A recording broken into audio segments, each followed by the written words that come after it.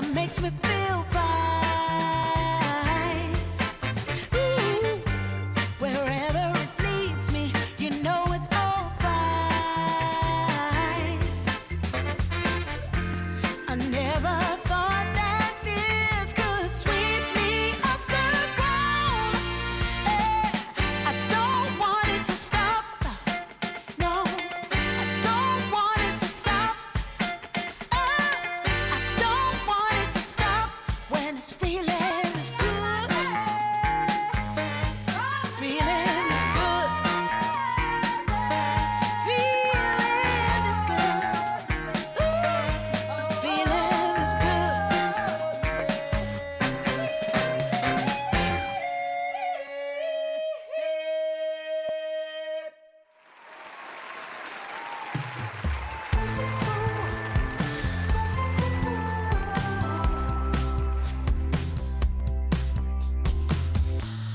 California dreaming, waiting on a feeling that I need.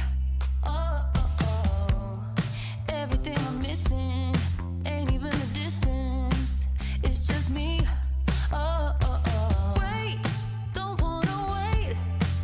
No way, can't make me stay. No, I'm gonna find that place. Take me away. Let's go. We can live that life, baby. It's simple. It blows my mind. Let's take a detour. Leave it all behind, and I'll meet you in the sweet sunshine.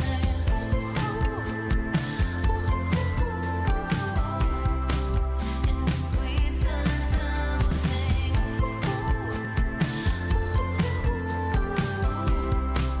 In the sweet sunshine, living for the moment. All the roads are open. Can't you see? Oh, oh, oh. Don't care where we're going. We're just roller coasting to the beat. Oh, oh, oh. Wait, don't wanna wait. No way, can't make me stay. No, I'm gonna find that place. Take me away. Let's go. We can live that life, baby. It's simple.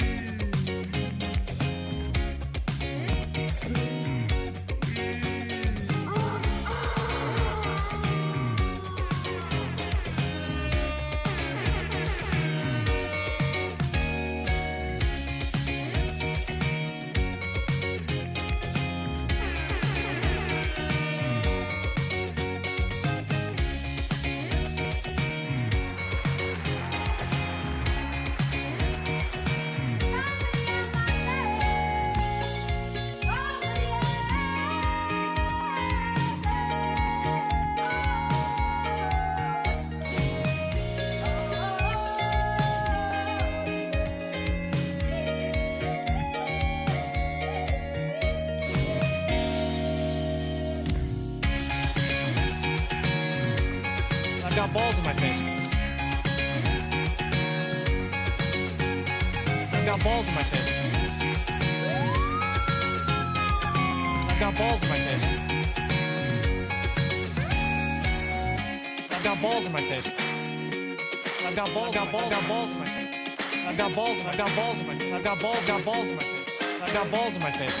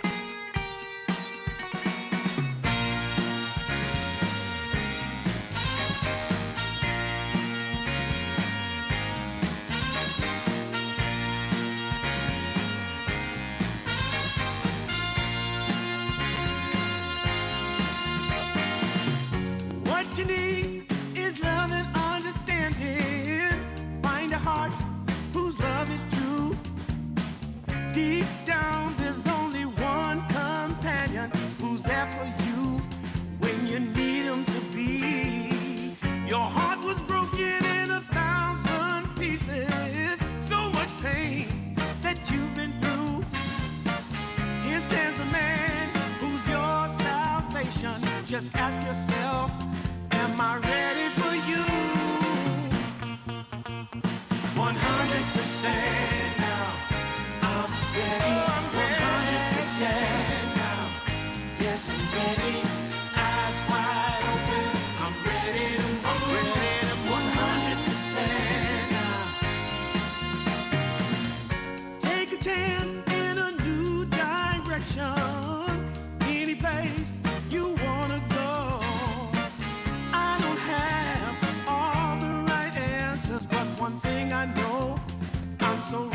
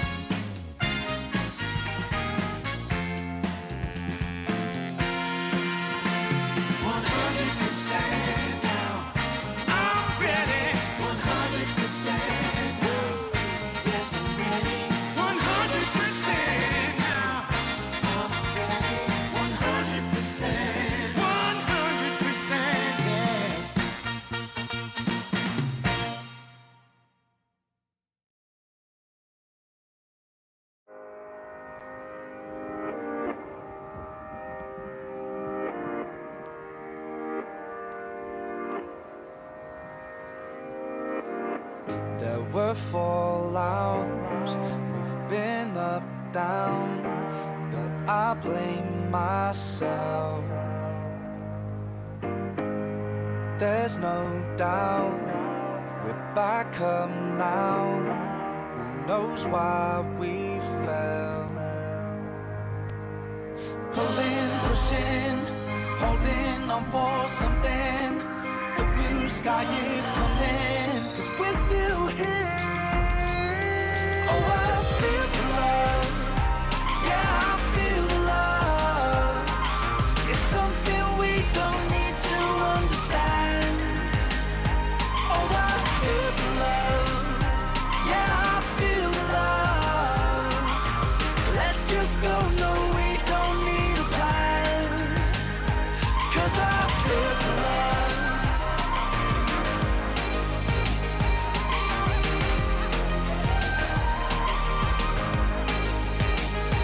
'Cause I feel the love.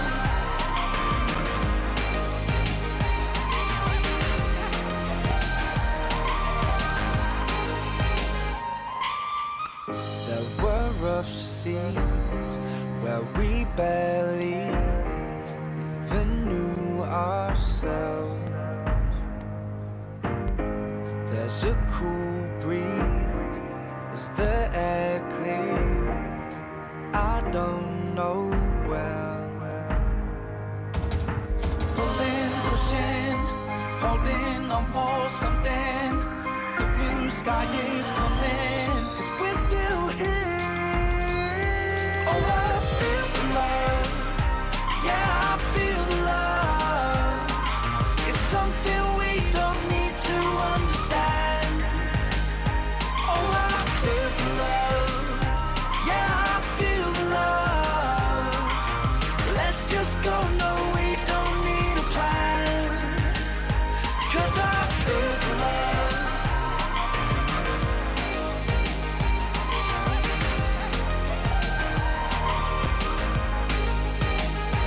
'Cause I feel the love.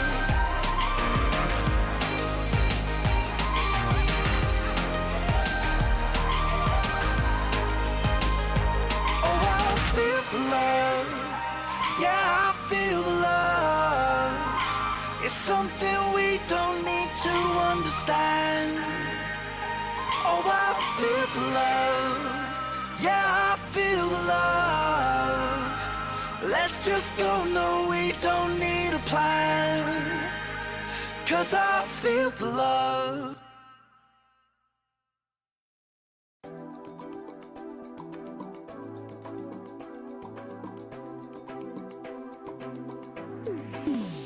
I feel strange things when I'm around you. Feels like the sun shines brighter since I found you. And all the roads I've been down were just to get me to this moment. But I know it, and I swear it's true. Baby, it's a crazy love thing. It's a love thing. Talking about it's a crazy love thing. Talking about it's a love thing. It's a crazy love thing. It's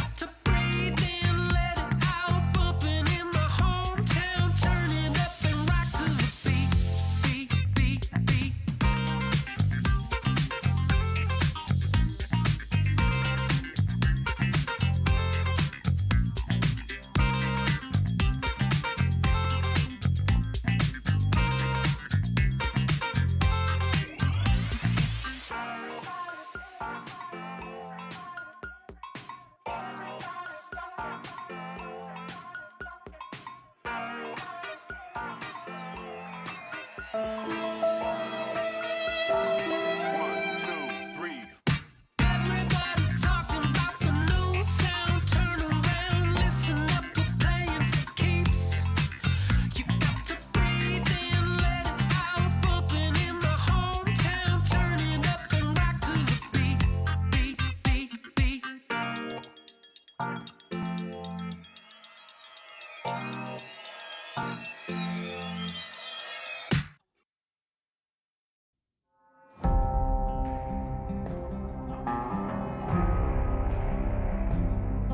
Got a fever taking over me. Got me going on a killing spree. I got a 45 pointed at your head. Gonna raise an army of the dead. I got the devil's blood running through my veins. I hear the voice of God crying, shame, shame, shame. I got the devil's blood running through my veins. I hear the voice of God crying, shame, shame, shame.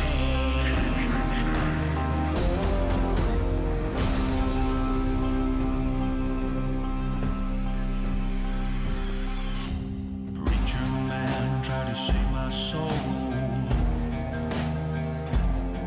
so I shot him down, put him in a hole.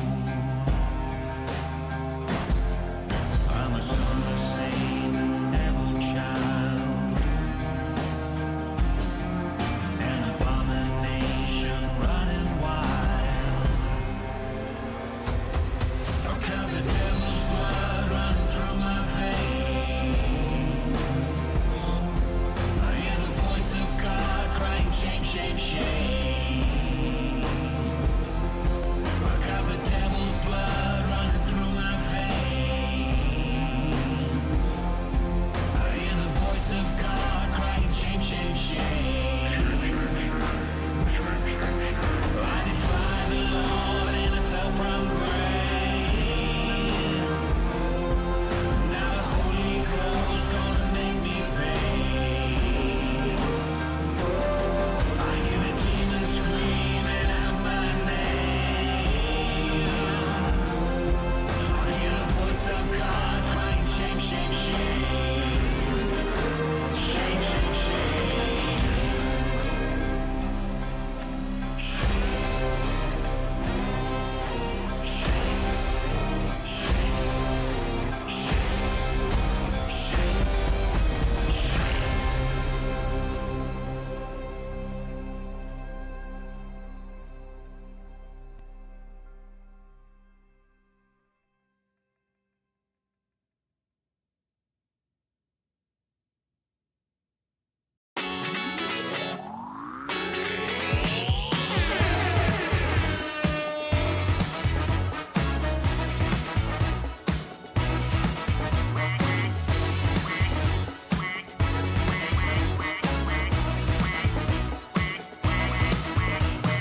You and I got something together. It's so hard to beat a feeling like this. Yeah, the rush I get is on another level, going round my head when I'm with you. Gonna set it off and watch it shine. Come on, let's chase that dream and put 'em high. Gonna lose myself and dance all night. We're living our best life.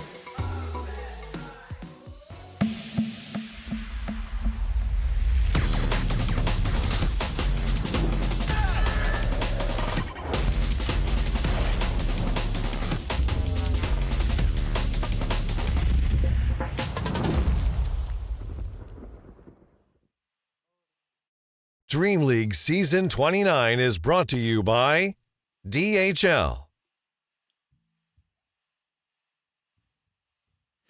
It's such a nice day to be a cool bear and a cool picnic with cool glasses. So cool.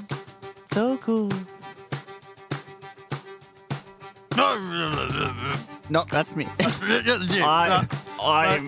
Shut the fuck.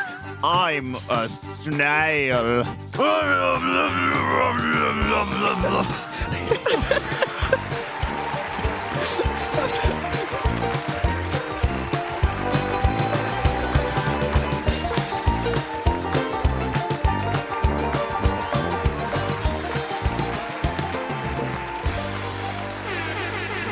I think One line. I didn't know why you didn't talk. Why didn't you talk? Listen, I'm not a voice actor, okay? I don't think any of us are. The worst part is we workshopped those voices for like at least 5 minutes. Oh, I even had the line I was going to say. Oh, this is okay. You can do it now. I'm a snail. I'm slow, but not in the head. Well, I think that's not true. You just proved yourself. I think I am slow in the There's a lot of head. irony going on here, Jenkins. Oh, good morning, Brian. Good morning. He's up early. You're normally not, Yeah. you're not up this early, Brian, are you? Yeah, I Right. mean, normally I would say that, you know, at this time in the morning, since I'm not accustomed to this, I should leave the bits to Jenkins, but I think You should probably take. I probably What should have would done your that. snail voice snail be? voice. Oh, man. I'm a snail. You gotta put more. That's not. No? Put more effort into that. What's the snail? That's like the killer from Silence of the Lamb.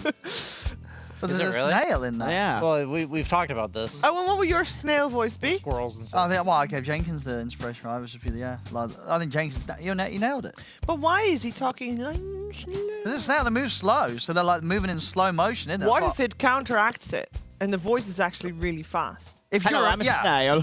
But if you were a snail, Good then morning. you would hear it as fast, right? You know, that's how it works. You want to try it again? Yeah, let's try it again. Can we get the...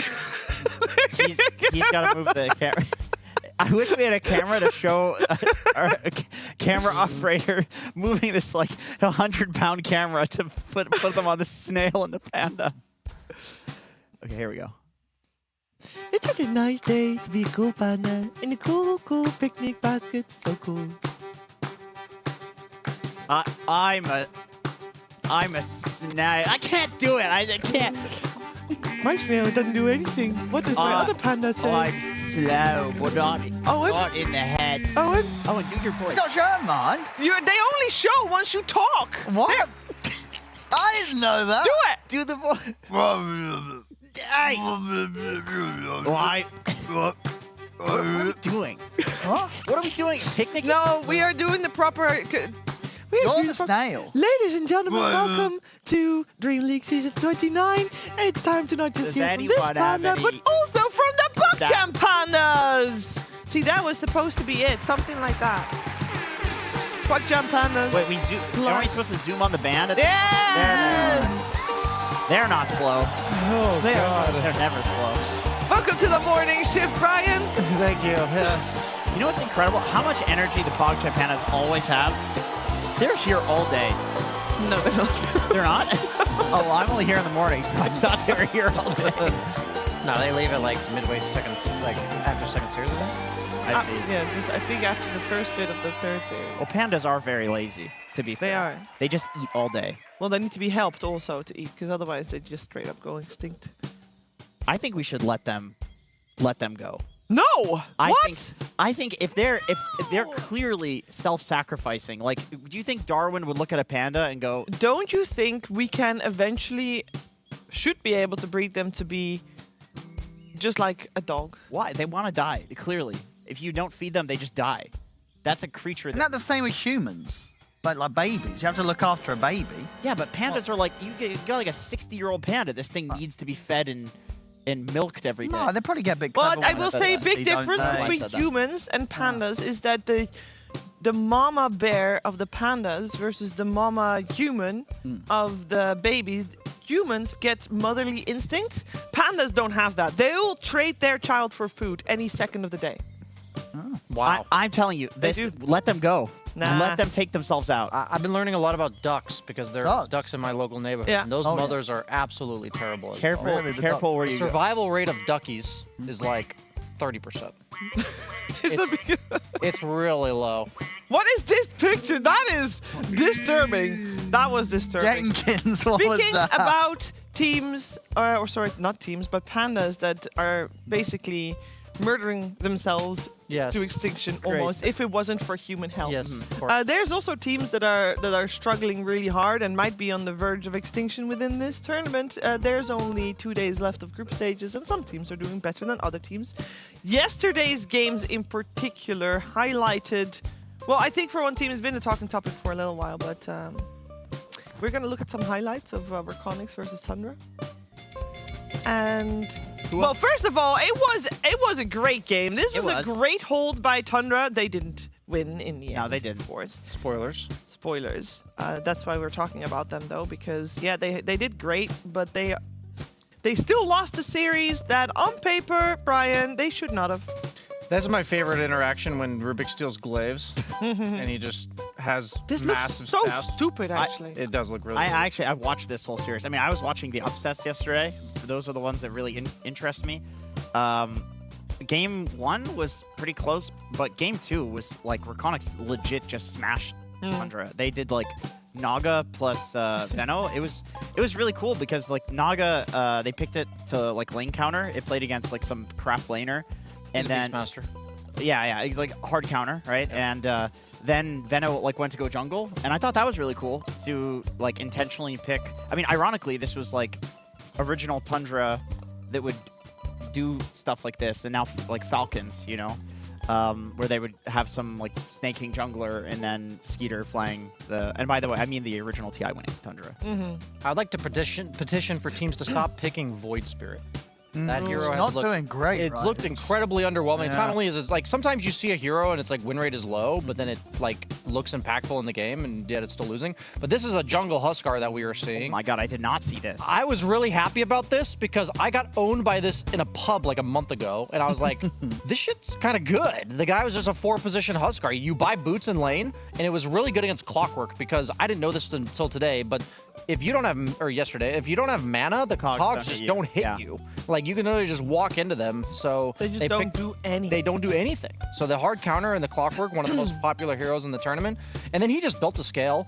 Power Vision just had Navi's number yesterday. Like, the first game was kind of cheese, but the second game, like, if you want to see a standout Nyx performance, 9 class carried the ever-living crap out of this game. Like, you are Nyx Axe against Ursa Silencer, and they won the lane. Yeah, they completely broke the lane. Yeah, this It's was- crazy.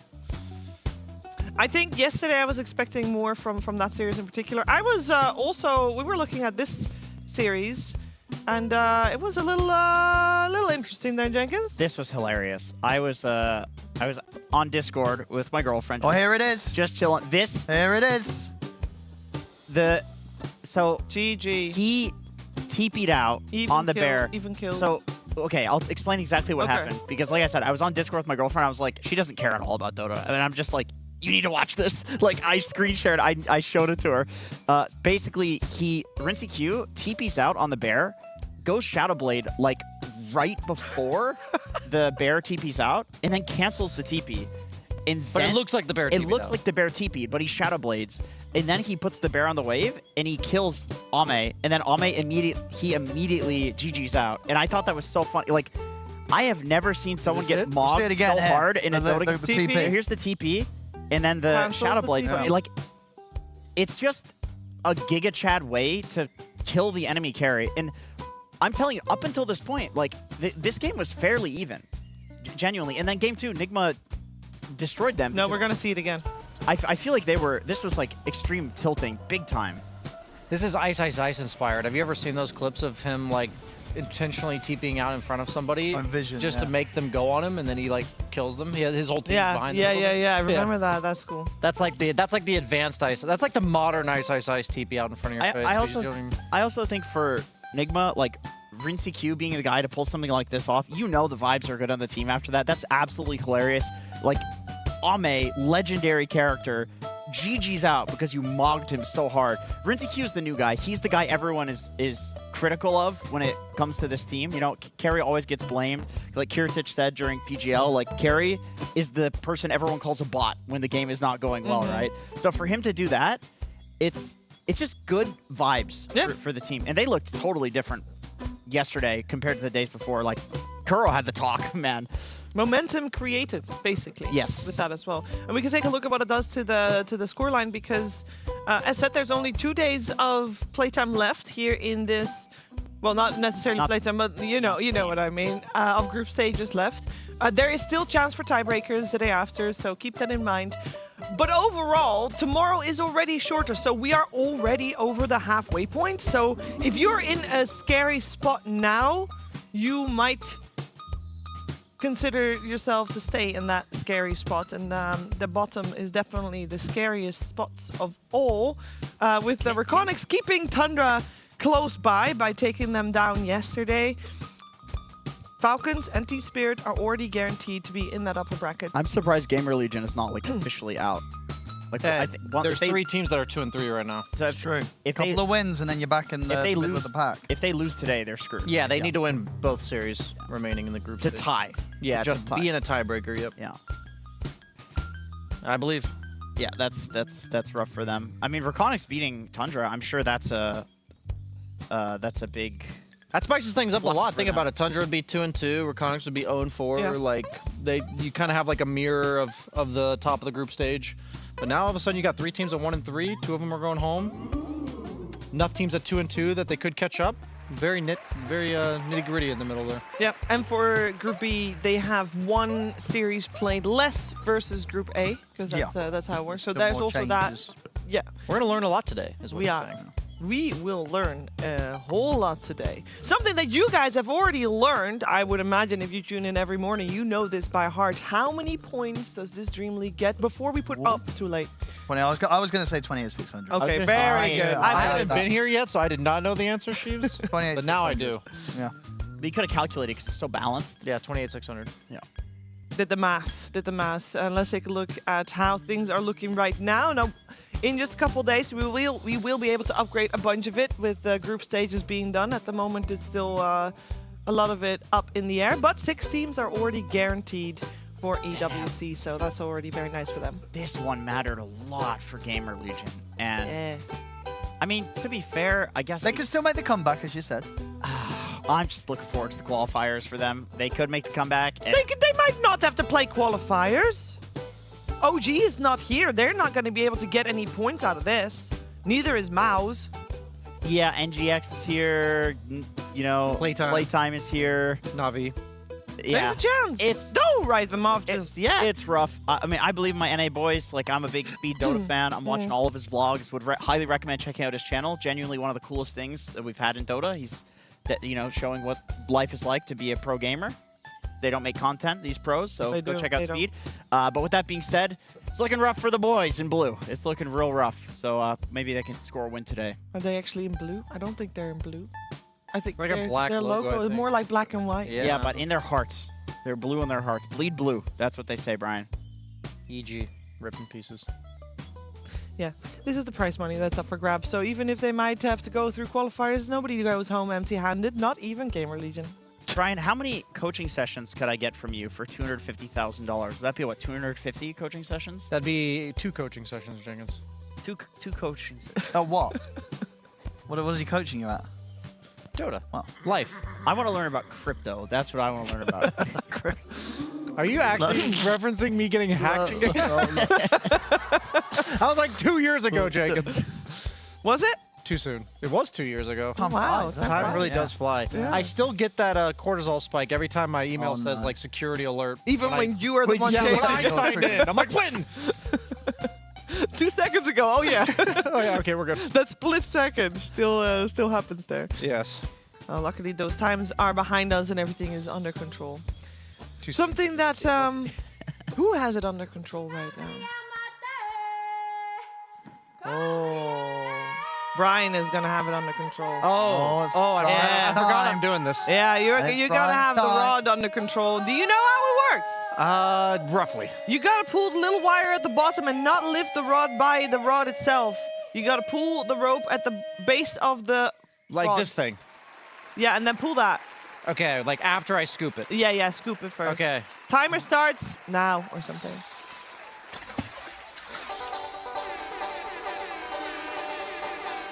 He's locked in. No, I thought I had it.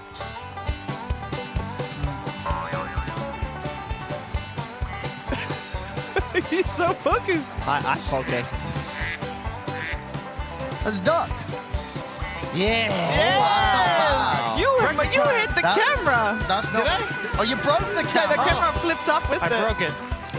Oh, I need to leave the fishing rod over Oh, here. yeah. That might be number 2. You did He did Well, I really don't know about fast. number 2. I don't think he's about fast. 3 or Somebody got 4. it in like 5 Yeah, seconds, there was some right? quick ones. 13 seconds by Avery is still I don't the think I beat fastest. 13 He's seconds. top 5 for sure. You did Yeah. not beat Avery, but you did well. Flowers from wood. You guys know what the studio needs? More flowers. It does. Build an extra flower for us from the kit provided, then wait to see if the well demands more from you. Oh, cool. I'm afraid of it. Why did this zoom in on me? Oh. Wait, I thought Bob was behind me or something. That was a that James, was, have we ever tested how powerful the zoom is? Well, I think he has time for Blossoming Bob. Lost? Yeah, that's Bob. you. Yeah, that's you. Yeah. I talk to the dogs too much. I'm Bob. That's not what Bob sounds like. It's behind you. Thank you, Bob. Oh, how sweet. How sweet. Thank we you, got? Blossoming Bob. Wooden bloom crab. Oh, Speaking of a little- wood, Yeah? What? because he kissed me on the head. Oh. Sunflower. This is sunflower. Cool. There's only one of them? Yeah, it's like some sort of kit, right? You Whoa! Don't Oh, drop. don't lose the bits of Don't it. drop the Yeah. stickers. Oh my goodness. Whoa, this is Whoa, complicated. what? Look at this. Whoa. Okay. Is it like Can I have one of these? Yeah, it's like a little like Lego. You know, you got to put the bits together. Oh yeah. So we'd Yeah, have yeah. to push these things out And follow the instructions here. and then follow the instructions. I kind of don't want to, because all of them have names, and I don't want to push them out if they're not Yeah, needed only yet. take them out when it's necessary. Here, Yeah. let me see the instructions here. I've got the one that's got a bunch of C's. Where's the beginning? Ooh, Brian. Yeah. Beginning. Oh my God, there's bees. Well, This is we the have the beginning. leaderboard. Number 1. Oh, Do you want to know how you did? Where am I? Oh yeah, check the leaderboard. Third place. I told Oh, you. second. Second. Oh, you just beat You Lacoste. beat Suck it, Lacoste. Lacoste. Yeah. Look at that. Nice. Look at that. Whew. Gareth was Jeeves, you still have your 244. shot though. You still I have your know. shot. Me and Jenkins still also. Jenkins has disappeared off the board, I think. Yeah, where's Jenkins? That's because Yeah. they have very little hopes for him at all. Yeah. Well, I'll take my second place. Yeah, that's good. We take second. Avery just clearly owned that. We just had the opportunity to have you and yesterday Kazu on the morning C5. shift, so we C5. get the people in that might otherwise not get a chance. You have the C's. Nice, nice. He's got the You've- C's. C5. I've got the C2. C's. He needs a C5 and a C2. I got B's. C5 and a C5 C2. and a C2. B's. Actually, I there's a also got C2. actual B's. Is this all one thing? Yes. It's all going to make Oh. some sort of like wooden I thought they flower. were like Yeah, four there's- separate things. No, no, Four no. C2s. They're just different colors for the different You need bits. all the C2s? all the or- C2s, Four and, C2s. and the C5, and then all the C1s No, no, as we well. only need 4. This is like there's- cardboard material, and this is wood. Oh, okay. It's Okay. like different. I've got the C2s and the C5 and the C1, you said? Okay, we put it in the hole. And then we give you the C1s? Like that. In the meantime, Right. while they're figuring things out, we can figure stuff out for you guys, Figure stuff because out, I'm yeah. sure you guys are wondering The when blank side. your favorite Wanna- team is playing. We got ourselves 4 streams going on at the same time. This is the main stream, the one that you're watching right now. We're ending the day with BetBoom versus Xtreme. We're gonna have Falcons versus Team Raining. Spirit, Oh, it's Thunderbolt. and we're gonna have Tundra versus Oh. BetBoom as our first series of the day. Let's take a look at what's coming your way on the Ember stream. We got Paravision versus Nick Galaxy, Team Liquid versus X Heroic, and Tundra versus Navi. And then the Storm yeah, it's stream. more Now than that is when the lightning really is hitting, because it's Storm stream. Playtime versus Navi, the first one up. Aurora, Vici Gaming, and Paravision versus Playtime to close out the day. And then there is one more stream to go through. Reconics will have a double header here. They'll start the day by going up against Xtreme Gaming. Virtus Pro and Gamer Legion go head to head in between. And Reconics again up against Enigma Galaxy, as Largo pointed out very nicely of him. So hopefully you know exactly when your team is playing and which series has your attention. And maybe if you're very good and probably slightly autistic, you can watch all 4 streams at the same time. Perfect. That's all it takes. Yes. In the meantime, we only do this for the mainstream, otherwise it would be a little bit too much. We have, of course, try to predict what's going to happen every day. We did so over the last 3 days, and this is how things are looking. Lacoste on top with 8 points. If we following closely behind, we got Kezu and Stania and Quinn all on 6 points. 3 5-pointers. And Jenkins, you're losing from Tsunami. I know Tsunami is lost maxing. I actually forgot I was lost maxing. Can I change my predictions? Is it too late? Were you intentionally lost maxing? Because yesterday, I know you just forgot to put your predictions. That happened. So That now I'm happens. on the lost maxing. And let's take a look at what's coming our way, because you cannot change your predictions anymore. We got very many BetBoom fans in the first series of the day, mostly because Tundra is looking pretty rough right about now. You know what? For two players that are lost maxing, Tsunami and Jenkins, They had different answers. they have different answers for Spirit versus Falcons. That's an interesting one. That is the toughest one to lost max. Well, because he is dog shit, so he doesn't know who's gonna win. So I know who's gonna win. So I'm an excellent player, obviously. You know Okay. Falcons is going to win. Yeah, Falcons is definitely gonna win. I was talking to Amar this morning. Yeah. He gave me a nice recipe. For what? Pumpkin pie. I mean, I had nothing to. I just said I was talking to Amar. I had nothing to do with the games, but I just had good vibes from him. Okay. Like It's important. Things Good felt- vibes are important. the pedals. We need the star piece. Which letter are you needing? 12. A, I don't 12. have A. Oh, I have the A's. I have a B and I have D. Okay, and then there's a And bunch I of have C's. stickers. I have all the C's here. And Where do I put the A? Make sure you do Where- the blank side. Oh, Wait. this was asking for the printed side upwards but of this. if we have to move forward, then Owen guesses. can't. He's being. No, you're noticing you want the printed side up. Owen, are you a vital part of this? No, I'm good to go. Okay, because you probably should be getting going. Okay. As you're gonna prepare for your cast, and we're gonna continue with our series. First series of the day. If you paid attention, you know exactly. It's gonna be Tundra versus BetBoom, and we're gonna start things off by listening to the PogChamp Pandas and then listening to Kezu.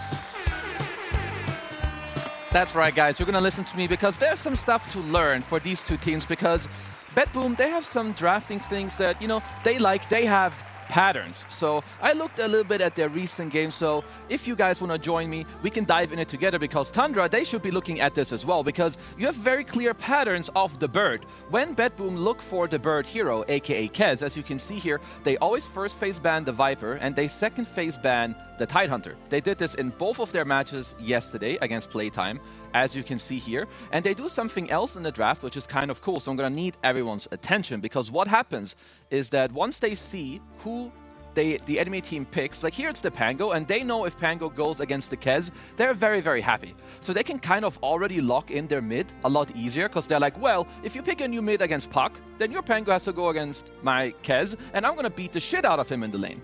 Now, when you look at the other draft here, they're not so sure because the enemy team locked in the Underlord. So they locked in the laner against the Kez. So they're like, now it's a little harder. You cannot just show your mid laner blind in a way. So instead, they pick the Pango. So the reason why they pick Pango is because Pango is interchangeable between the mid lane and the off lane. So even though they pick the Ember here, now they're like, haha, joke's on you noobs. We can pick this guy, the mid Snapfire, which GPK, he played in this series, and he absolutely dumpstered the Ember. So this is some of the patterns that they go for, but let's look at their opponents because Tundra, we're not going to look at their drafts, we're going to look at some of their statistics because when you look at this team, these are not the stats that you usually look for. These KDAs are actually very much in the bottom of the board. There's 80 players in this tournament. None of their KDAs are even in the top 30. Like Pure being 34th, you have BZM 36, even their supports on 58 and 59 out of 80 players. This is quite bad for them. This is usually not what we see from them. So I think if Tundra want to step it up, like if they want to go further in this tournament, not only do they need to pay attention to what BetBoom have done in their draft, but they need to up these numbers. So that's what I'm looking at. And out. Great work, Kezu. Nice one, Kezu. Thank you. I did pay attention. Did you? You know, it's funny. that this can happen with top tier teams, and between the days, like they can look either awful or they can look really, really good. Like NGX yesterday, I was not expecting to see how well they played, just because I felt like it should take longer to recover from whatever it is they were going through in like the playtime series. Like that was bad. Like they looked, the fundamentals It was horrible. were not even there. And then when they beat Xtreme yesterday, like the fundamentals were absolutely there. So somebody had to talk. Tundra needs a similar talk. Oh, they I do. feel like from someone, because obviously this team does not lack fundamentals. There's something like attitude-wise going on, psychological, maybe it has something to do with practice, burnout, who knows? But there's something happening there that's not just like, oh, they're low skill, you know, like. Because we all know they're not, but they must have just not played that much, right? I don't have like another explanation other than other teams and other players had like more time to pub and check out what's good, what's not good. Oh, this item changed like that. This matchup is this, because they look bad and they don't usually look like that. I mean, I think pretty much every Dota player can relate to the fact that sometimes you just feel like something's off with your game. Like you don't trust your own decision making, or you're not in touch with like what's working right now.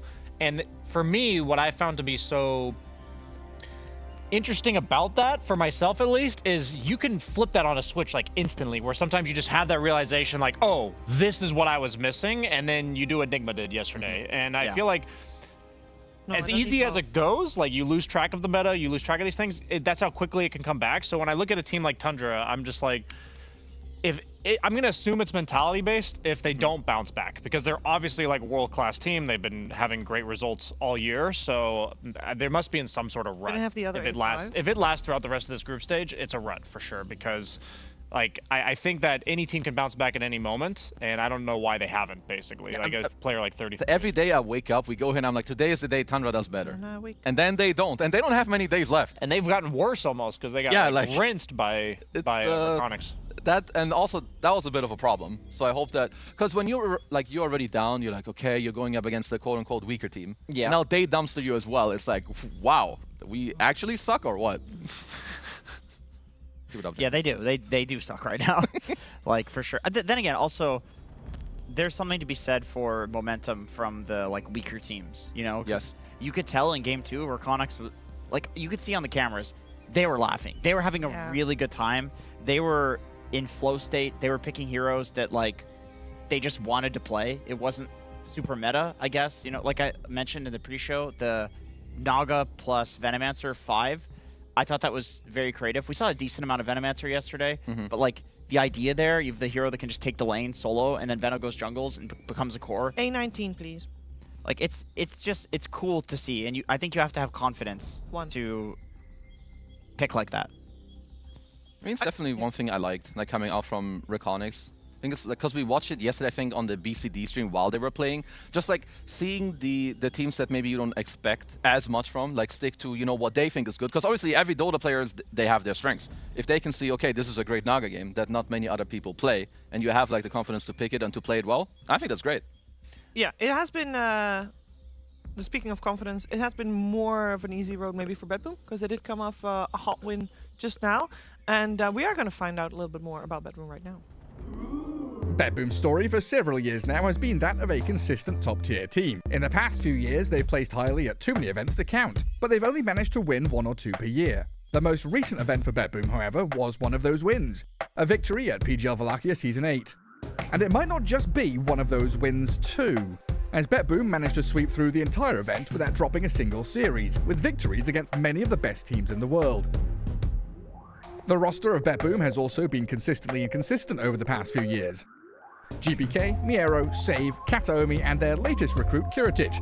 He's been on the team for more than half a year, and to be honest, that's a long time without a roster change for this team. It's probably too early to say if their recent win was BetBoom finally breaking their several-year-long trend, or if it was a one-off once again. If they continue to perform at that level here at DreamLeague Season 29, this might be the start of something great for them. I think for BetBoom, I feel like the trend is continuing there, keeping the same roster. It's paying off, and I think I can say this. There are some outliers here and there, but now the outliers are not getting high. Now the outliers sometimes is when they exit early, but the consistency level is at the top. And that's good for them. Yeah, that might also be attributed to the type of player they added. I think Kiritich, just if I'm being honest, I don't think he's like the best carry player in the world, but I think he's very high skilled, and I think he's very level-headed. He always has good vibes when he comes into the interviews. He always feels like you don't see him making uncharacteristic mistakes. You know, something we'll see from a player like Pure, for example, is like sometimes he looks like literally the most mechanically skilled player in the world, and sometimes you're just like, what the hell is this guy doing? So I think Kiritich is like the opposite of that with regards to consistency, and I think that is a reason why, like one of the main reasons why BetBoom has kind of come out to be a team like that. I would say it's a valid point about Kiritich, because to me he seems a lot like a hard worker. I mean, I don't know where you would rate him in terms of skill. Maybe I would rate him a little higher than you would, Brian, from, you know, judging what you just said. I'm comparing him to the best carry players, so I think he's still very good. Yeah, I definitely think he still has like room to grow, but what I see from him and also hearing him like speak in pubs and what he does, he seems like he's very also open to this idea that he isn't the best like yet. You know, he still has room to grow, he knows this, he's very open to it. Whereas if you look at other carry players like maybe Pure, maybe Yotoro, obviously they know they're good, but maybe they also limit themselves a little bit in terms of how much more they can even improve. I do think he has a great attitude. Yeah. Like, and anytime, I think the sign of a player's future is always their attitude. You know, I think for Pure, you know, there's a reason why I don't want to say he's capped off. Like, I think the players, he's capped off at like the top, right? Yeah. So he's still very good. The draft has begun as well, so we'll find out how this goes. I will say BetBoom has, over the last month or so, every time beaten Tundra every time they faced, which is like 4 times. Oh, well, okay, there was one. Oh no, sorry. I'm reading it the wrong way around, guys. I'm sorry. Actually, the last 3 times they faced, it was Tundra winning. BetBoom was only winning at the start of the season. That's what I thought too, because I have something in my mind of when Pure plays against this team, he just destroys them. Yeah. Like there's some, obviously, you know, he used to play with them quite a while ago. But, you know, people always have these games or moments where you get like a little more fired up, and you play so many tournaments all the time, it's not as easy to take them all at like 200% like focus and how important you think it is. But when you've got the personal stuff, people fire up. So Kiritich feels like the type of carry player that's like, today's another day. You got to show up and give it my all and like give my best. And Pure is like, does it matter enough to me today? I'm just going to play my game. That's the kind of difference in mentality I feel like between these two carry players. Kaz, very popular hero this tournament. Yep. Both teams have been prioritizing it quite highly. We saw BetBoom in the draft you mentioned, first rounded it. They would have picked it on this pick here if Tundra had not taken it. Which surprises me a bit, because you've seen most teams, like when you give up Kez, like the most normal answer is Tide, because he just lanes well into it. So, I mean, obviously this shows us that Tundra think the 3 heroes they banned are a overall bigger problem, and that Tide is manageable, whether because they think you can flex the Kez into mid. I don't think I've seen BZM play that yet, of course other players have. Or that they're going to find other means against the Tide, you know, whether it's a 33 Doom, a hero that builds a Silver Edge, or some breaks. But one of these things have to be there. You need to cover this counter that just came out. I think Doom is, against Tundra specifically, the hero you have to remove. You did show it yesterday, of course, in your most successful hero game. Yes, yes. His Doom is like 65%. It's nasty. And they always first pick it whenever it's meta, or like, you know, it's like super early on in the draft. It's not some surprise gotcha. It's a good hero too. It fell off a little bit when they nerfed some of the damage numbers on it. Like they nerfed Scorched Earth. But every time I've seen it, like it was a Mar. It looks good. It was a Mar that was like, hey guys, like I refuse to give up on this hero. And it looked really good. It still does insane amounts of damage. Like I think the really broken thing is Scorched Earth heals you. Yeah. Like it's so good for trading in terms of the mana cost to the health that it's giving you and the damage that it's doing. You could nerf it again and it's still probably good.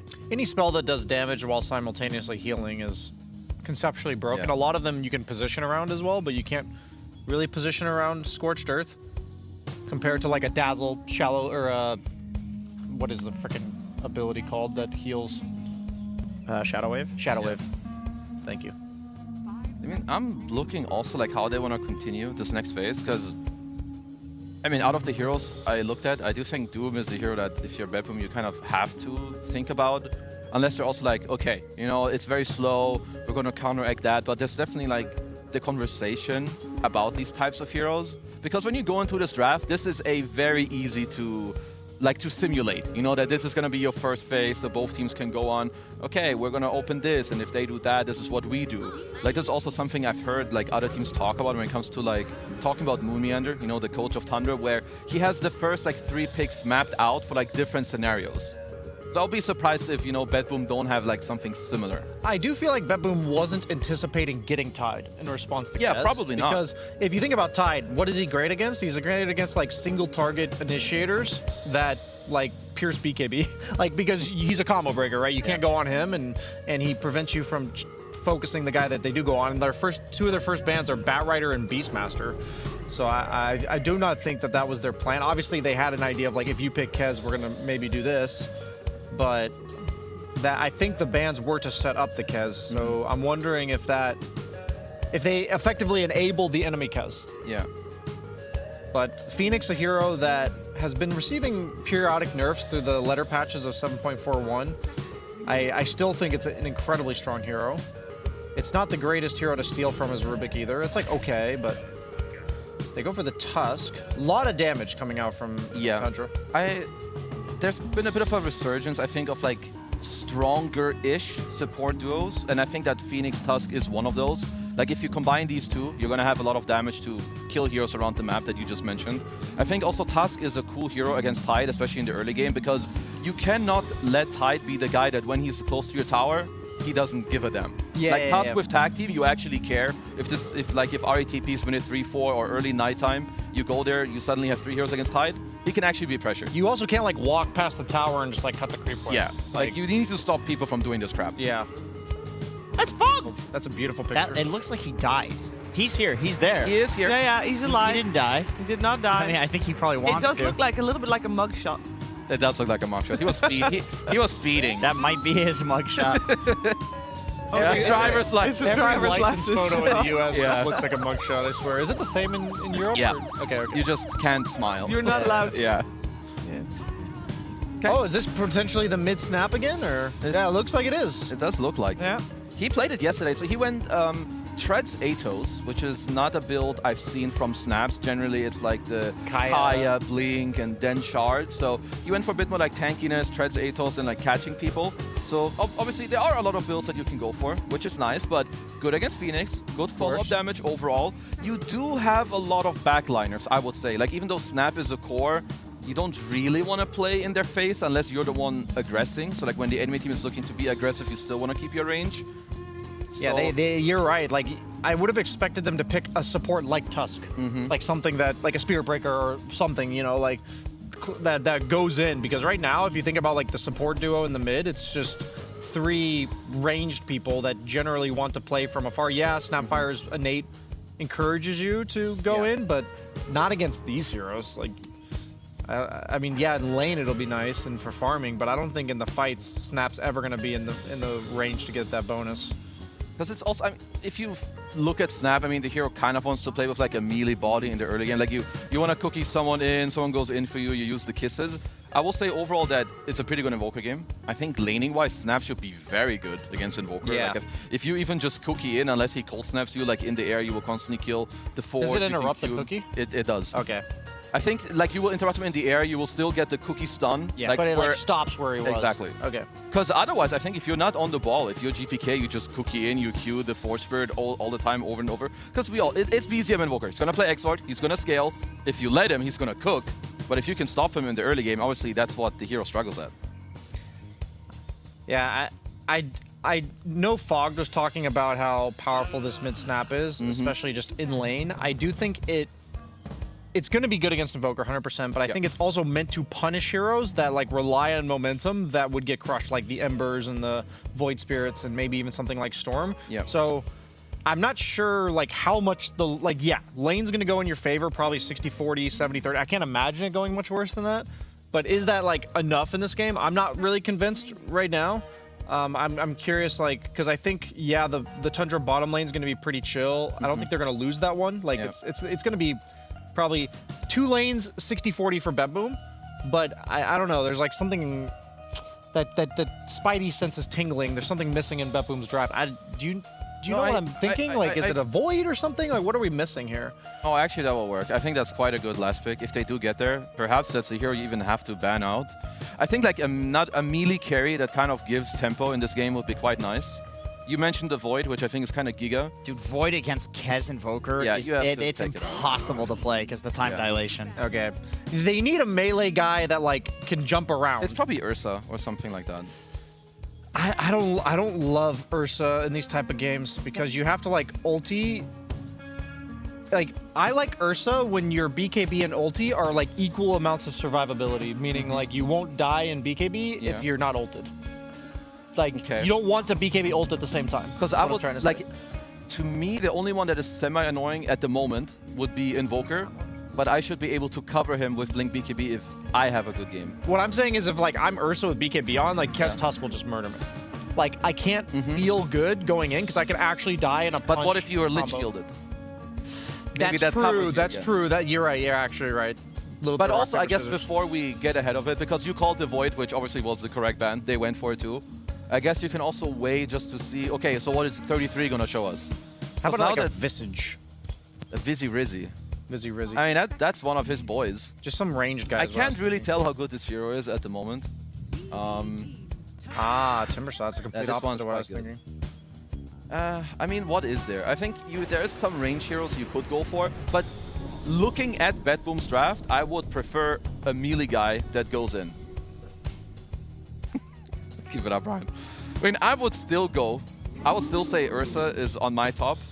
Tell me what the other ones you see. I mean, you can do something like a Luna. That's actually the range hero that came to mind for me. Like, it just depends on the strat you want to go. The problem is they have no BKB piercing damage right now, so you might need to go something like Ursa. Maybe, like, Monkey King is like, oh, Monkey King's banned.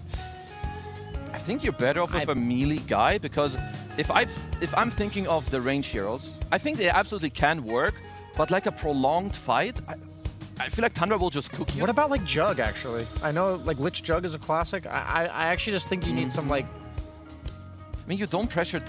I would like to have them abuse this double melee lane somehow.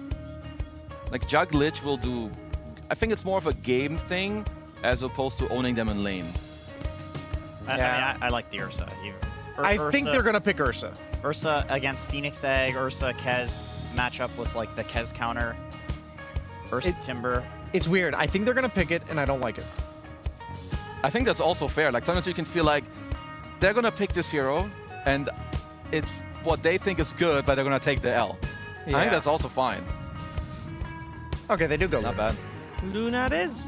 I think that's better for the overall strategy of the game than the Ursa would be. The Ursa maybe is like matchup better, but I feel like Luna fits with the other heroes on BetBoom. So Ursa means that Tundra's BKBs are not immunity, but I also feel like if I'm Ursa and I have to BKB to kill you during your BKB, it feels really bad. Like, I don't like that type of dynamic. So now you have this idea that BetBoom, they have literally 0 BKB piercing damage this game. Like, their entire lineup is magic damage that is blocked by BKB, all the stuns and everything. So if I'm Kiritich, I'm thinking I have to go like Hurricane Pike, Silver Edge, play like off map, look to get really fat, and you have to just take selective fights. Like with the Tide Anchor, it's like, yes, you have team fight, but I think the later the game goes, your team fights are not actually good. Yeah. Because of the BKB literal immunity for like the Kez and I would assume that they're leaning a lot on like the early tempo, because I think they should have good lanes. I mean, Tide down bottom, if you take care of where Ari goes, I think he's fine. Snap does well mid against the Invoker, so I hope that they understand, okay, we have Lich, Luna versus the Timber Tusk lane, which also you will do very well in. You should like, win. Yeah, you use this tempo, maybe you get some early Aegises, because they have to play from ahead, which I think they should.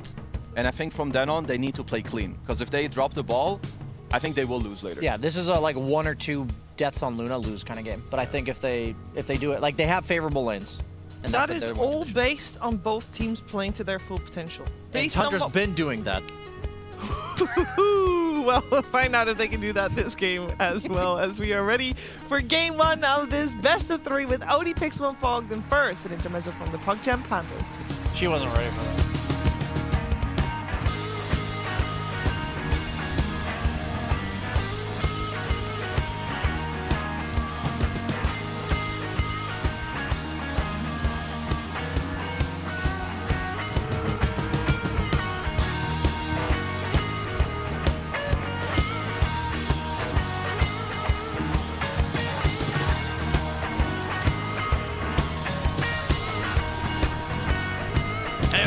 and gentlemen, time to get to the action between Tundra and BetBoom. Already we're seeing BetBoom go straight for a bit of a smoke action. See if they get anything with this one. But Fogjet coming in this game, one of the best of three. What do you make of this? Any sort of surprises or?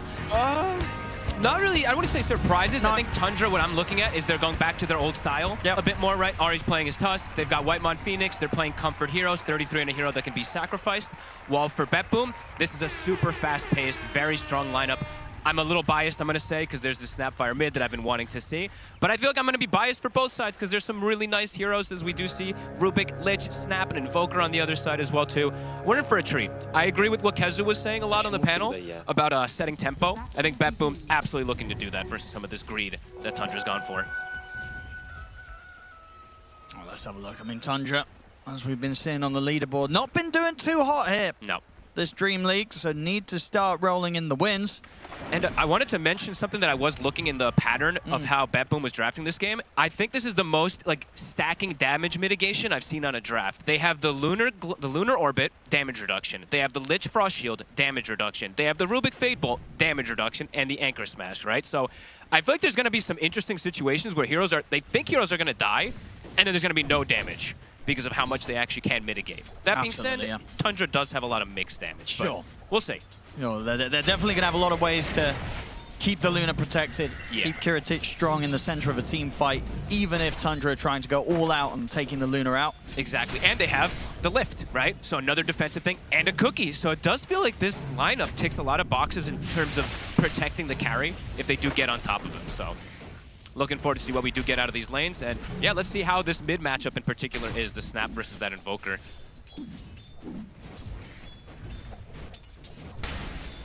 Bottom, definitely the lane to watch, though. Both pushing the limits in terms of aggression. Good damage here with the Cold Snap on the Forge Spirit onto GPK. Gotta give respect to that. Cold Snap, very annoying for Snapfire early on.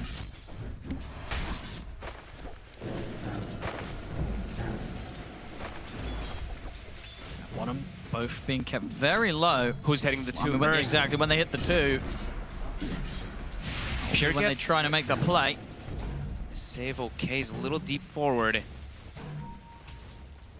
He should be all right, but loses his courier because of it. Tangos will go down. And what about this top lane then? 33 on the Timber. How safe is he going to be up here? They just have to creep pull, right? It's a constant spam lane, so it can add up if he does play the lane normally, but that's not going to be the case. Ari's playing his Tusk. And I was looking forward to see also if Ari's going to do what we saw him do last time on his Tusk, right? Is he just going to go to the mid lane, potentially gank GPK if he overextends? It's absolutely an option. Snapfire sometimes wants to play a bit too far forward. It can get punished from a quick little TP with an Invoker there.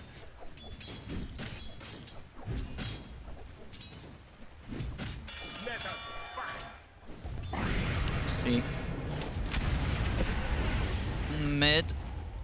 BCM playing this very nicely. Every time the Scatter Blast gets used, that's when he pops the Forge Spirit right afterwards to put a little bit of that extra pressure, check the runes. So right now he's doing excellent in this matchup, 13-1 to the 11-3. Yeah, that's given us, of course, quite some showings on the Invoker. Always a treat to watch him on it. Even though overall the games haven't been going too hot, you can definitely count on BZM to give a show. He doesn't have the greatest setup this game, that's for sure, but usually he doesn't really need that many. But yeah, he literally has like nothing this game. He has the Tusk. That's about it to be able to set up these Sunstrikes, so definitely not going to be the easiest one to see him get these on the side lanes. The spam from bottom, it's starting to add up at least. Pure and Whitemon, they have good stick charges built up from the spam as well. Yeah, both carries pretty happy right now. Yeah, at the moment for sure. Kiritich isn't getting any pressure, and Pure also feeling super safe against these two.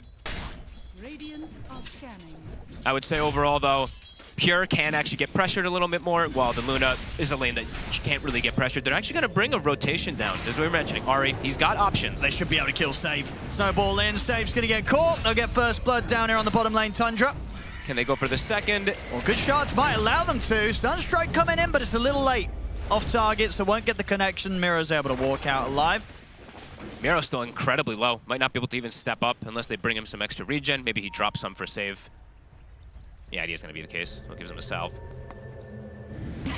And BZM pulling ahead of the matchup versus GPK at the moment.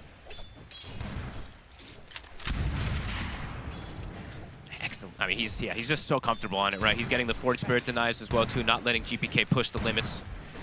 GPK trying to pressure here, but gets pushed away. Yeah, BZM looking incredibly comfortable in the matchup. He's doing very well on it, yeah. Getting that extra regen, swapping for the extra damage perfectly onto him. Camping the runes. Bottom lane. Another move. See if they can do it again here with the three of them. This time looking for Miro. Sunstrike's coming in. This time connects, gets the kill. Katomi has come across, but might just end up being in danger himself here. Has to start backing away. Whitemon. Yeah, they will be able to zap him. They'd have to step up quite a bit for this shard to back up in about 5 seconds. Pierce got him. Oh, maybe not. Second connection doesn't make it, so Katomi should be fine. So the support of BetBoom will manage to survive down there. Tundra, they did effectively get what they came for. I mean, Pure's still hanging around pretty low. He's only got one charge and a Fairy Fire to rely on here. Oh, pop the Fairy Fire, the Snowball save will come in, but doesn't matter. Pure hanging around, a bit too deep on the lane and a little too low. I can't believe he stepped up like that. He knew that they were coming back down, right? Maybe he didn't see it for a second, but yeah, gets caught off guard. Ari, he's looking to stabilize the lanes, right? Because there is a strength in terms of BetBoom where he doesn't want to go top at all, so he's looking to make sure that they come out an advantage in this bottom lane. But yeah, Pure dying. That kind of hurts. Oh, Ari. The Sunstrike. Always the threat of it. He's looking for kills with it. Yeah, absolutely. If you can hit the 2 spells. Does Save want to try and share the damage? Looks like he's just going to let Katomi go. Miro's actually going to head over to try and help out, but nothing can be done there to save Katomi. Whitemon's going to chase Save down. Got Stick Fairy.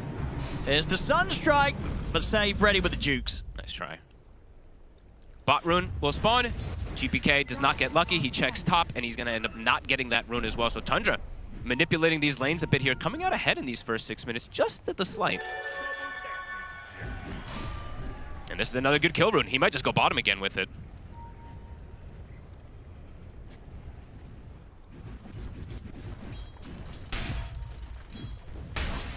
Very strong pressure from Tundra in these lanes.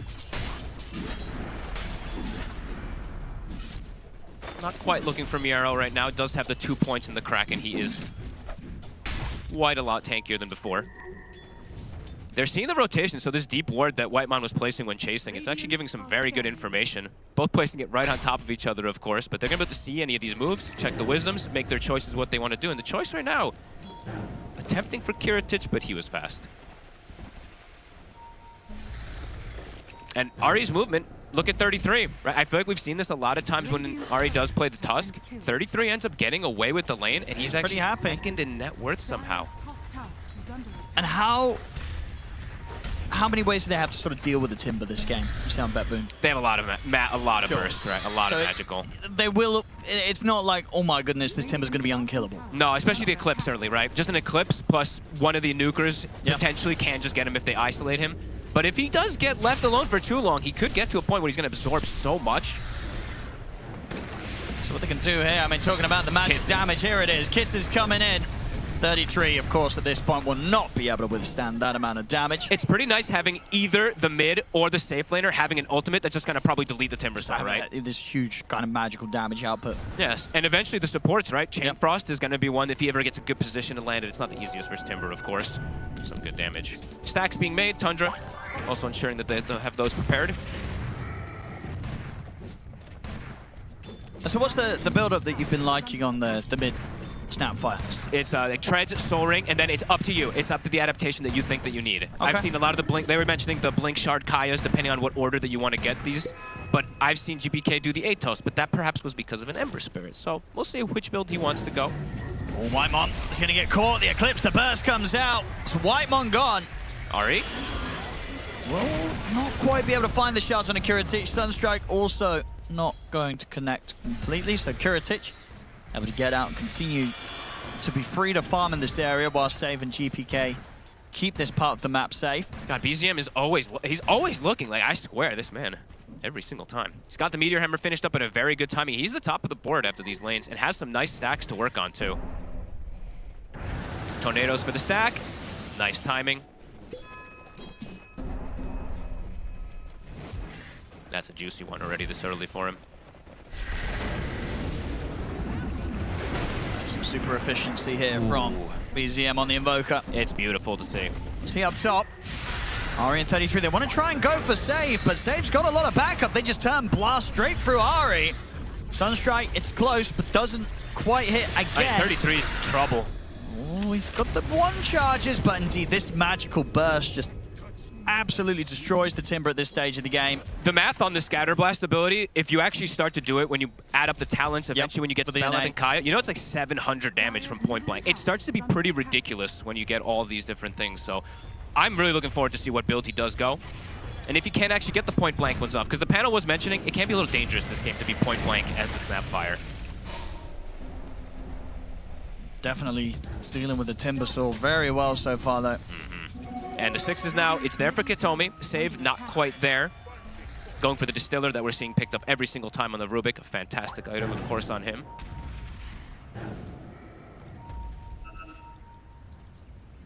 And for Tundra, as we said, it's a bit more of a greedy draft. So anytime that they can sit back, hit some creeps, I think they're going to be pretty content. For BetBoom, definitely wanting to look to dictate the pace, but also can sit back and hit some creeps at some time, too. The setup on GPK. Not quite enough though with the two of them. A save here as well, just in case any dive was going to be coming in from Tundra, but less sort of Ari's around.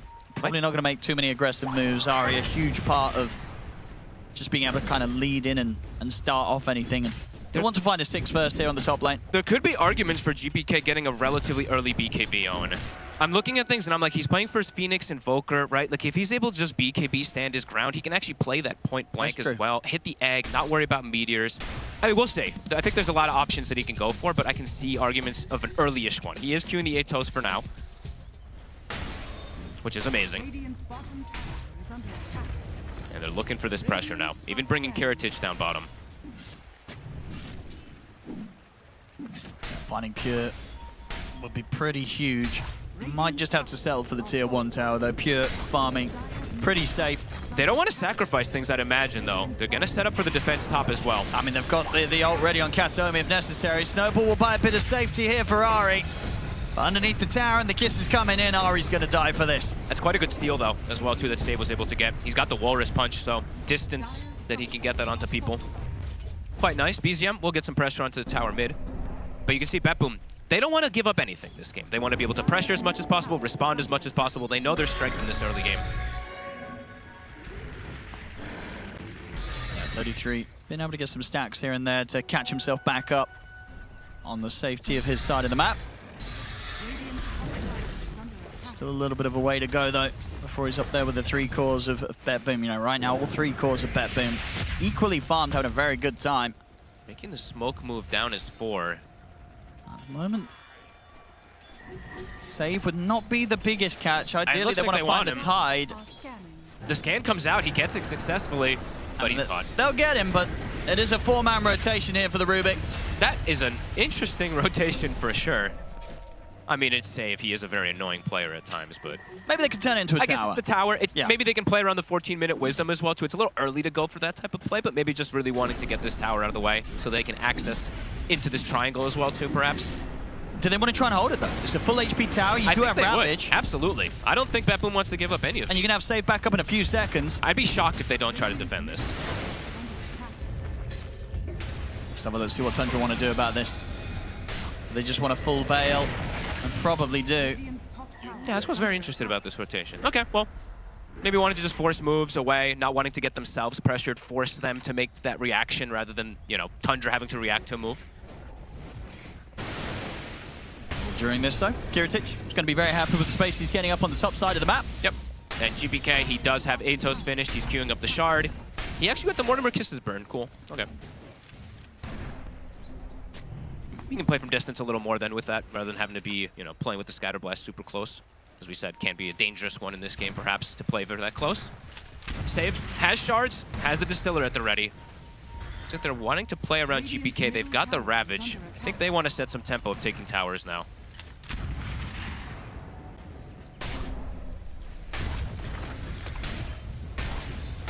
Rallied around the tide.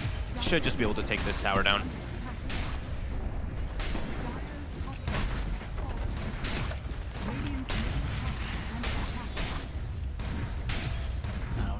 when this sort of push comes in from the side of Tundra, they're not too interested in trying to turn up and defend these early towers. No, not by any means. They don't have this kind of like a Tide Hunter to rally around, right? Timber is not that type of hero. It's quite different the way that their draft functions. Yes, he's a damage absorber, but he doesn't have any, there's no lockdown, right? As we said. Some limited stuns are definitely going to be there for the side of Tundra until later stages where it's just these mid-game team fights around the Invoker spells, around the Phoenix.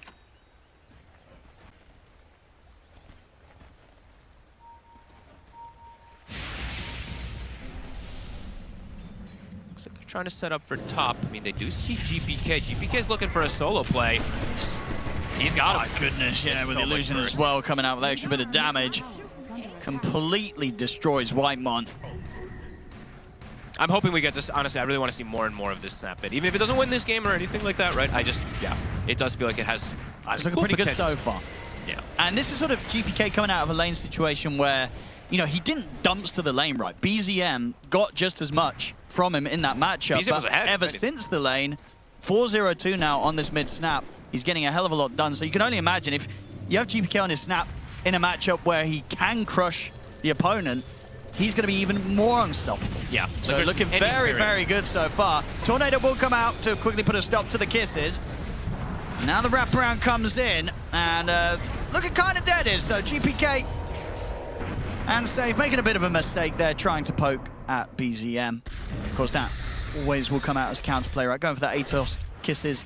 He's just going to turn and tornado you. It's also right next to the tier 1. It's a pretty ambitious play without the Tide Hunter or even like, you know, Lich or anyone else rotating in behind. I saw that the Tide, I think Miro was going to steal some stacks while all that was happening. And they catch Omi.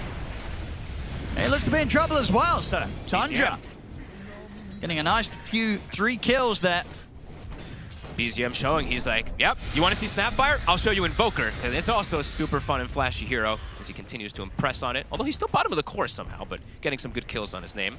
And he's doing the Octarine Rush. So I was mentioning yesterday, we saw, who was it that went the Aghanims? I can't remember now, but somebody was doing the Aghanims. We've been seeing a lot of players stray away from that build lately. Dire are scanning. It makes sense this game, right? With literally like no setup. I don't think he'll go for it early by any means. Kiritich, Manta is done. Level 13, still continuing to hit some very good timings, but this game, very even in terms of the numbers at the moment. Yeah, look at these levels as well, too. Even across the board. Should play off for some very fun mid-game team fights. And yeah, GPK queues up the BKB. I kind of figured that it had to be. Honestly, after that sort of situation where it's like, especially because it's BZM Invoker, like he's just never going to let you find your position in the fight and sit there and lay down kisses. Like he is going to get a tornado out in your direction. So if you do want to sit there and drop the ult, you got to be ready to BKB first. So yeah, and then he can actually, you know, BKB, hit the egg potentially in team fights. The Courier gets killed. Was that from Creeps? Okay, Courier just died with his Octarine on it. Well, with the Soul Booster at the least. So that's pretty sad for BZM. Kiritich bottom. If Ari can get the setup. He doesn't have Blink. Yeah. Tower's about to fall, though. Forge Spirit is making pretty good work of it. With the tier 1 gone. Dangerous to go for him here still. If he had Blink, perhaps they could have tried for it, but even then, it's like if you don't get that kill, they TP it in spades. Could just lose quite a lot of heroes there. Top lane, Pure's pretty far up, but will back off. I feel like we haven't even said Pure, right? He's just kind of chilling most of this game so far. Deso's nearly going to be done. He has the Mage Slayer picked up. Looks like they were considering if they wanted to join him through the Twin Gate and make a move, but wasn't get out of that. They're reading the move from Kiritich. They saw that he had farmed before. Manta's cooldown for 1 more second. It's just difficult to get to him. Yeah. And at the same time, BetBoom's bringing in the pressure around the mid. They're going to be able to find 33. More than enough burst. I mean, yeah, this Snapfire, it's insane how much she ends up doing. Let's see how much she ended up. Yeah, 1,400 damage on that Timber Saw just during that period there. Wait, it says 12-7. It says 1,400 for me on the other fight recap. What the heck? Oh, yeah, yeah, we got it.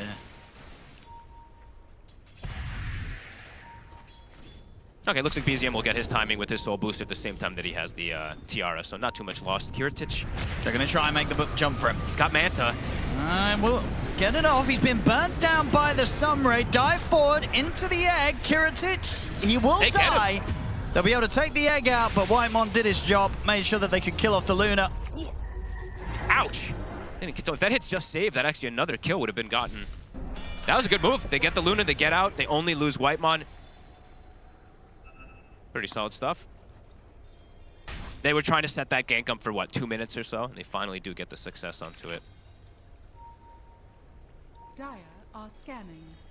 A really strong spell steal save has right now. Has the Whirling Death, so even more kill threat on 33 if he steps up.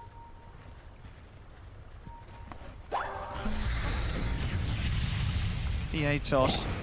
Dropping the kisses now as well. 33 trying to escape with the Timber Chain. Miro's there, and he'll blow the Ravage for this just to ensure that they can hit Ari down 33. And they got Ari too. Indeed find themselves a bit of a bonus off to the side in the trees. Or maybe not. They've got another Distiller in a second, right? Do they guess the direction? They do. They do. Saves that. This item is so good. Throws it on the tree line. He expected the Tusk to perhaps go for like a Blink Snowball save. He actually caught him with the initial Distiller. Really hit him. Pure. Looks like you're trying to make a pretty crazy play for Kataomi, and I tell you what, it works out. Get maybe another. Now turning over towards GPK. They'll get that one as well with the Sunray Burn coming in from Whitemon. Pure. Good aggression from Pure there. Doesn't always work out, but this time it does. Yeah, GPK's like, all right, you take the tip. What a play from him. I didn't see if he got the Raptor Dance to dodge something initially, because we were looking toward top, but gets the 2 Decimal stacks very early, pretty much just after picking it up. Yeah, big pickups now. Actually see GPK switch it up a little bit, get the Blink Dagger first before he gets the BKB. And that's the Ags now complete on Miro, nice and early here on the Tide Hunter. All right, we'll see how. I mean, we'll see if this Blink ends up being, you know, a double-edged sword in a way, right? Because if he blinks in too far aggressively, he can just get himself killed, but also could blink and reset and get some better positioning himself too.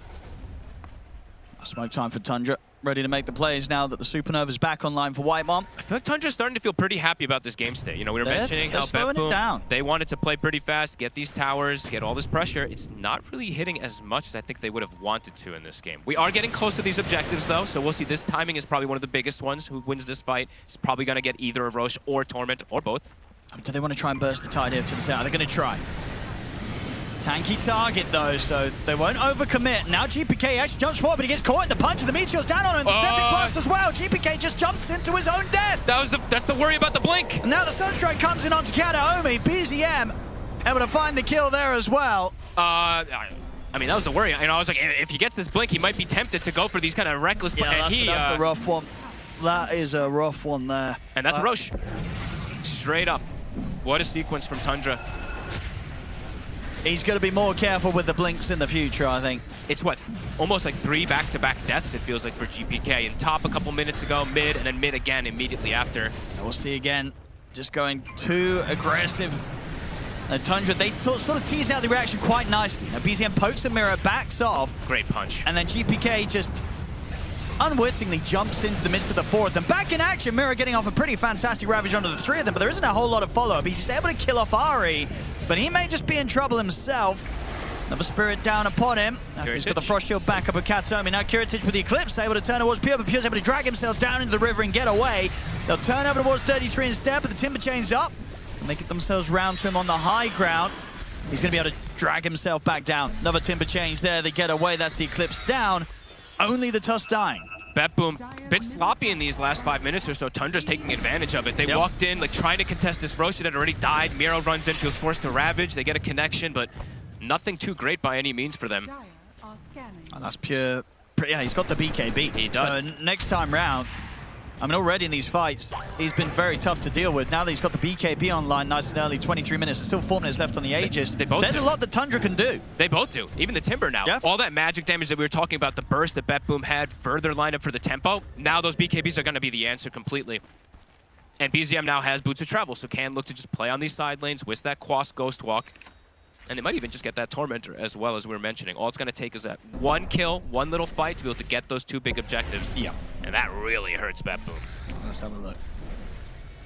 Because that can be the thing, I'd imagine, right, with a hero like the mid snap. Like, it can look flashy, it can look fantastic, but if you start to slip behind a little bit, these sort of items come out, a lot of your impact does start to dwindle. Yeah, I'm actually kind of surprised that he did go for this Blink.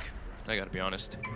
I mean, now it's gonna be, we'll see, the downtime, he's able to farm very fast between things, and eventually you do want this Blink Dagger, but that really hurt his momentum. Pure, I mean, Found Kiritich. See what he can force out of him. Back up there. Pierre's ready to go back in. Continues to poke at the Luna. And BetBoom pretty scared of Tundra right now. Tundra very strong at the moment. Ravage still on cooldown, 20 seconds. Yeah, BetBoom, I feel like they kind of have to, it's not good for them in the way that but they feel like they have to kind of slow pace down a little bit for themselves to get this item, at least for the snap. I don't think Tundra's going to look to give them that extra space now, though, with this strength that they have. Here. They're looking at him, but they don't really want to overcommit because he's got this Aegis. He's able to get the ult off, pushes them back. They'll drop the Ravage onto Pure, but he has Aegis and BKB ready to press on the respawn. Can they do anything about him a second time? No, they can't. BKB's there. He's able to walk away.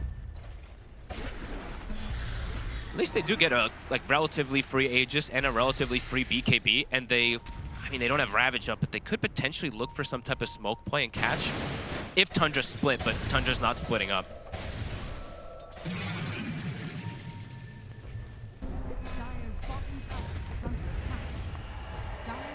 They want to try to defend, though. You can see BetBoom, they're like, we can't just be giving all these towers up. We can't be giving up all these fights, especially with Pure not having BKB up.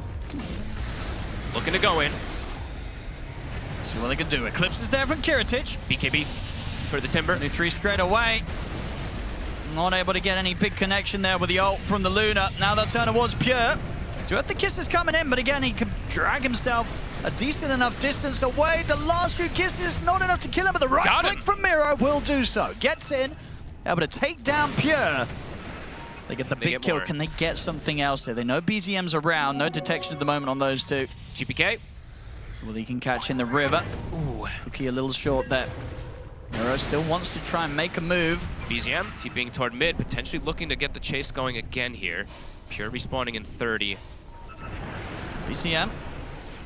Look at the tornado here. BetBoom wants to get more. GPK jumps forward. This time we'll manage to get the cookie in on towards Whitemon. They're looking to burst through the Phoenix. They've got it. And BZM, baby. Have a look with the lift up. Chain Frost coming in as well. BZM in trouble. Starting to get the ball rolling. This Tide, Miro getting several kills. Ari also. Oh, and another slow as well. GPK. Get dodged there by the snowball, but no way out. Miro dominating. Some great aggression there from the Tide. He doesn't need no Ravage at this point to be able to chase them down and set up these kills for BetBoom to follow up on. Great stuff from Miro. That was quite beautiful from him in particular, right? The blink and even getting the auto attack. How many fish did he just acquire there? He got like 3 or 4 fish just off of that sequence. That was quite beautiful. And Kiritich, all during that, since Pure had died, is able to just farm during it, so he actually catapulted forward in that net worth. I guess the tier 1 top as well. Very close to having the butterfly done, just the Talisman of Evasion short of it right now. And now the BKB is there for GPK, so he's got the protection versus that spell damage. Alrighty. Pure, maybe not respecting, not having his BKB. Didn't really give respect to all that spam that they have from distance with the gush, with the kisses. Dire are scanning. Still a very, very close game on those numbers. Kiritich, the butterfly, is going to be finished. This could be a pretty difficult timing of them being able to deal with the Luna as well, too, without having that true strike. Radiant's top tower is under attack. And also does have the level 20 talent picked up, too, so very strong around the Luna. She's actually able to get any of these attacks off. Level 18 also. Level 3 kisses online for GPK. Damage has peaked for some time for him. And BZM, I think he needs BKB before the next fight now too. Because if he just gets caught in anything, he just dies immediately. So has to be quite cautious now that they don't have the Aegis to have Pure just frontline with. Radiant are scanning. Good old neutral items. Greedy, greedy, greedy, greedy.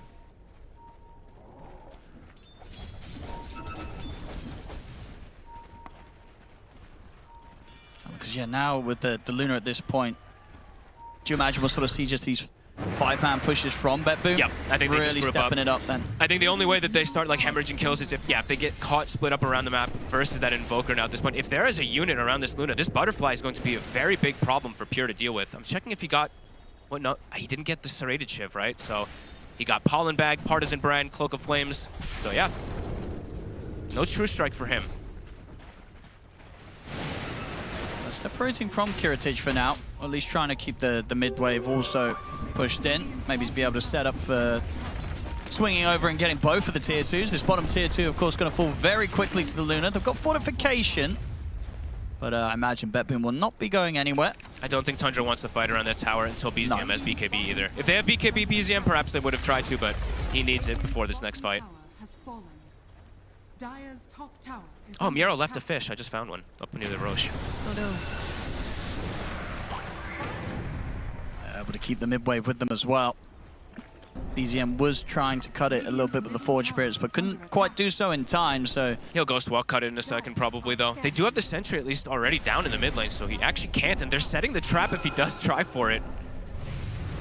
Let's have a look, see if Miro can get his hands on him. Quick Tornado and EMP drop down by BZM. It would be a very ideal catch tip for them to get. He does not have BKB just yet on him.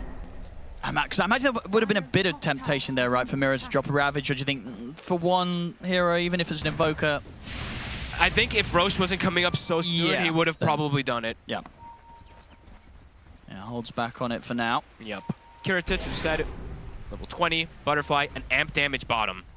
This could be a fight decider down here. I mean, that's going to be crazy if they can get that pickup and get to the Roche with it. Yep. But it looks like Tundra might catch wind of it first. Oh, and Pure did just finish up his Aghanims too. Yeah, he's just super strong right now in the Kez. Do they see it? They're not checking the runes. Okay, they are. Yep, they're going to see. So amplified damage rune here on the Kez with the Aghs pickup. Now Pure, he's ready to pop off in this fight.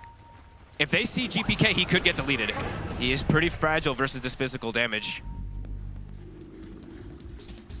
Doing a pretty decent job, though, keeping their distance from the potential position of Tundra.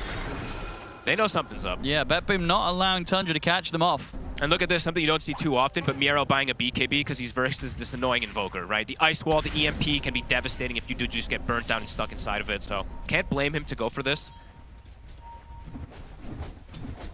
A little bit of a bait here, really, with Kiritich. See how much Tundra go for it.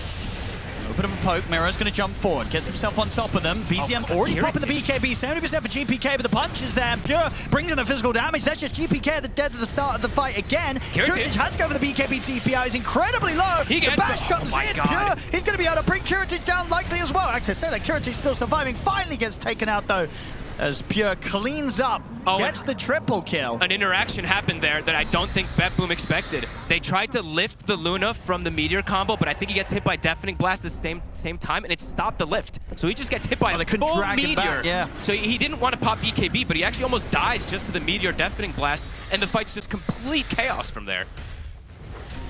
Tundra finding the opportunity with that amp damage as well. And just another one of those fights where GPK kind of just finds himself in the front lines, right? Not able to do a whole lot there. Yeah, watch this again. So look, right? And then watch the Rubik on the south side. He's going to try to lift him, and bam, gets hit Straight immediately. back down. So, okay. And then, GPK wants to play aggressive with the Scatterblast cookie play, but even with the BKB then, it's like, okay, now I'll put the BKB and walk away. You're not walking away from this, Kez. Pure has the damage right now. Yeah, that's twice now that Save has kind of delivered himself. Or sorry, GPK has delivered himself on a silver platter there. Yeah, the fight's not falling into place as BetBoom planned for. No, they had this whole idea. The idea just didn't work, right? Around that lift kind of potential to protect their core. And they will find BZM bottom, but BZM's kind of found them instead. Just turns, kills off Save. They're hitting all their timings. As we said, Tundra's draft, as it starts to get to these later stages, it starts to play itself a lot more naturally. BetBoom's, they had tempo, but never really getting far ahead, right? How much were ahead? No, it was always very close to the numbers. Not even? Not even 4K, I don't think. Yeah. I think it only got, what, to like 2K even? Yeah. Not even, so. Tundra very, very comfortable with the spot they're in. Just the fact that they've got Pure on the Kez at like the same net worth as Kiritich and Luna, it just bodes well for the Kez. And now this, like you were mentioning, the GPK snap, now that you're looking at it, you're like, maybe this isn't some of the games for it, but versus some of these spirits, absolutely. But it does seem like BZM with his Invoker has a lot of answers for it. And yeah, it absolutely does have some issues if it doesn't get a successful mid-game. Yeah. I mean, at the least, you can start obviously trying to slide into the right-click build, get the right-click talents, get the Daedalus. But this isn't really the style that I've seen from so many of these mid-snaps. You usually play around your cookies Well, play around double I think cookies. this is sort of a switch up because the game's not gone think so too, how yeah. he was hoping it for it to. Because indeed, yeah, nowadays it's all about, as you said, we're getting like a couple of cookie charges, all about kind of having that extra burst, extra control on the heel, great with the shard. So I think this is definitely like the, this game is falling apart. And maybe also we got to try and dream big and go for kind of the crazy late game right click snap. I think also it's just like they got the triple BKBs fairly early on the cores, right? So he's like, I need to be a right-click core, but it's not the easiest one by any means this game. Jumping into the midst of the fights versus Invoker, Tusk, Phoenix, and the like.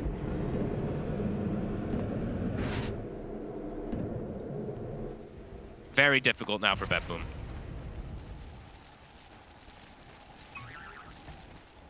See if they can somehow rally around Kiritich, though, because he is having, I mean, he's 0-2 and 6. He hasn't really been able to do too much on the Luna.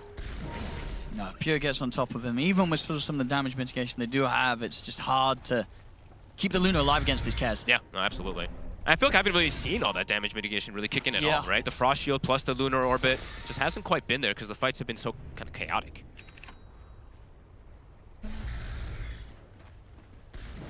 Ground push time here for Tundra. Pure at the ready. Full MKB now for him. So that Luna, the timing of the butterfly, did not get anything at all.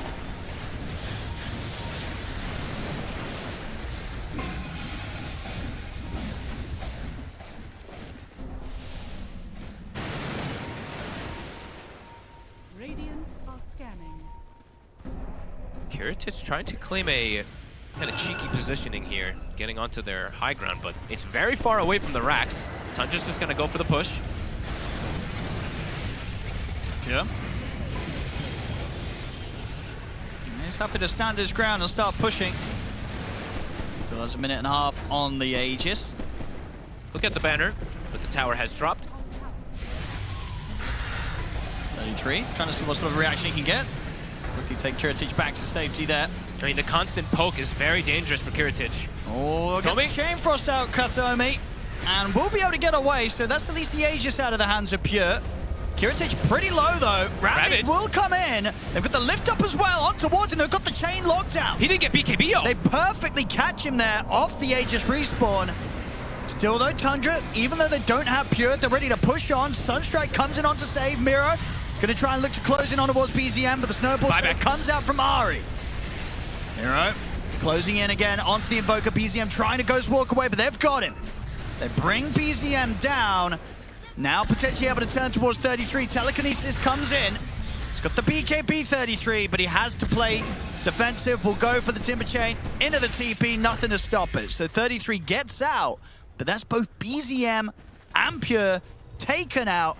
And they don't get the racks. Both ranged and melee stay up. He didn't get the BKB off. I think did he get lifted? Because the Ravage was coming, but I don't think the tentacle was it not the tip of the tentacle Maybe catching on the respawn? We'll be able to catch on the replay. It was either that or the quick lift. I actually think it was the perfectly timed Ravage. Was it the Ravage? I think it might have been. Because I saw he caught the left side. I think the tentacle did catch him at the lift. Yeah, it does. It was literally frame perfect Ravage coming in. Miero, yeah. Miero, God, I mean, that's insane. He's been holding this game together for BetBoom, even in these positions where they were about to lose a set of racks. And that's unheard of. That was unbelievable. Where's the tips for him? Frame perfect Ravage. It looked like it was the lift, but it was the Ravage. It was, yeah. Wow. Because he was going for the Ravage as well. Wow, he will tell you he was going for both of them, but he was going for obviously the two-man Ravage. I believe he got on the center of the Ravage. But timed it perfectly so that the tip of it catches Pure on the Aegis respawn. All right, that was beautiful. Getting themselves another big life. The Luna gets a nice chunk of gold too. Has the Blink Dagger to get into the fights. Almost level 25 as well. Save did buy back, which is a bit unfortunate for him. But and Mira now with this Hex, like yeah. Now they have his plays can unironically just carry the game now for BetBoom. Yeah, if he can get just the chain combos onto one of the cores, right, they could just burst them 100-0. So definitely still signs of life. Thought this last fight was going to be way more difficult for them, but Miro coming in insanely clutch. Smoke time. Ravage back up, ready with the Hex reveal. Huge amounts of initiation potential from BetBoom. Might be 8k down, but Miro's ready to take this game back in his hands. Hex can break the game, right? All you need to do is get these blink hexes, and anybody can just die during it. Yeah, the dream catch, Pure or BZM. They're getting BetBoom. blank. Pure, they know. I think they saw that. He's getting out with the Raven's Veil and will dodge the smoke. Okay, does get clipped to the side, but they won't be able to get a hold of him. Ships in the night. Passing by. Super close to getting the catch there. That would have been the dream for BetBoom. Aghanim's now finished up, so Whitemon does have it finished, but I mean, even if he had it there, right? The Ravage did clip him. He wasn't going to get that save. I mean, they found 33. They'll go for the BKB TP. They've not got anything to go through that. Can't quite chase Ahri either. They do have the Distiller on him, so they did see him for a second. They're going to keep chasing. He's trying. A save. He's actually got him. Ooh, stolen shots, not quite able to catch him. Just kidding, and he's out. And that would have been a big kill. That's a gem. Would have been pretty massive. And speaking of big things, Pure able to find another amp damage. Tundra in the area. Let's see if they can get something big with this. They can't get the tide. They don't have a break for him. I mean, this is the thing, right? Miro is almost certainly going to be able to get off the Hex and the Ravage if you do try and jump him. And he knows, look, he walks. He's like, all right. Yep. And he's going to start things off. Gets the Hex in on towards Whitemon. Kataomi, though, gets completely destroyed by Pure. Of course, a couple of hits. I'm surprised Kataomi showed himself there.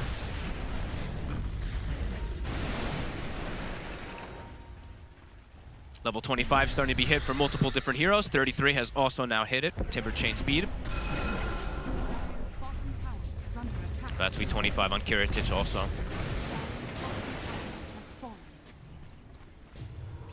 Tundra will look to play that economy game. They know they're going to be able to continue scaling at a very, very good margin. And BZM is getting pretty ridiculous farm. He has the Shivas, he has the Bloodstone as well too. He is a big problem in the fights too if he's not dealt with early. And BetBoom has to be very careful how they go outside here. Lanes are just very difficult for them to deal with. I mean, we've been mentioning this Invoker quite a lot recently because of just what he does to the lanes. You triple Forge Spirit one lane, Ghost Walk as well. So once you get advantages, it starts to be difficult to get outside as the opposing team versus Invoker. Which means Tundra's gonna get this Rosh. They're gonna smoke out though, I imagine, to contest it. But do they make it? No way. This goes so quickly. What? Yeah. Oh my god. Seconds. Do they still want to go? I don't know about it. I mean, maybe if they can try to catch them off guard, but I think Tundra's going to walk as a unit. BetBoom might just have to hold back here and wait to see what Tundra do first. Now that Tundra's got that Aegis again. Dangerous moments. Kataomi is getting closer and closer to also having his Aghanims, so they will have that kind of pseudo black hole, blue hole, whatever you want to call it. Oh, they're going to find Kataomi here with a kickback of Ahri. He keeps getting caught. Same spot as well. 45 seconds without the Lich.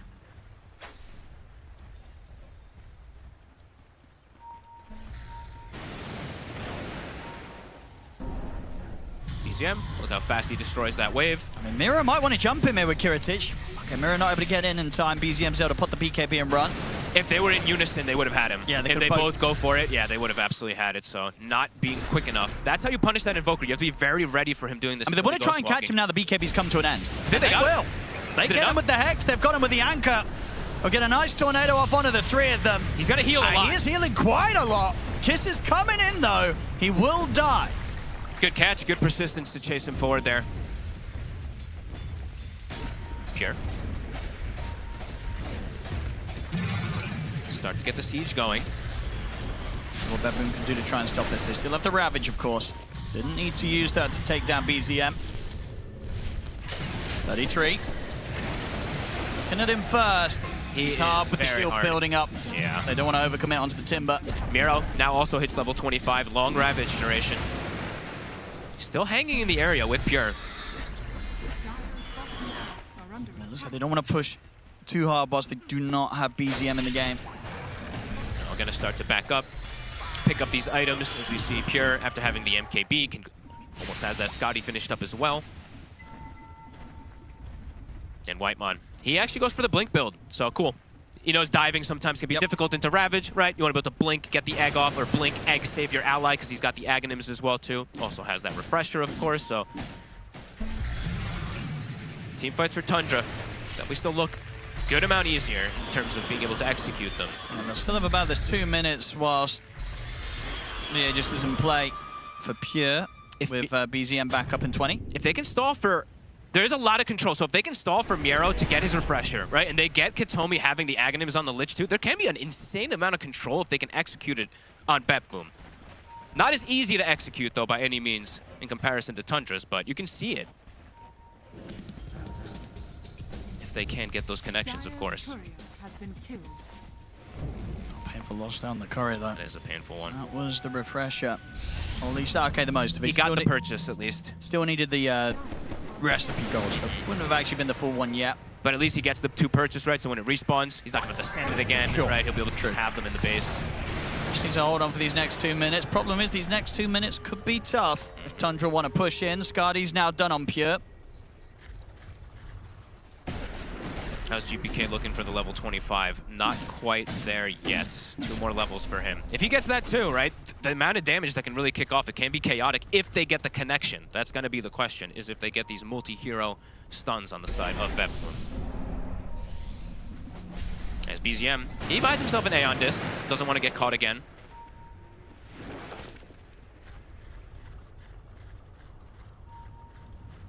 And just waiting for a target. Ari with the Aghanims, always at the ready to punch somebody. Boot them out. BetBoom being very patient. 1 minute left on this Aegis.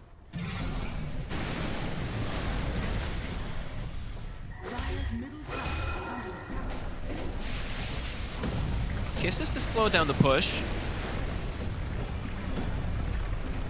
Catapults are still doing work on these racks, though.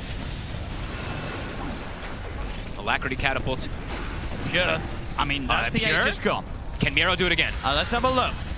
He's going to try. This time, he does. Oh my goodness, it looked like it was a bit early, but he does get it. Doesn't matter, though. They have the snowball save. They have double bailouts between Whitemon and Ari. Yeah, they're able to counterplay it. He timed it again, though. That was impressive. Tundra still getting what they came for here. They get the bottom set of barracks. They don't even have to commit for the fight, and now there's no ultimates. Pretty much, literally everything was used on the side of BetBoom to try for this hold.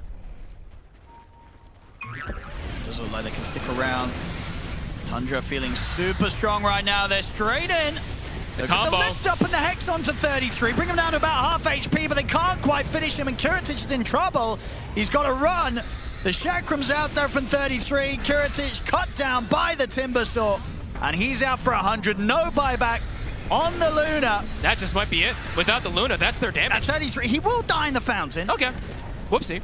But without the Luna and without the ultimates, not a huge amount that Tundra are going to be scared of. Or maybe they should be. I mean, Miro's going to try and do his best to scare them off here. Comes in with the Hex. Save. He used the buyback. Big pull. Watch Katomi. They got the follow-up though. Pure's able to get the ults off, and now GPK, he's going to get blown up. He does have buyback. The meatballs, the Sunstripe's being dropped down. We'll be able to dodge it here with the self-telekinesis. All right, Miero has refresher. He's in again. There's the refresher, there's the Ravage Kiss. The 3 of them have. They got the follow-up. The Chain Frost is there. They bring Pure down. They've got the control for now. The egg. Can they kill it off? That's a lot of hits they're going to need to do. And they'll get it. Big kills. My goodness, they get it. They have enough just coming into the final milliseconds there to take the egg down. BetBoom, they hold. Is it a rapier for GP? I guess, okay, he can go Hydra Breath. So he can continue to get this scaling. He's got the 25. I mean, Miero, all right. How much work can this Tidehunter do? I mean, he's doing a hell of a lot of it. He woke up this morning. Yeah, he's putting the team He's on ready to go. Kuratic, does he even have a kill on the Luna? He's 1 in 3 in this game. But the Tide... We'll see Miero saying, guys, we got to hold these barracks. He's in 3-man Ravage. Katomi's able to offer the follow-up. Insane. And that egg save from Whitemon nearly. I mean, it was close to being a success, but bam. Getting those final few hits in time. They keep the game alive, BetBoom, despite being down 18K. Expensive, though, right? GPK having to use the buyback, Save having to use the buyback, they use the refresher. Tundra, nobody buys back. They've got everybody coming back in a couple seconds here. But good hits, though, either way from BetBoom. And yeah, Hydra Breath now. We get to see it on the Snapfire, see how much he can actually do with it, with the 25 talent. It's a little weird with the 25 town how this functions, right? Because this is doing max HP damage, but you want just hard physical damage with the Snapfire with the 25 town. So we'll see how the synergy of this kind of works together. But if they can land the combos, right? If they can get double Ravages, Lich pulls, the Snap can kill everybody. Starting to play around with Miro. GPK will hold back on the Kisses just to help to get the cookie onto Miro, make sure that he gets out of there before the respawns. Tundra come in. So Katomi, he has the blink now as well. Yeah. If they can, like I said, it's hard to execute, but if they can get these catches onto Tundra, still definitely chances for them. Radiant's top tower is under attack. Kiritich just has yet to be able to do anything yet, though. So have to see if he can actually survive in a fight and get these attacks off, because he is truly getting controlled. He's going to change it. I'm not crazy, right? This is not going to be worth it if he goes for a Hurricane Pike on top of the Hydra. Guess just really wants an extra positioning tool. Because you don't, the attack range does not stack right from Dragonlance upgrades. No. So I don't think he's going to... That's essentially just buying a 4-star and a bit of stats for yourself. Yeah, I mean, he wants something a bit more crazy than that at this point. Or what are you thinking? It's a 4-step where you can use it on them to push back in a way and get the attack. Sure, you still get the active of the extra hits at max range. Yeah, we'll see. Look at the Hex. And we'll drop the Eclipse as well, and a good grab coming in from Kataomi. It gets on a BZM. BZM will have a bit of protection with the Eon Disc. 33 moves in, they'll take out Kataomi. Kiritich's BKB soon to come to an end. It's only to be said for Pure. See if either of the team wants to get back in on this. 33. Trying to charge back in at them, and BZM comes in with the cold snap. They have to use the Ravage. Miro trying to hold them away from the Luna, but Ari closes in with the snowball. They're taking Kiritich down. Kiritich will come in with the buyback. With the punch from Ari onto Miro, now Miro completely out of mana. Pure looking to chase down the tide. GPK trying to hold his ground with the BKB, but it's not working out. He'll fall, triple kill for Pure. And with that, the game is over. Tundra, they'll take game one. Miro honestly played unbelievably well. He was trying his best. That was insane from the Tide, but Kiritich didn't get to play Dota, and I gotta be honest, this Luna walks in, the BKB gets kind of baited, they kite it out. I mean, Pure crushed him, right? Pure on the Kez today, fantastic carry performance, 12, 4, and 10. Sick stuff. Just completely dismantled them. They could not deal with the Kez, and 33, great recovery from him. Slow start in that lane, but by the end of it all, it was the classic 33 Timbersaw that was seen time and time again, where he is just such a nuisance in your face, and they can't really touch him in the late game. I think this mid game, just for BetBoom in particular, they can't be making some of these mistakes. Like with GPK, when they make that move top and they die with the two supports near the tier 1, that's like a 1 mistake. Then the GPK next death mid, some of the blink and then another death. It was kind of this chain triple sequence from him, which really slowed down any tempo that they wanted to play with. And you can see that Tundra, they thrived with it, right? They're the ones that got the objectives. I feel like when you look at these two drafts, BetBoom is the team that wants to either get the Roche or the Tormentor, and they gave up both, the first of them. Yeah, no, it's a tough one there for BetBoom. And Tundra, as we said, they need these wins. They need these wins. They've not been doing too great, but this game one looking, overall pretty clean with how they closed this one up. Tundra, they'll take first game of the series. Good game, man. You gotta say it like what do you gotta say it like that? I enjoyed that game. This is a lovely date. Oh. Yeah. This is Kezer didn't like that, right? We're friends. Huh? We're just friends. This is a lovely, I'm sitting on my talkback apparently. This is a lovely date. It's strange because it seems very empty around here. I wonder why this park is the one that you chose to take me to, the one that there's very few witnesses. There's no witnesses. I mean, pedestrians. Except for the band that's flying behind us. That's also a good addition. Yeah, but they're in on it. I wanted a mariachi band. Anyway, don't know how to segue that into the game. Yeah, that was a sick one. I was honestly, given how Tundra was performing, I was not expecting it to go like that. I mean, I feel like my segue would be something like, go ahead. us feeling alone in the park right now is probably how Miero felt in that game. Yeah, he was certainly trying his best, man. That guy's good. Yeah, those that Ravages. guy's a good player. Yeah, I mean, I will say that BetBoom's draft put them on a timer. When I always try to implant myself in the mind of the carries that are playing. Like, if I'm playing this hero, how do I feel? Don't say implant. Okay. I say it like that. Okay. It's weird. I put myself in the mind. That's... So when I was thinking about Kez, I'm like, well, I can't press buttons on that hero, so I'll just imagine. I'll let him do his thing. But when I was thinking about Luna, I did think if I have like 1 or 2 deaths this game, then Kez is just going to be up in my face. Timbersaw is going to be up in my face all game. Like there's this critical threshold of like damage, because your only way on Luna to defend yourself is just say I do more damage with my glaives and my like Manta and all this stuff, which will never beat Kez. Yeah, with Timbersaw and Kez having BKBs, there's like that point in the game where you saw Kiritich, he's spending most of his BKB like running away, and most of his impact in the fights is Eclipse. Yeah, and that's just underwhelming. So then you have like Snapfire having to build damage. I feel like that's actually why GPK like had to go the route that he did. Yeah. But then he's just blowing up to Tusk +1 every time. As a psychology enjoyer, as a therapy enjoyer, think a lot about the human mind. I'm not setting up for a joke here. I can see that you're smiling. I'm going to set up for a joke. I was wondering where this was going. Now, what do you think about teams like Tundra where they play against Reconyx? And yes, of course, like Reconyx played really well yesterday. I'm not holding that against them in any way. But they clearly played worse than their level. Yeah. And then they play against BetBoom, the team that won the most recent major tournament, and then all of a sudden, Tundra is Tundra again. Like, I feel like sometimes these teams that are playing like shit but are tier 1 S-tier teams step up against the other S-tier teams for whatever reason. I mean, they always say, like, treat every game the same, act like, you know, it's just another day, another dollar, but I don't really believe that for a lot of players. Like, I think it's very difficult to do that. Like, yeah. I think in a hypothetical world, you would just be consistent, show up the same day, like be ready to be level-headed, and this game matters to me just as much as the next one. But what I feel like happens here is when you get that like egoist, you know, mentality, I think Pure is one of those players that has it. Then really, you think so? Yeah, just a little bit, just a little, just a smidge. Then yeah, you are gonna naturally care a lot more, especially on a team that you used to play on. So that, you know, there's no like a bad blood, I'm sure. But did you see the NGX series yesterday? I did not. Okay, because I felt like the same thing happened with Alme and with Xtreme, is that there was a little bit of like, maybe it's not in their nature, like compared to somebody like Pure, maybe that team is not going to have like some ego, but there's another type of chip on your shoulder where it's like, wait, we can't lose to Nigma, dude. Like, we just can't, you know? Dude, you and I specialized in this. The only reason Arkosh ever won games is because that's true. If we managed to win game 1 or game 2, the whole series is over. The whole series is over because the other team was so embarrassed that they lost a game to us. Yeah, we saw that happen Fart a few Studios times. was good at this too, especially because people think, I'm losing to a team called Fart Studios. Like, this is the low of my career. This is the low of the low. Quinn actually said that when were you on the team when we won the single game in the qualifiers? We only won a single match, and it was against Quinn's team. I don't think I was on the team then. Okay, they said we ignited a fire because they knew they hit rock bottom.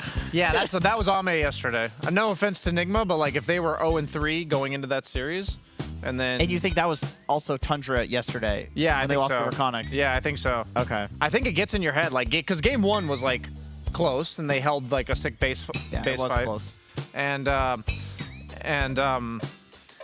game 2 was just like a complete stomp where they felt like you feel like they're in the flow state on the Naga Veno side where they're like, we're just gonna pick some kind of creative stuff, and we just know it's gonna work. You just have that like faith in yourself, like, yeah, this is gonna work. And then on the side of Tundra, it's like you just look completely out of your element. Yeah. But they looked in their element in game 1 there. You know, there were a few slip ups here and there, but overall, Tundra looked very good in game 1. Yeah. I liked their draft. What about the item builds? What about the Octarine? Did you like the Octarine as second item on?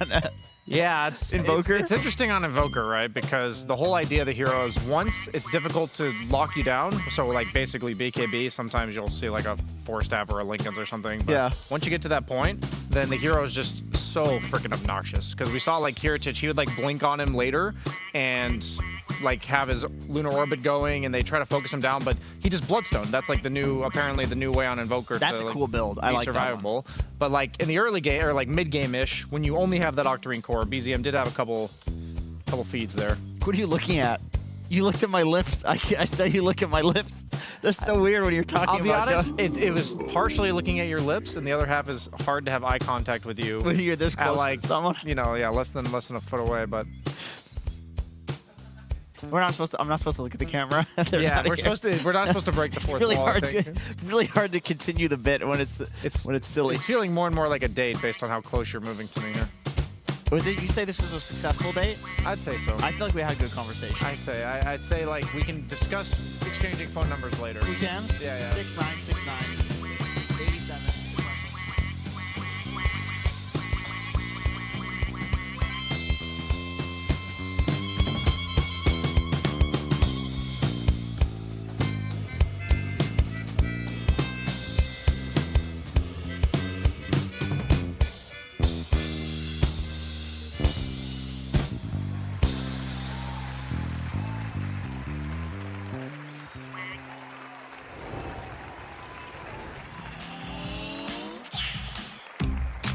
Feet up and off the ground. Been a long time since I felt free. Let's lift off, give it up. Let's touch the infinite.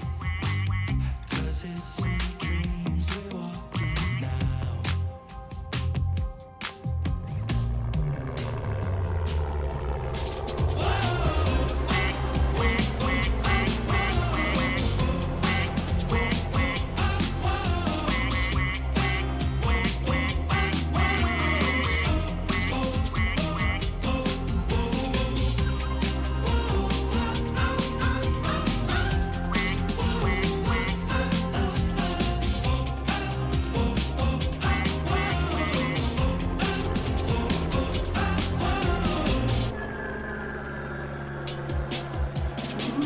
Come see the colors of the sky. Paint the pictures we see into forever now. We go without a doubt. We're higher now. Oh yeah, we're getting higher now.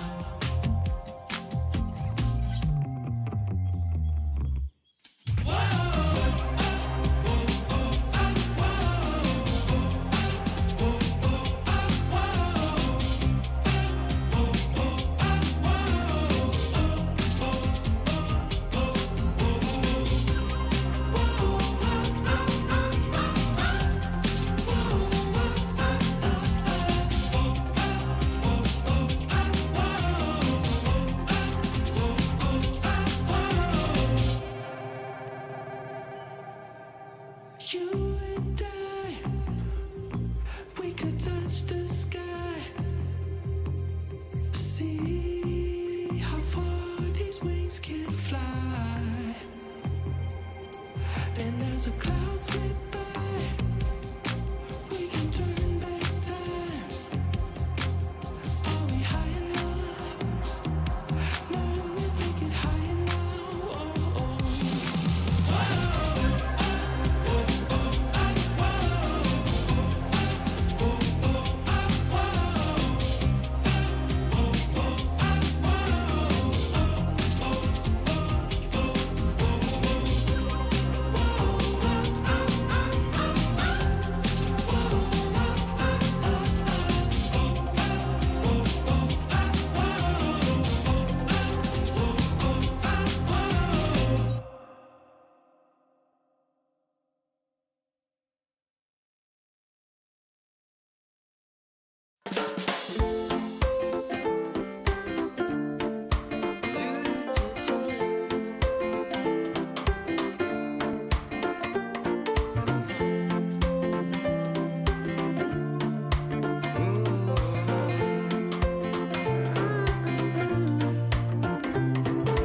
This is like the perfect day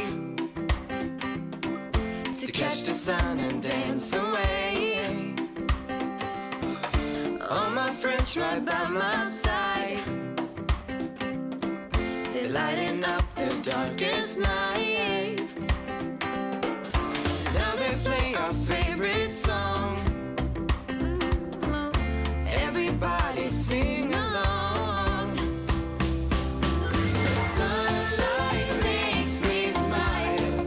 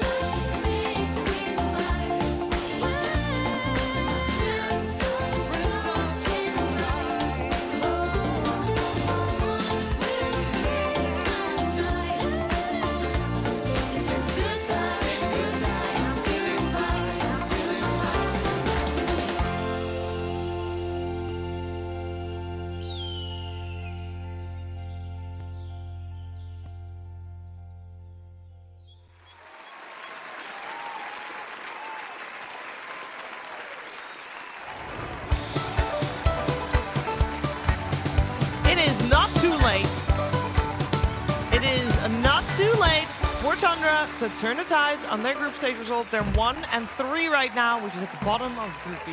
But they won game 1 against BetBoom, and that's very promising because there is still mathematically a chance. You don't need to be top 4 like previous DreamLeague group stages. You just need to be top 6. Much more forgiving. Much more forgiving, and they made a very good start, and I think they looked very good, Kezu.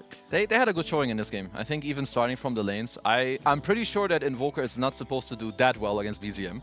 Against Snapfire in the lane. But he had very good micro with like the Forge. I think it never really got killed together with him in the lane to the Snapfire combos. And they played very well, I would say, in the mid game where they would go to side lanes and like just poke, force some TP reactions, then go back, make another play. BetBoom, I will say that I think the Luna definitely can work, but I don't think they played it the way they needed to do well in this game. Yeah, I feel like Tundra did a great job of like poking Miro on the tide in like the mid lane and forcing out these fights. Like meaning they didn't force the fight. I think BetBoom kind of had to slip up there, take the bait. But I saw the draft, and every time I play Luna in games like this where they just have a lot of damage, basically. They have like a Tusk and a Kez and an Invoker. The well is calling! Oh, I'll talk about Invoker later. I find this AI cow really deeply concerning and uncanny. Uncanny for the real I got type some of good crowd. fishing practice earlier, so. You got this, Brian. I believe in you. Show us your skills, Brian. He had a pretty good record, didn't he? On this He did. 22 seconds last time, thank you. Yeah, we should. Are you getting it in, Brian? I'm fishing as well. Oh, he's having some problems. It's not the first time. Come on, Brian. This is my. Get it up. Don't let us down. I can help you get it up if you need. Do you help? Yeah, I don't think it's gonna work, Jenkins. I think Kezu can be next, but I think Jenkins needs help I first. think I got the right tool for you there, big boy. Jeez. How did this show deteriorate this? I mean, Jenkins is on it. Yeah, I see the problem. Okay. You got a Moby Dick in there. Oh, there he is. Let him go. Oh, he's a big one. That's a big Moby Dick. oh, Here, I got it. Maybe one else. oh. Nice, nice. Grab it. Pull it. Grab it straight out of the whale's mouth. Ooh. This one's not. It's just What is another. it? It's another flower set. Oh, I thought it was. Well, this whale. one's almost done, but it is giving us Oh, some it's last. a rose. That's nice. Aw. A rose for you. Aw. That's Here, cute. you can have. I'm still not gonna give you my number. You can have the harpoon. I'll take the rose. Emphasis on poon. Oh, I shouldn't have said that. Thank you. The other flower looks good though.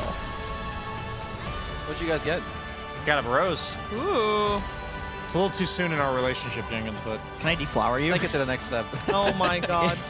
All right, let's focus our attention on the Dota 2. The draft's on our screen. We got Kez versus Tide, round 2. In terms of bans, it looks very similar / exactly similar to game 1. The only team that swapped sides, but still Tundra first pick, still BetBoom second pick, and I think that was exactly the same. The Winter previous. Wyvern was banned last game, first phase. I think That is true. There Instead of was. the Storm, Storm was Yeah. banned second phase. Okay, interesting. So they just swapping the order, which practically makes no difference because all the same picks came out early on. I wonder where BetBoom take it, like later on in the draft. Like if I were them, it was just not easy, I think, to play this mid game overall. I like the ban of the Invoker too. I think BZM Invoker is like by far his best hero. Like he's doing things that other people would not. Like They his can't. performance. They like, just can't do Yeah, it. like you need so many games on this hero to do what he has been doing. So I like the ban. I like the pick of the Tusk as well. Because when you play against Tundra, they love to farm. Like you should have heroes that enable you to just kill them and have more pressure around the map. We're really struggling to get this flower thing open. I'm doing well. Brian was also James doing the Lawrence. well. Failed. Failed. I did. I was not doing well in the well. Yeah. English is a funny language. It isn't it. In it. In it. Got the Ari Hoodwink, most likely. Speaking of in it. Indeed. This is, of course, very good hero. Also gives you a break against the Tide Hunter later. But it's also nice when you play Tide this early on, you know that the enemy team, of course, they have a lot of picks to deal with you. That's why I like the Tusk already. not just for the aggression, but it's also if they ever get a silver edge or like an answer to the Tide, you can always just snowball save him. Yeah. And you know, keep a brother safe. It's also why I push this, and now this is too far down, but I can't push it This back is also up, why because I there's like the thing. the consecrated wraps on Tide, because I feel like a lot of the time these breaks come No, out because I pushed the green. and the wraps protect And you for then- long enough that the break wears off, I think- and then Tide is like tanky again. I think the only issue with Consecrated Wraps is that Goes to Tides the are one. pretty much always rushing. I was going to mention the Doom was the hero that slipped through because of the Invoker ban, but Tides are pretty much always rushing Ags, and so you pretty much go like Soul Ring, either straight Ags or like Soul Ring Mage Slayer into Ags. So there's just a weird... I don't really know where you fit the Consecrated Wraps, because I agree they're really good. I just don't know where you put them. Is it right Because after it's like a first second item usually on most heroes that go for them. So I agree, you're right. Because if you're going Ags, I think maybe before the C patch it would work, because the Soul Ring nerf as well as Tide himself lost 0.5 mana regen at the start of the game. So I think maybe like Soul Ring Consecrated Wraps into Ags would have worked before, but I don't think it works anymore. I mean, dude, like not enough mana. The Ags feel so damn good. You just farm so much. And the gush and the talents are insane. Yeah. Anything that lets you hit multiple camps with an ability that normally can't is like broken for farming.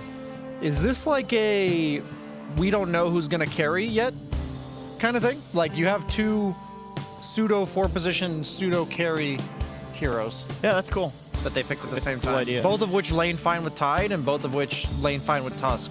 Both are pretty good against Kez too. I'd say Muerta's better against Kez. I would assume that it's most likely just a save Wind Ranger, because if you've played these two heroes as carry in your pubs, I don't feel like they're that different in terms of what they would offer in this game. Yeah, I don't. And Muerta seems like the worst 4 if you had to compare it to. My only thought would be that potentially carry Wind Ranger is better with Tusk, just because of that's Focus true. Fire with the tag team. But I do think that I would be fine to play either. It just depends on the game. Like depends on what is picked by Tundra. Yeah. Funnily enough, they go for the Snapfire themselves. Could theoretically be a support, but could also be a mid laner. Probably not for BZM though. Kez Snapfire seems like a pretty strong lane. I think so. Maybe I do feel like they have the option of flexing it. Like when I look at these, I mean, it could be a 5 or a mid. So maybe here you just think about, okay, what is like the most valuable guy you can get from either of the roles? And then just, okay, so if you have this good of a guy, I'll just take the Snap 5. If you have this good of a 5, I'll take the Snap mid. Because when you look at these carries, I think they're very annoyed at playing into Snapfire. Whether it's a 5 or a 2, obviously from mid you get the kisses earlier.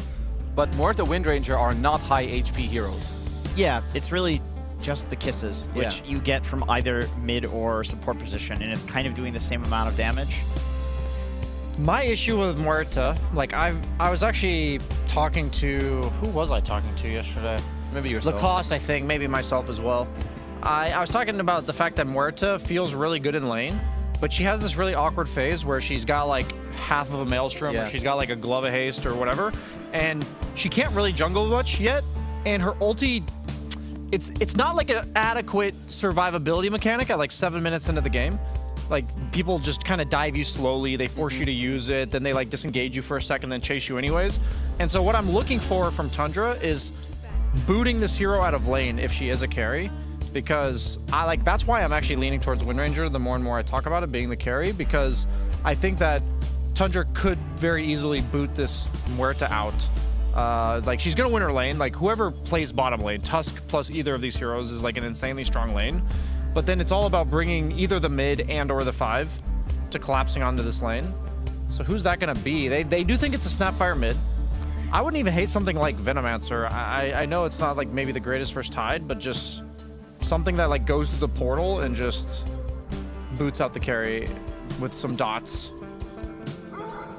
I'm not sure about the hero that they're gonna go for, but I do like your point about the Muerta, because I think it's totally correct. And I think that's like when you play Muerta, you would like to continue to sit like around your tier 1 area and just like occupy the space. If they go on me, you press your ult, it's like, guys, you can just come TP, take the fight. But I think that's why I like the Snapfire pick a lot. I think this hero alone will, if you make this play, there's a you're just gonna feed as Muerta. I don't think you live through that one. Hey, I like that. It literally is a hero that's gonna walk through. He's gonna walk through the portal, and just freaking W the carry. Like, I just wanted a dot that you just put on the carry. Whoever these carries are, they do get poked. Both of them don't buy, neither of them buy region. Like, they have, their region is the fact that they're ranged. Like, they're not harassable. So it is a pretty strong lane for Kez. I'm imagining Whitemon stabilizing the lane 4 or 5 minutes in, then he's just going to go through the portal. And my eyes are all on how they're going to boot out Kiritich, because we saw it last game that Kiritich had like 1 death at minute 12 or 13 that significantly changed the game. But I think it's this game, it's going to be even more pressure on him. What do you guys think about Ember in this game? I'm just looking at the side of Tundra and seeing very little hard lockdown other than the Doom. I would be worried about the Snap versus Ember matchup. The matchup mid, I think, is the problem. Because it's also the hero that I was looking at, and GPK literally played this matchup, and the Ember had no game. I'm sure there's a lot of gameplay to be had, like you can save your slide to like always like never let him like cookie on top of you or dodge the scatter blast, because it is very good for the game. It's a very good mage player game. They have barely any like lockdown. Maybe we're discounting Void Spirit a little too much, just given how it's performed in the last couple of days, because I could see that as well. Any of the spirits is really good in this game. But I do like the idea of the mage. Wow, that's not what I was expecting. I really did not want a melee hero. I actually think the reason the Snapfire pick was really good is because they picked double range. So they needed to pick, they want to pick a melee do-shitter in the mid lane. But then Snapfire just dumpsters all of those heroes. Like, you do not want to pick them. It's rough. Yeah. So I'll just say that I think Tundra had their number.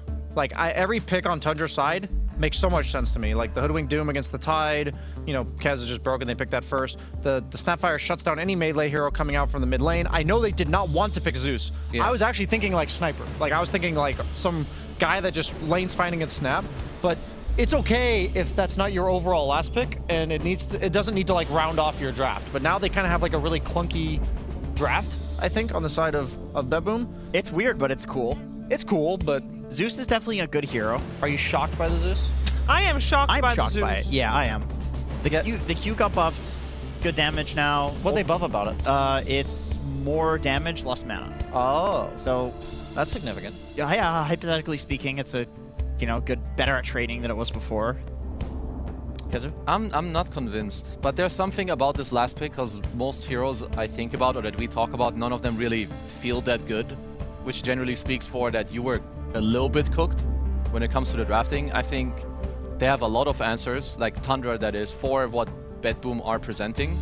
I think the last game was a lot more even. This time around, I think there's a lot of ease of execution for Tundra. There is. In my mind, I think if they shut down this Muerta, like Zeus, obviously he deals a lot of damage, but he's quite easy to play around. You can space him, there's not that much lockdown. If they either Doom or Kiss on the Muerta, I think they're in trouble. I think if Muerta is not laning bottom at 10 minutes, then the game's over. Like, that's my thought about this game. Because I think that their lineup is so heavily reliant on lanes, because they don't have the on paper better matchup. What's the last pick for Tundra? There's Zeus. Or the last pick for Tundra was Warlock. Yeah, Whitemon Warlock. What is the last pick of the team on the left side? Zeus. Say it again. Zeus! It's voice triggered. Every time you say it, it's like lightning. Zeus. What triggered? I didn't say that. That's how we lied to.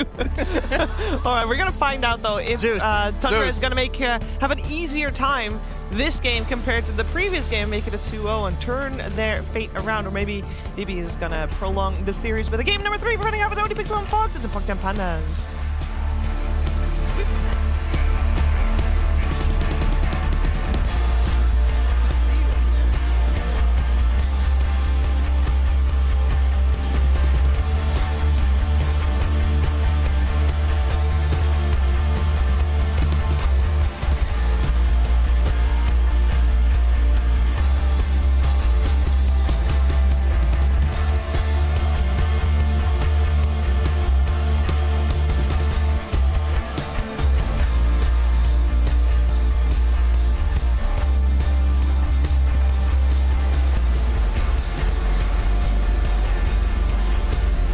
Time for game 2, ladies and gentlemen, here, ready to go between Tundra and BetBoom, and some switch-ups. We're seeing this time, you know, Bezier, he's going to be taking the snap to the mid. He's ready to go, hey, I'll show you how it's done. GPK says, I'll show you how it's dealt with, as he gets himself this Zeus pick. we have been seeing some other Zeuses, but I feel Yeah. like it's been a while in Dota where this hero has just never really been the hero to take to the mid. It's been a long time. No, this is the hero that you take. Oh, Ari, we'll say it in a second here. Ari, looks like he is going to get caught. First blood for GPK. That's the dream. Dream start. Yep. Yeah, Zeus. Zeus is the hero that you pick when you're a support player and you're forced to go mid. I was going to say, it's like if you can't mid and you need a mid, It's always what it is. It's always this global, right? And you just chill, you press some Q in the lane. The hero's definitely gotten a lot better. They were mentioning the cube up in general too, but it's also a lot of other things, right? Your vision and true strike radius on your W's gotten buffed. Your ult always hits. You can't smoke dodge it. It's gonna hit targets every single time too. So I'm looking forward to see what we're gonna get from it. My concern is that a lot of games have Mage Slayer in it. The game that it was played the other day with Falcons, there was no Mage Slayer in it. I actually couldn't believe it, and he was versus a Kez. Kez didn't go Mage Slayer. And we know Pure, he likes to go the Mage Slayer build, Exactly. doesn't he, anyway? So he'll almost certainly have Mage Slayer again here. And I think overall in this matchup too, although BZM played the Invoker super well in that last one, I do think that he should have probably done a little bit worse in it. I think this Snap versus the Zeus is quite a bit easier to play and use your cookie aggressively in order to potentially just kill the Zeus. Yeah, Snap should be able to, I think, do some pretty impressive stuff here. Yeah.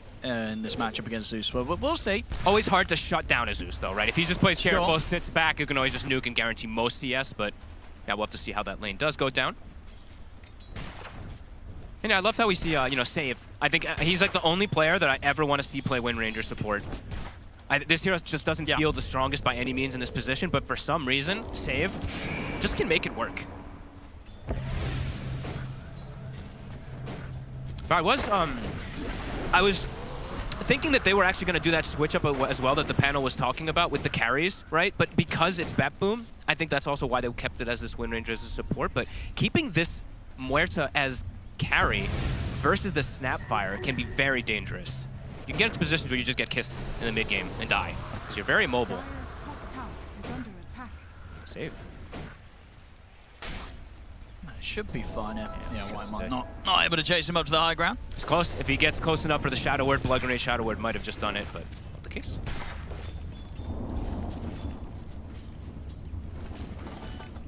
And yeah, let's see what build BZM goes for, right?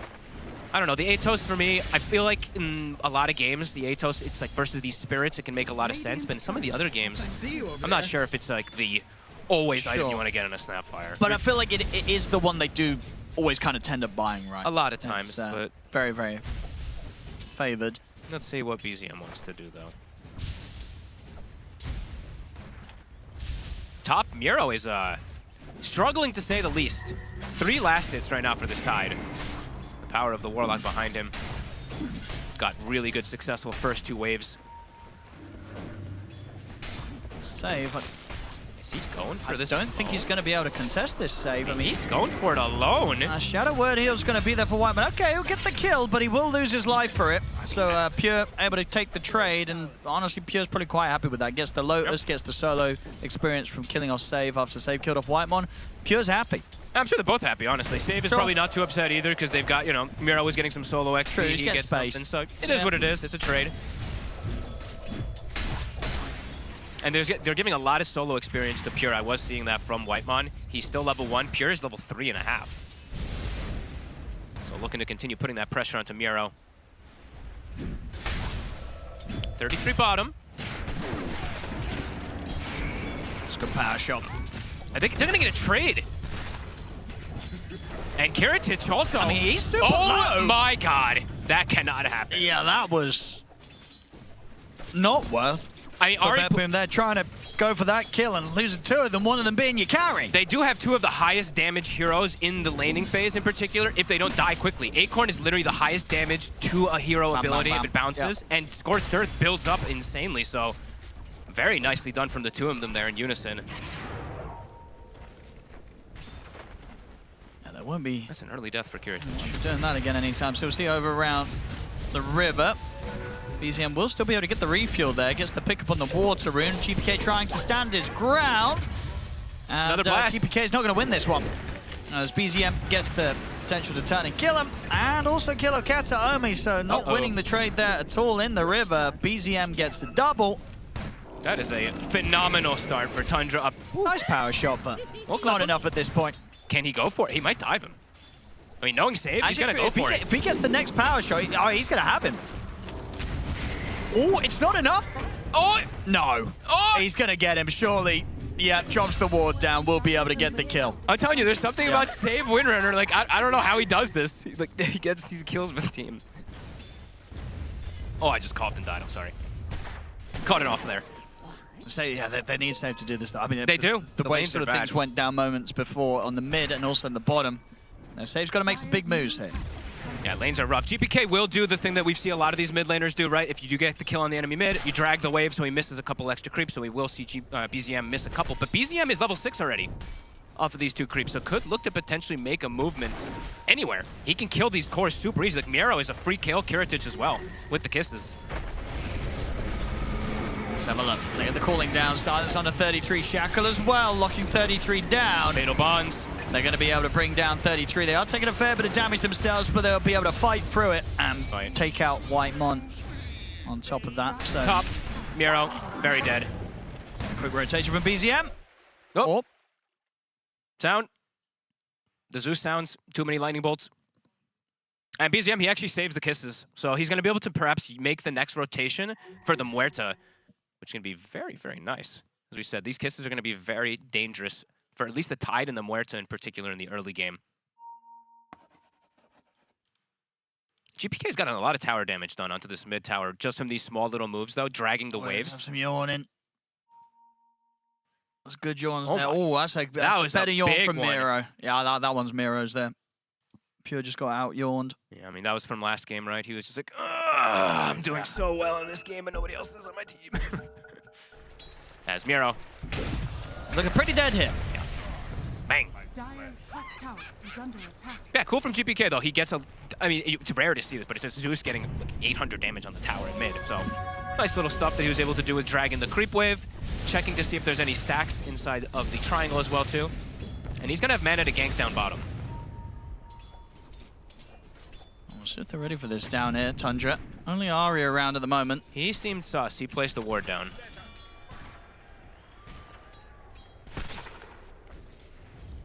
Patience. Smoke coming in. BZM. Looks like they're hunting for that Tide, potentially going for a Shrine of Wisdom steal. Tundra Dire's bottom tower in position for that BetBoom. Also in position for the steal as well. Radiant See Tundra. scanning. I Radiant's think they're going to realize they can't really try and fight for their own wisdom here. 33's caught in the shards. Got a Nice damage pushback drag. off one of the 2 of them, but the Zeus ults dropped, and 33 will be taken out. On the other side of the map, Miro is going to get bullied out of his wisdom, and will be shot down again. Exchange. 1 for 1. Radiant structures are fortified. Radiant's top tower is under attack. Can they look to finish off this bottom tower here? They really want to keep the Muerta in position down here. 33. Only level 4. Quite behind in this one. And they're actually... Yeah, mid tower is almost dead. Yeah, it's pretty much got GPK, it. he's doing it. As Zeus pushing the tower. Radiant's top tower is under BZM, no kisses at the ready to be able to look for any kills. At least onto that Muerta in particular. Let's have a look here. They do have the supports wrapping around, seeing if they can get a catch on the BZM, and that cookie might cost him. And the power shot bringing him down low. Shards trying to block off the escape, but don't really cut him off completely. Still, though, Save wants to dive in with the win run. Power shot's off the mark, though. And now Tundra's brought him back up, but GPK's coming in with the wraparound. Looks like he doesn't want to reveal himself, though. So won't be able to finish off the job and take BZM down. It is just Kataomi falling. Even if they hit the power shot, he has the raindrop, so he is prepared for that type of play. Ari mid. GPK is right on top of him. Do they have enough? Shot their shot. Into the power shot, they do. Save, setting up the kills again. Kill after kill after kill for Save. Racking him up. Up top, Miro. In a dangerous spot again. They used the stun. Can't TP out. Oh, good ult though, coming in from Pure. Ready on the high ground. Another one for Pure, starting to pick up quite a bit of action here early again as the Cares 3-0-2. He also killed Miro's courier while going for that type of play too, so an extra little influx for him. And BZM, he's queuing up the blink. So all about the aggression, at least at the moment, is what he wants to go for here. 33. Continuing to suffer down here. Kataomi and Save, the two supports easily handling him. Is he a support? I think Save is starting to make the transition a bit here. Same as the Tidehunters net worth, same as the Dooms. The Vessel is going to come out very early, which you usually don't see coming out of 4 positions too quickly. Not at this sort of timing, yeah. No, this is going to be very, very fast. Very good versus the Doom in particular. Smoked up. BZM. As you said, ideally, like before the 10-minute mark, he wants to use these kisses on the Muerta at least once. See if they can get him down bottom. Save would also not be a bad catch at all, considering how well he's doing. True. They'll get him. Big kill streak for BZM, and Kiritich instantly bails. No hesitation. Can he get out, though? Because Pure is still stalking him. Kiritich, is he going to get caught? Got a pretty good wrap around here. I mean, the kisses are going to rain right on top. Yeah, they'll pop the ult, but the bushwhack will hold him in position as the kisses come down upon him. A blast from BZM finishes off another. Great preparation from Tundra to go for this play. Get the kill streak. BZM gets a lot of gold for himself here now, too. Does he go for the blink, or does he go more greedy and go for, like, bots or something? Let's see. I think he'll still just go for the blink. We used to see some of these mid-snaps do the bots as well, too. But there it is. So blink online. So if they can punish BZM. Not back the shackle. Do they have the damage GPKs here? Bursting him low with the Zeus ult. They'll get the kill. Can they all get out, though? Save's going to tick down to the Doom, but the setup's there for them to clean up both BZM and 33. Katomi. Ooh, lightning bolt off the mark. Won't stop the TP. I honestly, I feel like Save is the reason that they're getting all these kills. If he doesn't have the focus fire down bottom of the tag team. They've been able to punish him quite a bit here. He's now a little bit tankier. But the sharpshooter's going to be there. The dance as well. They'll pop the Ravage in an attempt to live, but Pure's going to be able to chase him down, as that's going to be the Ravage gone and his life as well. I'm shocked the fourth death on him. This time they're really making Miro struggle. And bottom now again. I mean, they've got the damage here to go for this. Keep him low. He's burning. Slowly dying to that AoE from the Golem. He's gone. This game is looking hard again for Kiritich, right? Last game on the Luna struggled. This game already having the 3 deaths. And there's so much magic damage that's going to go through onto him. And the saving grace from last game was sort of Miro popping off. But this game, Miro's getting shut down. 0-4-0 so far on the Tide. BZM hunting. He's doing the build that I've seen in most situations that people do when you're having a good game. You go for this super aggressive build, blink into the shard, into the Kaya. The damage is ridiculous how much you can burst these targets. So this is the one that I prefer compared to the Atos kind of build. But can't always do it, right? There's always games that you do have to adapt and pivot. 11-15. GPK does have an amp damage, does have a Kaya finished up as well too. So he's still farming. It's always going to be the case for the Zeus. BZM on him again. Got him with the shackles. Heals coming in from White Mom. There's focus fire from Save. It's enough. GPK, he'll take the kill. Can I actually, if we don't mind, can I actually see some damage numbers at some point pretty soon? I actually want to see how Save is comparing to some of these like other crazy damage dealers as a win runner, right? Yeah, look at that, second highest for his team. Up there close to a Zeus. Yeah, he's doing so much work, honestly. This is pretty crazy. He is every kill for his team, 5, 3, and 7. I don't know how he does it on win runner. I actually have no idea how this guy does it every single game when he plays it. Vessel finished up.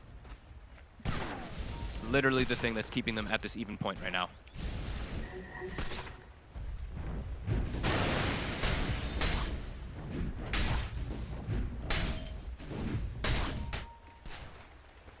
These moments, Pure.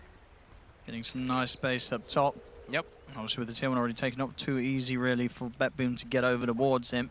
Yeah, and Tundra overall, they want to play for that scaling as usual, right? They're going for the Midas on the Doom. Gonna be able to get that efficiency going. And even though 33, honestly, he struggled super hard, as you were saying, right? Miro was also struggling like crazy too, so they're actually neck and neck, and one has a Midas. Yeah, both had a pretty tough time this game as the off lane.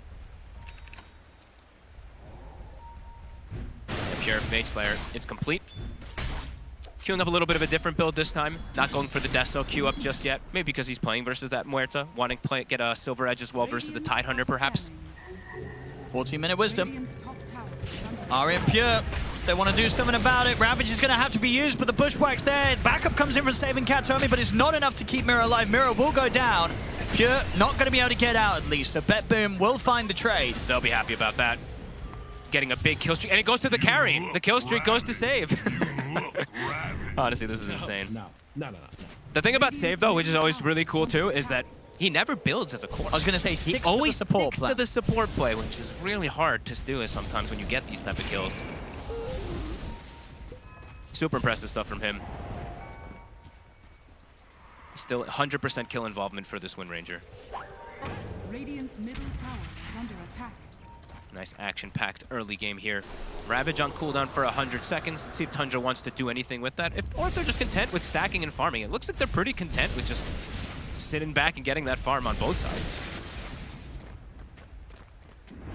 Because this game in particular, I'm not sure like the timings overall for BetBoom, because last game you could feel that they were absolutely on this timer.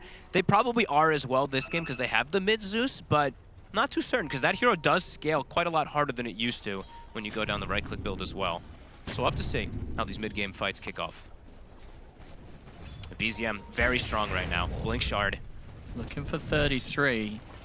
GPK mid. He's caught. And they get him in the combo. They'll drop the Golem for good measure, turn it into a tower push.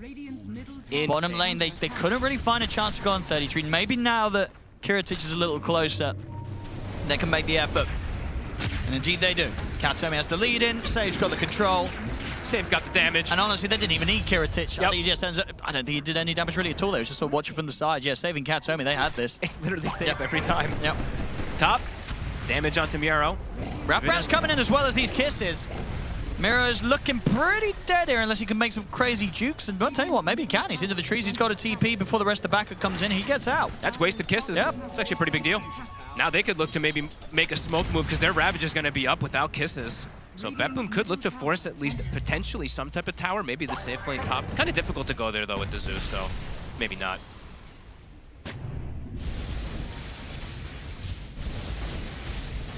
Save and Katomi just paired up. Honestly, these two can kill 33 over and over again if they do see him.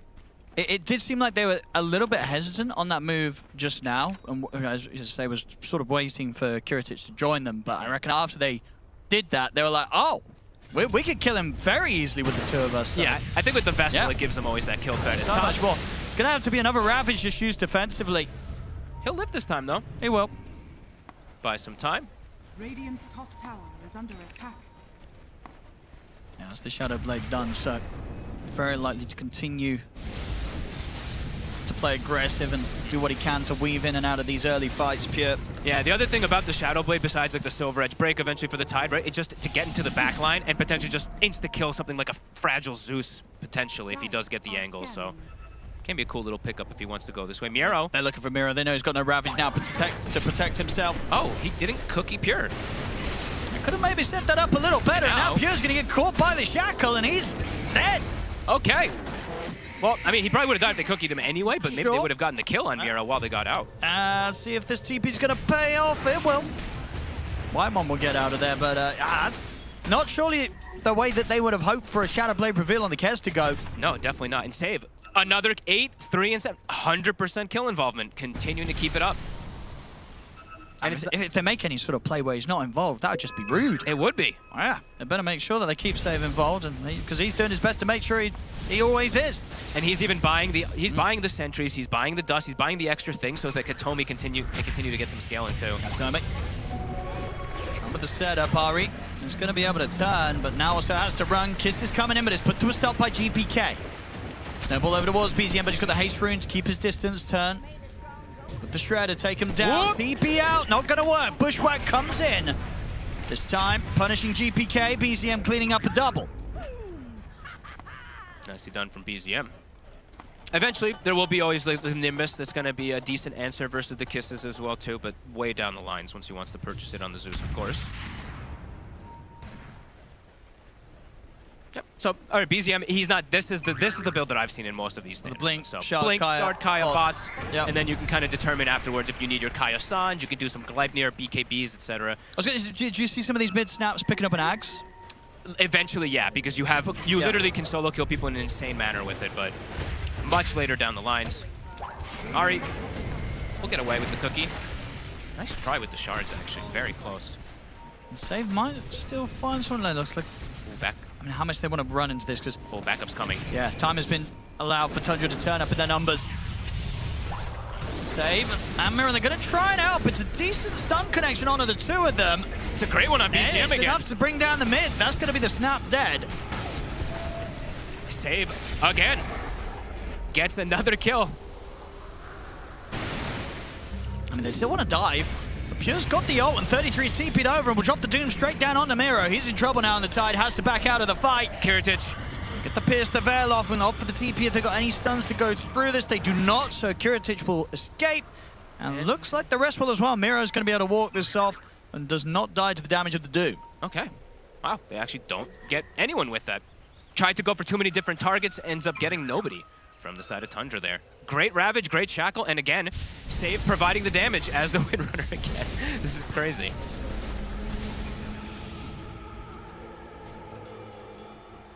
Tormentor, though, looks like Tundra, with the position that they were in, should be able to get this one for free.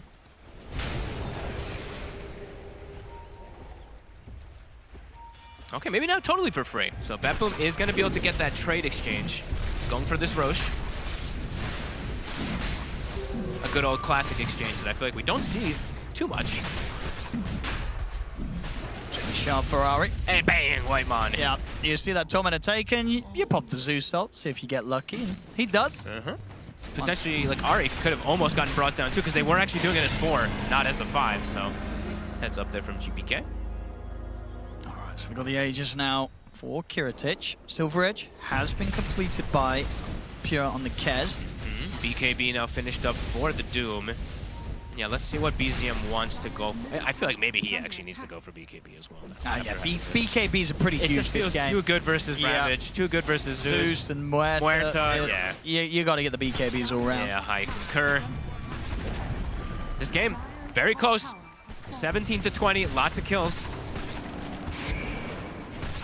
And imagine what, at the least for BetBoom this time round, when you have something like a Muerta to carry, as opposed to the Luna, this draft is less reliant on being far ahead and shutting the game down like they needed to in game 1. That's kind of what I was thinking as well. Just like the Zeus in the mid lane too. I just don't know, Sure how that kind of... Yeah, I'm just unsure how the overall scaling, but...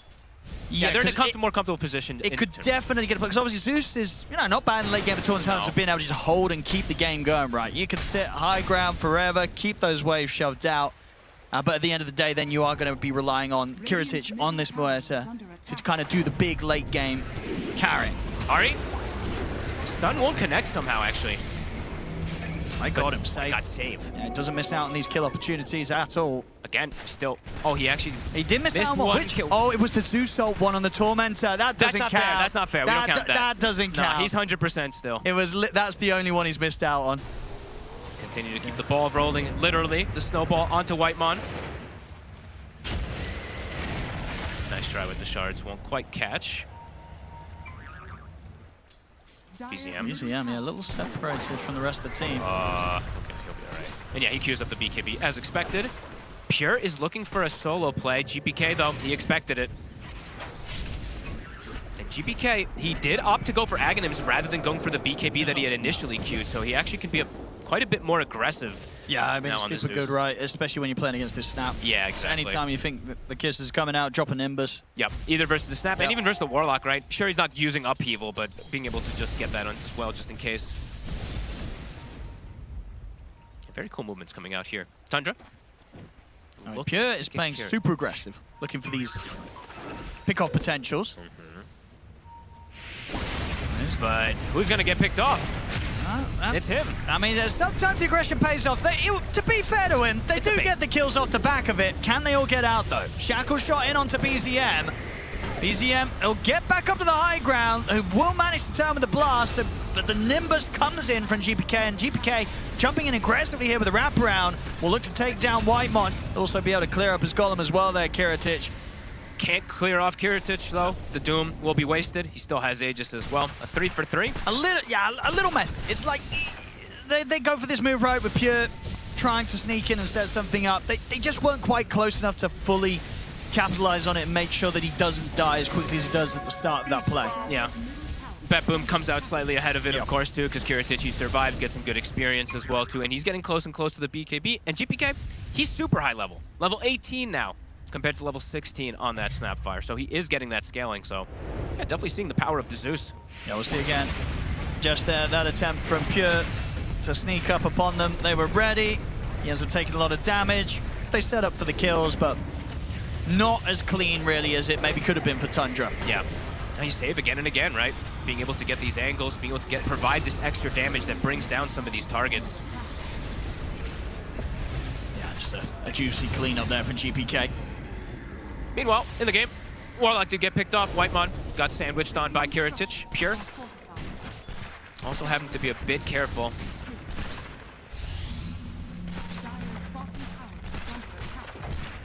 BetBoom feeling strong right now. Rallied around this Aegis. Rallied around this Tide, who now has a fresh Aghanims. And now a Blink on save as well, too, so has the follow-up with the Tusk to potentially go for these kills.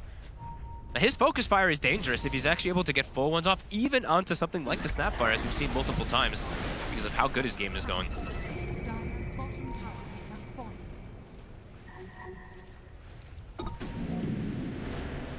Dire's bottom And that's the tower BKB, is so under Kiritich attack. much safer now. Radiant's Tundra, is that the BKB finished? It is done for BZM. Pure, about 1,000 away. So probably when they have Pure's BKB, they're going to look for this triple BKB timing fight into the Ravage. Just go all in. And see if they can actually have some success. Radiant's top tower is under attack. Looks like just a scouting Zeus ult. See what's going on. Gets to keep tabs of all the items, right? You update Yep. yourself on everything. See the as well, BKB too. progress from the enemy. It's always good to check out, especially because, as you say, that timing is going to come, and BetBoom know it, right? Yeah, they know. Once the BKBs are there, they're going to be going for the smoke play against them. So, ensuring that that wasn't going to be right now. And look what he gets on the Zeus. The greedy Partisans brand, of course. So, gets that extra spell amp as well on top of everything, and has an amp damage for the upcoming fight. That would be a lovely time to fight, just trying to hit them hard when Pure is still a few hundred gold away from a BKB. Yeah, they have Ravage. Dire's middle Have they got a tower smoke? is under attack. I believe they did. I thought I saw one. Yeah, Katomi has one. Looks like they're hesitant though. They're splitting up. So it is going to give chance for Tundra to get these BKBs all done. Not looking to go too quick with the plays here, BetBoom. They see Ari. They might just jump him here. Oh, they see 33 even. They'll go straight for the quick and easy kill. Okay. I think just because he showed first. Yeah. Afterwards, 33 showed. They can't go for it with these two. If they had saved down there, they go for 33.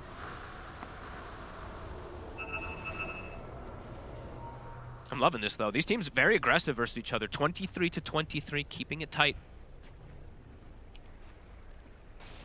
Although Tundra's been having some difficulty throughout this tournament. Seems like versus BetBoom. Certainly looking a bit better here today. Yeah, just a little bit better here for sure. Blink now on the Tide, so can bypass into the back line, which is very strong versus the Snapfire, of course, as we've been saying, even though he does have that BKB. But you've got to be in a very sort of like trigger ready as this snap, right? And that can mean that there's a high chance that you can force a very early BKB reaction from BZM. Yeah, I mean, if you don't get the BKB off, you're dead instantly. Yeah, so you got to be ready to press it, and that does lead you to sometimes having that sort of baited out view. And look at this, they're all going Blink Daggers, right? So they're going to have, I mean, not the Zeus Blink Dagger, but he essentially, he can kind of jump in or provide his damage from the back. They have 4 ways to just jump a target on the side of BetBoom and explode them. Tundra, as we said, as soon as those triple BKBs are going to be out, they're going to look for a smoke. It gets spotted immediately. That's a lot of damage they took as well. Well, you said 4, they got 5, right? Or did you say 5? They have 4 blinks, right? Or did Zeus buy one? He's got one oh, as well. He does. I'm sorry. My bad. They do have 5. They've okay, got they've got even more than you thought. My bad, they've got my the bad. full 5, yeah. I thought I didn't see it on the Zeus. No, you're right. Yeah, apologies. So he's jumping all over the place now. Very cool. The full 5 blinks here on BetBoom. They can follow up with that Ravage. That's for damn sure. Whitemon in the spot to break the smoke. He knows where they are. He's pinging them out. Yeah, just trying to bait with Miro for now. They're looking for the backline. Tundra. Oh, they know someone's in the trees. They're going to find him here with an Nimbus. They're going to find Whitemon, try and take him out of the fight before he can get the golem off, and they can. Nicely done. BZM go for more, Miro. Gets the jumper too. Just BZM able to blink away. Leading in over towards the squishies first. They'll find themselves the second support. And BZM has to just BKB TP out. And he will. They catch Whitemon in the trees. He was being very patient, trying to get a big golem combo with Fatal Bonds, but not going to be the case. Nimbus chain stunning him with the lightning bolt. They could probably just go straight for the Roshan, right? Yeah, they have Ravage. Yep. So they didn't even have to use it in this last. I mean, it wasn't really even a fight, right? It was a full disengage from Tundra. So now for Tundra contesting this Roche, pretty unlikely. I mean, the timing's not great, right, though. It's going to move in 20 seconds. That's true. So that's fair. Save. He's setting up another, and of course, this BKB on BZM's on cooldown for a minute. So he's looking very, very dead. They'll find him. They might get Pure as well. He has to put the BKB. We'll go for the TP, but they're ready to put a stop to it. He'll try and stand his ground with the ultimate, but he's surrounded by the 5 of them. He'll pull himself over to safety, but the dead shot and the power shot, the double shots hitting onto him into the shackle shot. You can name the shot. He just got hit by it. I mean, Save is this is just true MVP performance. You know, Miro tried it in the last game as the tide runner for his team, but Save is like, all right, I can do it on the Wind Ranger. Feels like he's setting up all the moves. He's doing the damage. Yeah, this is an unbelievable performance from this Wind. I feel like I'm glazing him a little bit hard, but honestly, it is unbelievable what he's doing. I mean, it's just that you're so used to seeing support Rim Rangers look kind of pathetic.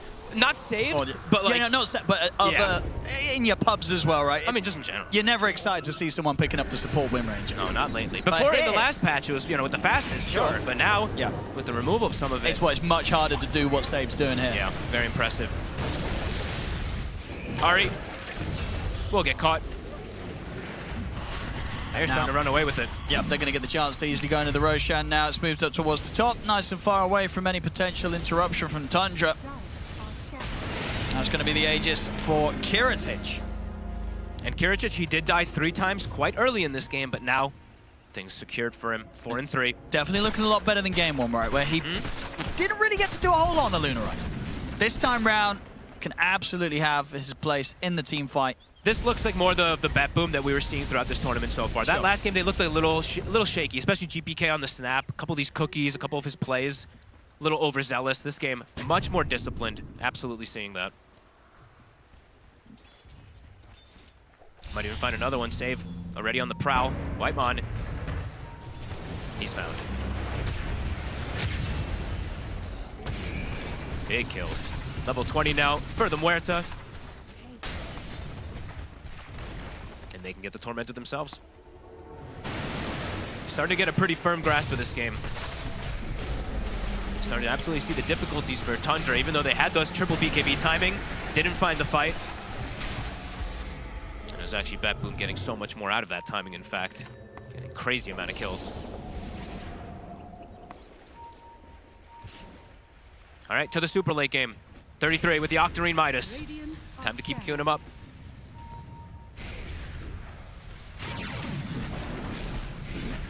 Fine Pure. Looking for the catch. Pure's got to be careful. They're checking the top row as well. Save. So close to finding this. He'll get the shackle. Backup's coming in, but there's the Ravage. Beautiful one from Mira. Follows up, gets the 3-man Ravage. Insane. Again, Save the one who starts it. It is. Save will take credit for that for sure. Does he? What's his kill? Is it almost 100% kill? I mean, he's missing out. Honestly, I think he's missing out on the Zeus one. Yeah, it's okay. He can't keep up with these Nimbuses and lightning bolts being thrown down. Talking about Nimbuses and lightning bolts, BZM's in trouble here in the mid as GPK ready with the Zeus tilt to finish him off. Uh-oh. And now both games we're starting to see a little bit of the snap get kind of not fully exposed, but a bit more here as you see BZM even pings it. It is true. It is true. And yeah, maybe we ain't seeing this here in game 3 Fold. You know. Yeah. It might be, you know, both teams have tried it and they're going to be like, eh. He did really good for us. Like this game, he did much better, at least in the early game on BZM, but now we're seeing kind of similar difficulties where, yeah, he's kind of scared. He can't really go in first. And even there with BKB, he died to Zeus. He died through BKB. Sure. And now the push is coming in. Push is coming in here from Kiritic.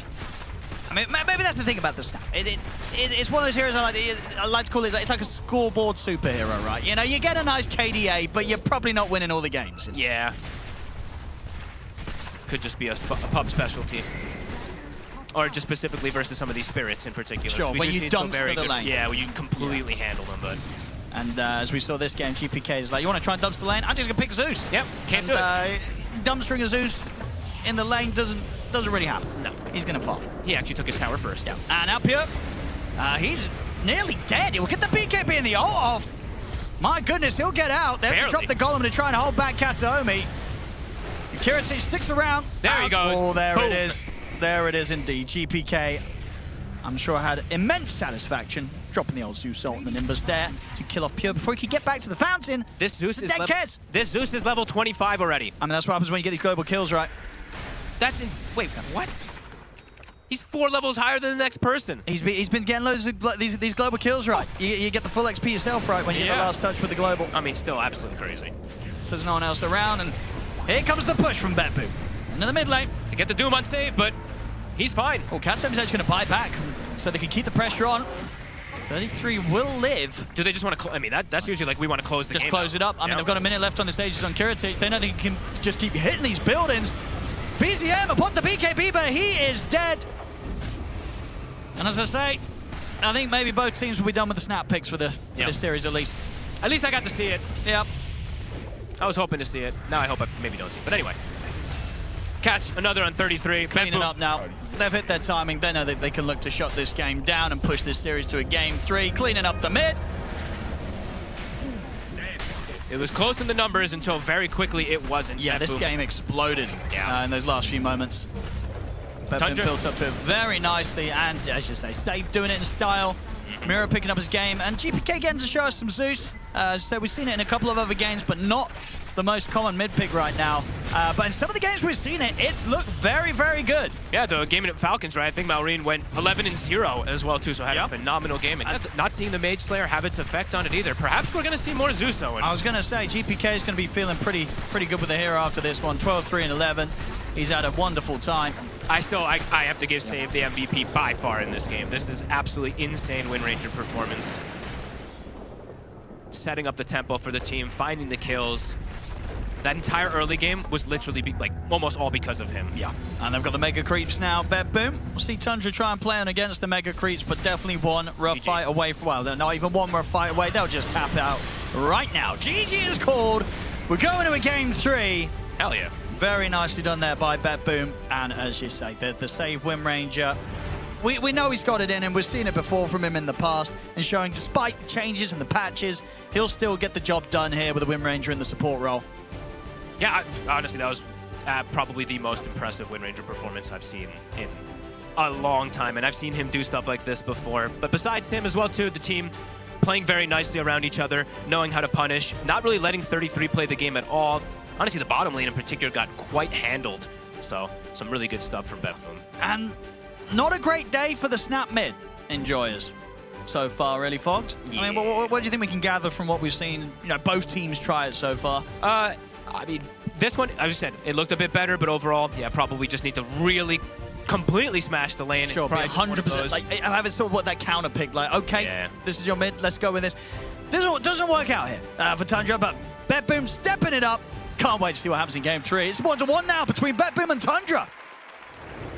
Love it. Obviously, the talk of the town is going to be the Zeus, but for me, it's always a treat to see Save on his Wind Ranger, crushing it. Great shackles, great play all around from BetBoom. Of course, the game was slightly even, Kezu, at the start, but it was kind of stable, forced by BetBoom, the stability. Oh, it was. I mean, the game was even for like 25 or 26 minutes, even with what Save was doing. And it's like, you can see it in all these, like, look at this guy. He goes in with the Glimmer, cancels the Blink, shackles, and even here something small, but he pokes back in because he knows that Pure is around. You know, without this, maybe Pure would just like Silver Edge away, but instead, he like pokes him, they get another BKB. I think it's just cool sometimes when you get to see these games where you can very clearly tell that some guy is like playing out of his mind or like outperforming the norm of the game. And then you just get games like this, because I thought their draft was not as good as what they showed us. It's gameplay, like a lot of it. Yeah, I mean, my concern for their draft was predominantly through the safe lane of Kiritich, and they did put a lot of pressure on him on the side of Tundra. They ganked him like 3-4 times in the first 10 minutes of the game, and like I feel like the entire early game was Save propping up that pressure because Kiritich actually had the space to recover a little bit. And when Muerta gets that like 5 to 10 minute window with the Maelstrom, she comes online so hard, so much damage. And I liked Kiritich's build. I liked the way that GPK scaled into the game. I mean, overall, I knew that they needed like a backliner for mid. I was eyeing Sniper. I would have never thought Zeus. Me neither. I don't think it was in anybody's Yeah. bingo card. Yeah, because I think with Muerta, you always have to be concerned about BKBs being too strong because most carries deal well with BKBs and Muerta doesn't. So when I saw Zeus, I was kind of like, oh, is this going to be the similar thing? But I think in the new patch with no refresher working on BKB, like, it feels really bad against Zeus. You get like you have to like BKB to like not get killed by the Nimbus and like a bolt and stuff, and then like I feel like people were BKBing Pure in his own base, and then after the fight, GPK ults and snipes him with the Nimbus, and I do think Zeus heavily benefited from the refresher changes. Like I don't even think we got to really see it play out in this game, but he's one of the few heroes that can still buy it and it doesn't really feel affected by it. I think one thing people underestimate is that the cooldown of refresher was reduced again with the nerf that it doesn't work on your items. Yeah. So for Zeus, as a hero that was pretty much only using this for ulti twice, to ulti twice and to Nimbus twice, it's buffed for him, right? And then these other heroes that might counter Zeus by going double BKB, they also can't do that. I imagine late game feels awful against Zeus. It has to be. Yeah. It's also like when you play against Zeus, a lot of the time you're like either Shadow Bladed, Silver Edge, or you're smoked. They also changed the fact where, you know, it doesn't just reveal you, it will always like deal damage to you as well. Did they change that? Yeah, they changed it in the recent patch, which is a big change. That is a huge change. I had no idea. So I think like this also, like all these things added up, because I haven't seen it yet, really, but at least after watching this game, I'm like, okay, you know, this looks legit. I think the rest of them also, again, I think Mira had a very good game one. I think here it was a bit more chill, and I think it also goes to show that I don't think you need a crazy game on Tide against this Kez matchup if other people, you know, are still like piling in their stuff. So, I don't know, it just looked good. Yeah, I think Miro is more of the rock of the team. He doesn't need to be flashy. Let's say, let GPK do that. I think Kiritich and Miro are actually like the stability of the team. So I like to see that Kiritich was allowed to recover that game because his performance is very important, I think, for this team's success. But he's not doing it by being like 20-0. He's doing it by being reliable once like the early game. Like I still think BetBoom is like very much a laning team. Like or like at least like a skill based. They always have been, right? So I think for Kiritich, having that window is important. Yeah, that game was fun to watch. The flower. What happened? Did it just break in Nothing half? happened. No, We'll put it back together. He threw it on the floor. It's okay. It's salvageable. Now the question is this series salvageable for Tundra? How are you feeling after that game with how they've been doing in the tournament so far?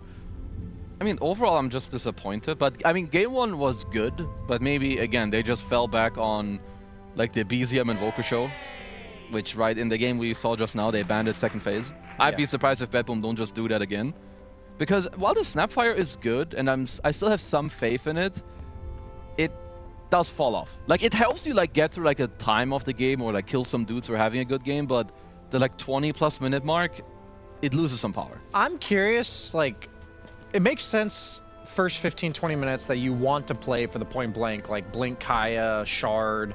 I do 1500 damage with my 2 basic spells. Yeah. But I feel like late game, you just can't be a melee hero. Like I've seen the snaps like it's hard. Try to blink in these games, and I'm wondering, okay, the first 20 minutes makes sense to me. I haven't played it myself, so I'm not acting like I know more than this, but I feel like the way they transition has to be maybe reconsidered a bit. I feel like all the broken heroes have like a very obvious path, like a build order, and I don't know what Snaps is, and I'm not convinced because I haven't seen a reliable one yet. Because I think also with the hero, because unless you have hard lockdown, I think his mid game is quite hard. Because I mean, they have Doom, Snap, Kez, I think a Hoodwink and a Warlock. Like, it's not that easy with Snapple to just kill people. I think what this hero wants is to like give your team a lead, like minute 8 to 20. Because every time you have ult, you're gonna go to a side lane, you help out your carry or you help out your offlaner and kill some dude. But the game was even for a long time. Then they messed up one fight, and then I feel like he's just not that good anymore. That kind of happened in game 1 too, though, like on the opposite side. Yeah, right. That's why I'd have to do some tweaking. Yeah, I'm curious about that hero stocks as the tournament goes on, because it's not that I don't believe in it yet. I just think that people need to be a bit like there needs to be a reimagining of how this hero goes past that window. Because if you don't have a mid that like wants to go in, like, you know, it's kind of like the opposite with most mids. Like, you have Embers and Storms and Pucks and stuff, and yeah, they're kind of like theoretically squishy mobile guys, but they're going in later on in the game because they are very hard to kill. I feel like Snapfire is like inverse to this. She wants to go in early, but then late game. I'm afraid for teams that might be another one of these bait heroes where there are instances in the game that it looks really good, and so they see the potential in it, and they keep picking it despite the win rate not being very good. And Viper falls into a similar category for me. Obviously much more lane dominant. Yeah. But a Viper gets, goes 7-0 out of laning phase and then falls off immensely outside of laning stage, because most of what we saw from the Snap in both games was the ult is really good. Yeah. It gives a lot of damage into matchups that it's usually very hard to kill these heroes like Muerta. And Tide. But then again, isn't that just what a support Snap does as well? Maybe the position needs to change for the hero. So this hero has been popping off in pubs, Yes. right? High Yes. MMR pubs. So Yes. what is it that shouldn't that be able to be transferred into pro, or do we feel like after seeing these two games, and obviously we saw two very different results as well, this hero in pro might not be as good as he is or she is? I think in pubs it's also the fact that you just dumpster your lane way harder than in some of these games. Like here, they pick Zeus. You're never gonna cookie on top of him and like get him killed. Obviously, that's also why they pick it. And even when you ult, like eventually he has Nimbus, he can cancel it. So I think after seeing it played out, it is a very cool answer by BetBoom. I still semi-believe in it, so I would be okay to see it a bit more, but maybe from like other teams and other players just to like get a better sample size. I mean, I will say one thing about pubs as well. It matters in pro play for sure, but Snapfire farms so fast. Yeah. Like, I was watching you just cookie on top of a creep camp with your shard, and it's just like one shot. It one-shots a wave too. Yeah. So for me, any hero like that's always going to feel really good in pubs. And she also has like a pseudo Legion Commander aspect to her where if you're just kind of playing alone out of position in a pub, and that even happens at like really high MMR pubs, like they're not obviously nearly as coordinated as these games, and you just get blasted for 2,000 damage +1, there's some carry with you or an extra support. Like, people will die to that. I feel like in these games, I'm watching Snapfire try to make those plays. Like, I'm even thinking about game 1 where GBK like blinked in and just died to Invoker, and I feel like there's something similar this game. Well, so maybe that's why. We're gonna see. We saw this Snapfire being countered by Zeus, and we're gonna see if Zeus makes another Zeus-like appearance in the upcoming series. I don't know how to work in more Zeuses, but Zeus! Game 3 coming your way.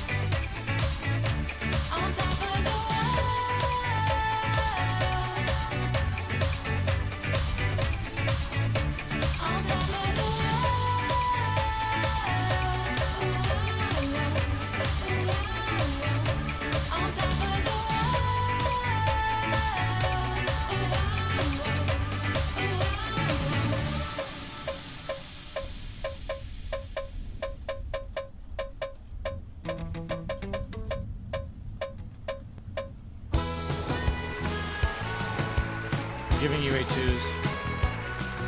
Welcome back.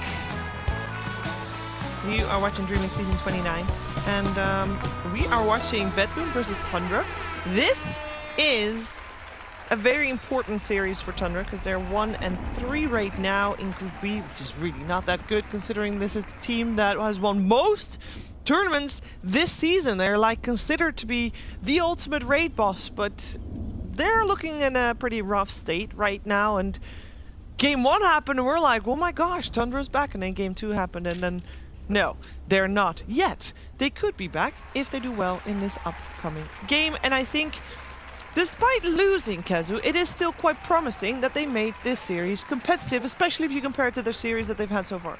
I would say so, but it feels that way for us, I think, and not for them. Okay. Because, like, I think for them, they understand how good they are.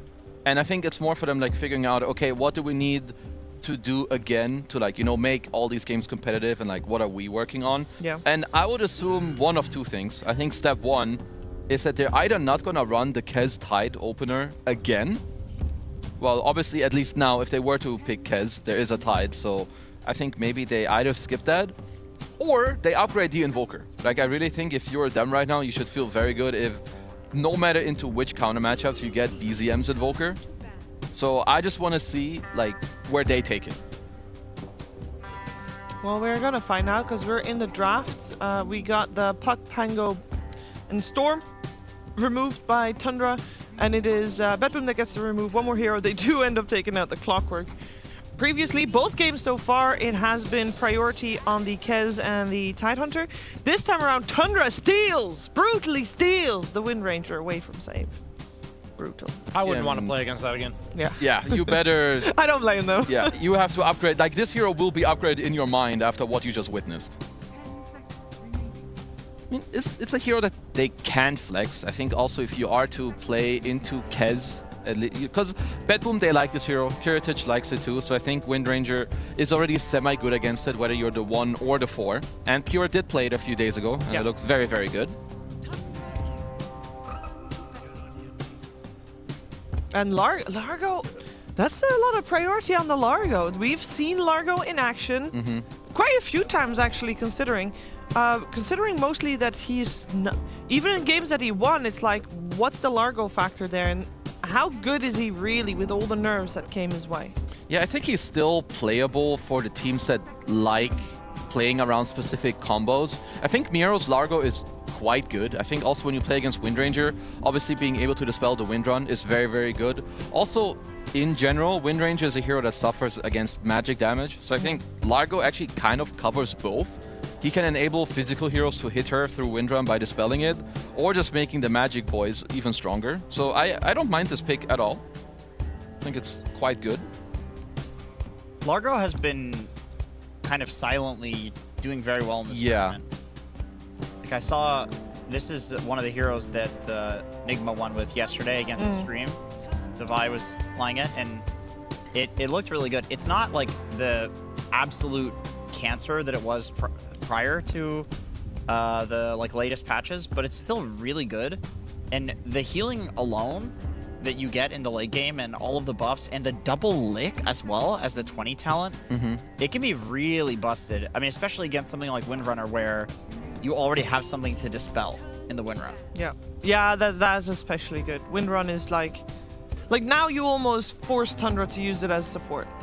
And even then, I mean, that's one of the strengths of the hero, is that it's difficult to kill support, mobile support. Not really anymore against the Largo.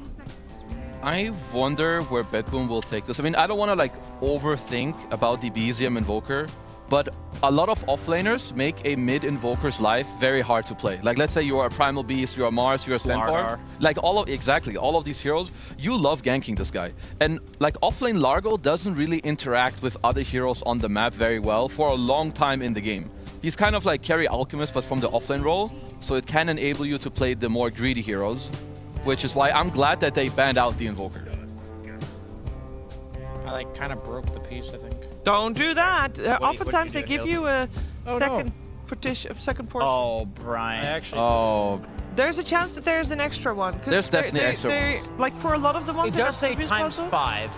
How many So do we have 5 We of have them. 5. Okay. Okay, there you go. Thank God. Thank goodness they accounted for me. Yeah, that's good. I mean, you get the Tusk again, not just We for do need the yourself. A1s and the A4s. A1s and A4s. Yeah. Same thing. Like, it's not just good for them, but we also saw the Wind Ranger Tusk combo together. I mean, even when they're both supports, right? Tag team with Wind Ranger ult is very deadly. Also, a big resurgence for Tusk in this series. It's been picked in all 3 games. Looked very good. Honestly, I don't know why this hero isn't picked in like nearly all the games in other series too. Like, this hero has insane early game. With Greedy Enchantment in mid game, you will always get whatever item you want, whether it's a Blink BKB or Blink Ags. Like, this hero has crazy early game. Sorry, you mean the Tusk, right? Yeah, what did I say? No, I just was, was just checking. I agree. It's a busted hero. The win rate is incredible in prorated pubs as well. Yeah, so I'm really not surprised. And I think the same with Phoenix, who's probably one of the best 5s still, even with some of the nerfs. Just great hero. Sunray is incredible. Soul's his egg. Like, it's just super solid. I just want to point out, like, I think the reason why Tusk was maybe not getting picked as much is, like, look at the first round bans for Tundra, right? Like, it's Puck, Storm, Mango. Like, all these heroes you don't want to play Tusk into. Yeah. And I feel like the meta is kind of point. this meta is littered with those type of heroes. Yeah, but that's true. now they're all getting elevated Yeah. to first round. Not all of them. It's not like it's always the case, but I do think that Tusk, when you're dealing with these like beefy offlaners, I think he's the single best support in the game. Yep. To kill them. Absolutely. And so I always hate playing against Tusk myself as a carry because you don't want to pick stuff like Void because he can save, and you don't want to pick stuff like Drow or Luna or something because he just kills you with Snowball. So like it's just a hard hero to pick against. Because you have like BKB Piercing, Disable, a lot of physical damage. Like a lot of the heroes that are good against him are like illusion carries. Maybe that's something we can keep an eye out for.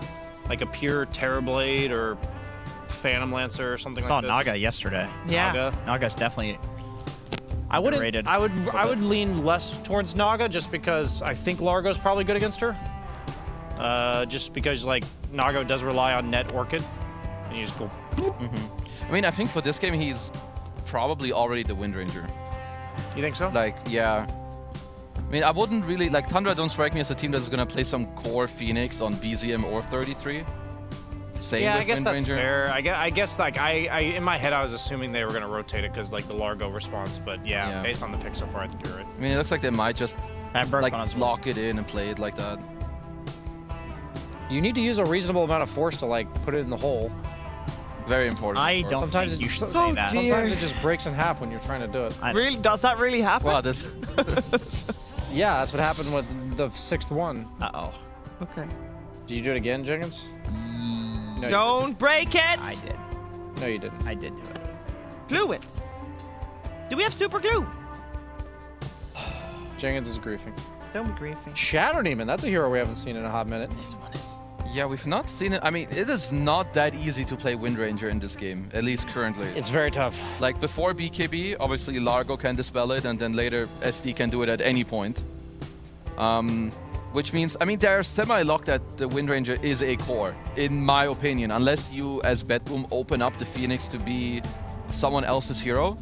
So if you play Wind Ranger carry, I hope that they will pick heroes that will enable her to still be a carry. Whether that's Centaur, so you can actually stampede her away from like an SD ult or something else. I think Centaur might be their only choice, I'll be honest. Like, is there another, like you said, heroes that enable, is there another? I mean, I think there's direct enable. I think the pink one's just bad, guys. I just broke a pink one too. Is there super glue? You are not the only one, Ryan. Thank goodness. Is I'm there a super pioneer, glue? I'm a trendsetter. Oh, I need super glue. I mean, so Centaur is like the direct guy with Stampede. I mean, the other one is that you enable it by using the space on a different hero to kill them, which could be like Timber or, you know, someone else that just aggressively kills them. Because I think Centaur is good, but I don't think it's a hero that 33 particularly loves. Oh, that kind of enables works. it, kind of, yeah. That's decent. So what are the bans to protect this Lycan? Maybe something like Troll Warlord or... Could be Troll Naga. Oh yeah, Naga. What else is there? I feel like there's more. I'm gonna open up the hero page. I think they're definitely the first two that come to mind. No super glue? I broke something. I'm gonna learn a lot from 33 here. What are, if you have Lycan off lane and you have 2 carry picks you don't want to play against? What are they? Terrorblade, that makes sense. High armor. That's right. Reflects you.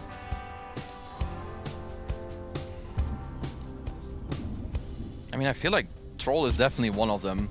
The only thing with Troll is that other heroes, like while he shits on you, there's other heroes that very easily deal with Troll and like kiting him, because it's a hero that can be spaced quite easily. Yeah, I guess in my head I'm thinking that you have Tusk 5 most likely. It could be Shadow Demon 5, but you have Tusk 5, so you want a ranged carry ideally. So I was thinking of the transformation hero, but literally in my head, Terrorblade's the better one. Like, you want a ranged carry for lane, but you don't want to be, like most ranged carries get ran at by Lycan later, so you don't want to be a ranged carry later. So that's why I was thinking Troll, but Terrorblade makes Luna. sense. So I don't like Luna into Lycan. You need a melee hero that punishes him. I mean, I think Troll is fine, which should be the ban, most likely. Like, while I think Naga is good against Radiant and against Lycan, it's weird with your other heroes, in my opinion. Like, Naga prefers to play with heroes where eventually you give map state to your team and they get kills. Largo is not that hero. He wants to eventually go with someone that's strong enough, buff him up, and get kills. That's very sad, Shiver. I think if you just keep pushing it, it'll eventually work. I've asked for super glue. It's a very vital part of the puzzle. No, it's not. I'm really surprised about this DP ban. I'm not gonna lie. Why? Because I think playing DP against Snap is actually very And difficult. Shadow Demon? Same with SD. Like, I assume they're just thinking, okay, the only way that Tundra currently breaks us is if they get to run in together and we can stop them from running in. Yeah. Right? Yeah. Like, that's like Snap doesn't want people on top of him. Same with SD, and maybe Lycan DP can like overpower you. But I don't really see this as a particularly good DP game. So what's it gonna be for BZM? I mean, there's been 3 mid Snapfires. This is now your 3rd time to try and show us what you think counter matchups are. This is not gonna end well. So we saw Invoker and Zeus so far. Clearly, you don't want to be a melee guy. Which is interesting why that they banned the Void Spirit. Considering I feel like Snap kind of owns it, right? Oh, that's another backline spellcaster. Wow. All right. Tinker, that is does that work as being as good slash, because you said another backline spellcaster, does it fall Tinker into then the definitely same can own power this spell? game, I think. It makes it really hard to pick carry now because I think all the carries that I would want to pick, I don't want to pick into Tinker. I think just pick Spectre or something. Dawnbreaker, is that Dawn carry? Probably, right? I feel like it has to be Dawn It's carry. very good answer in the lane against Lycan, so I think that's cool. It's a cool draft. Yeah, the only problem is that I think you rely on other people going in and following. And I think what they needed against Tinker this game was the guy that finds Tinker first.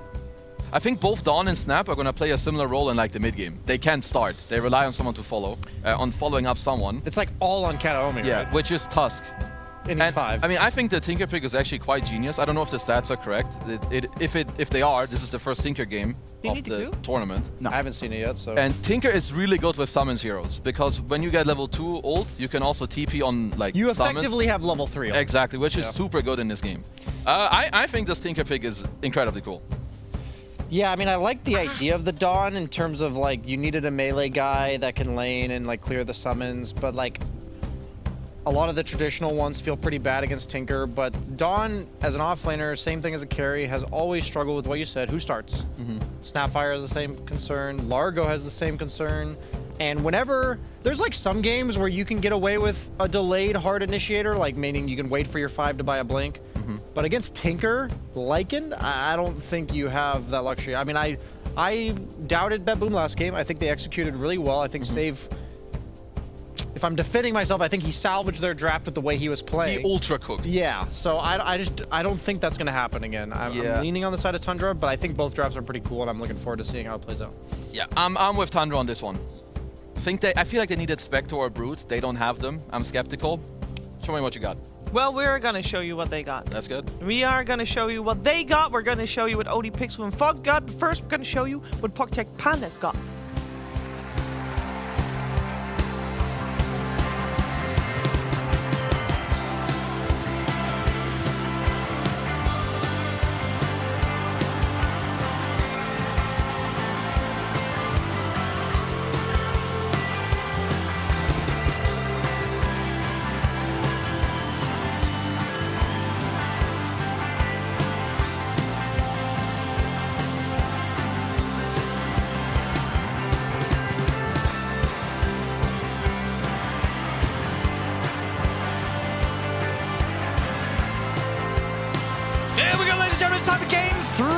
deciding game here between Tundra and BetBoom.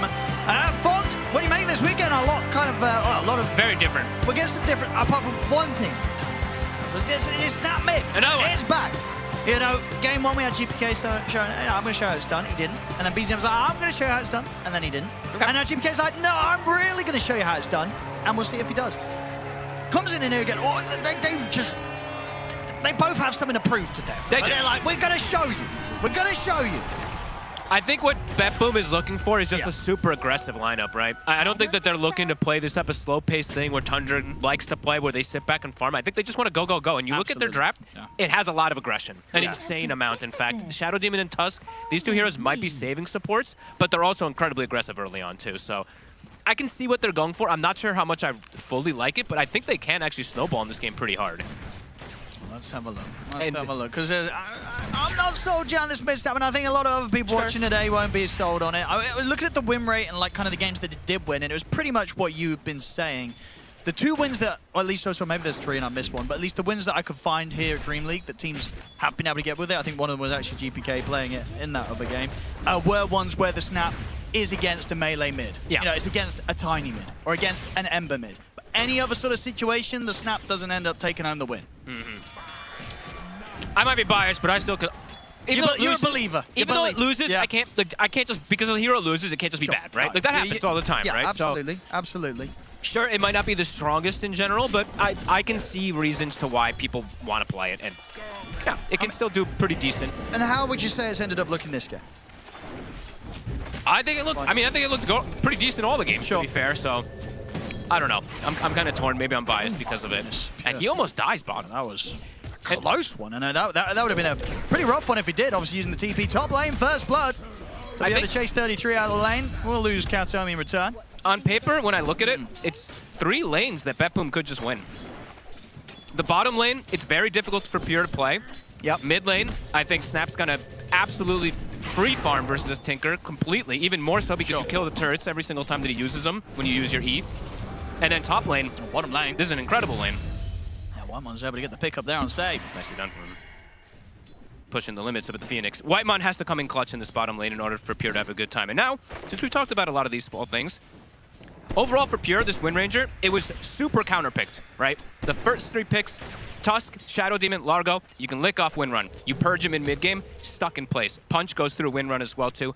A lot of different things that can be very problematic for Pure in the mid-game, especially.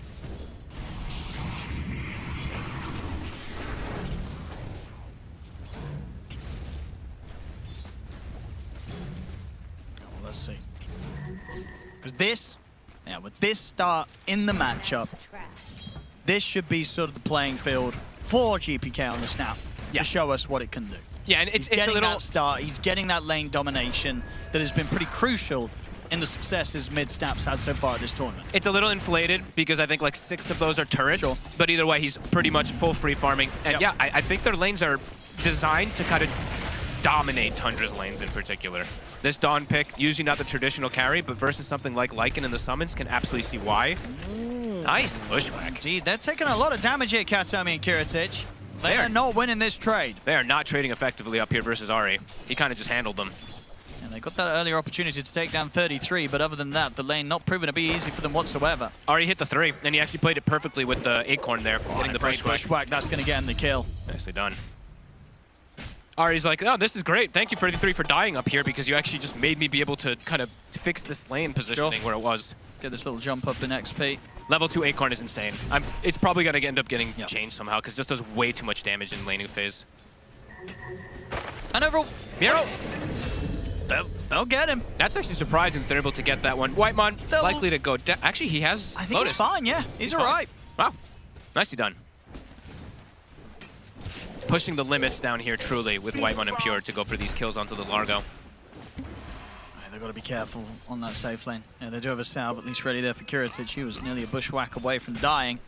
Ari's fueled up as well, so many more Acorn shots and bushwhacks to be thrown at them. It's not going to get easier this top lane. Yeah, and I actually am starting to take back a little bit of what I was thinking about this top lane, the design of it, because Ari got these levels. It's a double melee lane, so if they're ever just playing too far forward, if he does get a double bushwhack, double Acorn, they might just die. Yeah, I mean, that's how much it does. They're having pretty a pretty tough time at stepping up now. Yeah. BetBoom. I thought they were going to, because this is one of the strongest lanes in terms of damage that you can do. The Dawn and the Tusk is something we've seen for a long time. If you actually can, but they can't versus the Hoodwink. Yeah, just completely zoning them, really, Ari. Literally, by him and two Wolves are zoning the two of them together. Well, 33 just drags the wave away, so this is very impressive stuff that they're able to do and here. they can't really go on him. You know, you sort of see with the positioning, Katomi and Kiritich, like, well, if this was many other Maybe situations, it was snowball? They're going to try here, but they... Pushback comes out, and the Acorn shot's there. I mean, this is why you can't really go on him. Maybe they'll get him at the end of it all, but it's costing them Kiritich's life. You could really feel the hesitation. They knew that they didn't want to do that. The problem is, they went and did it. 33 farmed the entire, 2 full creep waves during while his Wolves are just participating on the side. So I take back what I said completely about this top one. No, they're definitely... They don't really know what to do, right? They're like, well, how do we kind of recover this lane right now? This is rough. Yeah, it's like, well, not much else to do other than just sort of laugh. It's like, what do we do against this right now? We're struggling. As Kataomi, he's going to get likely taken out. The snowball only going to buy him a little bit of safety. Ends up feeding himself over the 33, and Whitemon's headed over. And of course, Kiritich, he just came back into the lane for this, so he's got to be super careful. Ari playing this beautifully up here. BZM is getting chased, but should be okay. Some more turrets to farm. Difference, though, in the mid is quite astronomical. Level 6 on GPK is exactly what he wants. If GPK doesn't show us how it's done on the snap this game, I might not be sold on the mid snap for quite a while. Right? Yeah, He's having this sort of start is like, all right, this is going to be the game where the mid snap carries. And he might have to, because Kiritich is not getting much at all up here now. This is a pretty miserable safe lane. I can't believe how horrible it became so fast, and now they're just all on top of him. Pure's turned up. I mean, Kiritich, he's going down again. He's in. This safe lane is just completely over. And Katomi. For BetBoom. Also going to get brought down. I mean, what do you do about it? You just got to hit the jungle right now as the Dawn, right? You're not coming back up here. And that, I mean, you do farm very fast on the Dawn, but use your hero that I don't think I've ever seen a Dawn get pushed out of lane in 6 minutes. That's actually insane. A mid, GPK. Ooh, Cookie's in. He's got him. Can he live? The wolf block. And he's going to be fine. The regen is still pumping, and he's got bottle charges as well on top of it to speed it up. So GPK, this is it. You know, he has got the stage now to show us the magic. But my God, Kiritich is getting handled, right? Yeah. He is the same net worth as BZM at the least, but my God, Ari is just hitting him. He actually almost has the same net worth on the Hoodwink. Ari is doing what Save did to them last game pretty much right now on this Hoodwink. This tower gone 7 minutes in. That's very early. There we go. Especially versus Tinker. Losing your tier 1 mid allows the team to have access to your farm points that you usually want to play to get that like blink timing very early. So this is dangerous for the side of Tundra. They're going to play it fast here. Especially with how vulnerable Pure can be. If he uses Wind Run, can get licked. Might just get caught. Just the setup. He's Get ready to time the cookie. Boom. He's stuck. He is very stuck by these illusions. Very nicely done there by Save. Didn't know where to Wind Run to. Didn't even need to save the lick. Have enough lockdown. 33 will get the tower top. He's having a very good game. It feels like the carries aren't going to be the carries this game, Owen. I feel like other heroes are going to be the actual carries, right? We're going to have like a Snap carry and a Lycan carry on the opposite side. It does feel like it's kind of gearing up to be GPK versus 33. Yeah, because overall Pure's game is hard. As the panel was mentioning, there's so many different things that this hero has to worry about in this game. Miro has enough regen. It should be okay here. Yeah, big respect there from BetBoom, just backing off completely. Not even toying with the idea of maybe trying to turn and get a kill. They retreat immediately as soon as they know that Tundra's TPing down there. I think if Kisses were up, they might look to fight there, but they were on cooldown. So 5 seconds, GPK might look to play with that anyway. They are just running right next to him with the 2 supports, looking to get him the rune. And let's see how Kiritich starts to recover. One of the slower level 6s coming out for a Dawnbreaker, especially in the safe lane. It's a slow start. Let's see what build he goes. Yeah, I like this. I like Armlet on this hero. Okay. It's just hard to buy sometimes. Yeah, I mean, it makes sense, right? You're a hero that's going to benefit massively from the stats, and you do have ways to sort of offset the health that you're losing for using it. Exactly. And the armor is fantastic on a hero like this when you're playing versus Lycan. The catch, though, Kiritich. It's looking kind of dead. The struggles continuing for Kiritich here in these first 9 minutes. Ari, truly, I mean, the 2 supports this game truly menaces for him. I mean, these 2 supports as well nearly have the same net worth as Kiritich. That is very They're true. getting very close to him. And for BZM, right? BZM can recover a lot easier. than Kiritich can overall, because he's a tanker. He just goes to jungle. Save. We'll get the catch again. Pure. Can he get away? He's going to be able to get out of the range of the kisses. Save's going to try and push on forwards. And do have Kiritich coming over as well with the Solar Guardian. Pure. They really want Pure dead, but another win runs there. They'll be able to hold him back with the lick and take him out. Yeah, he's too many different abilities that are going to be able to just disrupt him there, as we see. Does buy some time at the least. Should be able to finish this tower though, BetBoom.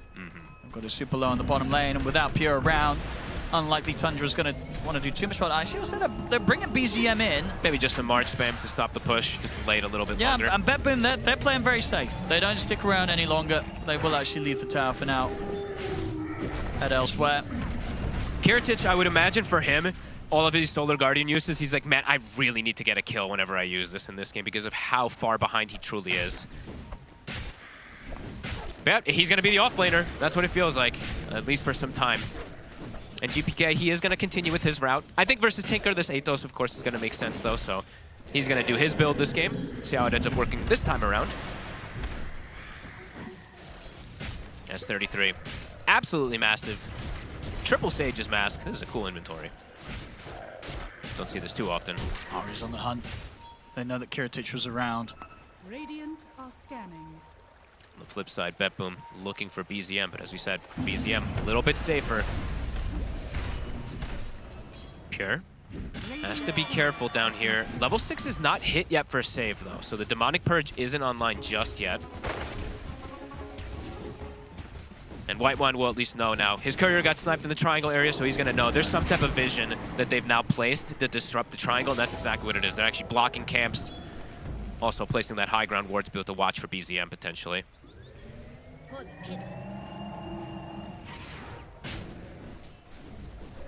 They kept this tower alive a lot longer, Owen. No, they did. They held it very nicely. Yep. I mean, BetBoom were very, very careful about trying to push on for it. That's massive for Pure to be able to recover, right? He's actually doing pretty decent. 4,200 compared to the 3,500 the Dawn. His tower's still alive, so he's in a safe position to get that farm because of them holding on to it for this long. Dire are scanning.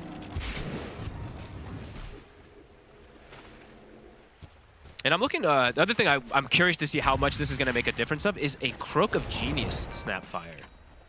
Giving him that extra spell amp as well, or whatever he's going to want to do from the Largo, could be extra little elements that can all be pretty cool. GPK, amp damage. See if they want to try to make a move. I imagine they want to take this bottom tower. Just very difficult with the way that we've seen. BZM. Did he miss from... Wait. He didn't march the Ancients. That was weird. He just marched the Illusions. And an immediate D-ward, Katomi will be able to walk over, block the Ancients. BZM being very careful. I mean, do they even want to try and force any moves where they can allow Kiritich to play with the Solar Guardian? Like, yeah. Like, you think even though he's pretty underfarmed right now, he still doesn't mind joining the fights. Yeah, only if he's needed. I don't think he's just going to use it to join in and get like a kill and jump away or anything like that. But if they see the fight kind of building together, because you feel like it could be risky, right? You turn up as a Stormbreaker, you will die if it doesn't go cleanly. The entrance. They'll find Pure, and with the kisses and the punch, they'll take him out pretty easily. He's always going to struggle, as we were saying. Anytime they can get on top of him. I mean, anytime they literally see Pure, very likely that he just gets gone and brought down. Now they'll be able to get that tower done. Yep. Took him, I mean, it got delayed 3 minutes, though. These 3, I mean, that matters. Absolutely. It's allowed time to be able to, what? The Lycan has the Helm of the Overlord now finished up, so can absolutely look to make some type of aggressive play with that.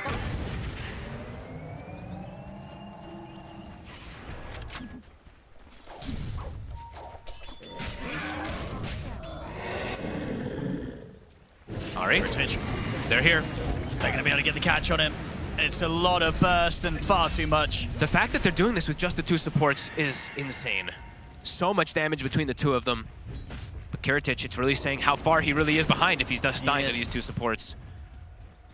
That is rough. And how do you sort of deal with this if you're BetBoom? Like at that point, is it on Kiritich for being in that spot, or is it kind of like he's fair to look at his teammates and say, hey guys, I'm struggling, I need a bit more help? I mean, probably, because there's a lot of other camps you could have, you know, gone to a safer position to, so... It was a risky spot. Yeah, slightly risky, especially because you're playing versus Lycan. You know, there's going to be some wolves that potentially might scout you as well, too, so got to be in a pretty defensive positioning there. Does get caught again. How many is that, actually? 0 and 4 now for him. That's been a tough one. He still doesn't even have the arm blade. Wow. And it's going to take time, especially because on Dawn, right, you kind of want to go for these, you know, smaller items, right? You want the arm and the Echo Saber. Yeah. And like the build-up, once it feels nice, neither of those are some sort of incredible accelerant on like your farm speed, for example. Right? No. You keep you out on the map, you're going to be healthy, but you're not going to clean up sort of objectives the same way that a Wind Ranger carry with a Maelstrom's going to. No, not by any means. You want to be getting some like just small kills out of every single ultimate, but yeah, just not been the case. And they're stalking him again. They are just not letting him recover in this game. Another catch. Now, Bushwhack into the sharp shot. He is dead once more. Hey, this is I mean, rough. that one, They he could need- be like, guys. Now, come on, right? Like I'm farming in the most defensive position, and they're still getting me. Yeah, this team is that's a team position. Is our team? Come on. It's definitely a bit rough. They're still going to fight. They have the haste run on GPK. I'll take out the Ancient Creep, get a nice 252 gold.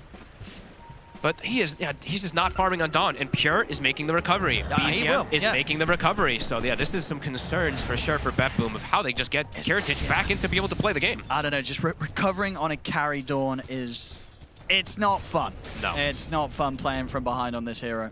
No, it really not. isn't. Especially when it's in the carry position, right? If it's kind of off lane or mid, it's like, all right, you know, we've got someone else hitting the creeps, having a great time. This, as you said, like their lineup, right? It was designed to be rather explosive early on. You don't really have any kind of crazy scaling. Not in the traditional sense. Not in the traditional it's sense, like, that's for sure. Sure, Dawn can do some pretty cool stuff when you get the 6 slots, but just compared to like the reliability of the scaling output of like a Tinker and a Wind Ranger. And he shows bottom. He's got backup. Okay. But the egg cannot be dealt with. They're going to have to run. Oh, nice toggle. He's going to get out at least with the toggle. Power shot's coming in. He's using the Solar Guardian aggressively to try and take down Pure. Sure, Pure dies, but it's costing Kiritich's life again. That's what, 6 deaths for him? Whitemon is 7 and 0. GPK, aggressive jump forward for the Dragon. Yeah, they want to farm these. But the Tinker's coming in. And indeed, they're not actually going to get to farm the Ancient Creep. The Black Dragon's going to be perfectly fine. And Castomi, maybe not so much. That's 33. He's got to chase him down. One more chomp. Oh, a couple of chomps. 2. He's a beefy boy. There we go. Alrighty. Yeah, I don't know. As good as they're doing on the Snap and the Largo, I just feel like this game is going to get to a point where they just don't have a carry. I mean, I think they're already at that I mean, they're point. at that point, you but... know, as I say, like getting back into the game as a Dawn carry when you're this far behind at the start it just doesn't really happen. Like for Pure, he's still probably going to have a bit of a difficult game getting into things, but the rest of his team is going to be able to contribute so much, especially this Phoenix, right? Getting all these kills, getting this much gold. I mean, we'll see again here. I mean, obviously, what Kiritich did have the option to keep running. Like, you know, he could have either lived or just gone aggressive here with the Solar Guardian. Maybe he felt he was going to get chased anyway, so it's like, I just got to throw everything in and try and get something in return from this. In the game. Tough one. They'll lose BZM? BZM in the river. Good shackles, though. Pure. Now Pure's able to commit in. That'll be the lick from Mira, gets Katsomi back to safety. Solar Guardian in 20. Kiritich starting to recover. He just needs some, like, the thing is that this hero does farm absurdly fast, so he just needs to be able to get the time to be able to actually hit some of these creeps, at least to get his net worth into a better spot in terms of these mid-game fights. And at least now they do slow down BZM. So that's a pretty good kill that BetBoom was able to find here. And I think Miro, he is soon going to start getting involved too. That's the thing, is their lineup is just very farm heavy because they don't want the Largo to get involved. Miro in all wants that the stuff. nags. They're like kind of sacking him intentionally, maybe. I don't know. We'll have to see what ends up happening with it because it does feel quite bad that he is this far behind still. And Pure is starting to make those recoveries, and Pure can itemize to deal with some of these counters that are in the game for him at some point.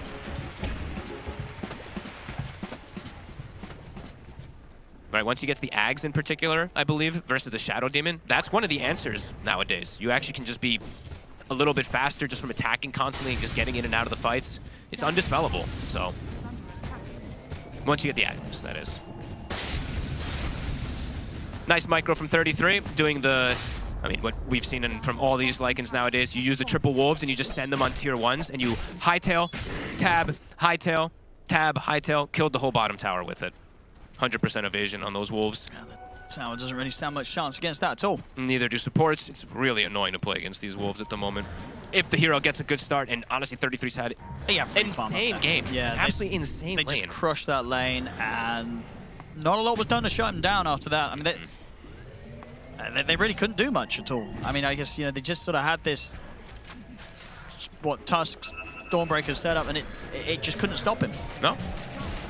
And on paper, as you said, Tusk, it is a great lane. It's a great aggressive lane, but against these two, and as you say, the ways that Ari made those early little moves, it just completely broke whatever BetBoom planned to turn up to the lane with. Yeah, exactly. Beautiful stuff. 33 now, also. Power of Lycan. Can easily solo the Tormentor. Ari will get a free shard. It's a beautiful shard this game as well, too, with the Phoenix and Tinker on his team. So much damage. Yeah, just... What's the plan for BetBoom when they're behind like this? So GPK still 3-0-3. Having a good He's time. up there at the top level with the Farmer 33. And I think he learned his lesson from the first game. He doesn't go the blink, goes for the BKB like we were kind of hoping that he did the first time as well, too. Won't put himself into too reckless of positions. How's Largo's Ags? I think that's their timing, right? Play with Largo Ags, get the Dawn together, and then you just kind of roll in as this unit. It just isn't going to be enough when Tundra's been able to find so much here, and BZM is essentially recovered completely. Double blinks on the supports is pretty nice, though, at the least. That's what they do have, the double save supports. Just some of these heroes on Tundra are going to be kind of hard to kill, right? 33 gets a good timing on this AC, which it looks like he will get a very good timing on the AC. Like, they don't really have the physical damage to kill him before he just pops the ult and run off, right? Not really, no. It's because Kiritich is having such a rough one. He's not going to be dealing any sort of serious physical damage for quite some time still. No, absolutely. They're very elusive on the side of Tundra. Pierre's going to just start doing Roche.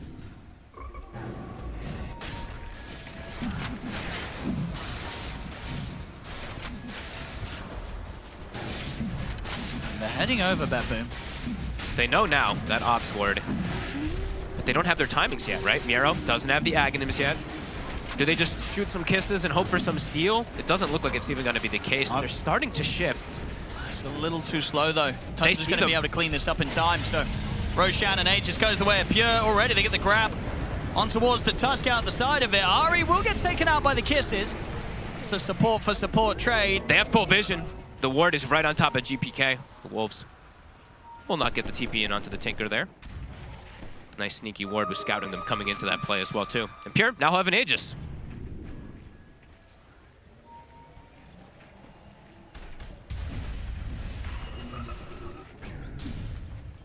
And a couple more camps in that AC will be done for 33. And that's going to be very scary for poor old Kiritich in particular. I mean, he could kill pretty much most of them. Yeah. I mean, and that's the thing, right, this game. Obviously, he does have the BKB, GPK, but there are multiple ways that these heroes can get on top of him and still kill him off. You know, he's not able to comfortably sort of sit there and get the kisses off every single time in these fights, even though he does have a BKB. He will chomp right through them, yeah. Especially once he gets his new neutral item, because he did go for Greedy, of course, on 33. The Greedy crippling crossbow. Yeah, getting that extra bit of gold despite turning his own damage down, but with the summons, he doesn't care. Yeah, and he has Barrel Impulse, right? You already have that so much bonus. Anyway. So he's done the maths. He knows that extra bit of GPM does balance it out very favorably for him. And look how rich he truly is, right? Yeah, Continuing to be in an insane positioning. 15,000 net worth at the 23-minute mark. AC that is, I mean, breaking records probably with that timing. Yeah, this is like crazy life and farm. Yeah. Heroes are going to die incredibly fast. They do at least the Largo is going to have his Grooven armor to benefit for himself. That's one little small benefit, but yeah, the Shadow Demon in particular, I save might just insta-die if he gets found. Okay, Ag's done. So Miero, let's see what they can do together with the Largo Aghanims. Let's see what they can do around the mid. Solar Guardians coming in, but Tundra, they can kite that out for now. Now the Shackles is going to hit onto the two of them. And straight away, Kataomi's gone. 33 starting to poke at them here and with the attacks. And Kiritich, she's just dead. Not going great here for BetBoom. It's rough going. This is And GPK's like, guys, this was supposed to be my game where I showed them how good the snap was. And everything's just falling apart around him, and he's now dying under the tier 4s potentially. Defensive disruption's going to come in, but 33 surrounds him. All right, this game feels done. This game feels so done at this point. They can't even touch them. Solo Guardian comes in, it hits nobody. Oh, all he ends up doing there, Kiritich, is just providing a shackle shot target. Yeah, this is brutal. I mean, Tundra masterclassing it with this one. Even though they're carry, he's 2 and 4. He's not the real carry as we said he would be this game. 33, 5-1 and 10. I mean, at this point, he can kind of just 1v5 at 33. He's that farmed on this Lycan. Yeah, and the other like more devastating thing is too, it's a Dawn carry versus a Phoenix. So Whitemon is literally eating him alive with this Sunray in every single one of the team fights. Just watch him burn it. That's just, yeah, completely impossible for Kiritich to turn up to these fights. You know, try as he might. They kill him every time he turns up with the Solar Guardian. And yeah, that sort of sequence of events very much showing how dire of a spot BetBoom's in right now. Like these are like they've been waiting for this timing for so long, right? Waiting for the Largo to have the Aghanims, and it comes in. Yeah, they all die. What is the plan? B/C, whichever what they're up to now. Another catch. Disruption buys a bit of safety. GPK's coming in from the side. He'll get the Atos and Cookie in. So the Guardian as well. They'll be able to control and take down Pure. A big kill to be found. They want to try and turn it into Moy. Katomi coming in with the buyback, looking for the chase down with the snowball. 33 is starting to swing over though, the real carry. Indeed, you got to get away from this wall. 33. It's going to start chomping at Kiritich. He'll have to pot the BKB and attempt to run. Disruption will hold back 33 for now. Kiritich turns over towards Whitemon. Whitemon going for the supernova. They're trying to take down the egg. Can they finish it? They can't. The Oh my God. Success. Kiritich taken out once again. Whitemon dives forward with the Sunray. Burn for the both of them. He will die, but Whitemon got the job done. This fight, yet again, will be Tundra's. As Miro, he's trying to play his last bit of music, but the outgoing damage from 33 and BZM too much, as that's a team wipe. BetBoom, they're all dead. As we said, Pure, not the carry. They got him, but then the real team shows up right afterwards, completely cleans up. 33 munching on them. Damn, what a game plan. And probably one that they, you know, when you look at things, how the draft was designed, when the Wind Ranger got so counterpicked, you can truly see why they go for this Tinker and this Lycan to get this type of scaling in these type of And let's have a look. Was everyone doing their best to kill the Supernova? I think so. I think the laser at the last second perhaps stopped somebody. Let's see. Let's have a look. I guess you could say Miro could have walked and hit instead of singing the Oh my song. goodness, that last hit there for GPK nearly got it as well. Yeah, I mean, Miro could have walked and hit instead of singing, right? He just wanted to sing. He was singing. Sometimes you just want to have a sing with no care in the world. Sometimes it's hard to even stop doing it as well, too, in like these fights, because that's literally your main strength and your main focus of everything is Tundra. A masterclass in plan, as you can see the frustration there. Whitemon, he was 9-1 in this game, by the way. Or 9-0 at that point. Godlike on him. Him and Ari. Kind of crushing it in this one. Not letting Kiritich play Dota. No, not at all. 0 and 8. Wow. Very impressive. And overall, right, for Tundra, we were talking about them a lot in these upcoming days. Like, they've been looking not the best, not in their usual form. BetBoom was the ones who were looking very strong, and now they're the ones that's faltered. So this is going to be a pretty big win if Tundra's able to close this one out, which is looking like they should be able to pretty easily here. Ari soon to even have a Hex on top of things as well. Smoke time for Tundra. See who they can find. Oh, Kiritich. Oh, careful. Oh, Acorn's bouncing between the backline. Yeah, quite a nice bounce onto the both of them. Sets up Ferrari to blow up save with the sharpshooter. They gave Vision of save. I mean, 33's ready to start charging up to the high ground potentially. TPs are coming in and he'll respect that. Hold back momentarily. Pure. Kiss is coming his way, but Pure will be able to break away from this. 33 still, he's so tempted to try and get back in on this. Shackle won't quite latch.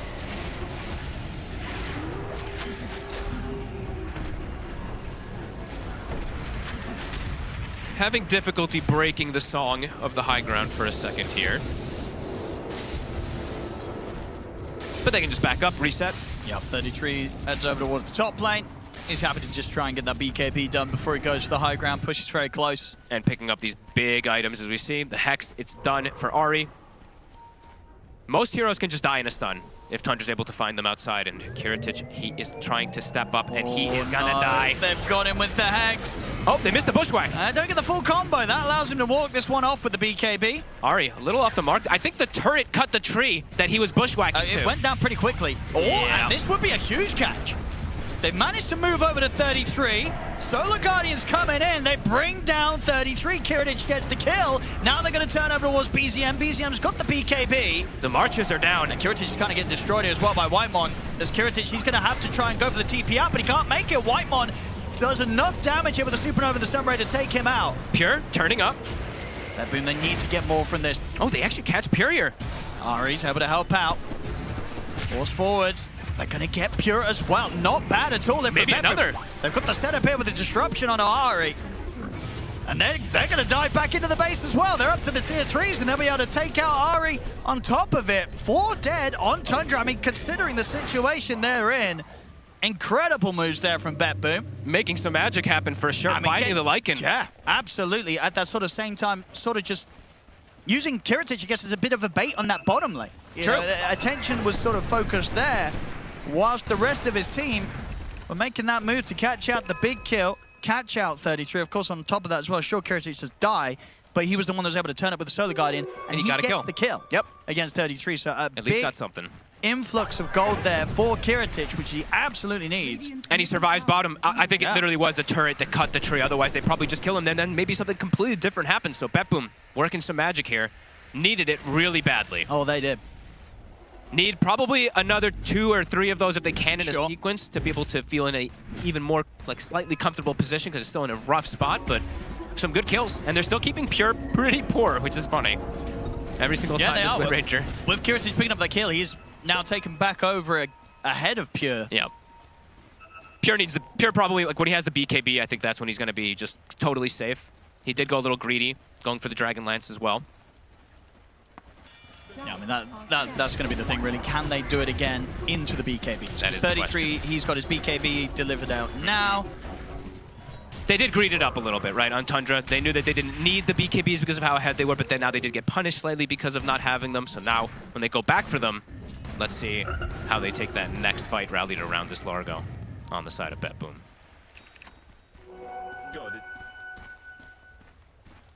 Partisans brand. And, okay, GD Poland from Yarrow, not the greatest ones, but we do have only 1 Partisan. It's on save, so not really the best hero to overall have it. And yeah, Pure BKB about to be finished. Roche on the horizon. BetBoom have to be in this area.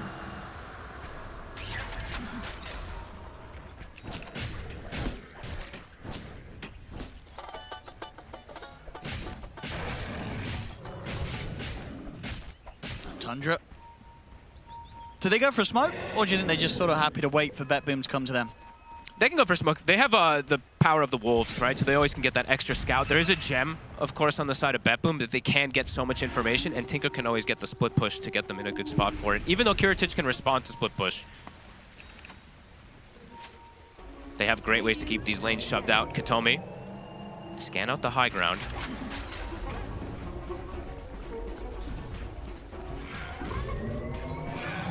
They're hunting. Ahri with the Hex, with BZM. Trying to get some information.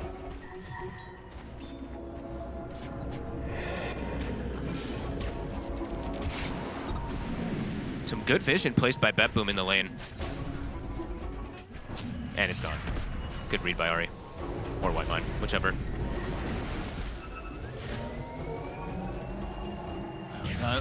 Set up on a Kataomi. GPK's already going to start laying down the kisses to stop Tundra from entering here. That is kisses used quite early on, and the Tinker can just reset very quickly.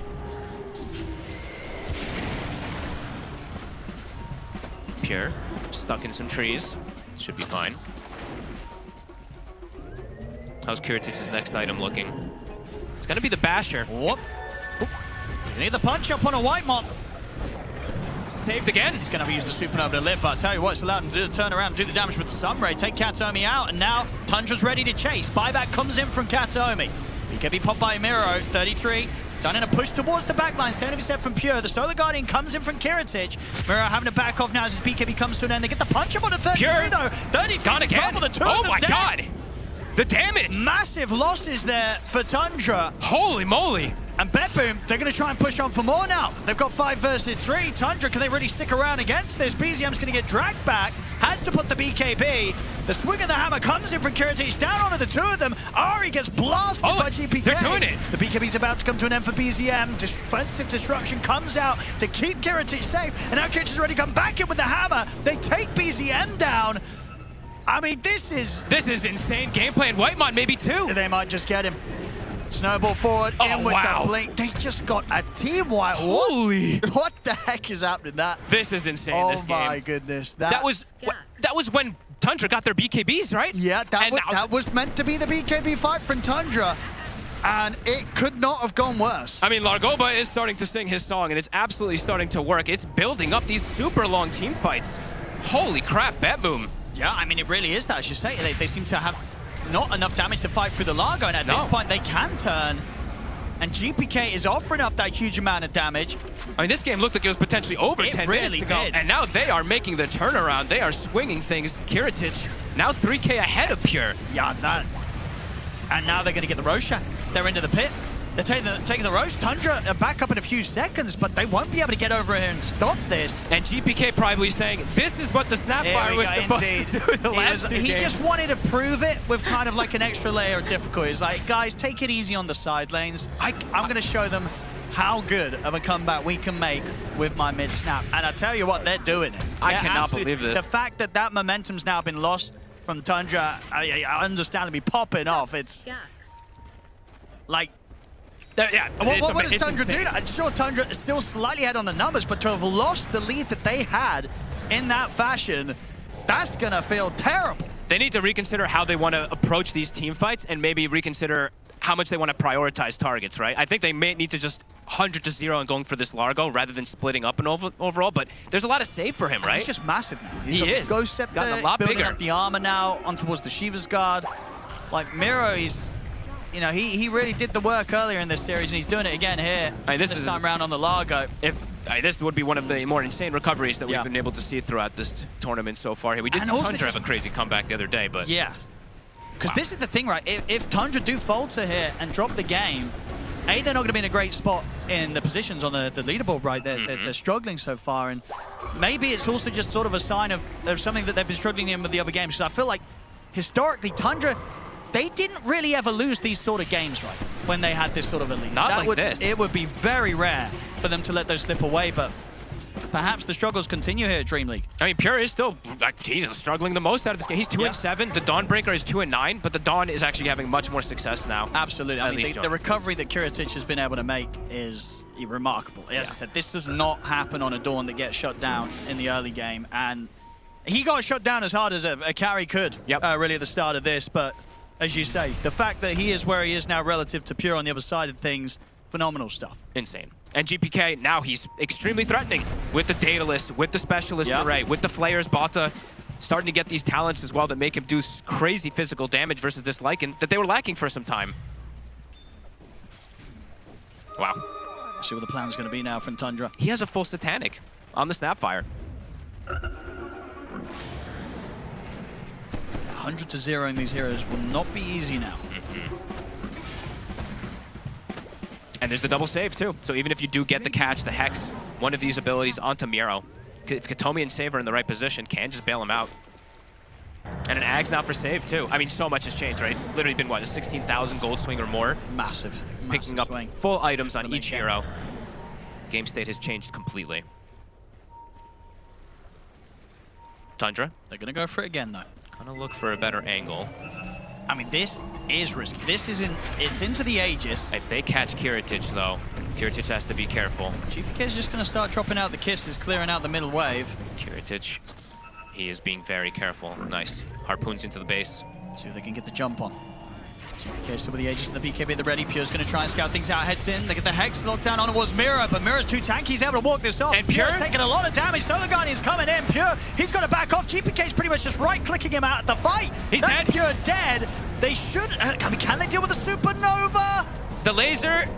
They're not going to be able to kill him. Supernova's a success. Allows Tundra to ensure this time around they do get the cleanup. Hex comes out onto GPK. 33 should manage to clean up the last two of them as Kiritich will try and stand his ground with the BKB. He'll opt for the TP out. The physical damage, not enough.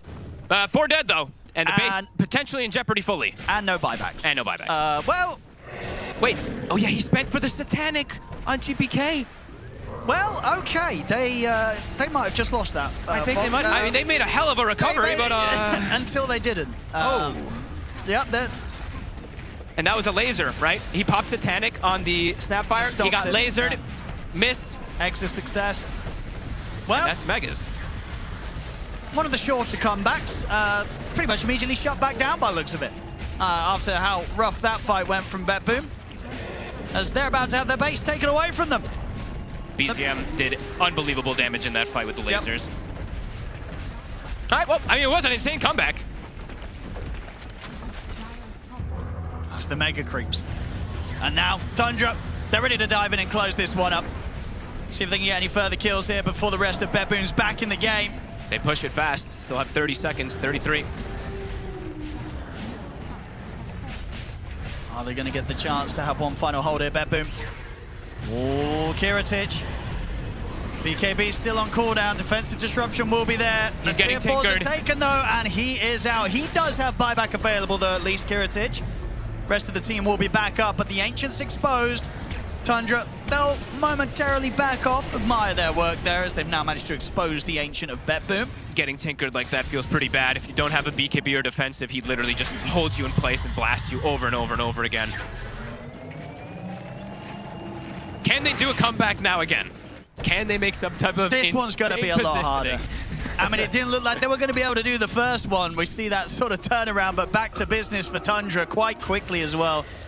Needed a few more minutes after that to reclaim this very solid position that they have had for pretty much 90+% of the game.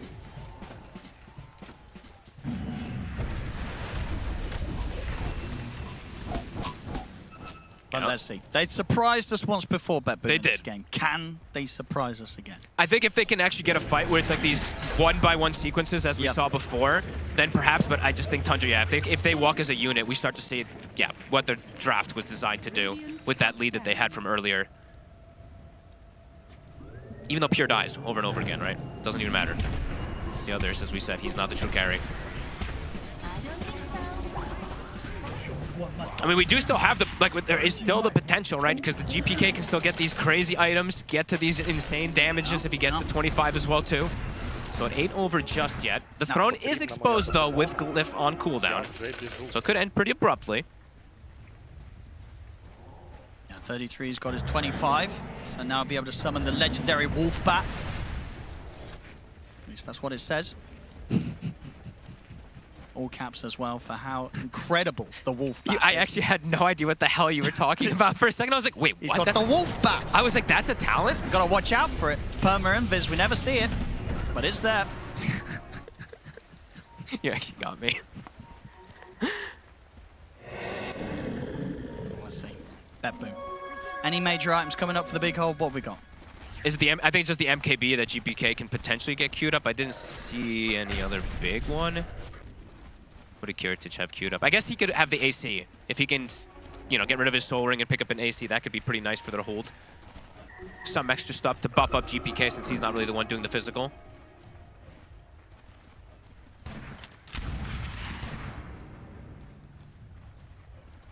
Very close to 25. Yeah, those are the couriers. Yeah, they're being mean. Don't let them access the secret shop. Yep. Can't get the AC. Pure will kill it.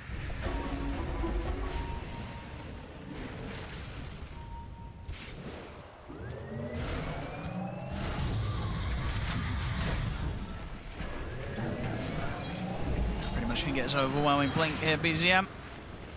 Hitting critical mass.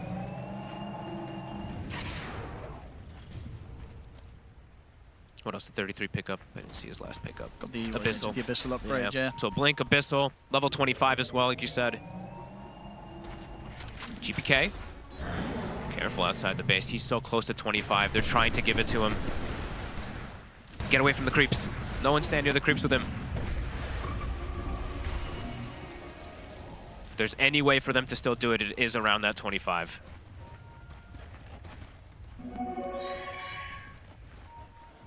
Tundra kind of chilling. Waiting for that Roche, maybe. Yeah, if they want to be as safe as possible. Yeah. Yep. They've got wards, nice containment wards placed already to be able to watch if anybody steps outside, so they can always catch them with the Wolf plus the Tinker TPing him. Can set up for this Roche. A line is drawn from BetBoom, but getting outside the base when you're versus Megas is not It's really hard possible. Yeah, you can't really catch them by surprise. No. Oh, yay. They'll be patient. They'll chill and wait. Keeping the Wolf in the pit. Yeah, I mean, I think, for Tundra, this is sort of the way that they used to keep winning the games all the time, right? They just don't go too crazy with trying to force the end. Take the simplest and the safest way out when you have this sort of a lead. Yeah, call it the Falcons approach, right? That's Get to that 50k gold lead at some point. Because they've already experienced once this game how even when they have a lead, BetBoom can still manage to take a fight against them. So understandably, Tundra setting up to close this one up as securely as possible. And as we say, the win very important for them considering how rough of a start they've had here in the group stage. Level 25 GPK, they immediately smoke with it. BZM scouts it out. Shackle's going to connect onto the two of them and straight away they get the Hex down as well on towards Kataomi. Jump forward for 33, looking to take down the touch. They've got him. That's Kataomi gone. Pure the dead. Supernova's out. The Sunray burning through the entirety of them as Miro's going to try and run here with the BKB. Should be able to get back up to the high ground. 33 is attempting to chase. They'll get him with the bash. BKB from Miro comes to an end. The Solar Guardian comes through. 33 is able to now put the BKB himself, but he is getting bashed up. Will retreat for now as the Lycan. GPK's gone though. Full committed to kill Pure. Everyone else still alive. Easily bringing him down. Trying to see if they can try and poke for more now that Pure's gone. Difficult to get in on this though now, but the BKB's on cooldown. Feels like Pure's the one who's been contributing the least, so walking into this very difficult. BZM starting to zone them. Miro trying to mess with BZM. It's kind of getting baited forward. Caught by the root. 60 seconds. The Ancient is getting hit by the Wolves. Catapult starting to come in as well. How hard do they want to force it here on Tundra? Are they just going to go for the Roche? Just keep poking with these heroes on the outside? Because it is up. 33 can probably just go for it on his own, though, while his team sits outside. They're looking for a potential catch if someone shows.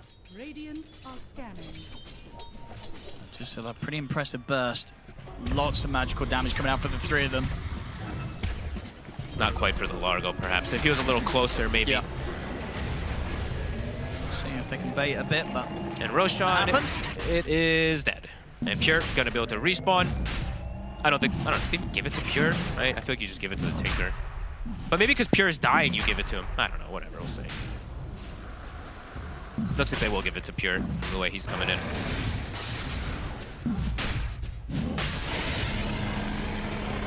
Cheese and Refresher, of course, available as well. Level 25 on Ahri, 25 on Phoenix. They are ready to close this one up. Pure is lower level than its support. I mean, it tells the tale of this game, truly. There it is. Rapier time. All right, Rapier Dawnbreaker. He's like, all right, AC's not going to cut it. Let's go. Sells his boots, gets the Blink Dagger so he can get in and actually use it. Blink into sort of swinging a hammer about with the Starbreaker, especially when you have a Rapier, is pretty crazy. Like, it's a lot. He's got to get on. I mean, BZM has to be answered, right? It's got to be BZM probably. But he has buyback. I mean, they all kind of do too, so let's see.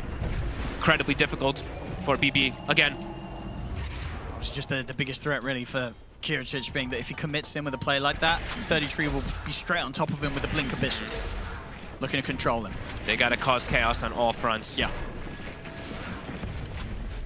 And it's Tundra who has a much easier time causing chaos with the March and the Egg and all these waves coming in. So, Kataomi. It's going to be forced to snowball forward. Will manage to blink away. 33 is going to look for the chase down. Comes in with the Abyssal, but the defensive disruptions there from Say. Buy some time here for Kataomi. Kiritich? He's committed in. He has to Solar Guardian out of this one. Back over to the safety or relative safety of the Ancient, but the Ancient's starting to die. They'll have to use the fortification. Supernova goes off. GPK's Supernova, refresher pop from right one. He's ready to go for round 2 here. BZM taking a lot of damage, but they're able to force him away. The base. And now they can look to get back in with the Supernova there. Bushwhack onto the 2 of them. That's going to be Miro gone. Kiritich to fall.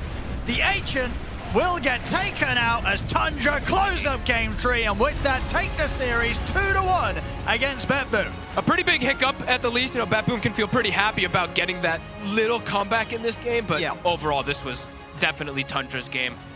What a game plan. I mean, honestly, this top lane in particular was the most impressive one for me. Ari and 33 just exposed the Dawn completely. Absolutely right. Because if the game was in a bit of a slightly closer position, right, that sort of swing back that BetBoom managed to execute against Tundra's lead could have given them a pretty good shot of taking the game back in their favor. Yeah. Just so far behind that even with a swing of that size, it wasn't enough. No. And this, I mean, we have to also give a lot of credit to Whitemon too, an insane Phoenix performance. 13, 2, and 20. Wow. Crazy damage numbers kind of across the board here. 34,000 or 35 from Whitemon, 35 from Ari. Especially when you consider like how good of a game 33 was having on the Lycan, and the fact that each of the supports still did way more damage than 33's Lycan, and 33 was having an insane game. I mean, that just shows, A, how much these two supports just in their nature can do, right? Hoodwink and Phoenix in terms of damage output. And when they're in the hands of two of the best, you know, arguably one of the best Hoodwink players and one of the best Phoenix players, it can be insane. Absolutely. Very, very impressive stuff there from Tundra. And despite that little bit of a hiccup, able to close this game up, get this series win, which we say is ever so important for them considering how rough of a start they were having in this group stage. Tundra, they'll take the series today though, 2-1 against BetBoom.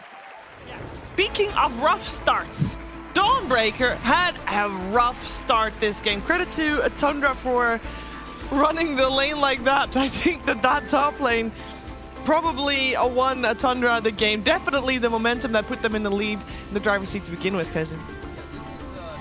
To happen in that type of lane, like at all. First of all, I mean, you can even tell like from the draft, you're counter picking, it's supposed to do good. We've seen Dawn against Lycan in the past, so this is a huge outskill. But I do think that even though his performance wasn't great on the Dawn, maybe it picked up later, I think even if he had doubled the net worth, I'm pretty sure Tundra will win this game most of the time eventually, like the longer the game goes, just because this Tinker hero in this type of game is not okay. Yeah, I mean, I would agree with you on paper, but then all of a sudden, BetBoom was like winning a late game fight somehow, like the one that it looked like they might be mounting a comeback. So I would love to watch this game with top lane going differently. I don't often just flame pro players, but this is the exception. I think if somebody snapshotted Kiritich's inventory at 3 minutes, which was a Quelling Blade, Circlet, Soul Ring. And there's like no stick, no bracer. And the thing about Soaring is it does damage to you. Like you're hurting yourself. And he was getting shoved out of lane already. So for me, I really do think he learned a lot there. Like he would have some immediate adjustments if he were to run that lane back, and it would have a very different result. But with that being said, I do think that the Snapfire is another point of, you know, went 0-3 in this series. And I think what people were experimenting with, both sides effectively, on this series is Snapfire being a deterrent to picking a lot of the meta melee guys, like the Void Spirits, the Ember Spirits, stuff like this. But then we're just seeing that you then have a Snapfire mid against backline spellcasters. Game 1 was Invoker, Game 2 was Zeus, and Game 3 was Tinker. So clearly there's an idea behind it. And I basically think that Snapfire stocks are going to go down. It's not a good enough hero to deny pick something. It's only a response pick that then shuts down what it's responding to. I think that's what people are going to take away. At least that's what I took away. Yeah, no, I agree. I think either that or like it has to be a flex where I think it was Pari on day 1 who showed it. Like Ducalis played it from the 5 position. That looked pretty good. So if that's open for you, I think that's fine. And I'm happy that Tundra played better, I think, today, a lot better in these games. But one of the team fights that you're mentioning about the late game as well was a bit weird, where it's like Pure just running in with 33, who are like 5k range ahead of their Tinker and just like feeding. Like they still got some cleaning up to do in their gameplay. Absolutely. Speaking of cleaning up, we got a good clean boy here coming on in the interview. I think that's what the cows mean. I really don't know these days. What are you talking about? I am not so sure. Hello, Ari. How you doing, my good friend? Hello. Nice introduction. Thank you. Good to see you. You know, I always like to talk to you, especially about mechanics, but obviously that was a really crazy series, so we got some stuff to talk about that. I want to know, Game 3, you guys, I don't know if you felt the gold lead, but like there was a couple of maybe throws there where they almost beat you. Like they were having a comeback. I want to know what was the comms like in that game at that point. Did somebody go like, all right, chill out, guys. Like, here's how we take fights. Like, what were the comms like? Yeah, well, I mean, some context for the game is even from draft, we felt that in late game they kind of have no chance against us. So we would have been happy just getting this position on like even terms anyway. So even though we threw, we still felt good about the position just because of the draft. But yeah, you know, we kind of needed this win. We've lost a lot lately, so you can feel like a little bit of stress after you throw the game, but I think we all felt pretty confident anyway that we should be able to win it still just because of the drafts. Okay. Yeah, I mean, that's something I wanted to talk about too is one thing I love interviewing you about is you're always very honest about like what's going on in the team. What's been going on with you guys? You know, you lost to Reconics yesterday. Like, are these guys just like legit really good, or would you say you're not playing at your peak? Like, how would you rate yourselves right now? Yeah, you know, it's been a tricky month or two. We've lost a lot and we've been out of form for a while. I think like, you know, we didn't have Pure for PGL, and then we kind of just took 2 weeks off either side of that tournament. So there's like a lot of time off and not a lot of time of getting into our good shape. And maybe we didn't really realize that we were so out of shape for a while. And yeah, we kind of ended up here and we're just playing really bad, like our worst form of the whole year. And it's taking time to fix. It's not that obvious how to fix it so easily. There's a lot of things that are wrong. So from at least my opinion is it doesn't really matter who the opponent is. What really matters is if we are going to play well for our standards or not. I would say BetBoom's a better team than Reconics, but we played way better in this series than we did against Reconics. And I really feel like we should beat anyone if we play how we used to play. That's kind of how it is. So it doesn't matter who we play. We should be the best team, but we're just out of shape and we're trying to get back to it. So yeah. Cool. Is there a specific talk you guys had between yesterday and today? Because like you said, BetBoom won the most recent tournament, so obviously they're like an incredibly good team. This must feel pretty good. Is there something you talked about? I mean, every time you lose, you have some discussions about why you lost and what we need to improve on. But I feel like for us, there's kind of a lot of things going wrong. So for us, it's more like you try to say some things and keep a couple of things to work on, but you also want to preserve the atmosphere and the things you're currently doing well. That makes sense. And you don't want to overreact too much to the losses. So there's some balance to be had while we get back into shape. But yeah, you know, there's some talks after each loss, especially yesterday. I think like that, like each loss just adds to the pile, and like the weight builds up. You feel some weight. You feel like you need a win, kind of, and you kind of feel it in the atmosphere. It gets a bit heavier with each loss, I feel. So yeah, you kind of have to find a balance of having real Dota talks and also just kind of resetting and trying your best next time again. Cool. Okay. Well, it looks like you guys got the momentum beating BetBoom today. I would love to keep asking you questions. Of course, that was a long series, so this is all we can talk about. Thank you so much for doing the interview, and we'll see you back here again, I hope. Yeah, thank you. Bye. Bye-bye. I had like 6 more questions for him, but of course. He's a good lad. It's easy to talk to him. And he's honest, dude. Yeah. Like, he will tell you. You ask him a question, he will answer it. And he doesn't bullshit. If they can keep this up, we'll get to talk to them a lot more. Because you can only do winners interviews if you won. And True. they did win, and it's they very always good. send him. It's him or 33, usually. You gotta have Mostly the guy to do the social. We can take a look at where they stand right now, because this was, and we keep repeating it, because it's true, this was very important for Tundra to win this, because bottom 2 get eliminated, and this morning they were still part of that.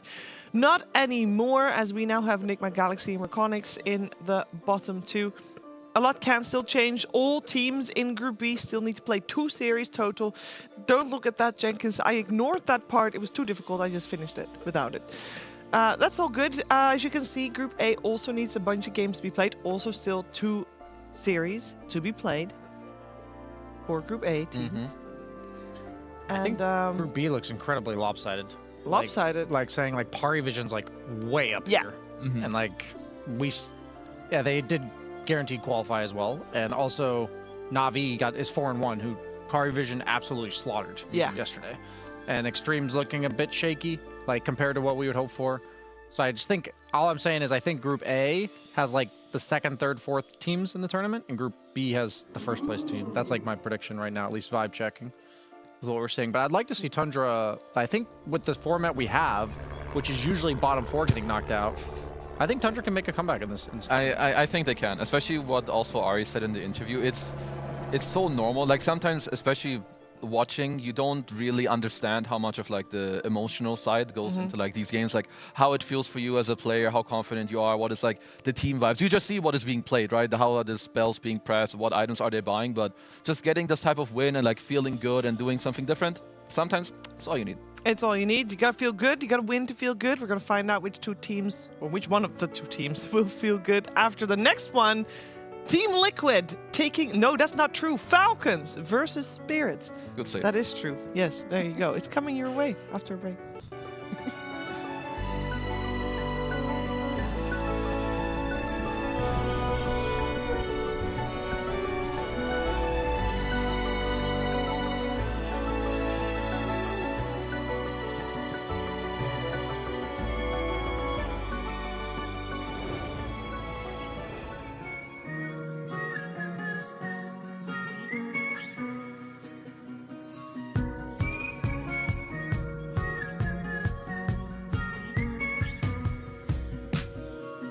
That you wanted to see me. Now hold on to my love. Birds in the trees, what a feeling when the morning comes. Sun in my eyes while I'm dreaming about the way you make me laugh.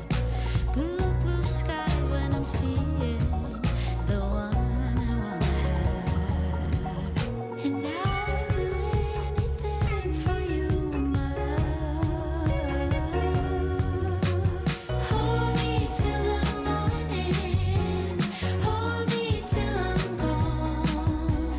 Hold me not till forever. Don't let me go. Don't let me go. Hold me till the morning. Hold me till I'm gone. Hold me not till forever. Don't let me go. Don't let me go. Rush to my phone when it's calling, 'cause I'm hoping it's you. Needless to say, I'm falling, and you don't have a clue. Sun in my eyes while I'm dreaming about the way you make me laugh. Blue, blue skies when I'm seeing the one I wanna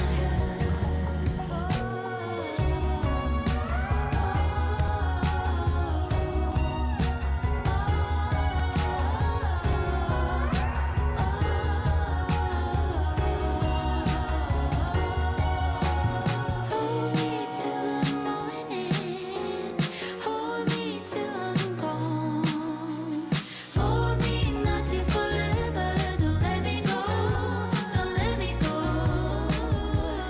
Hold me till the morning. Hold me till I'm gone. Hold me not till forever. Don't let me go. Don't let me go.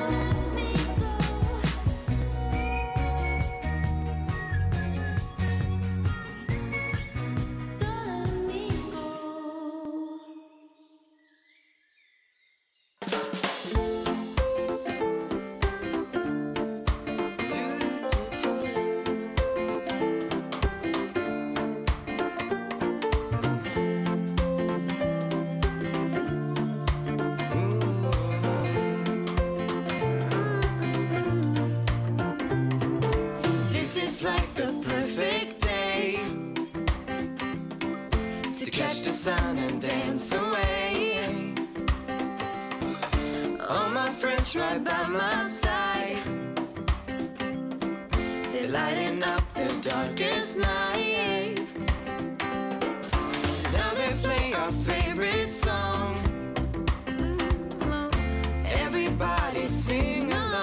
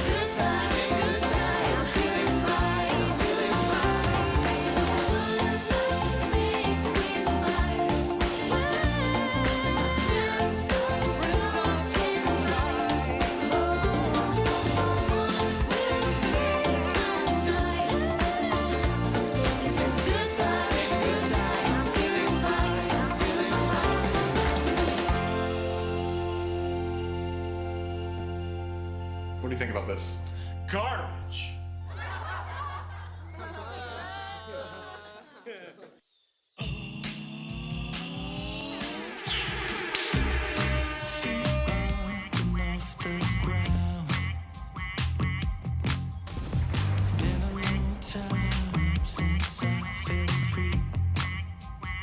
Come on, I'm Yeah, we can do that. walking here.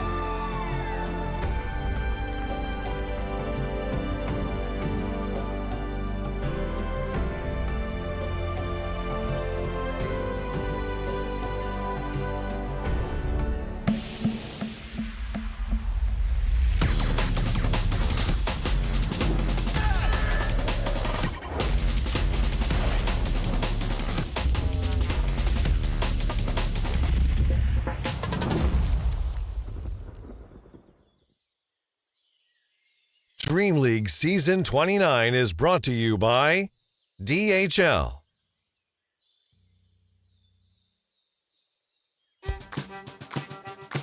Hello, Purple Durple. How you doing today? It's such a lovely and shiny day for good Dota. Oh, Pinky Dinky, I'm so happy to see you here. We're gonna have a great series of great Dota 2 coming up. Are you excited for Yeah, this? so excited. I can't wait. Let's get to the Dota!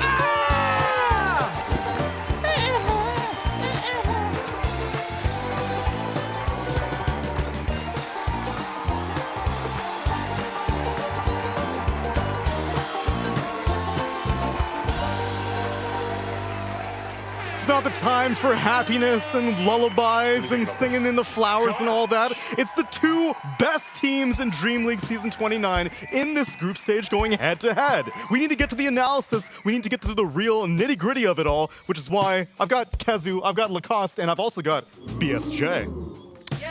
Yes, thank you, Neil. As for this series, two of the best teams in the tournament thus far, I wanted to highlight what I think might be the difference maker in this one, and we might be seeing a bit of a four-position diff. We've got TI winner Crit on one side, and on the other side, no, it's not me. It's not me for Team Spirit, somebody that most of you have most likely never heard of. As first, we're going to show you some Crit clips from yesterday. Both are going to be playing Rubik, similar hero pools. So we have a diving of the tier 3 happening at 32 minutes in. Boxy on Liquid on the retreating side. Amar's low, setting up for Crit, who's going to blink in, block Hoodwink ulti to save Amar. No! He throws it and straight gets Amar killed at the end of the play. He's also going to go down himself. And we'll watch one more from Crit. TI winner reminder with these impressive Rubik performances. They were having trouble on both sides killing people in this game. There are so many ways to effectively negate the damage. As you see, these fights all game long, we're just going incredibly long and drawn out. And so Tofu, who's going to be the first casualty of this fight, and Crit's going to make sure of it, he's going to get him. No. He's going to get bursted and overextend, getting a little bit impatient there. But on the other side, we have Not Me. Remind you, this is the first Tier 1 tournament that we've seen him in. Notice him on the top corner of your screen. He is going to get initiated onto by Ace, supposedly, who's going to go for the Blink Ravage. Blink dodged on the side of Not Me, steals the Ravage. Now keep that in mind. Varro goes back in, 3-man call. Curse comes out. He ravages, steals the Curse, and then curses them backwards. This was an incredibly clutch base hold from Team Spirit. Notice how Yatoro has been dead this entire time. Not Me is actually the carry of the team. That's what Yatoro was saying, is it's not me carrying this team. As Team Spirit, you know, this team has always been known for their clutch factor. We've been seeing Falcons. I know I joked on Crit a little bit here, but they've been both playing incredibly well throughout this tournament. And I love about Team Spirit is that they always have that clutch factor. And even with this new player, he seems to have it too. I'm expecting a clean lead coming out from Falcons, and then Team Spirit be put on the back foot and see if they can make that kind of performance happen today. I was afflicted by a brief moment of temporary dyslexia. The second set of clips was the TI winner, right? Yeah, that was the TI winner. Me, oh, okay. That's what I thought. Yeah. And the first set of clips, that was the newcomer player that we don't really know too much about. Yeah, right? Got a little impatient, overextended. You know, That's what happens with the nerves. Maybe when you get more experience playing with the same teammates for the course of now 3 years, then you get to learn a little bit more about them. Hopefully Crit gets that opportunity, or maybe he's already had that opportunity, because we spoke to ATF earlier about Falcons' longevity. How do I feel about our team current performance? Well, I think it's got better. Definitely, it's like second year of Team Falcons. Like first year was all about like fucking everyone. Like second year was like going just downhill and then like going uphill again. And now it's a bit random, I would say. But I'm very positive. Like we still can do it, you know. Like if we did it once, we did it twice, we can do it third time. You're living though. Is Peter actually going to be able to live? Infest up in 1 second, gets him over, blinks away. How does he get out? I don't know, man. TP out, are they going to be able to cancel it? Oh, I love it. Do I prefer being the captain? Tiring? Is it sometimes like getting boring? Yeah. If it gets me results, if it gets me like what I want, nothing is going to keep us together. Don't worry. You can win any tournament. This is the end. Staying together second year was a miracle. Third year, I can't even know what I will call it if we do. But you know, if we do, I have no fucking problem. It's hard to say how confident we are. We definitely scrimmed like 5 days already. Well, this time it's not gonna be much stand-ins, I guess, so like the teams will be more 5-man ready. Well, I'm always confident, regardless, with myself and my team, no matter what. If teams are playing the way they used to be, we will not win. But like, if teams are playing like PGL, like, I think top 3 is gonna be also easy again. And I think we would be out if it weren't for the TI miracle, let's say. Like the Riyadh second place into TI first place is definitely something that is the reason why it kept us, because it felt like we're winning, you know, like even though we're not, but like we actually won like the big shit at the end of the day.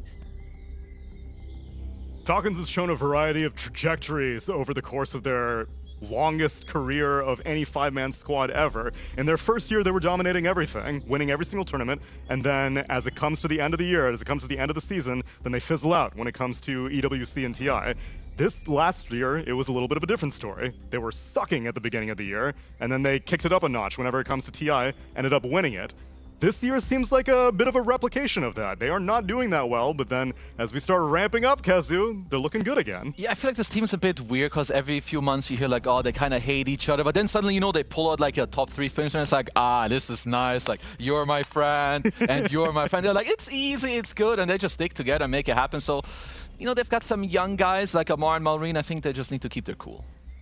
I mean, I feel like Falcons as a team has always been about we're going to pick our heroes, and it's on you to know what to do about it. And even Skeeter yesterday said, like, yeah, we came in with some ideas for the new patch, and I'm surprised how well it's going. Yeah. You know, like that was kind of Skeeter's vibe during that finals interview, or like the winners interview. So I'm curious going into today. I think we know exactly what Falcon's going to bring. They've been picking like Lich, Clockwork. They've been going back for Mars heroes like the Razors and the Vipers, and it's just a matter of team spirit. Are they going to be able to draw out the game long enough in the classic team And on spirit? the other side, you have Team Spirit. Like we had an interview with Collapse, who just looked very confused with everything that is going on with the squad. Doesn't even know who he his comes teammates back are. from his vacation. It's like 3 weeks or a full month, and he's like, apparently I have a new player to lane with. Like, where's my Rue? Where's I my don't guy? even know this guy. Never heard about this guy. Suddenly I have to lane with him. Things are okay-ish. Nobody asked him anything, but Collapse comes back and does Collapse. Yeah, he came back, asked, who am I laning with now? And Rue said, not me. Not me. Yeah. Give me a rim shot, Jens. Are They're busy over there. Yeah, They're busy testing practicing. the equipment. yeah. It'd be too delayed at this No, point. well, it was a rim shot worthy moment. Thank you, I appreciate We'll it. get there again. Don't worry. It won't be the only time. All right, yes. So if you haven't been keeping up with what's been going on in DreamLeague Season 29, both these teams are undefeated in series score and have only dropped 1 game so far in terms of the total number of games they've played. They're 10-1, which means that these two are the best teams so far that we have on display. Now they're getting a chance to go head-to-head, and I'm intrigued to see what they come up with because neither team comes into this tournament thinking they're going to do well. Falcons is like, I don't know, I mean, if we manage to stick together, it's a miracle. They're doing well. Yeah. Spirit's like, I guess we'll try out this new guy. Half their teammates don't even know who he is. This is a hero I wasn't expecting to actually see in this series because both teams have been using it to a lot of success. So I think I remember asking Will about this, and he just said some teams are Alchemist teams, some teams are not. Like it's very polarized the way that people view this hero, and both these teams have been picking it despite all the nerfs. I asked Skeeter yesterday what it takes to get rid of this hero out of the meta, and he said you need to just make it so the Ags doesn't benefit you at all. Like they made it so the dividends was the old support alch, gave you GPM, now it's literally every CS gives you extra gold. And they even made it so they nerfed Greevil's Greed max gold by 2, and now Ags only gives you 3 gold. So by having 1 Ags given, you have 1 more gold than previous Alchemist. Like, it's not even a big deal, but apparently it is a big deal after. Like, it adds up.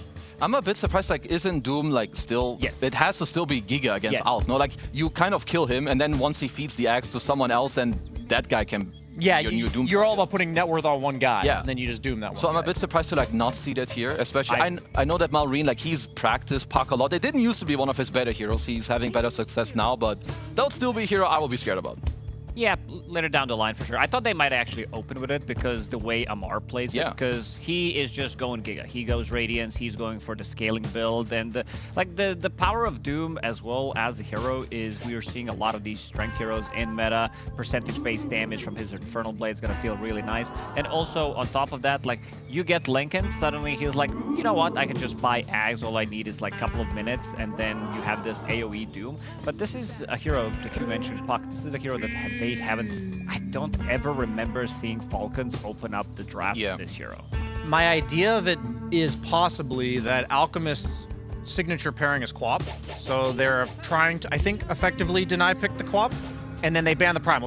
So that was the second hero that Team Spirit's gone for. It was Quap first, and then Primal. So I think the Puck is the only reason they picked it is to deny pick the Quap. And now the question is, does Team Spirit like call the bluff and Laurel just says, I'll play it anyway?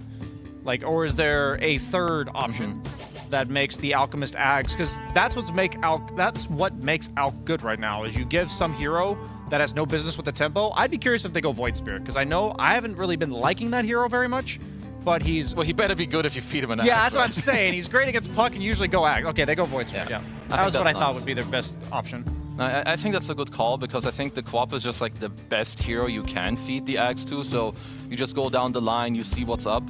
For Falcons, I'm wondering, because when I see Alch, another hero I always like is Tusk. Like when you lane, first of all, tag team destroys his hero, and second of all, when he channels the stun, you just snowball you on your brother, and well, he's gonna stun himself. So we'll have to see if Rubik is the 4, if it's the 5, is it still open? But there's always a lot of heroes, you know, that counter the Alky boy.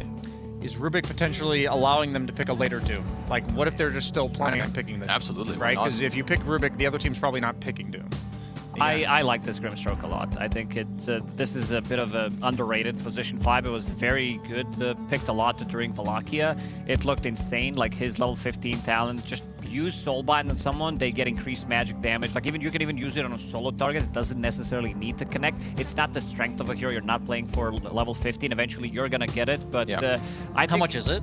It's 25. 25. Oh, that's a lot. I also think that there's a possibility that Spirit are also lurking and potentially thinking about that Doom as well, because I think Doom is going to get probably picked, seeing how well, like you talked about the importance of taking out one guy who gets the Aghanim Scepter, but also having double Doom, just have some kind of a spell to throw into, feels really nice. You could potentially go Underlord as well. It does well in lane with Rubik, and also it's like good against all these Void Spirit guys, like all these jump around spirits. So I'm wondering, like, okay, they do go the Doom. I couldn't think of, it was like Doom Underlord. I don't think there was really any other option.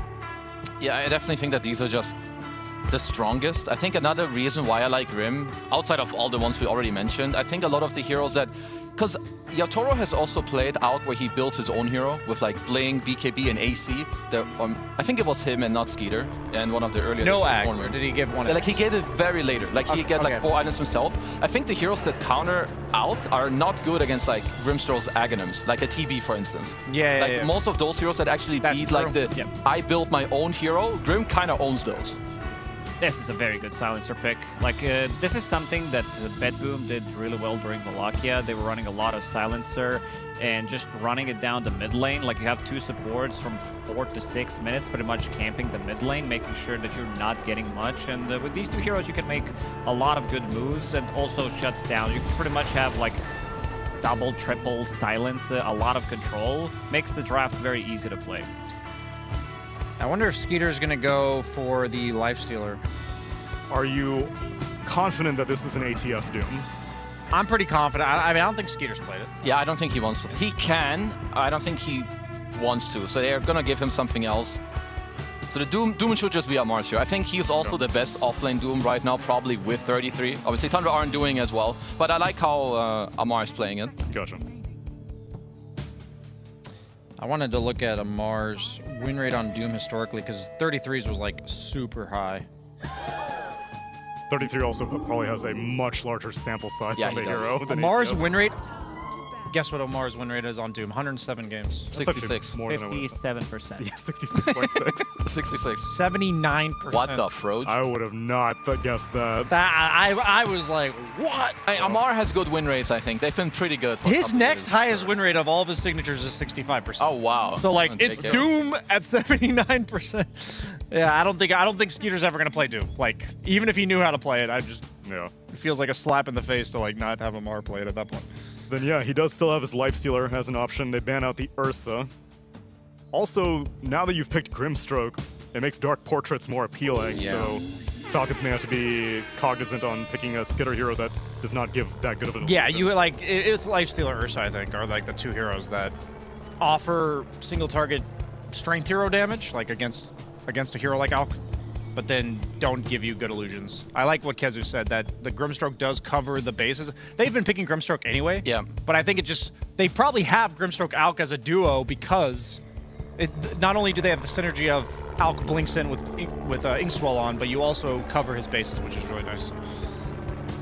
Yeah, you want this Void Spirit to go ham in this game. You have like spells, Croak of Genius, you have Inkswell, you have Ags that could potentially be giving to you. So you need to go Giga, like you need to be able to get stuff done. And the bad thing is there is Silencer, which still like counters you once you jump in. There is still Doom, which you're probably going to be the target in most of these fights, especially if you get that Ags early on. So I want to see what the reset is going to be potentially for Spirit, because this offlane Largo, I don't know how you guys feel about the hero, but I feel in some games this hero, especially if he's countered in the lane, he doesn't feel very good to play. Yeah, he's quite slow. I mean, he will be very strong like later, if you get like some Lotus Orbs around the lineup where they take the global off each other and you get to just buff up the Void Spirit who's going to be fed in Ags, but he is very slow. Like Alk, I think, can be a fast hero. Now it like depends on overall how you play it. The Largo, I would say, out of all the heroes picked, is the biggest question mark to me. Like overall, I appreciate both drafts a lot because I think there's a lot of purpose and like a lot of like ideas that they're just layering against each other that they constantly respond with. But the Largo one, I still need to see like the last pick to really have a good read on it. Yeah, I'm wondering as Skeeter here, do you just... I feel like Terrorblade's still the best pick. I know it sucks in the Grimstroke, but I'm thinking I like want a melee guy to lane with Silencer, but I also want... I don't know, like I want like a turret hero at the same time. Like I feel like they need both, so... I'm trying to think if there's something better. He's played some Wind Ranger, but it's not a melee guy. It is like it needed some degree of survivability is what I was thinking. So Wind Ranger could work, but you're picking it into Largo, which feels pretty bad. We saw that last series. Yeah. Like, yeah, Pure still won, but like it was because it was a Wind Ranger first pick that's set up for later picks. I don't think last picking it here would be nearly as strong. I don't know what happened to Marcy, dude. This hero was the counter. Oh, it was the Largo counter. It was Largo counter. Like, you don't get to play the game. Like, you're playing why it from is the it so good offlane. against him? It's like, it's just too much. Like, you're getting all the items instantly. The repositioning tool against Largo, it is probably one of the best things you can have. And also, you're building into Helm of the Dominator, the explosive damage once you get on top of him. Tusk sways some of these matchups because it is a very strong offlane duo that can keep you in place. Frog Stomp plus Tag Team, the slow, the shards as well. It's a very potent lane to get the kills from, and Skeeter going for, I would even say, his classic, something that is, when he sees a lane and he feels like, oh, I need to be able to run away freely, a lot of the times that Weaver is his go-to. Yeah, I mean, I actually like this Weaver pick a lot because it's a hero that threatens invading the Alk. I think Skeeter loves playing like the DKs of old, the heroes that just go through the portal. And I was thinking a hero that needed some bit of survivability. We mentioned Wind Ranger, but Weaver, similar idea, but isn't countered by Largo. I mean, I think I'm leaning heavily towards Falcons draft. I think that both teams picked good heroes here, but you also then picked Largo into Doom. Like, you're almost like doubling down on Doom being effective. Like, I know he can only Doom one target, but I think having two really good targets makes his life easier, and I think Malrine is largely uncountered. I know they have the Void Spirit Ags coming out. Alk's a weird hero, man. I feel like it loses early game and then it wins late. But I think he might have like a bit of a hybrid. Maybe you feed like one Ags, then build yourself, and then like feed a secondary like later on. Like I think you want to like try to build 3 guys that are strong as opposed to like just one guy because you're up against the Doom. Void Spirit's still candidate 1 though. Yeah, I think so, for sure. I think I like both drafts a lot. I think the Weaver coming out is quite cool for them. What I could see Spirit abuse is like that the Tusk can leave his lane quite early because it's a Silencer 5 who doesn't pressure too much, but I think this is a gameplay game. Like the gameplay will decide what's going to happen. Yeah, I'm leaning towards Falcons in this one. I'll give them like 65-35 Spirit with this draft. Maybe I'm not a Largo believer. I think the lane this time can be good, but I also seen this hero like do so bad that I'm like, you're playing 4v5 until he gets maybe his Axe from Alchemist, but this time around he's not gonna get that priority. I guess that's true. The order of operations is Alchemist even candidate number 2 then, or is Largo candidate number 2 for second Scepter? Void Spirit's 1. Are you thinking Grimstroke, you mean? No, so does Alchemist give it to himself, or...? Are you saying you just play for himself Yeah. is what you mean? Like he just buys like a BKB and stuff. Yeah, I mean, I think he's gonna do that. I think he's gonna go like one Ags and then play with the rest of his team. Well, I'm glad to see that it's not a outright draft advantage because it's the 2 top of the group going head-to-head against each other. Let's see how they do it in the gameplay with Gareth and SVG.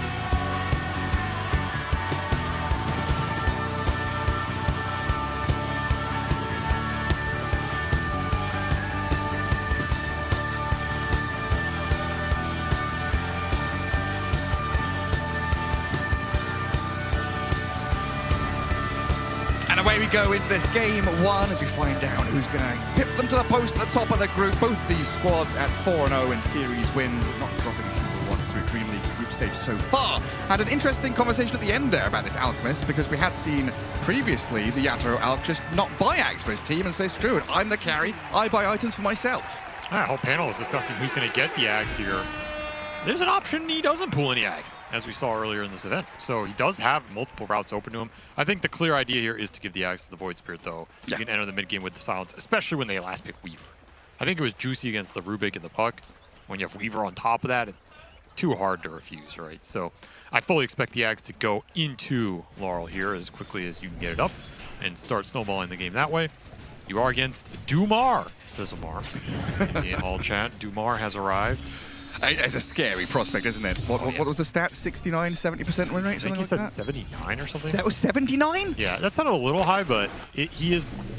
Him and 33 are the best Dooms basically to ever play this game, and I think each of them considers them the best Doom. So I have no doubt ATF views himself as the #1 Doom player of all time. It's incredible. And he might be. I mean, his Doom is terrifying. I think of him as an anti-carry player, and he is playing the definition of an anti-carry hero. Yeah. That's Doom. You Doom a carry, and he's out of the fight. So it fits his playstyle to a T, and looking to wreak some havoc here. Can definitely ruin the Alex day, can ruin the Ags pooled heroes day if it is that Void Spirit, just doom him up, remove a lot of effective net worth from the fight. Looks pretty juicy. The one factor I'm concerned for in terms of Falcons lineup is maybe the lockdown. They have Dream Coil, they have Lift. It's kind of it. And you're really dependent on the Puck's initiation to start fights on your terms, so they have a decent amount of damage follow-up. I'm just a little worried if they can line it all up, lock the heroes down while that damage is getting outputted. A lot of tools, but yeah, you've got to play through your ultis to get these team fights going. Honestly, feels like both squads got the archetype of draft that they wanted. Spirit with this kind of scaling later game, maybe mid-game team fight focused with a soulbind and stuns, catch and kill, with all the Ags being built up. And then Falcons with all of these very quick maneuverable heroes to play that wide map macro style they like. You know, Weaver Shikuchiing through the gate, playing aggro into the Alchemist lane. Amar's Doom, we've seen him, go for the speed creep, drums, phase, and have like infinite movement speed to chase you down. They're all very quick. Could be a nice build this game. Try and kite this quad melee lineup with a Grim who needs to get in close range as well. Any maneuverability can go a long way here for Falcons. It's absolutely for sure. I'm always a little skeptical when I see Skeeter on these ranged carries in general that aren't initiators. Don't have a stun, don't really push lanes, and Weaver I think falls in that category. Like, it's a double-edged sword for Falcons. I think Skeeter's Weaver is very good. I don't doubt him on the hero at all. It just always puts them in this position where, like, do you have someone to go in for your other two carry players? And that can sometimes be an issue as... Amar, getting clicked down, had just enough stick charges to stay alive, around 70 health. But already Spirit poking back as this Alchemist had taken the brunt of the damage through the Infernal Blade early on. That's just a man's lane down here. Two big boys going at it. Toro loses boots on the Courier, though. That's a big blow. They do win the Lotus, and that should keep the Alc on the lane against a very low HP Doom. Skitter up at top, Swarm out, but Snaking trapped inside that tag team, just getting pummeled by Collapse and Not Me to get the first blood quite early on, and now a Snowball. How's it heading? Over to the creep. Just instantly remove that lashed bug, super nice. Double melee, getting first blood. Don't see that all the time, but very well executed from Team Spirit. Not Me, continuing to find openings for the squad. Kind of excited to see him on a melee hero too, because we've seen him play a lot of ranged fours. And for me, the true test of support players is always, can you play those melee bros that maybe don't just auto-win the lane or find, equally good openings in every fight because you have this Collapse guy going in for you every time. Like, I want to see you going first. I want to see you create these opportunities. So I'm kind of excited to see him play a melee hero here. And then in the early game, like first 10 minutes, how good is your movement, right? Like exactly. Testing runes, playing into mid. Can you get something going? Because it's kind of hard here into a puck, right? The thing with melee supports is it always forces you to be a little more on point. You have to be there at the right time. You have to kind of be there before the action a little bit faster. Contest that Wisdom Shrine a little bit better. Unless you're Clockwork, he's just busted. But if you think about like all the greatest 4 players of all time, they always have some signature melee 4s. And it's usually Earth Spirit, Tusk. Earthshaker back in the day, right? Yeah. And there's a reason for that. It's because when you stand out on those heroes, man, are they scary. Super, super scary. Anybody can play Rubik in the back and like spell steal with 3 frontliners. I mean, come on. You could probably do that, Gary. Yeah, probably. Just stay in the fog, hide in the trees, don't show. Steal some spells. On route, stepping a bit forward there into Amar. But he'll step away. Gotta respect all the Fairy Fires these days. Like, these kills look doable, but then you click on some hero who has 4 wand charges, Fairy Fire, Lotus, it's like 300 effective HP. Yeah, you really have to be clicking on heroes and making sure you're getting the right trades. Snaking through the gate down here, looking to kill Yatoro. They've already put him in a really tough spot, and a snowball save is going to buy some time, but put him in an even dangerous position as Snaking just lays on into Rue and Yatoro. Kills off the Grim. The Doom's going to fall now. Snaking getting whacked down by Not Me, so the Tusk rotation paying off big time. Oh yeah, beautiful timing with the snowball. Absolutely saves Yatoro. They get the turnaround kill. Might go down, pay with his int as the brain drain adding up here for Snaking. Yatoro, I don't know if he was looking for the suicide or not, but he's not going to get it. He's too tanky for his own good. Oh, self-stun. Maybe thinking about the turnaround onto Snaking. Won't get it now. The salve is required. Still expensive for Yatoro to stay on lane here. He's just getting beat up in this early game, so his CS is not looking great. His net worth is not looking much better. Kind of a sad start for this Alk. Despite them getting some kills on this lane, it's just not being won. That's ATF style. Honestly, I think ATF doesn't really give a damn who gets kills. He's like, I'm just going to out-CS you. I'm going to make your life miserable. I'm going to make you buy a bunch of regen. I'm going to win the economy war. You can have the early morale victory. And with a Rubik who's very good at securing range creeps as well, it's not just the Doom versus Alk last hit value, but like 10 CS on Rubik. Yeah, and it's like 37 versus what, 23? It's a pretty big gap. Huge gap down there. Now a coil in the mid lane. Snaking. The roaming silencer. From fed top up to Lotus. bot to mid as well, but the Lotus, the heal collapse. The off-lane Frog comes in to save What the hell Law. was that? Lanes have just completely broken down. 5 minutes in, no one's staying where they're meant to be. What a sick save. Because he had no resources really to contribute there. Just TP's in air vac medic style.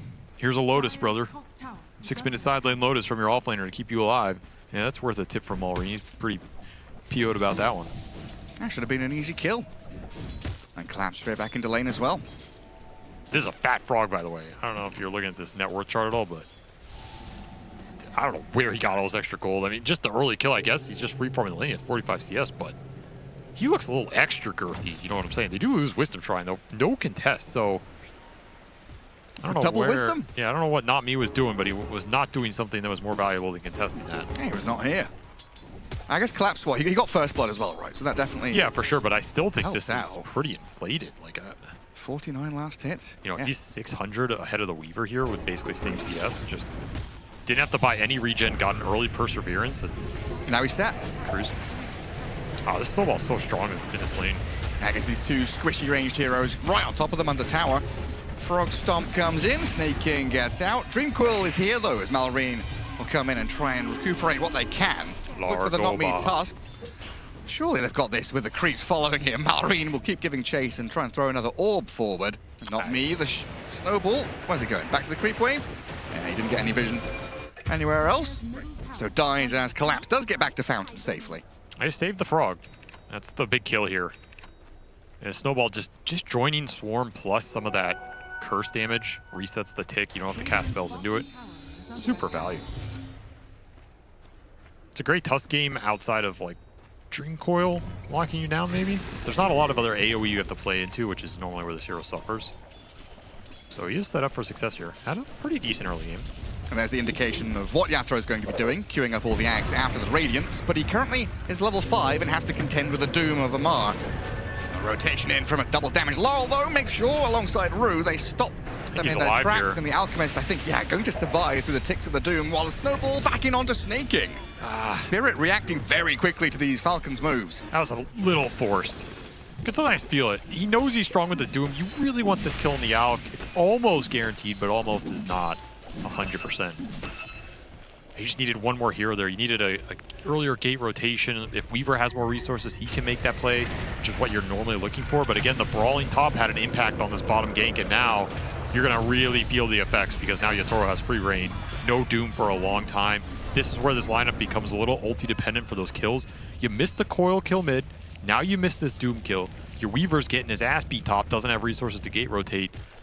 It's going to be a really slow early game here for Falcons. They missed probably 3 out of 4 of these early windows with their cores to make something happen. And Spirit they're gonna lap that up all day because they have an out. You know, yeah. If the game is just a stalemate for 50 minutes, Alex winning. An ideal situation for them. They're in no real rush. happy with the state of the game. Yeah, you can't coil him here because you just don't have enough follow-up damage either. Try and win the power rune.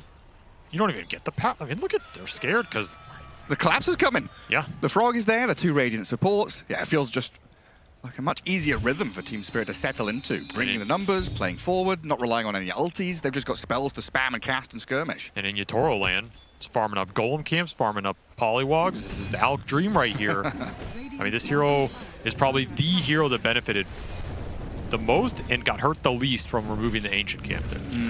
So you do not want to let it get away with this. Concoction in onto the Doom.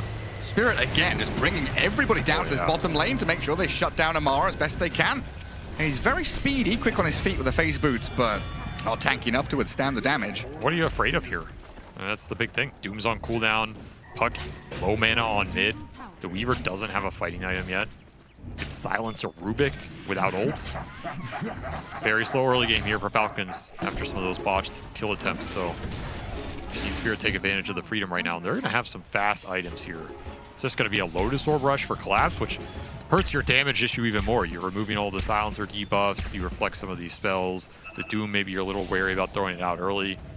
Kind of interesting to see it go completely first here instead of, you know, Kai Assange. But again, Spirit might be thinking, I'm going to buy 2 smaller items. I'm just going to go Lotus into the Kai Assange because I know I'm going to get maybe pooled and Ags at some point later on anyway. So you can go for more of these fighting items and not have it hurt your overall scale. A Lotus on him is multiple dispels, multiple saves on people. So when a global comes in, he's like, I save myself, I save the Void Spirit, then he can turn around. I wonder if he'll go early shard here. Right. Could be the game for it.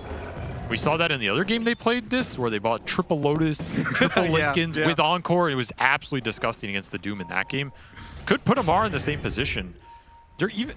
Oh, I thought, okay, Laurel had Lotus queued up, but he is going the Mage Slayer. Okay. That would have been too much for me as well. But that's going to be pretty good here against this Puck and the Doom. Already pretty low here at Malrine as Laurel gets the skip away from the Dream Coil. Can't miss too many of these, man. Like, it really hurts. Gotta make these ultis connect. Because again, when that's on cooldown, you just have to relinquish control of large areas of the map now to Team Spirit. Your only real offensive low cooldown potential is this Weaver. And he needs at least 1 item to do that because the lane just didn't go that well. If Skeeter had won his lane and rotated gate and he's 4-0 or something, I'd say missing some of these ults isn't as important. But in this game state, you're going to feel it. Largoba shows no mercy. That is the face of death. And he smiles at you while he does it as well. It's really unsettling. Yeah, that's a creepy frog. Stolen Ether Remnant from Crit, just poking at Laurel. Doesn't really give a damn about Rubik sitting in his lane though. That's a nice spell to get. So what do we do? Stack ancient camps for these? Like Falcons don't have ancient clearers though, do they really? I guess Regen Rune Puck is your best bet here. It'll take a little while. So they did get about 10 stacks going. They're still farming well. This team always farms well. Especially with some extra Doom Devour. And he'll get to the Witchblade, and there is all that big team fight capability they've got. So when this group up happens and they get to have a 5v5 clash, I feel like they are definitely favored heading in. Depends how fast the items come out here. That's Amar's favorite creep, that's why he's not killing it. The Kobold with a Goblet. Got that Speed Aura. Goblet up. Phase Boot, Speed Aura. No drums this time around, he's going into that Radiance. That was his favorite build. Just speeding everywhere. I think he probably wants to scale a bit harder in this because he's not going to be able to rely on the Doom to be super effective into Largo with Encore at some point. I don't mind this. If he can just get in there and man fight, do a bit more physical, rounds out their lineup pretty nicely. This time they will split the Wisdom Shrines. Yeah, happy days for Spirit. And even though you shut down the Alchemist in the first 4 or 5 minutes, he's more than recovered. Top of the net worth now, heading very swiftly into his own Radiance. It's all about those bottom, small and medium camps. Yeah, got free access to them. So now Malrine, Coil and Global for this Tusk. Wow, they wanted that kill desperately. A tier 1 is also pretty low. Oh, a little miscommunication. They only need to use 1 ult there to guarantee there's no snowball and stall this play up. But they get something. Get something off this Coil connection. Witchblade's done. So, not a bad find here. Again, you're kind of just waiting for your first round of items here for Falcons. The Deso Weaver, Witchblade Puck, Radiance Doom, then you're looking to kick it up a notch. Massive window opens up for Spirit. Knowing that the two abilities that would annoy Laurel the most are down, trying to play forward into that mid lane. Get an Observer Ward in between towers, and Rue, Crit, both gonna see eye to eye. Might cost him that obs though, because he lingered. That's a little sad there.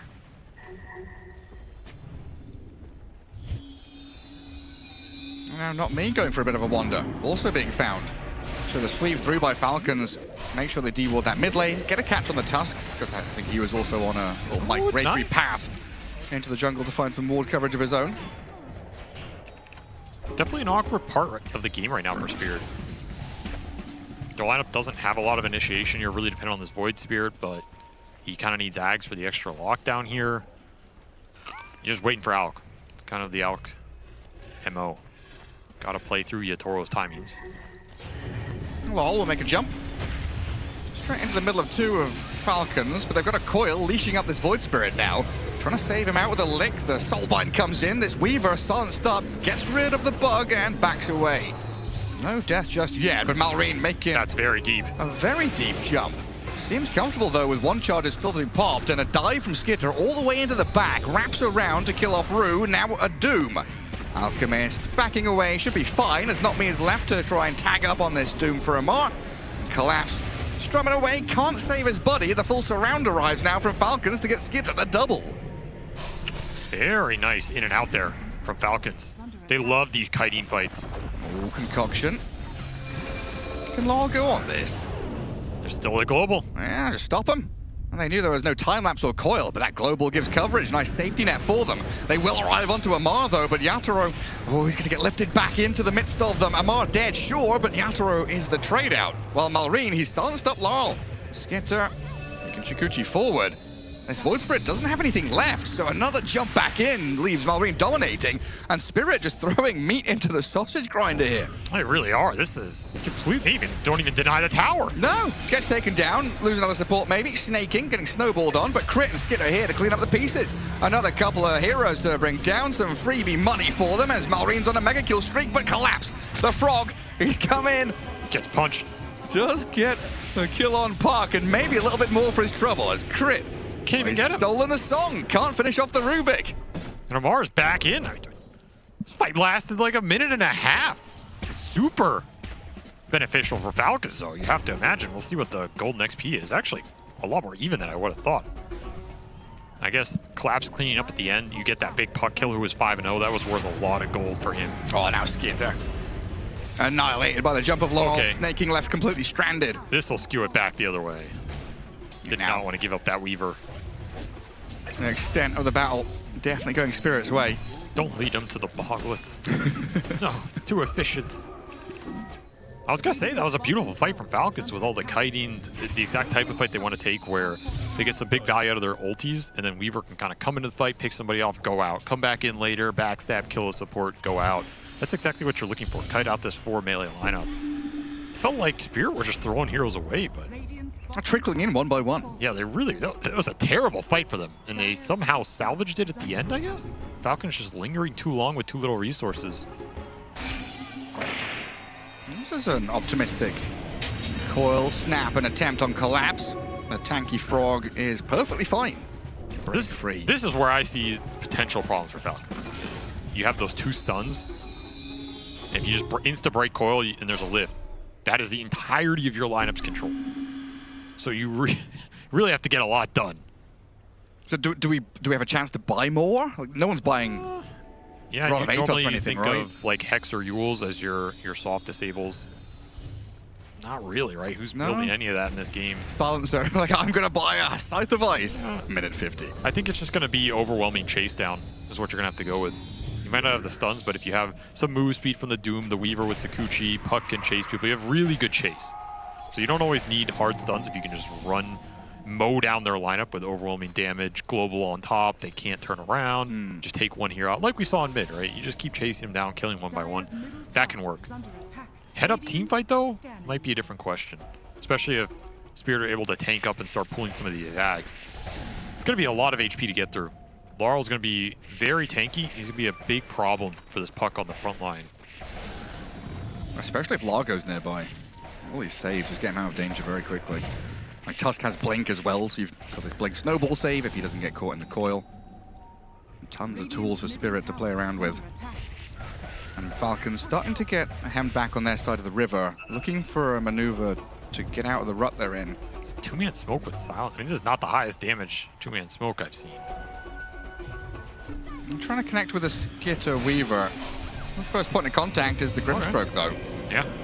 Nice usage of the ward up there. They find the easiest hero to kill in this game and gladly clean him up.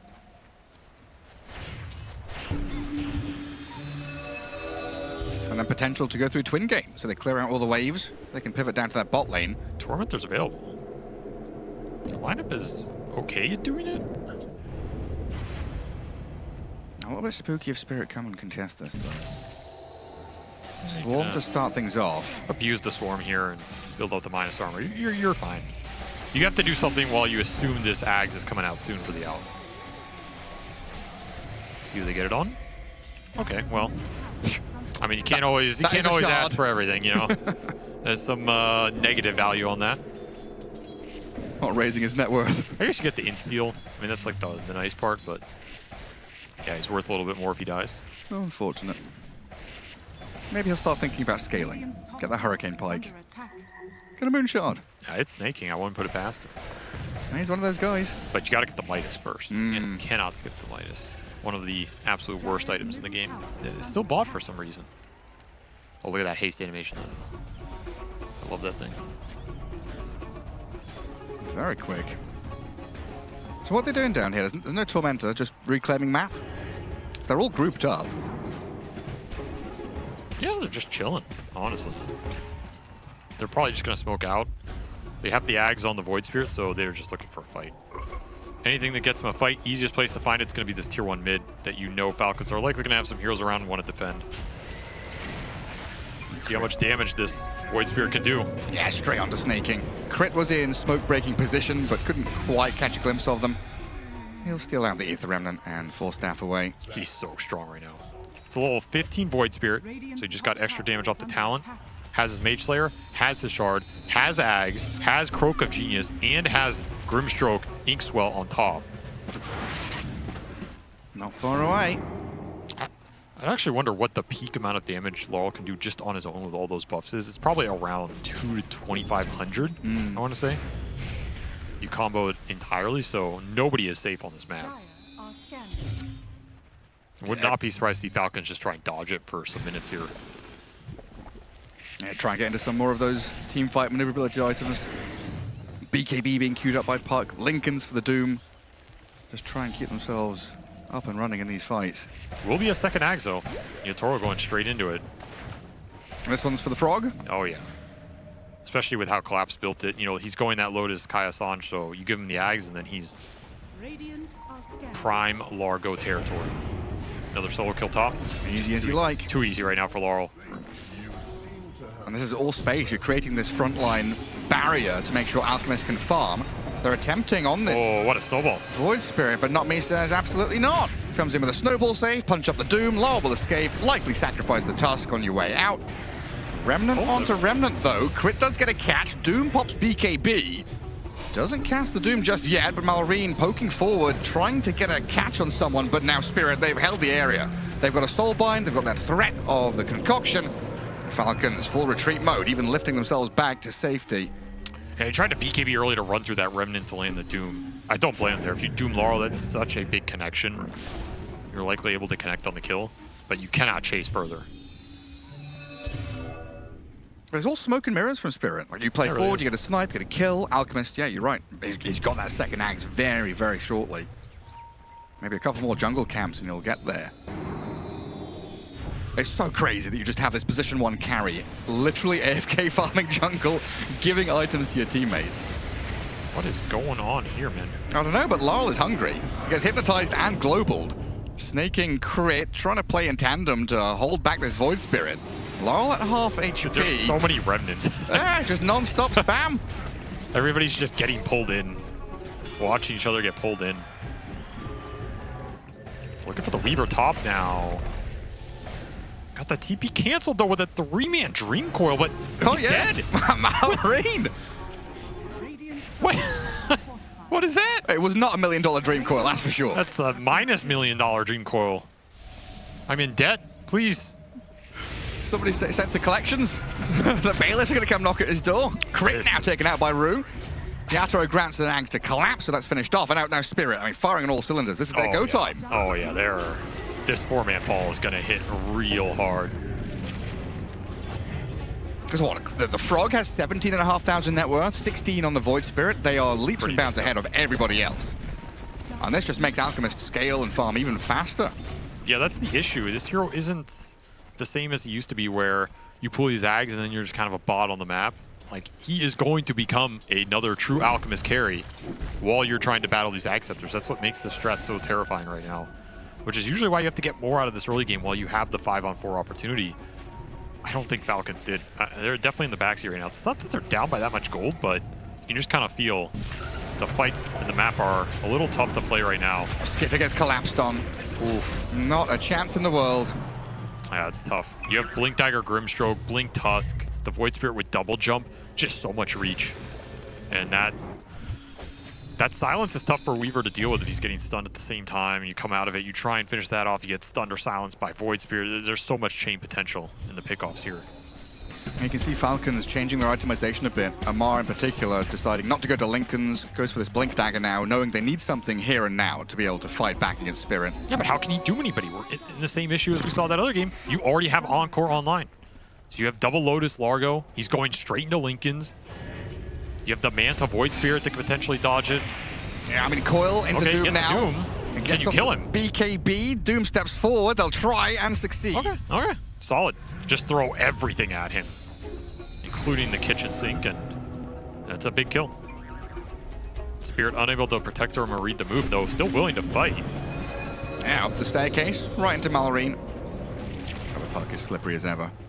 That shows you how strong Collapse thinks he is right now. Oh, the Shard Golems. These belong to Yatoro, not to Amar. I was about to say, Yatoro's like, hell no, nobody's stealing my little golems in this game. How much money do you get per golem from this guy? Like 50 gold each or something? It's ridiculous. Roshan for Falcons, though. Sneaky little maneuver. This is going to get contested immediately. You're right, Collapse just waltzes into the middle. Says, hello, how you doing? What's going on over here in the pit? Not me. Makes the jump, trying to steal and snap the Aegis, but way too early. That's going to be a signal for Team Spirit to just completely remove themselves from this area. No Void Spirit, no Tusk, so Aegis for Skitter now. Great call from Skeeter. Just mans up, makes that play. He does so much single target damage with Swarm plus Deso. Even got the Shiv. Taking advantage of the long death timer on Laurel there. Felt like forever he was dead. Ooh, Shield Rune. That's a nice one for Laurel to be able to go deep. And again, the situation where there are 40 seconds with no Doom ready. Feels like a spot where Spirit might feel more comfortable, but... I think they're a little back on the defensive for a little bit at least. They got their double Ags, they had their time in the sun now. Aegis on the Weaver. You're kind of waiting for this Alk to catch up a little bit. The next set of defensive items to come in. I feel like Falcons can maybe strike back here. I'm trying to play the map. 2 lanes being set up on. And Laurel and Rue, who smoked, went through the gate, came bottom, find crit. Such a nasty combo. This Alk is recovering, man. I feel like it's always better to look at the GPM on this hero because his net worth is just bullshitty. But he's currently at 720, so... It seems pretty good, you know? He's given like 10k of net worth to his teammates. Exactly. That's where it's all gone. And zooming up to 12,500 now. You got to keep your wits about you as Falcons. Can't give up any team fights. Try and take out these Wisdom Shrines, get some ward coverage down, because you need that vision to see where the Tusk and the Grimstroke are, to find Laurel if you want these Coils and Dooms to be working. And snaking out on the wrong side of the map. He's going to escape. Doesn't get clicked down by Yatoro. I love that Alk breathing sound, man. That's a classic. I wonder what they recorded that. It sounds like a dog or something. I don't even know. There's some kind of mammal. The wild boar. It had to be something, because, you know, that was like 15 years ago. There was no AI back then. Although, knowing how those Foley artists work, it's probably, you know, them squishing a balloon between their thighs or using a hacksaw on a watermelon or something. Yeah, it's like their friend eating lunch. Yeah, Starbucks. exactly. It's like all those Star Wars, like, you know, lightsaber sounds and stuff. It's the telephone pole wires that they were pinging around. Yeah, it's all the funny things they find to make silly noises. And so that's a real cool job, though. I wish I'd known that job existed. To be fair, I think that Alex sounds a little bit like some of the teammates I play with. Could have just been a normal NA pub recording. You already said dog, didn't you? Oh, it's true. My bad, Gary, my bad. It's all the same. Oh, there's a 4-man smoke for a support pickoff. Not what you were hoping for. Kind of a big committal, but some Deso charges at least. Yeah, still advancing the map. Get a little bit of control of that jungle. It's just you haven't seen Alk in 5 minutes or something. You've got no idea where he is, what he's up to. He's cruising, man. Level 21. Highest level in the game, in fact. Look at where Rue is sat. Hello, hiding in the trees. Oh, nice attempt. He went for it. He did go for it. That's so greedy. Into the tree and TP. Very nice shot. Okay. Alright. Did go to the Doom as well. Which is, you know, not a bad shard to get for free here. I don't know if he'll trade this speed aura away. Amar really likes it, but there are some good ancient auras you can get. Yeah, it's like 50 minutes in, he still has a speed aura in a lot of his games. He really Sometimes the Alpha Wolf comes out, he's like, oh yeah, I really want this Alpha Wolf to come in. We'll see what he does, though. It seems like Spirit already. Snaking was not. I just accepts his fate. Yeah, there's no escaping from that. And 1 minute left on Aegis, so a bit of time here for Spirit to kind of set up before that Aegis expires. And even go in onto the Doom. AoE Doom out onto this Void Spirit. Lick back to save him to dissimulate away. Yule's on the Tusk, buy some time. Getting controlled up, though, as the double lick from Collapse brings Skidder and Amar a little closer to Rue and Yatoro, who chased them down, but this is really deep. A concoction channeled with the dead wife. Silence out onto the Doom means he's dead, and Skidder being burnt by the Radiance. His first life gone. Aegis was still in hand. Now Marina, the 2-man coil. This Laurel Void Spirit potentially in trouble. The Lotuses, they heal and sustain. He's so tanky and survives. Largoba. They can't control up this frog. He's full HP, full resources, sustaining everybody and getting kills. A killing spree for Collapse. Skidder has to time lapse back to safety by the tier 3 tower, but the frog just keeps on coming. Zero is so stupid when he gets this point, man. It's like nobody dies, nobody dies, nobody. Oh, we're all dead. Look at him singing his song. Well, very well kited from Spirit. They did not expect this Ags purchase on Amar. He literally flew it in while he was standing on that hill, cast Ags Doom, and jumped as Spirit went in. So that is as tight as you can get it, and it still didn't win them the fight overall. So that's just brutal. Would have been a sick play, though, because it is not an early Doom Ags that they expected, and it is a way to bypass all of these Lotus Lincoln Spheres. Are they going to chase him? Nah, Laurel can't quite get there, huh? There's a moment where you're thinking maybe the Weaver gets hunted down. And now we're looking at this, thinking, okay, 8k net worth lead, almost 10 for Team Spirit. I mean, look at how close that is, right? You barely get Radiance ticked. But great soulbind from Rue. Really holds this fight back. And the rest of Falcons aren't here. You're looking at that mini-map. Light blue dot in the river, that's Maureen picking up damage. Brown dot running down, that's crit on the Rubik, not there. Silencer. He's not contributing a lot, he's dead. It's like a 2-on-4, 2-on-5. You lick those heroes out of Doom, the entire fight's reset. Just not the most cohesive jump from Falcons. And you dump so much into Laurel, no one else is touched. So even if you kill this Void Spirit, you've got full HP Frog, Alchemist, they are just going to keep running you down. Now there's the Laurel. Dabbing on you. Dabbing on the haters right now. It's really funny, because this hero, he was first pick when he got released, and then he got nerfed, and then he kind of disappeared for like a month. And I remember sitting there thinking, like, are the nerfs really that big? He still does Largo things in the late game, you know, like there has to be a way to get him there. And then you get in games like this where, yeah, his early game's a little slower, but and he did get pooled in Ags. I'm not ignoring that factor. But damn, when this hero gets fat, the fights just look impossible. It's too much EHP. And yeah, you just don't have this instant nuke damage out of Falcons. They want these more extended chasey team fights, like we've been saying post-draft. If you don't get the blow up on someone, it is just impossible. Oh yeah, for sure. And at this point, the game's just going to become harder because Yatoro's back to fully online. Leapfrogs over the Weaver and net worth, yeah. It's just too efficient. This hero's just bullshit. Like, it's just one of those heroes where you know it's going to get changed eventually. The numbers are too good. If you let the strat work, your chances to beat it are pretty slim no matter what your lineup is because it's just too much gold extraction on the map. The hero is just producing extra gold. He's up to 830 GPM. I mean, it's just... You know, that's not fair, man. No. It's not fair. Manipulating space and time to create gold. People have tried that for thousands of years. It's true. The true Midas touch. And usually people end up with, you know, a bit of green, a bit of silver, a bit of brown. Not gold. Bit of brown? What is that? It's lead. Okay. Where were you going with that? Sure, Garrett. Just end up with a lot of bullshit, honestly. If you try alchemy, you're not going to end up with anything. I'll let that one sit in the air. The stench of alchemists. They did not smell good. They had a lot of stinky chemicals. Yatoro concocts himself.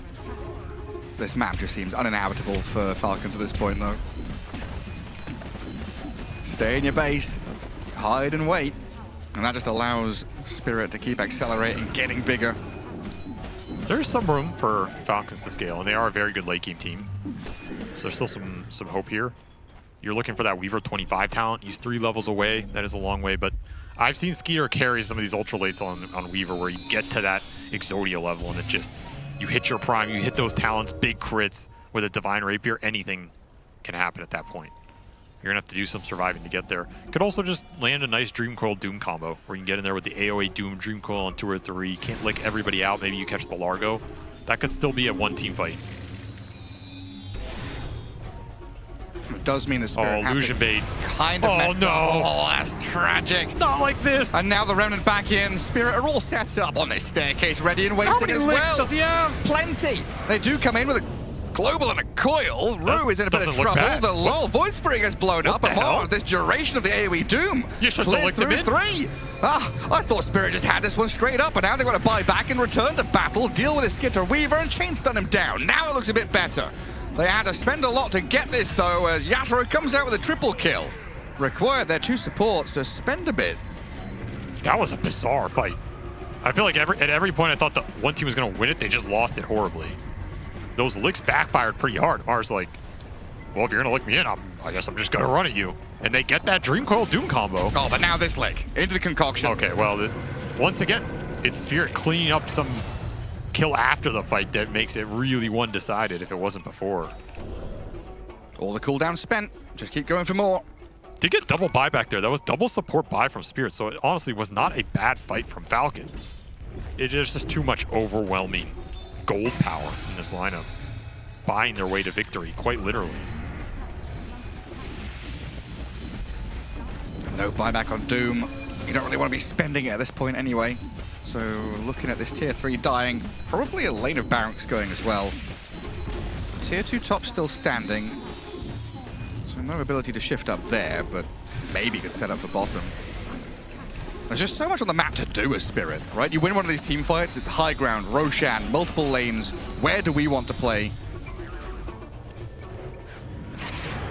And they've still got ward coverage around this ancient spot as well. Still have that outpost, so they're going to grab an Arcane Rune straight into Roche. Not contestable here without the Doom.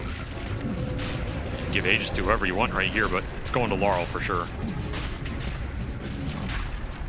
Really nice positioning from Not Me too. He ended up in the pit and he kind of waited there, choosing his moment to jump, and picked the exact right moment to jump Skeeter while Yatoro was on top of him. So the Weaver got bashed into punch with tag team and just got bursted completely.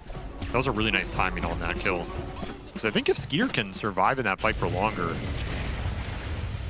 might be a little salvageable. You just gotta drag it out for so long though. Oh, Malrine. Risky business. Who's wrapping around? It's the Frog. He's there behind Malrine, and Not Me's here with a punch as well. Ooh. The puck out on the wrong side of the map. I've really seen Tusk come back into this meta. This hero's looked good today, yesterday. I think Tusk is one of those heroes that's never 100% out of any meta because his kit is just so damn conceptually good. Like, even if you nerf the numbers, what is Tusk's worst spell? All spells are good, you know? Yeah. You're not sad to take any of these. BKB Pierce. Exactly. Gap closed. That's why I say done. Supports that Pierce BKB can never be bad. It's always too valuable. Like, you punch a Rhino has always been exceptionally good, right? You stun an enemy core during BKB, it's like, well, I did my job. We should win the fight, right, guys? And he has this ag kick as well. Yeah, the save. That's the thing. He's BKB Pierce and he save.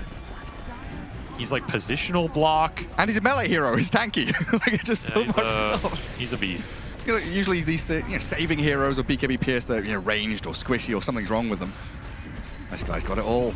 A barroom brawler. Yeah, we saw the level 25 coming in for the Largo, so this ball is really terrifying.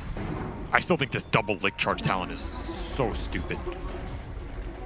I mean, how many fights have we seen where you just get 3, 4, 5 licks off instead of only 2? Or you can just double lick someone back, you can double lick someone in. It's so annoying to play against. I don't think Amara's too pleased with this now. Oh, he's getting licked here for sure. He gets off his BKB. Stunned up. Can't move. Spell immunity piercing disables from both his Alk and Tusk, though. Global stance coverage to get the Amar Doom across the barrier. Someone's getting licked. Oh, snaking. Yeah, dragged back into the waiting arms of Laurel. Oh, Skeeter gets the Alk Aegis. Okay. Has to use BKB for it, though, and can he get out? No. Oh, maybe. No. No shot. That was very costly. And dead for 90 seconds as well. Oh, he's just trying to salvage something in this game, but so difficult. It's an Alka game. He didn't deal with Yathro enough, and now he is destroying your buildings. To me, this game highlights the power of a preset strat and why historically they have won a lot of lands over time. Because you come into these games with these ideas and they just punch so strong. They'll start on him. AoE Doom, coil, chuck stuff at Yatoro and try and kill him, but he breaks free and gets off his BKB. Crit dies in the back to Laurel as well as Voice Spirit, because Alk was the target, gets free reign to do what he wants. And now they'll arrive back in with Collapse, just bullying the backline, splitting this fight 2 ways, and Laurel can open up to get a double kill for himself. Doom does have buyback here. Maybe try and drag them towards the fountain and do something, but they realize this game's over. GG out. You know you've been frogged and alked and all this business. An ultra kill for Laurel in the end. I mean, this draft starts with Alchemist Void Spirit. That's the combo. There you go. You add in the Largo as well. Very difficult for Falcons to recover. To me, the Largo was the bigger factor. Like, the Void Spirit did its job for sure, and it causes Puck a lot of issues. It's their real initiation and killer in the fight. The draft doesn't function without it. I agree there, but man, the Largo with the double licks just completely destroyed ATF in these fights. He's going in, he has to buy Ags to get the AoE Doom because there's too many Lincolns and Lotuses due to Largo. And then when you go in with the AoE Doom, someone's getting double licked out of the Doom so they can pop BKB like in that last fight. And then he's just sitting there wondering, like, what the hell am I supposed to do? I can't single target Doom, I can't AoE Doom. This stupid frog. Like, I have to Doom the frog. You can't Doom the frog because he's freaking running around singing a stupid song, moving super high MS. He's not going to sit in the front. Yeah, it's just a nightmare. The more I watch this double lick talent, I think it changes a lot of these matchups, and people have to respect it. And man, Falcons, I don't think they're going to want to play against Falcon again, because again, these preset strats, once you lose to them once, it's like, nope, that's it. This shit's broken. I don't want to play against it again. It's really hard to retry to break that. Yeah, just got to do something to try and rig that draft a little bit better for themselves. And also maybe strikes with the weaknesses of that Rubik early on. Doesn't get too many spells to actually steal or have any fun as we head back to Tsunami. Well, it's because we saw the ideas of the 4-position diff in our pre-match segment. This poor TI winner, Rubik, Brian, he can't keep up with the power of not me. Yeah, he cannot keep up with not me. As this game was, it was a treat to watch. I mean, I think Alchemist conceptually is in one of the least favorite places as a hero for me. Like, I just don't like the idea of fuck this hero. Of like what he does. We talk about like Lone Druid warping the game, right? I just feel like Alchemist is another hero that just completely warps the game. I made like a segment like on the second day of this tournament because it's so weird. This hero went from this old tempo, I get 6 slotted before you do, and we like win the game before you hit your timings, and he's now like this late game menace because his entire team is like super strong. So I guess, go ahead. He went from the guy that is 6-slotted first to the bro that's 6-slotted team last. is 6-slotted It's like first. he just feeds his gold away. I mean, maybe that's why it feels that way, because it's true. Like, brother just helps everyone out, because they weren't doing that well for like... I think his first axe even was late, but then they started getting the ball rolling. They got some kills, and it was good. Yeah, I just noticed something on Dota Buff. You know what Not Me's nickname is? Nickname? What do you mean nickname? Yeah, Like on Steam, you Like, not me? Yeah, it's called Doom Mar. I don't know if it's Doom plus Amar. He has a picture of Doom as well. Lisan Al-Gaib, he knew? He knew. He knew exactly, Tsunami, what's going to happen. Wow, and as a result, I mean, this man is, it's more than a 4-position diff. We make him the captain. Make him the coach of Team This guy's the Spirit. best player of all Best time. player of all time. Or more realistically, perhaps, that it was a team effort. It was. Like, some of these fights went, like, really long. We had these, like, super drawn-out fight, like, 16 minutes for, like, a minute and a half, where there's a lot of going on. This is where Falcons kind of brought the whole squad together, using the global silence, overextending as well, because it was a bit of a longer fight. And then they got randomly picked off after. This was the timing where Void Spirit, he still doesn't have Aghanim Scepter, because it's going to be coming in too late. Yes, speed that up. Faster, faster. We got to... It's a long fight. Yeah. You told about warping. We have to go warp speed here because in this fight as well, because it feels like they're going to be able to pretty much kill everybody. They're going to be able to kill the tower. But then as soon as Void Spirit gets the Aghanim Scepter, they're also going to be making sure that they're getting the pickoffs. They pick off Silencer multiple times. He TP's bottom. He gets a double kill after that. So a lot of things going Team Spirit's way. I feel like a lot of these kills were handled to them. Yeah, like, in my opinion also, like, because Falcons are doing really well, and you can see it here, and I think Spirit only picked up once they got the first Ags, but even, like, I think that was, like, one of the crucial timings of the game where Falcons didn't play as well. Like, there's, like, a 5, 6, 7-minute period where I think they really bled, like, a lot of gold on the map and kind of gave up their lead, because I think had they done better, they still had a very good chance. I would assume going into the next game, you just take out Alchemist, because it looks kind of stupid. You still had Doom, which was, at least in my mind, one of the biggest counters. It looked Especially like it. Amar's, 80% win rate on it. Yeah, like even that, it looked fine, but not like, it should be doing more. This is not okay. I just want to say, like, I've experienced this firsthand. Alk is such a bait hero, man, in the sense that, like, you feel so strong when you're against it, because, like, it just doesn't do anything for, like, the first 20 minutes of the game. And so you just you're supposed to run at Alk for 20 minutes because he can't stop you and his teammates are weak without him. And then at some point that flip switches, usually with that first Ags, and it's really hard to be like, okay, we should stop running at him now. Like, it goes from being 0% fight capable to like, okay, we freaking own now. And then every game I've played against it, I feel like Falcons did the same thing. You like overextend those 1 or 2 times right after he gets the Ags to his teammate, and then the game just goes whoop, like the other direction. And I don't know, I say it's a bait hero because you're supposed to like adjust your playstyle to him very, very polarizingly. It's also that like you need to understand when this first like Ags comes out, as we've got a call. This is an interview, I think, post-game interview. Post-game interview. We're talking right now to Amar saying what happened. No, actually, we haven't gotten a chance to do a little bit of fishing yet on our ship. Who hasn't fished? I fished. Do we have the leaderboard of the fished. fishers? Of the fishermen Have and you women? fished already? I fished. Neil, have you fished? You fished? I have fished. You fished? I fished. Neil, I think you're up. Perhaps I have not fished. Currently, There you go. SVG We're doing pretty good. is topping the charts. I'm sucking the cost. Yeah, 1 second difference.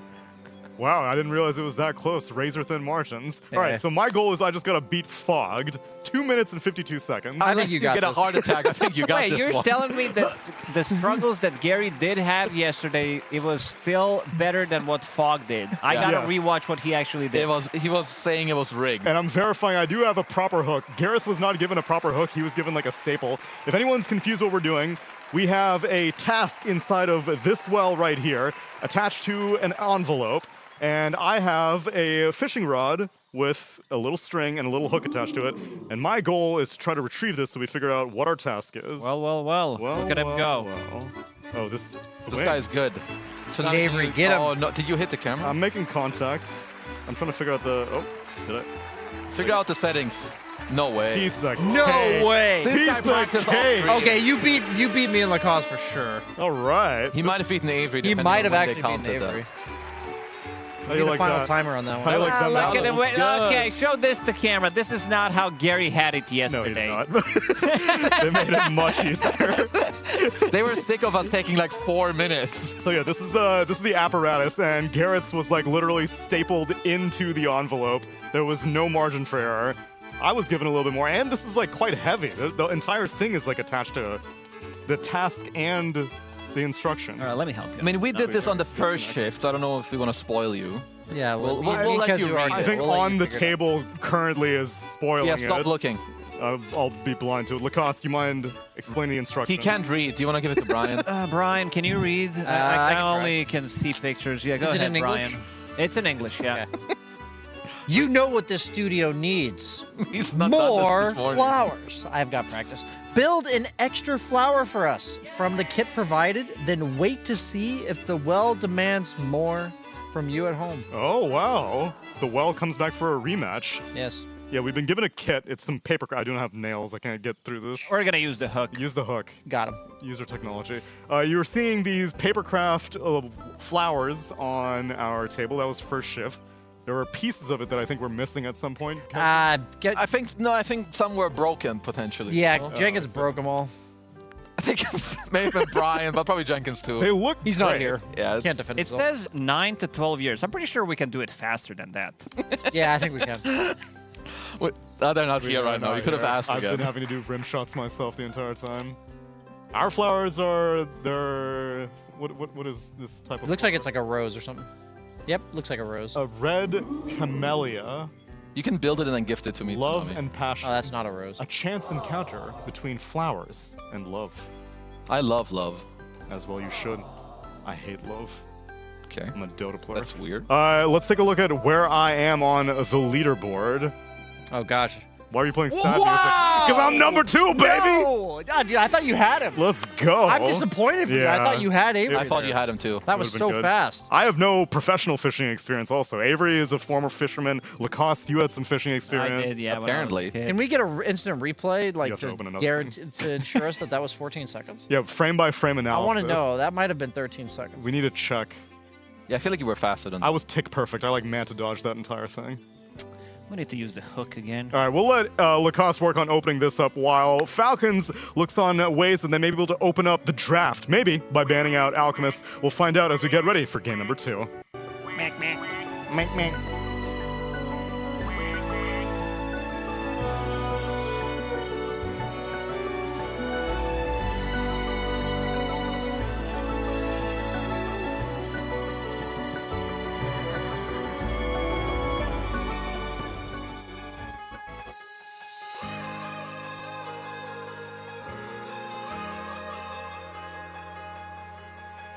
New horizon, see it rise.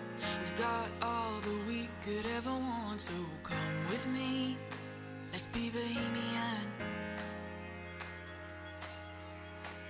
New light inside, so alive on this high we're living on. Set you free, it's all here in us. One more step into this open ocean, and we'll never forget all that we're made of, our foundations. Soaring up, wide awake, for you and I, this is our day. Now the world is ours to take. Soaring up, wide awake, for you and I,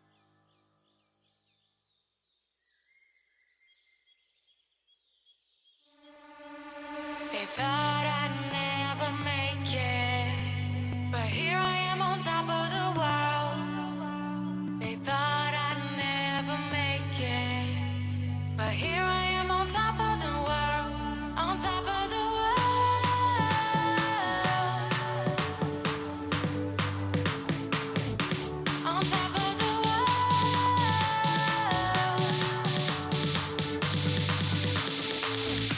On top of the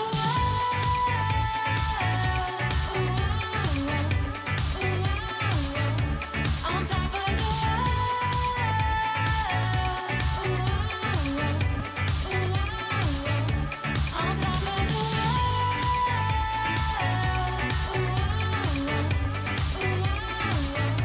on top of the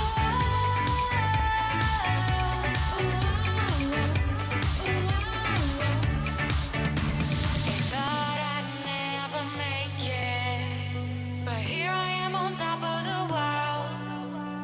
They thought I'd never make it, but here I am on top of the world.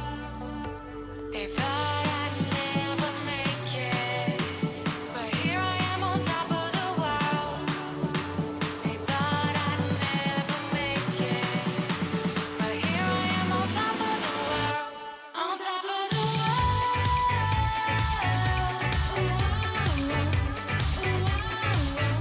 on top of the on top of the on top of the on top of the on top of the on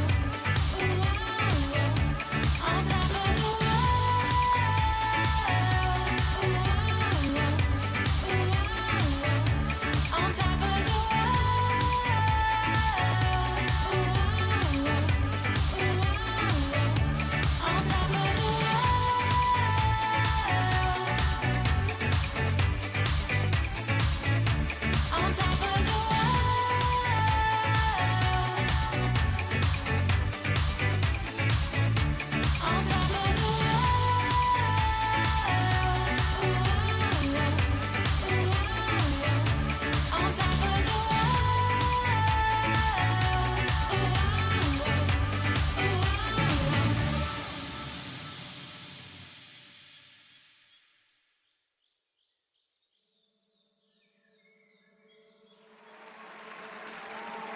curtain call, don't know more.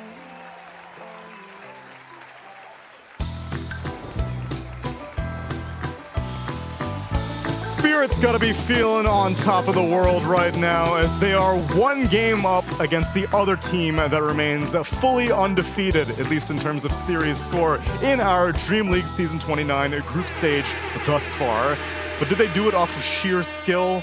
Or did they just alchemist their way to a victory? I mean, anyone can win with this hero. Anyone. If we weren't, we would have won. I think maybe not supports, but your offlane and your mid laner, they're like, yeah, Alchemist is the best hero to have in the team because they're getting the Ags, and you can definitely feel like the matchup swayed in their direction once you get that Aghanim Scepter, the double silence, and also Largito, him from the offlane. Like I really like the atomization from Collapse, going straight for the Lotus Orb and then picking up the Shard, then going Kaya Sanj, knowing that he's going to be getting the big upgrade as well at the time, and then you could feel them understanding their own timings as well, because the early game didn't really go that well. I mean, it's something cool that Dota has nowadays, I think, with like Shards and Aghanim Scepters and Talons, where maybe you have a bad matchup, you usually can do something to like offset that, like you just said with the items. While your hero sucks against Doom, you can put double Lotuses or double Linkenses once you have them with the Shard, which... Double Lick as well is very underrated talent. The double Lick is very strong. The Lick. It is way better than the previous talent, which was 200 damage, so... Yeah, go ahead. I would rather have 2 Licks too, so that makes sense. I would like to lick we can twice. do I mean, lick that. it twice as much. Wait. You don't have the talent? I don't have the talent. I'm not level 20 yet. We saw this exact trade yesterday, and I remember, I think it was Mira and somebody else was on the panel. Maybe Lacoste? Somebody, they traded Pango for Clock, and we were like not happy about it. Yeah, basically. Like, we thought Pango's... What? Avery. It was Avery. We thought Pango was much better. Oh, absolutely. I agree with that one. Sure, like it can be like sure you're a carrot man. You're like burning their mana, choosing where you want to be taking the fights. Maybe the Rolling Thunder is not gonna connect. But then you have one guy who's rolling in, and everybody else is running away from him. Clockwork kinda does the same thing, but worse. Because once you see the cogs, you don't want to get close. Yeah, I guess like for me, this patch seems to be a lot about the heroes that really change the way that a particular portion of the game gets played. So for me, Clockwork is very much about the laning phase. I've seen some like you cog the guy back and then you hit him into another cog and you hit him with another cog, and I'm like, these skills should not be working. Like, he killed like a Void Spirit in the mid lane or something doing this, and then you see heroes like Alchemist that kind of changed the 20-minute plus mark. You see heroes like Lone Druid that kind of just ruined the map. And then for me, like, Huskar does it from the laning phase as well. But Pangolier, he changes team fights. Like, he just kind of... It just feels impossible to team fight against this hero. And I feel like the way to deal with it is, like, ranged physical damage. And what we saw from yesterday from Team Liquid as a response to it, that was the series. It was Team Liquid picking Clock and then giving Falcons Pango. They picked SF. They was like, oh, that makes sense. You're going to have some guy that, like, clicks the Pango down. And then Falcons just responded with Mars. So I'm going to, like, keep an eye out for, like, how Team Spirit... Like, they gave him away Pango, one of the most popular heroes in the tournament. What's your plan to beat it? I mean, I hope that they have... I mean, those are the type of heroes you want. I would even say, like, a hero like Drow Ranger. These are heroes I would like to see a little more, especially into the Pango. I think also back in the day, like, if you can fit in a draft where you have, like, maybe Faceless Void +1, this hero is also quite good against Pango. Obviously, he's a bit harder to make work, but at least for now, I think you have Clock, Storm. You already have two pretty good heroes when it comes, in my mind, like, against Veno. You're also fine against Pango. You're gonna lane very well here, Storm. So I personally don't mind the first phase trade that much. Obviously, Pango's a phenomenal hero, but I think Clock also, if played by, like, a really good player, this hero's legit. Yeah. I just want to see something that's going to be able to take care of the business. I feel like Rubik is okay. If there wasn't Clockwork on the other team, I think Lion would be okay-ish. Problem is, like, you don't really get to play the game. It's a very hard matchup for you, but I do feel they need some kind of a lockdown. And on top of this, now you have three heroes that are, like, relatively good against Pango, because stopping his roll... What are you doing here on this picture, Kazu? I love Mr. B. I see a lot of similarities between two of you. Yeah, continue. Okay, before we continue that, Lion is 9-1. Wow. I didn't know that. We have not seen that much Lion. Not on the mainstream, yeah. Yeah, I mentioned Lion because it's a good game for it. I thought maybe they're going to be a little afraid, but you have good vision in the team fight. I think once you go in with the Rolling Thunder, you also take a lot of attention. You're providing vision for the team. Venomancer with the wards as well is going to be doing the same thing.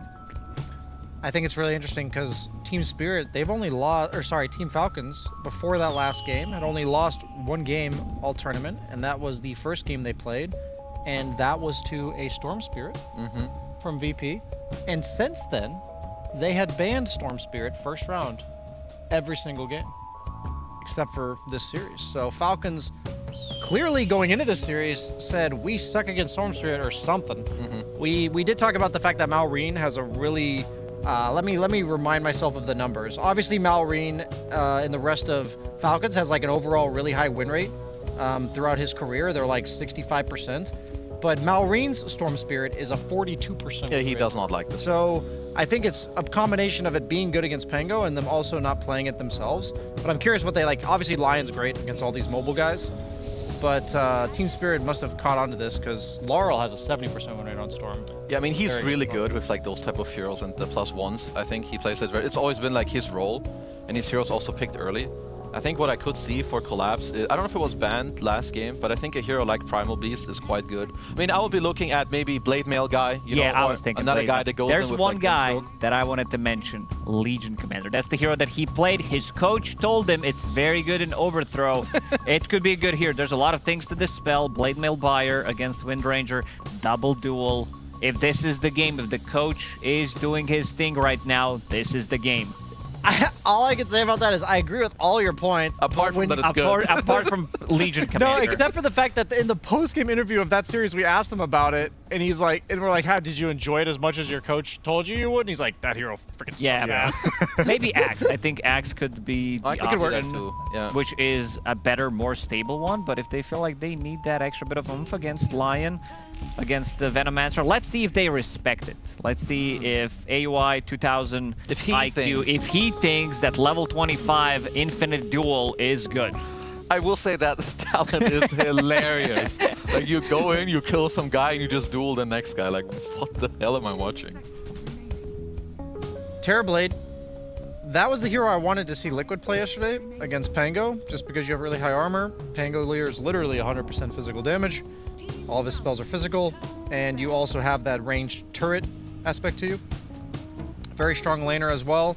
It's like a melee hero that Clock can leave alone, meaning like you're allowed to roam through the gate and stuff, and Terrorblade's pretty self-sufficient. But then you're also a ranged hero, at least for 40 seconds or whatever, so that synergizes well with Clock in that capacity. It's also just a good hero, I think, in my experience, blind picking. Like, you feel pretty good against most matchups. In the offlane, they do ban the Doom for Amar. I wonder if they ban the Mars as well. I think they have to ban a hero like Underlord. Like, at least now. I like Underlord. I think TV is not just good against Falcons heroes. I think if I'm playing Storm Grim, I want a guy that helps me have the map in a good state, which TV does. So if Falcons, like, let's say they had to last pick a carry, I would want them to match it maybe with something like a Naga Siren. I think Underlord is good in lane, gives good items, and can help you with the map play from the I got offlane. a question, Kezu. I heard you guys talk about some Naga Siren on the previous panel as well. Yeah. What's up with Naga Siren? You got any inside info? I mean, I think it's playable. It looks good. Yatoro talked about it in an interview last time. Reconics picked it yesterday, and they beat Tundra. That says something. So I think it's good. You got to keep an eye out. Naga got nerfed in 7.41A and B, I think. Like, She so did? something about her was good. They nerfed her, I think, twice. Okay, I mean, then what is next? So Spirit need the offlane guy. Legion is still in. Legion's still in. 2 Blade Mill Bros were removed. I mean, the Tide Hunter is also the one that they can pick up. Tide TB is a bit on the slower side. Yeah, Tide TB gives everything. Yeah, but it gives you a team fight. Yeah, where is that meme from? What Tide TA gives everything, and TI You're is liquid trolling, every dude. time. Yeah, I forgot. I'm old.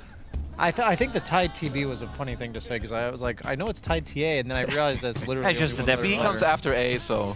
Yep, they go for the Blade Mail Taunter, but more of a collapse style. I think he just thinks this hero's better than Legion. I think that's really the only reason Disappointed. for it. Heavily disappointed in this pick, I gotta say. That could have been a Legion commander. Could have been. They do the same thing. You just have it better. You have this. But does Axe have this spell? No. Does he have infinite call? No. Yeah, just call refresh on kill? Yes. No. Okay, But so to be fair, his ulti also refreshes. But now, hold. Now Amar can pick Legion Commander. How does I feel like they messed up the taunt priorities as well, so I don't even know how it works anymore. That Legion Commander no longer has guaranteed highest priority. Call does draw away from duel. Wow. That's so stupid. But I think that's bugged. How does normal spell counter ultimate spell? Yeah. Okay, what does Amario want? Because traditional counters to TV would be like Darkseer, which my friend Amario the Mars does not play. Timbersaw, maybe? Timber is okay, but he sucks major ass against Grimstroke and That's Claw. true. But he's good against the rest. Amario. There's a lot of single target on their side. These heroes are very squishy on Falcons. I mean, the way they played before, like you would always see some like Enchantress, which can be tanky hero, but not sure if I would see this lineup. I would definitely not say it's Team Falcons draft. I mean, maybe minus Venno and Windranger, but the other Maybe 3 out of 5 minus. I mean, 3 out of 5 is still good enough. I mean, if I see Pango, I can think of Melrine, Amar, Timber. Maybe, yeah, it's the Windranger that's throwing you off. If it was DK, I would say, yeah, it's Falcons, but something is just a little bit off with this draft. I like it more than I liked. I mean, I said I liked their Game 1 Weaver pick last, but I feel like there's just certain heroes that feel they don't scale naturally. I think what makes Alchemist so broken is that it's just so simple the way that he scales into the game. I do like both drafts in this game. I think Windranger, it's not really Skeeter's job to carry this time around. I think even if he just like focuses down Rue or something in fights, he's gonna need to enter late. ATF is gonna need to get a good start. I think I've got eyes on Rue for this one because if he can like get collapse to a decent start and then gank ATF once or twice, the game might just blow wide open. That's what I'm looking for. Yeah. I can't fully put my mind to it, but I will say that I do prefer Spirit. I think unless Amar pops off, he should have a good early lane, but maybe with the rotation that you talk about where, they bring some heroes there, maybe Laurel ganks him as well. I don't know. I just feel like you have Blade Mail against the Windranger, you're pretty happy. If you can stop Amar Mars, which Amar's Timber, which I think you should, easy game for Yatoro. And he's countered. You did mention 2 of the heroes that he really dislikes to play into. Clockwork, burning his mana, Battery Assault, and also Phantom. Like even Phantom, Leash, he gets his ulti off, you throw Phantom on him, he can't hit it. Somebody else is going to need to hit it for him. That's right. That's good That's counter. right, Neil. Completely disarmed. Yes. There's just a ghost eating away at him, and he can't do anything about it. This guy hates this matchup so much. Back in it, there was like a few years, he will buy Manta against Grimstroke on Timber. Oh yeah, to kill yeah. the ghost. I remember. What that if we shit. see it now? We might. Just pull it TB out. can't thunder you. Pretty good. You kill the cogs faster. Nice. We're theory crafting here. We're gonna see like a Kaya Yasha into Manta. It's like Kaya Sanj. Just wait. The only way to counter it. Just wait. Just wait. I'm waiting with bated breath as they take all these pieces and slide them together to create something beautiful. A 5-hero draft going up against another 5-hero draft. Could you ask for anything more? 2 of the greatest teams of all time going head-to-head on your screens right now with Gareth and SVG.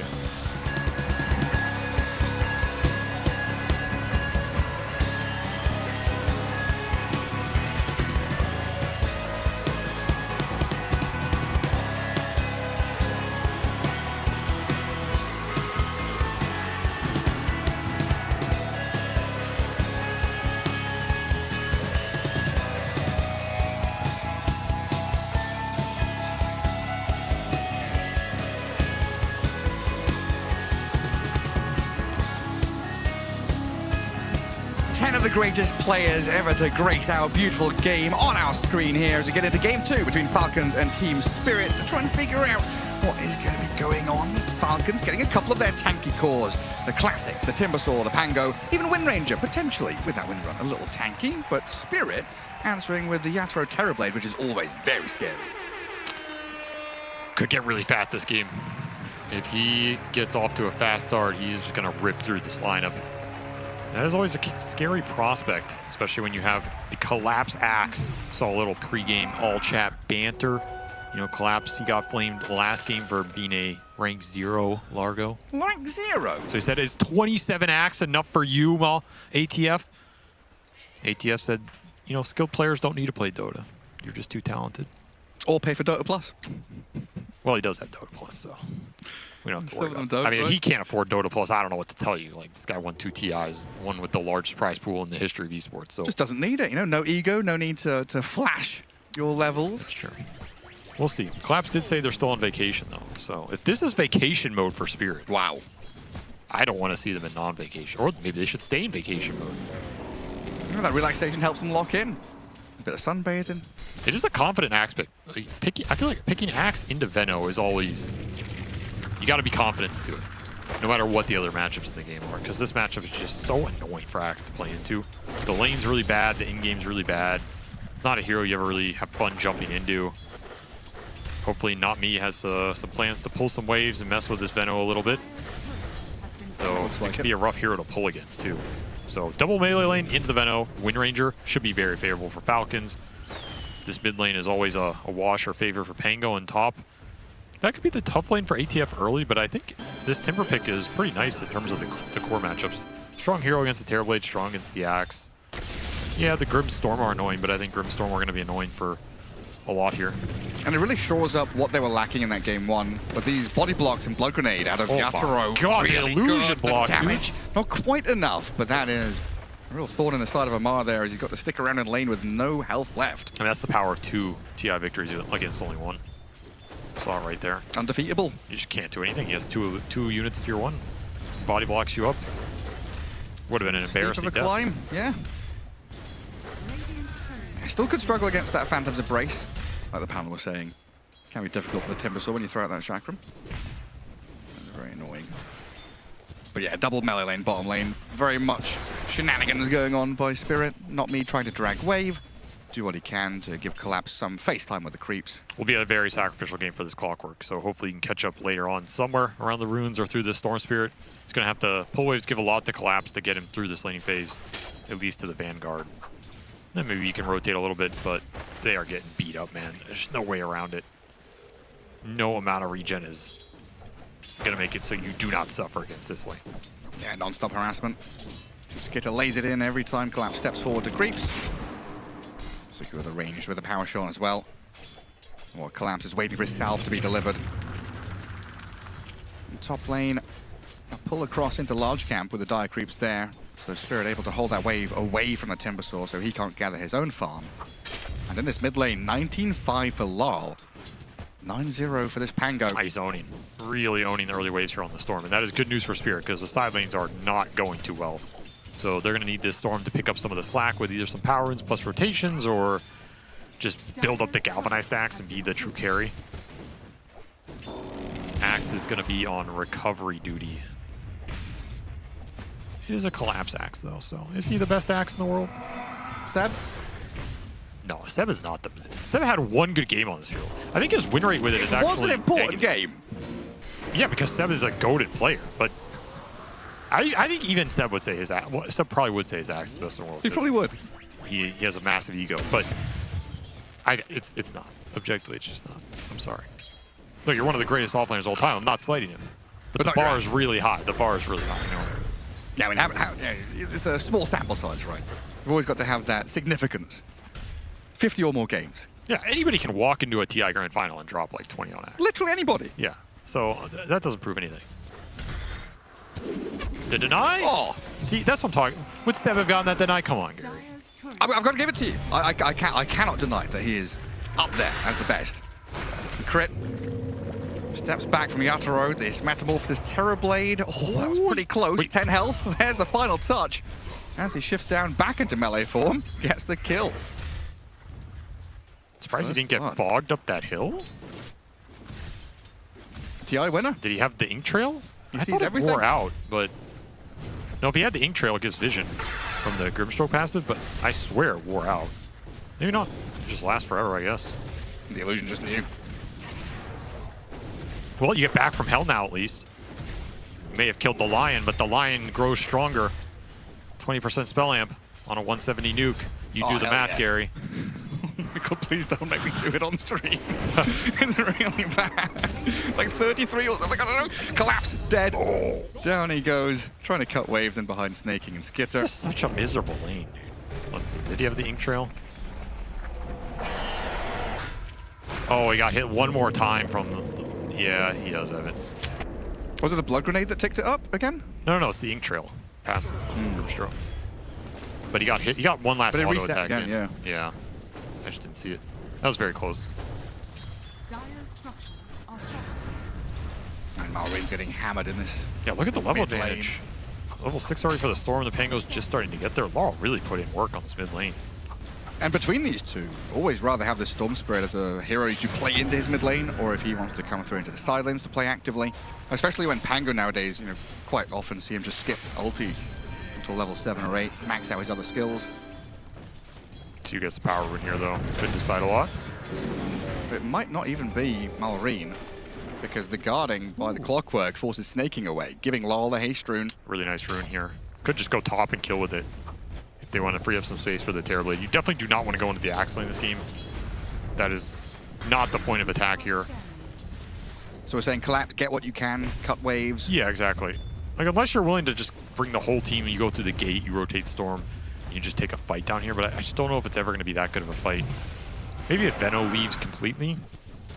And I guess the uphill battle kind of levels out a little bit for Collapse when he gets the Vanguard, because then he can have options from going jungle, doing what he wants to, maybe sustaining in the lane. Not me, does not have the same luxury though, especially when Skitter hits level 6. The swift kill there, Snaking picks up the kill on clock. But he's going to TP down here to try and turn after the kill. Loses his courier with the Vit booster though. Oh no. Snaking happy about that one. I mean, doesn't have TP to come back to lane, so it is a value kill. Will give a lot of space to Collapse, makes this rotation worth it. But you lost your Vanguard. Definitely a little sad about that. And it is space to Pango. This is kind of a negative GPM kill for Spirit overall. Just giving space for Malrain to come back. Pango's now ahead of the Storm, even after being devastated in lane by Lol. I think Storm is the one matchup I'm confident will beat Pango in this mid pool right now. That's why we've seen it banned a lot. They do get it here, it does some work, but You have to salvage the rest of this game. And this is the issue. This is why I don't want to go to this lane, because even if you kill in this lane, it doesn't change the paradigm for collapse. You can still just get hunted the same. You're not relieving any of the pressure. You're just stalling it. And I think that almost never makes a move worth it. Like, this is a sacked lane. You pick Axe into Veno Wind Ranger. It's going to be hard. You have a double melee. You get what you can out of that and apply pressure elsewhere. This is how I would be viewing the game. And you're not really kicking the Wind Ranger out of here either. No, never. He will always come back. He will always be a threat with the ulti. Until the Blade Mill's online, you're food. 8-minute rune. Malrine gets the shield top while Laurel fights over the bottom spot. Inkswell's on him, trying to catch up to Snaking and Crit, who were both trying to guard down here, but the chop from Collapse, Blood Grenade thrown in. Malrine... Chop 2? Wanting to fight into this, but Crit has just been left alone to get double dunked by Collapse. Hell yeah. Would Seb have gotten a double kill in the river like that? No, he'd be farming pipe. I don't know why I'm playing this. You're running with a bit. Yeah, there's some OG fan out there that's like, oh, I bet they're pissed right now. How dare you? That one guy. Could be Seb himself. He could be watching. It wouldn't surprise me. Hey, where are your accolades, SVG? Has Owen ever screamed your name for 30 seconds? Not in a Dota game. No.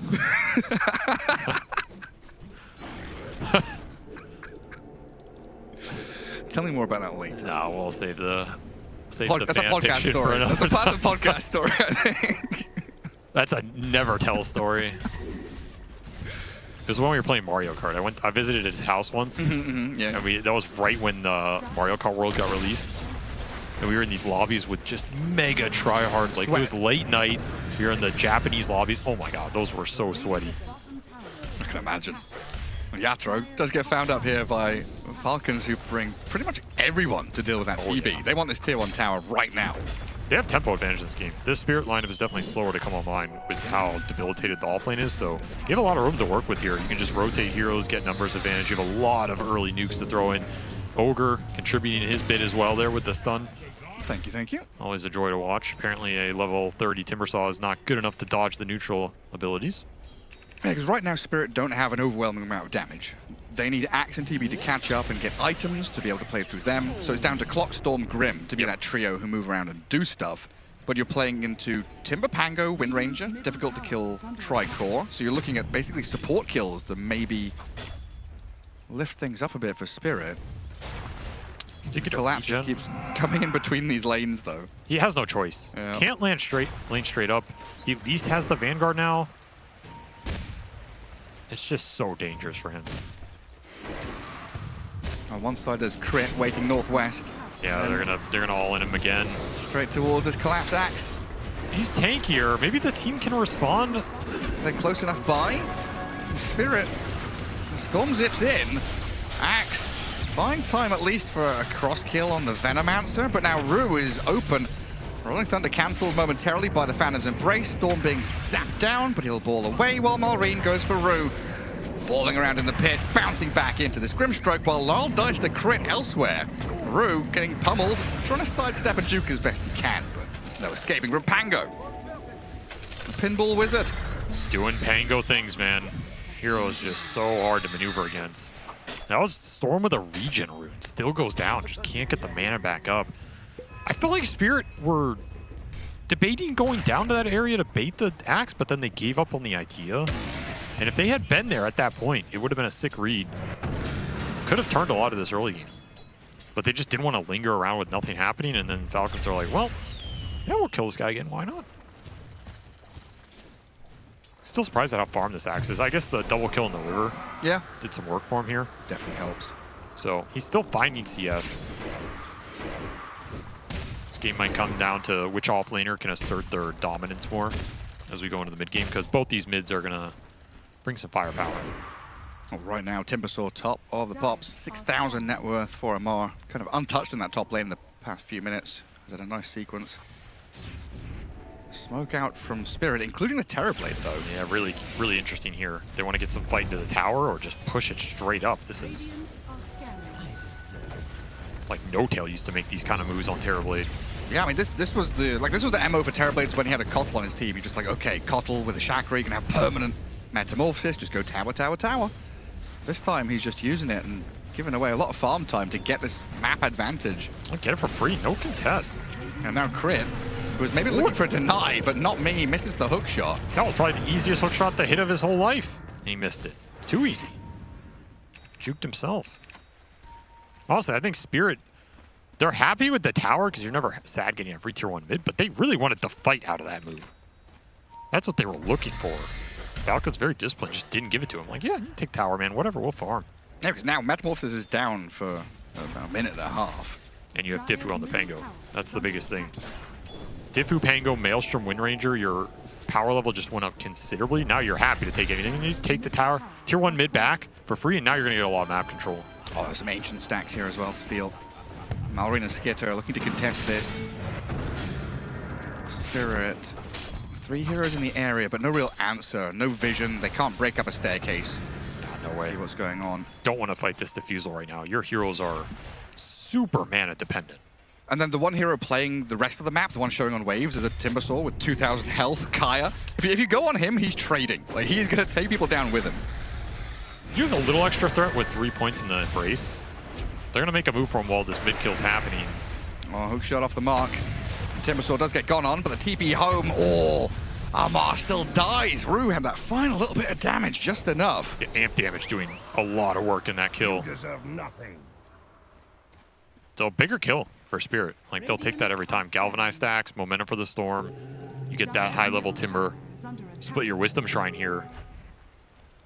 It really feels like Falcons should be getting farther ahead than they are right now. Yeah, I thought they'd be playing through his Pango and Timbersaw, just non-stop going forward, playing with Crit, leading out. Not able to do anything as Team Spirit really tighten up. I feel like this move into the mid lane just showing that they are not afraid to 5-man ball, group together, maybe put a bit of fear into Falcons. Lyle now with his Kaya done. Trying to scramble together what farm he can.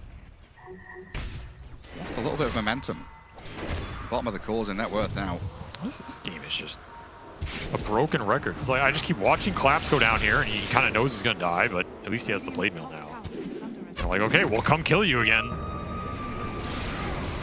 Might kill Skeeter? I don't know. This is a little sus. A lot of return damage, especially with a hook shot from the back end. He's dead. The Cogs push back, he is, and Collapse is still half health. Yatra has now arrived with Metamorphosis going, so Malrine with his Arcane Rune just has to run and hide, but lol. If they lose Malrine here, this is an absolute disaster. That is awful. When they've got the Phantom's Embrace and he's dead. Gets down into the little river, but falls and drowns. Rue is just picking up kill after kill. That axe damage. Yeah, look at the reflection from the chip vest to 400. This is a brutal item for Wind Ranger. So you're fighting a Blade Mail plus chip vest. You cannot kill this guy. No. There's physically no way to do it. Falcons just do not recognize the situation. He kind of baited him in. He died 3 times this game. They're like, we'll take a 4th. Nope. No one kills Collapse Axe 4 times in a row. Hell no. And now straight into tower push. I mean, this is what they wanted from mid lane. I'll get it bottom. Amar will try and bodyguard, put his big Timbersaw butt in harm's way to slow them down. Spirit are really, they're really playing this well to hold on to this lead, not let it grow. They're just not giving Falcons the momentum they want with this pretty early mid-game oriented lineup. You have Veno, you have a Pango with Diffu. Lion wants to be finding kills. This is a killer lineup. It's 8-8. Yeah, Spirit able to drag it out. Get this Terrorblade to that scary point. Well, he can just stand and out-carry some of these guys. Look at this. TP's top. Maneuvering on this ward, trying to go straight into Malrine again. But no hook shot. A little more difficult to connect on this. Storm can start with an Ink Spell on him, though. And Malrine, if he's not quick about it, he's going to get chain stunned up. As a stun out of the Crit Lion to hold them back. Soulbind put in, but Malrine got the roll off and is going to get away. That would have been an extremely high execution kill. Without the hook shot to reach on him, just glimpsing him on the ward, that would have been a nice connection, but a little too difficult to connect on. Still forces that roll, like you said, and this Pango's not getting a lot offensively done, which I guess is a win in itself. Wow, it pushes Falcons back to one side of the map. Yeah. They're now hemmed into this top left corner, whereas Collapse, I mean, he's getting all his free farm down right in the corner. He's about to have Blink. He's high level, too. These 2 offlaners are both pretty meaty. Wind Ranger desperately needing her BKB, trying to farm through the Ancients to get to that.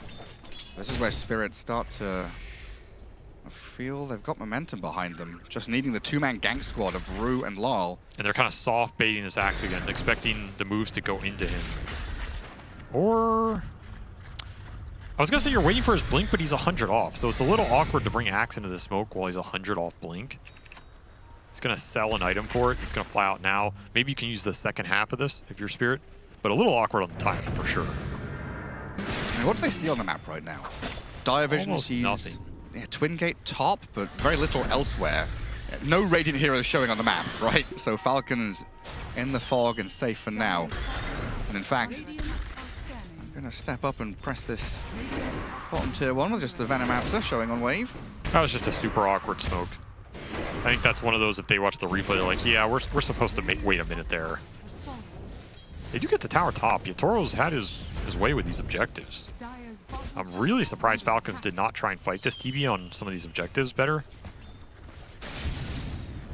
And the quicker he gets into MKB, the better for him. That's a freebie. Oh. Finger charge too. Gotta keep track of those. Rolling Thunder as well with Malreen's Blink Dagger. Shackle shot latches to that tree and very well executed, giving Armar the double. Very nice. Springing into action, Falcons finally showing off something. This is kind of what I expected from their lineup, a little bit more. Just low cooldown kill threat. All the cores can be involved in these pickoffs. I think that's where Wind Ranger excels compared to other carries. And they have some solid lane wards. Scouting out that mid, they have one on the bottom corner, so you can kind of set these plays up and just let Veno control enemy jungle areas or give vision with some extra ward contesting neutral camps, stuff like this.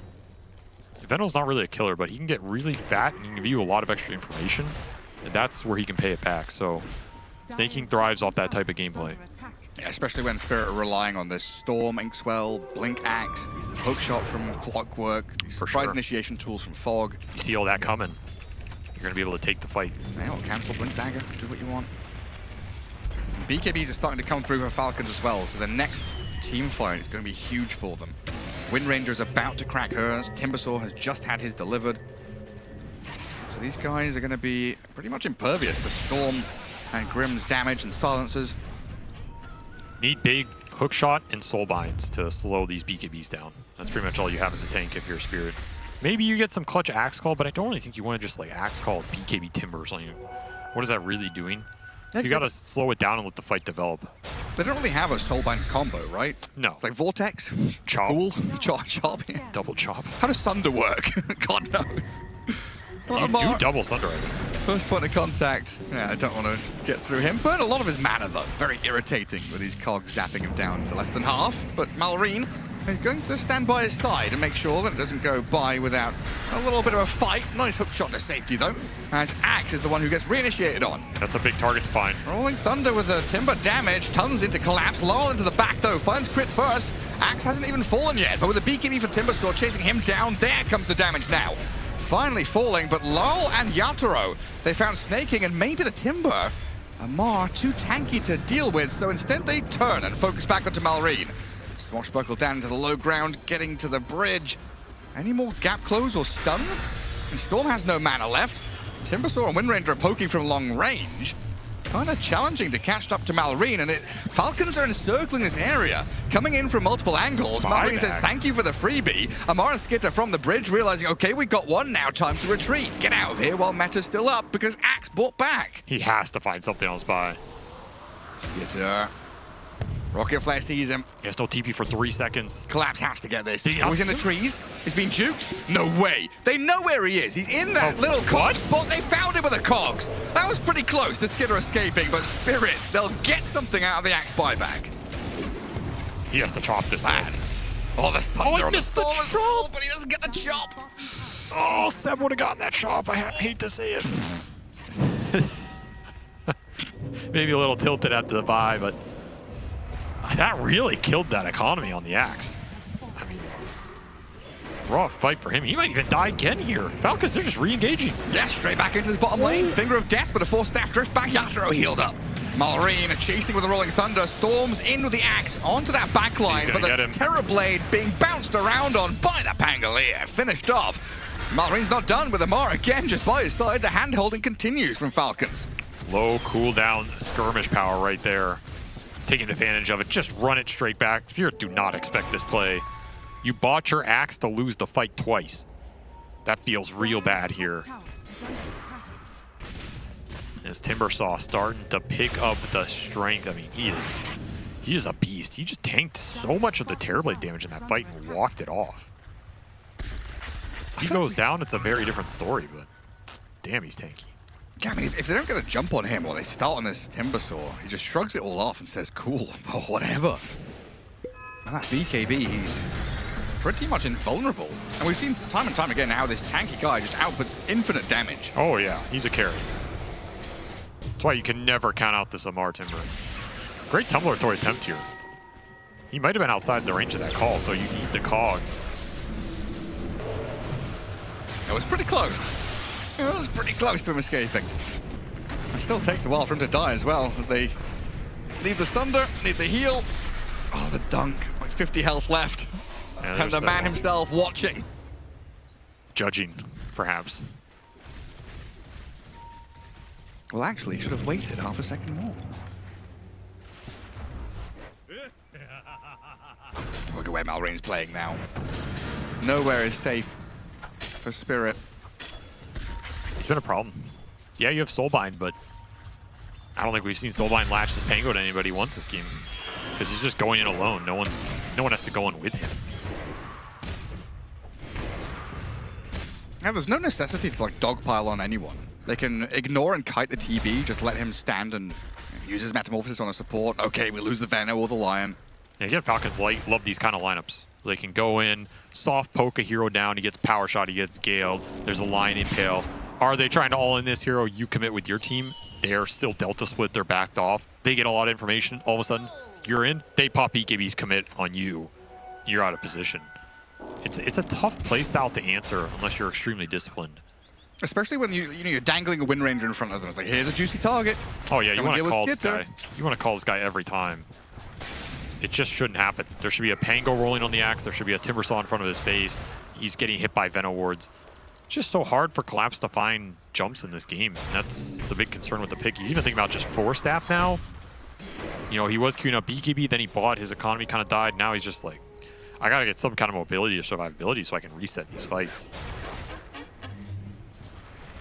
As the game goes on, though, I mean, Axe and Storm very much second fiddle to this Terrorblade. He is the big carry. He's the guy that's putting all the eggs into the Yatoro TB basket. But he needs stuns to connect the damage.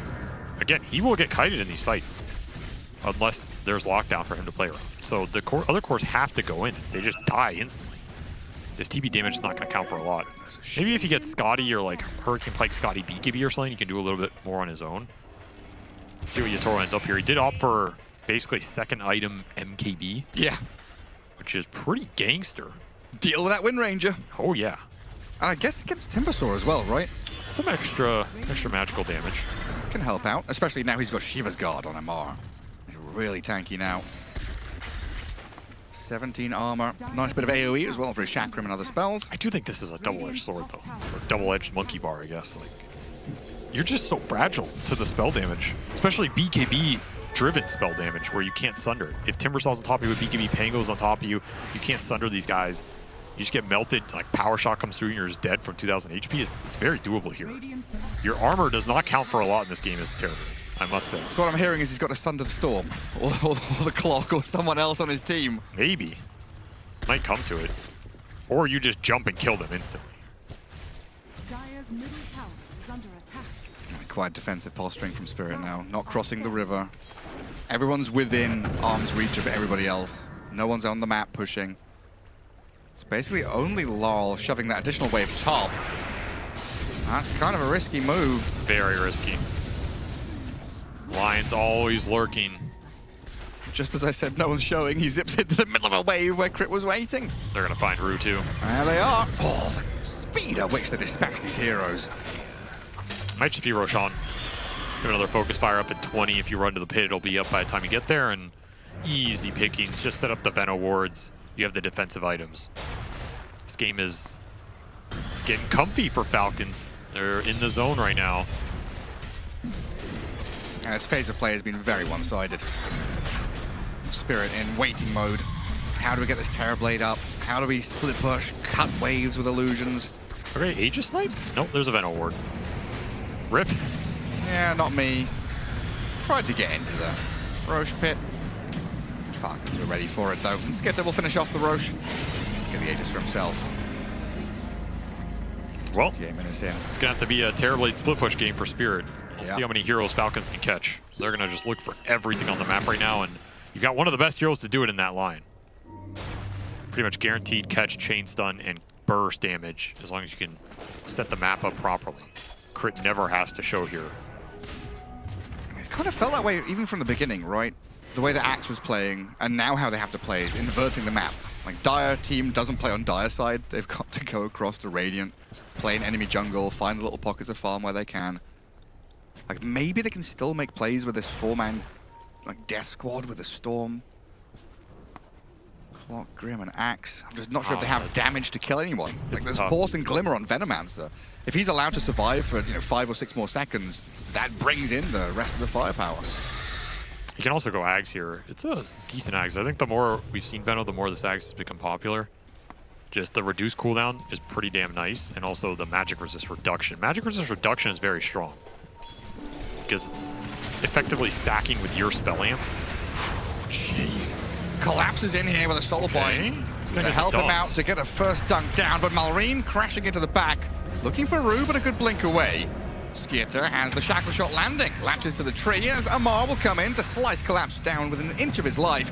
So a few more touches should do the job now, but Inkswell and the movement speed. Axe has slipped to the safety of the fog. Got out. Gets away from the swash, but now Malrine being turned on with Yatoro standing in this metamorphosis. Damage is substantial, but the Lotuses and the Glimmer Cape enough for Malrine to step back. And Team Spirit running out of gas. Snaking, still being dealt with by Laurel. That's a Storm with no mana now. The 2-man call, Collapse. Oh, he's got it to him. A double kill. Amar, the only one left standing now, as Team Spirit somehow kite this fight out and survive on such low HP. Where did he come from? I thought he was just going to base. He had to blink out of the last swashbuckle to his tier 3, and somehow he ends up double calling at the end of the fight. Like, what the hell? Who does not just go heal there?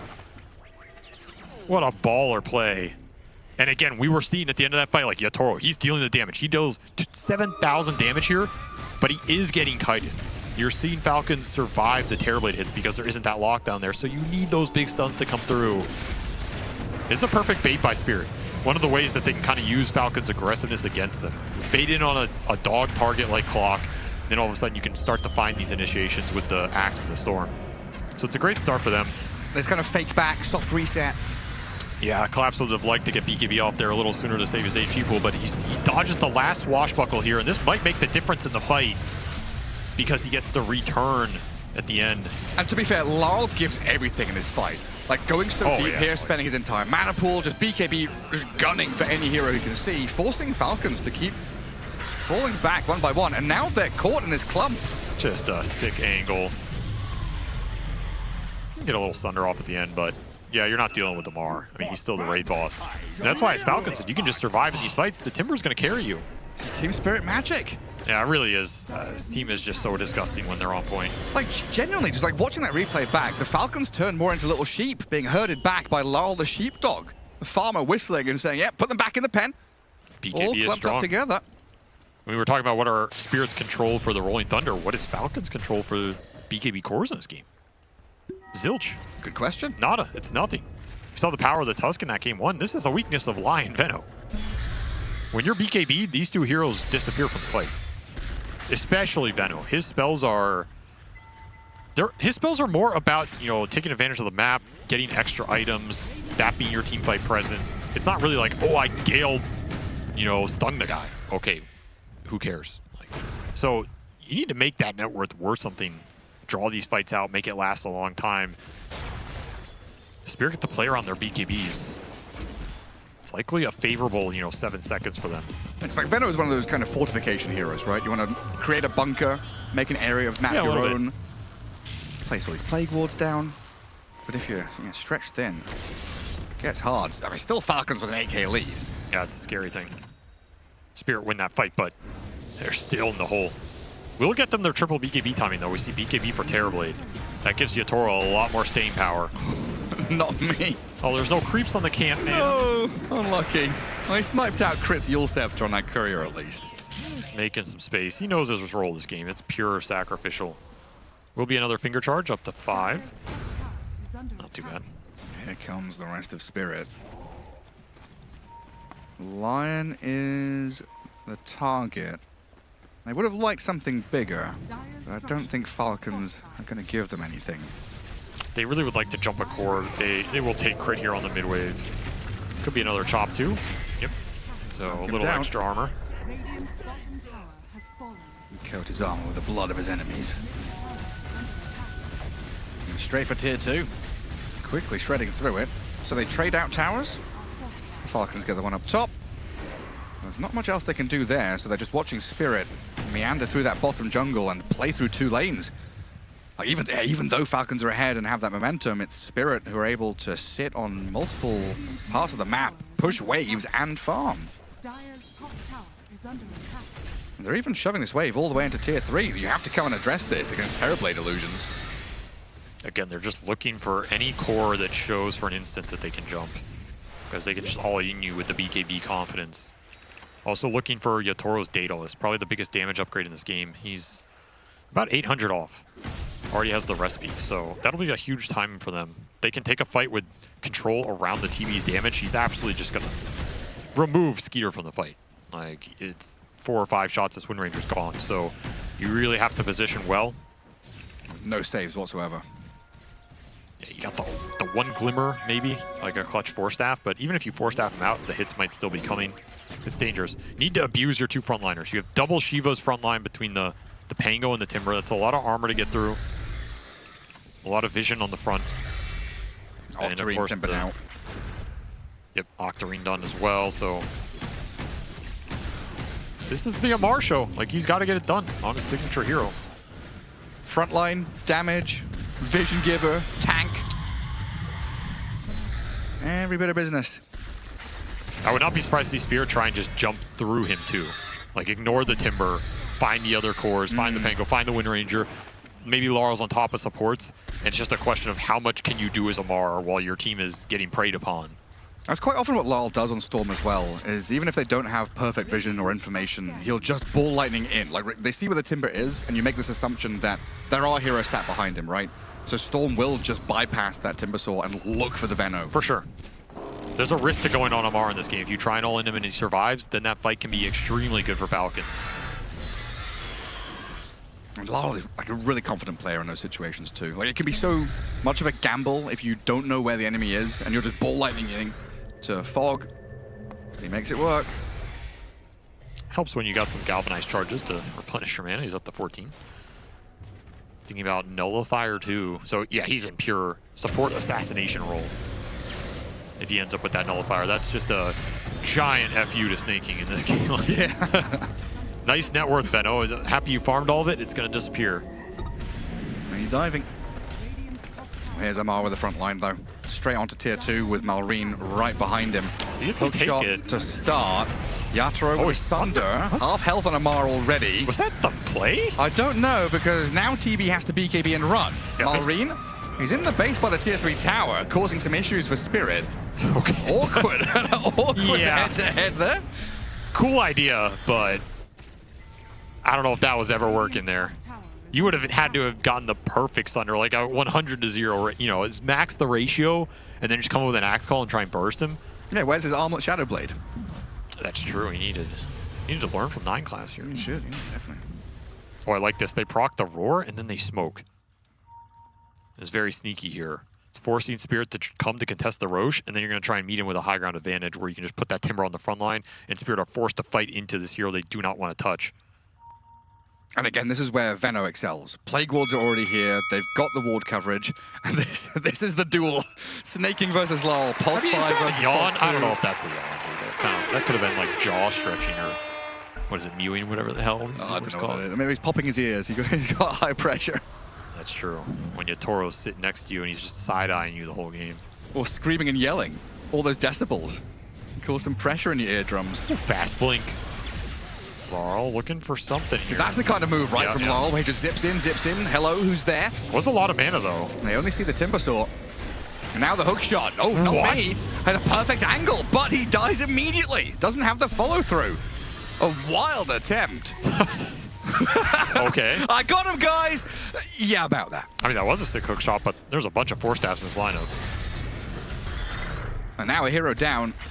Team Spirit still thinking about entering this Roche pit. The Venom wards, though, always an early warning detection system. So you got to re-smoke for this play. That's a double smoke just to try and get in the pit. You got to go blind. Hello snaking, hello jump, collapse into the Roche pit. Not who we wanted. Laurel finds the go on the Veno, though, as they'll try and blow him up, and Roche is still alive. Amar with the Aghanim Scepter ticking, tanky Timbersaw gonna clear out the axe inside the pit, but Laurel snatches it. Aegis for him, and Terrorblade can unload. The damage onto Malrine is enough. Substantial hits out from Yatoro, looking for Amar now as well. Laurel will respawn, full resources, zipping back in, forcing Amar to BKB. Windranger and Timber on the run, chaining and TPing home. No stuns to connect. And Skidder is out of there, but Spirit with the victory? Yeah, that is a win for them. Yatoro got a lot out of that fight. They do snatch the Aegis. That's the biggest thing there. Without an Aegis, it's really hard for Falcons to try and end this game. So super well played by Laurel. Collapse. His BKB ran out as he was trying to finish Roche. No way he picks it up against the Rolling Thunder, but Laurel says, no problem, bro. I got you. 6 snatch from him. And ultimately, it's Spirit kind of getting the better formation. They're able to just sit Yatoro in the back, and he's just wailing on everybody the whole fight uncontested. That's a dream scenario. Literally had a wall in front of him. He's got a cliff face Roche pit right in front of him as the full-on guard. And I think this is kind of the worst situation for Collapse. Like, you get the call, but it's on the Timber. So now you're just sitting there going, win the fight, Yatoro, please. Where's my team? Please win the fight. Oh, here he is. Yeah, Soulbind. Leash them up. He couldn't grab the Aegis because he was soulbound in the roll. And oof. Grimstroke proving his worth in that exchange for sure. I was wondering what that step back by Amar was. It was recollecting the gem. In the meantime, he's isolated here. Timbersaw, he's got some friends coming in. A couple of Falcons heroes arriving, so they can stun and hold back the storm, but a Soulbind at Blink Call collapsed. He'll get in onto this Timbersaw and Lion. Self-Yules buys time for crit. So Amar is incredibly tanky. Gets away with his Axe BKB. Surviving, while not me. He's dying in the Roche pit, and Amar comes back to slay another one, while Malrine rolls into Rue. Terrorblade cannot stand and fight here. TP out from Laurel, successful though, as he barely scrapes back to base. They're gonna see Yatoro? Oh, they almost saw him there. You chase him down. No meta coming into that fight really hurts, but God damn, that Timbersaw is a tanky-ass boy. Spirit did 7,500 damage. I'm sure like 5K of that's into the Timber. He didn't even die. Yeah, he went down to a third. You pretty much have to perfectly chain all your disable with Nullifier on top so he can't let the Sags... I mean, it's just a nightmare. It's a nightmare to try and go on this guy. You do have Scotty on Terrorblade now. Shiva's Guard on Helps Axe. a little bit. Some pretty good tools there, because Axe Shiva's Guard now, you can blink in if you scout things out. Yeah, no anti-healing on anymore, but the vision's nice. Slow is nice here. It does feel like if ATF goes down in this game, though, yeah, the dam is broken and you're just screwed. Now, just remembering 20 minutes ago, you said this is the Amar show. He's the carry, and I'm thinking, where has Skitter been, right? It's been very quiet from this Windranger because it's not an easy game. Very difficult for him to actually like stick on a target and kill them. The Axe is going to return damage on you. Your matchup against Terrorblade now is pretty atrocious. So Skitter is kind of a, shackle and hope to kill the Storm somehow. It's really tough. There's also a lot of situations like that when he goes in and tries to shackle Storm and the Timber's cutting all the trees. The shackle misses. Like, the Rolling Thunder's going through. It's just kind of awkward to land shackles this game, and like you said, the targets, the Storm and Axe, are not easy targets at all. I think as he gets more farm, it's going to be easier for him to find consistent impact. It just takes time for this hero to farm up if you're not clearing through the fights. Did see the Ags on the Veno though. It's pretty nice. Straight up finger of death, blow up on the clockwork. Where have I seen that before? Death number 11. Jeez. I mean, he has just been running out. If you look at where they are on the map. He's Schofielding. Exactly. He is just all tank ganks. All 4 of you guys farm. I don't need any more items this game. He's pretty low level too, so his death timer is extremely low. That is worth noting. He is level 14 at 42 minutes. So you think you got a clockwork, but he's only on the sideline for like 40 seconds here. He's already back up in 20. Sometimes being that low level is worth it. Hello. Amar by the tier 3 tower. He feels invulnerable, but it looks like Crit's Lion. He's going to take the brunt of the damage. And this is the issue. You're a god if you're ATF, but your team susceptible. Mere mortals. To get the meta out, there's a little bit of a cooldown here for Spirit. And we are approaching these level 25s. It's 25 for the Terrorblade. He takes meta duration. Pretty standard here. That talent is giga strong. We saw 25 for the Pango too. We got a swashbuckle damage. We had 25 on the Timber for a while.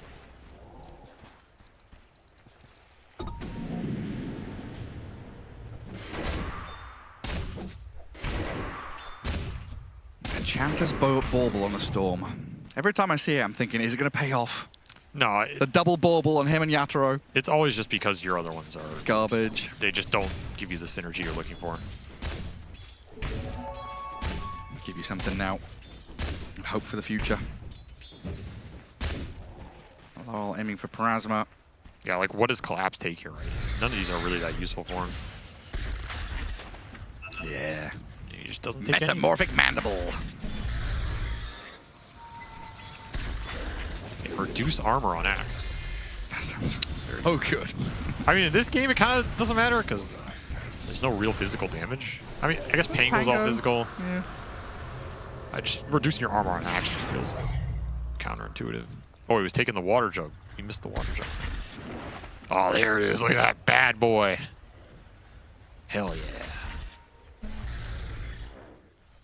That's how a real Dota player drinks. Oh, was it Collapse again? I missed it. Yeah, I was like, what are you talking about? What neutral item is a water jug? What the hell do you think I'm thinking? Patch? Come on, Gary. Keep up I'm with the losing meta. my goddamn mind. I was scrambling. Oh, shit, did I miss something? Is a water jug a new item? Oh, no, it is Collapse. Having a little sippy sip. That's a sippy cup. I don't know if I'd call it that, man. I mean, I like that terminology. Oh, Amar. King of the castle. King of the castle, and not me, cannot touch that. Who do you think would win in a 1v1 in real life, Axe or Collapse? Ooh.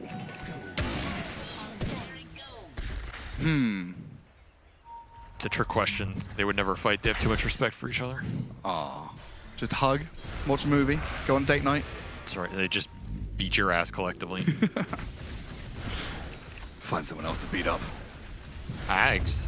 And Eaton Ags for Yatoro. He is that farmed. Terror Wave online with the Demon Zeal Shard. He is truly 6-slotted here. Ooh. Collapse trying. Oh, Larl, he's got it. Pull. Two-man Vortex. Drag them in, fear them up. Kill off Crit and look for the Venomancer as well now. Larl gonna zip back, deal with snaking while Yatoro on this high ground. Look for Amar to slow him down, but they need control. That comes through the call. They would ideally want some Ink Swells and Vortexes to keep tabs on Amar, but he's too tanky to contend with. So Spirit actually trying to back up now, because Malrine got into that back line. Can Yatoro get out? Through. He has no boots. He's got Thunder BKB though, so maybe here he can swing back with Collapse's help to deal with the Malrine. Pangolier, the Shiver's Guard, the jump away, the Force-Staff Rift, they save the Pangolier, and this Collapse Axe is dead. Skinner's down though. The Terrorblade, very powerful, but he's in an awkward spot, surrounded. Gets to the pike back to high ground, but the TP out now. Wow, there's no control, is there? Away he goes, but we're now down an Axe, 100 seconds without him. Super awkward fight for both teams in terms of these buybacks coming in and just not doing anything. You do find a gem there, that's nice. I mean, both supports for Falcons going down early, that's the MO, right? The Nullifier Storm on top of the Veno. They're trying to find the line at the same time. They both have to buy to try and salvage something in this fight. You end up buying your Wind Ranger at the very end, because it looks like maybe you're going to get Yatoro there. And then at the same time, you have to buy this Storm to try and defend something. Or did he not buy? No, it was support buys, huh? Yeah. Yeah. So he healed, came back. All right, that's a lot better for Spirit than I thought. That just looked concerning with how slow Yatoro is in the fight. Like, he's just waddling around, trying to get close enough to hit people. It just takes forever. He needs Swift Blink or something. Everybody else has Blinks or Ball Lightning or something. He needs it. He really needs Swift Blink with this build because he's dealing the damage. He destroyed Skeeter. He's just waddling around, unable to get close enough. What do we swap out? Like Manta? Use Manta, swap out? Yeah, you could swap Manta out here. It's a little bit awkward for him. We really see the strength of Amar as well on this Timbersaw. 4,600 health. Oh, he's been a beast. Now he has overwhelming blink. 5,000 health. Big boy. Malrine starting there with poke onto Yatoro with crit. Getting some stuns down. This is deep behind a tier 2 tower though. Good and this Laurel Storm with the Soulbind deal with them. Amar kills off Rue though. Beyond godlike as Yatoro struggling to do damage to Malrine. This tanky Pango gets back to high ground, but he gets pushed around by the cogs. There's Terrorblade now laying it in thick with a big damage onto them. They've killed him off. Laurel with a mega kill streak will look for the supports, nullify and slay the Venomancer while this Timbersaw. Oh, he's still alive. What? That projectiles are flying, but Amar somehow TP's home. How did he survive that chop? That must have been within 100 health. I was so sure he was dead. They played that perfectly too. They called him, broke the Lincolns, then sundered him. But the man is just too damn fat. He will not die in this game. Amar refusing to yield. It is a one fight for Spirit, however. They do have the Swift Blink on the Terrorblade now. That makes a huge difference. And damn those pulls from Laurel. Game winning right there. They pop the Lincolns again on Amar. Another call and a jump from Yatoro. Try and deal with this Timbersaw. Surely they've got him this time. Slow him down. I don't know. Back him out. I don't know, man. Up. Still tanking through it and backing up. Skitter's now arrived with a shackle shot, forcing Laurel to disengage. I don't get him. 3v1, 3 calls against the Timbersaw. And guess what? You didn't get Roche because you went for that kill. Amar stalling out the objective, doing God's work right here. Hey, the deity. He's up there. This leash was nice. Yeah, the issue is the line dies too fast. You actually want him leashed longer there. Now take what you can get. Rolls back in. He's just so damn tanky. Great hookshot cogs, though. Trying to push Malrine back into the vicinity of the TV. And that 3-man pull is what seals the deal. Just beautiful from Laurel. His cogs also blocked their advance if they wanted to try and chase forward, but man. What was he down to? 200? 150? Which... It's just his health regen is so insane. Yeah, like through 400 per second or something. I mean, calculated. Absolutely calculated. Mental. Do end up getting 11, Aegis, though. So it works out for Spirit here. Put that Aegis on the TB. They got a banner. They got a cheese for the Storm if he wants it. Refresher Shard for Collapse as well. Worth noting here. As he does have the mana to use, like, Call, Chop, Shivas, Recall, Rechop, another Shivas if he wants. Pretty efficient Shard. Put some BKBs in there as well. Oh, yeah. And what did TB do? So TB sold out the Pike, replaced it with that Swift Blink you said, and then Aegis and BKB can get swapped in and out. I guess that's also reasonable. Manta some move speed here, which he still wants a lot. Pike would also be a little mobility, but probably values the Dispel, the lane shove, over a little more HP. Well, Spirit have got to their late game. They've got this Terrorblade where they wanted him. They got through that awkward portion, but... They also got this Storm where they wanted him. Laurel has Ag, Shard, Parasma, plus that AoE pull. It's just devastating if he can find 2 to 3 heroes, and he picks up an Arcane Rune on top of it. Gabe's put him in a position to absolutely decimate here. They see the Veno. You cannot clump if you're Falcons, no matter what. You cannot make... Oh, the blink away too quick. Malrine causes chaos in the back to stop the advance from Spirit. Not me held in place. Collapse had to BKB to break free of that Timber, and they have lost the clockwork. And Spirit? They get nothing. A little disarray now as they've got to fall and retreat back because Amar starts running at them. Laurel unable to find the support on his own, so no even trade. Falcons protect their back line. Tanky enough. Use cheese on that jump too. You might need this Grimstroke Hex. You need more control here if you're Spirit, more ways to jump and lock Falcons down. They're kiting these fights out pretty well, and while these fights get kited, the Pango and the Timber are just this unassailable front line going in, destroying your supports, killing somebody. Refresher for Malrine would be huge in this game. It's kind of the last piece missing here. And we did get Satanic on Skeeter, so he's a lot more tanky. Oh, a little bit of vision. See snaking, but this isn't just a freebie support kill. There's tons of backup as the cavalry arrive. They tackle Yatoro. Getting chain stunned, and so is Yatoro, dead the first time. 2 cores down. Axe, he's got buyback. Do you want to use it here to come and save your Terrorblade? Yes, is the answer. Terror Wave used up, Storm Zips all the way down as Malreen's focused by Yatoro. Terrorblade trying to stick on a target. They'll maybe get the Lion here as Crit is the only guy that can actually stick and go on. Meanwhile, not me. An opening on to Malreen's Pangolier. They need blinks, they need catch, they need some way to stun and control this Pango, but they can't get there. Venom slows them down. Oh, Ghost in the night. And they've lost both their supports. Grim and Clockwork both gone. Yatoro straight towards Snaking though. That's an easy pickup. 2 for 2 trade. The cores are all untouchable. Collapse. He's called up this Timbersaw. I've seen this before. Can they try this again? Collapse is refreshed. He wants to go for another round. They've nullified the Timber. Another jump call, drag him back and taunt him towards the Terrorblade, but they just don't have the damage coming yet. No control, no DPS, Collapse is stuck on the low ground and dead. Now this TB has BKB'd, blinking in, sundering, Skitter getting right click, but he's fine to step away because the other 2 have controlled the Terrorblade and taken him down. That is a sick fight from Falcons. Like, holy, these guys, when they are in their zone, just untouchable, kiting gods. That fight lasts so damn long. Maybe now Yatoro's wishing he kept the Hurricane Pike. He needs more maneuverability. I mean, he needs stuns to land, but his team is just getting assassinated by this invincible Timber that is completely untouchable. Level 30 now. 8,000 damage done from ATF in that fight. As long as the clock is ticking, the Timber is winning this fight somewhere. That's just what you have to believe right now if you're Falcons. So they're just blinking out of everything. Yule's dodges, 4 stabs. The Grim goes down, he's your big Hex lockdown. It's just miserable to try and find any sort of control here. Look at this guy, just so large. Timbersaw getting Vortex back towards the fountain, but he just doesn't give a damn. I don't know what kills him at this point. Like, it has to be a point-blank connection with all 3 of Spirit's cores into Grimstroke Hex. So many pieces have to come together for them. Lincoln's pop, all the pieces to chain stun him up. Spirit currently waiting for Axe to respawn. And Clockwork just being run at by this Timbersaw. Hex on Malreen, but again, no follow-up. Oh, Amar is in the fountain. Brother. Amar, the fountain farmer, forcing them all the way back in there as the rest of his team take a multitude of buildings, barracks falling.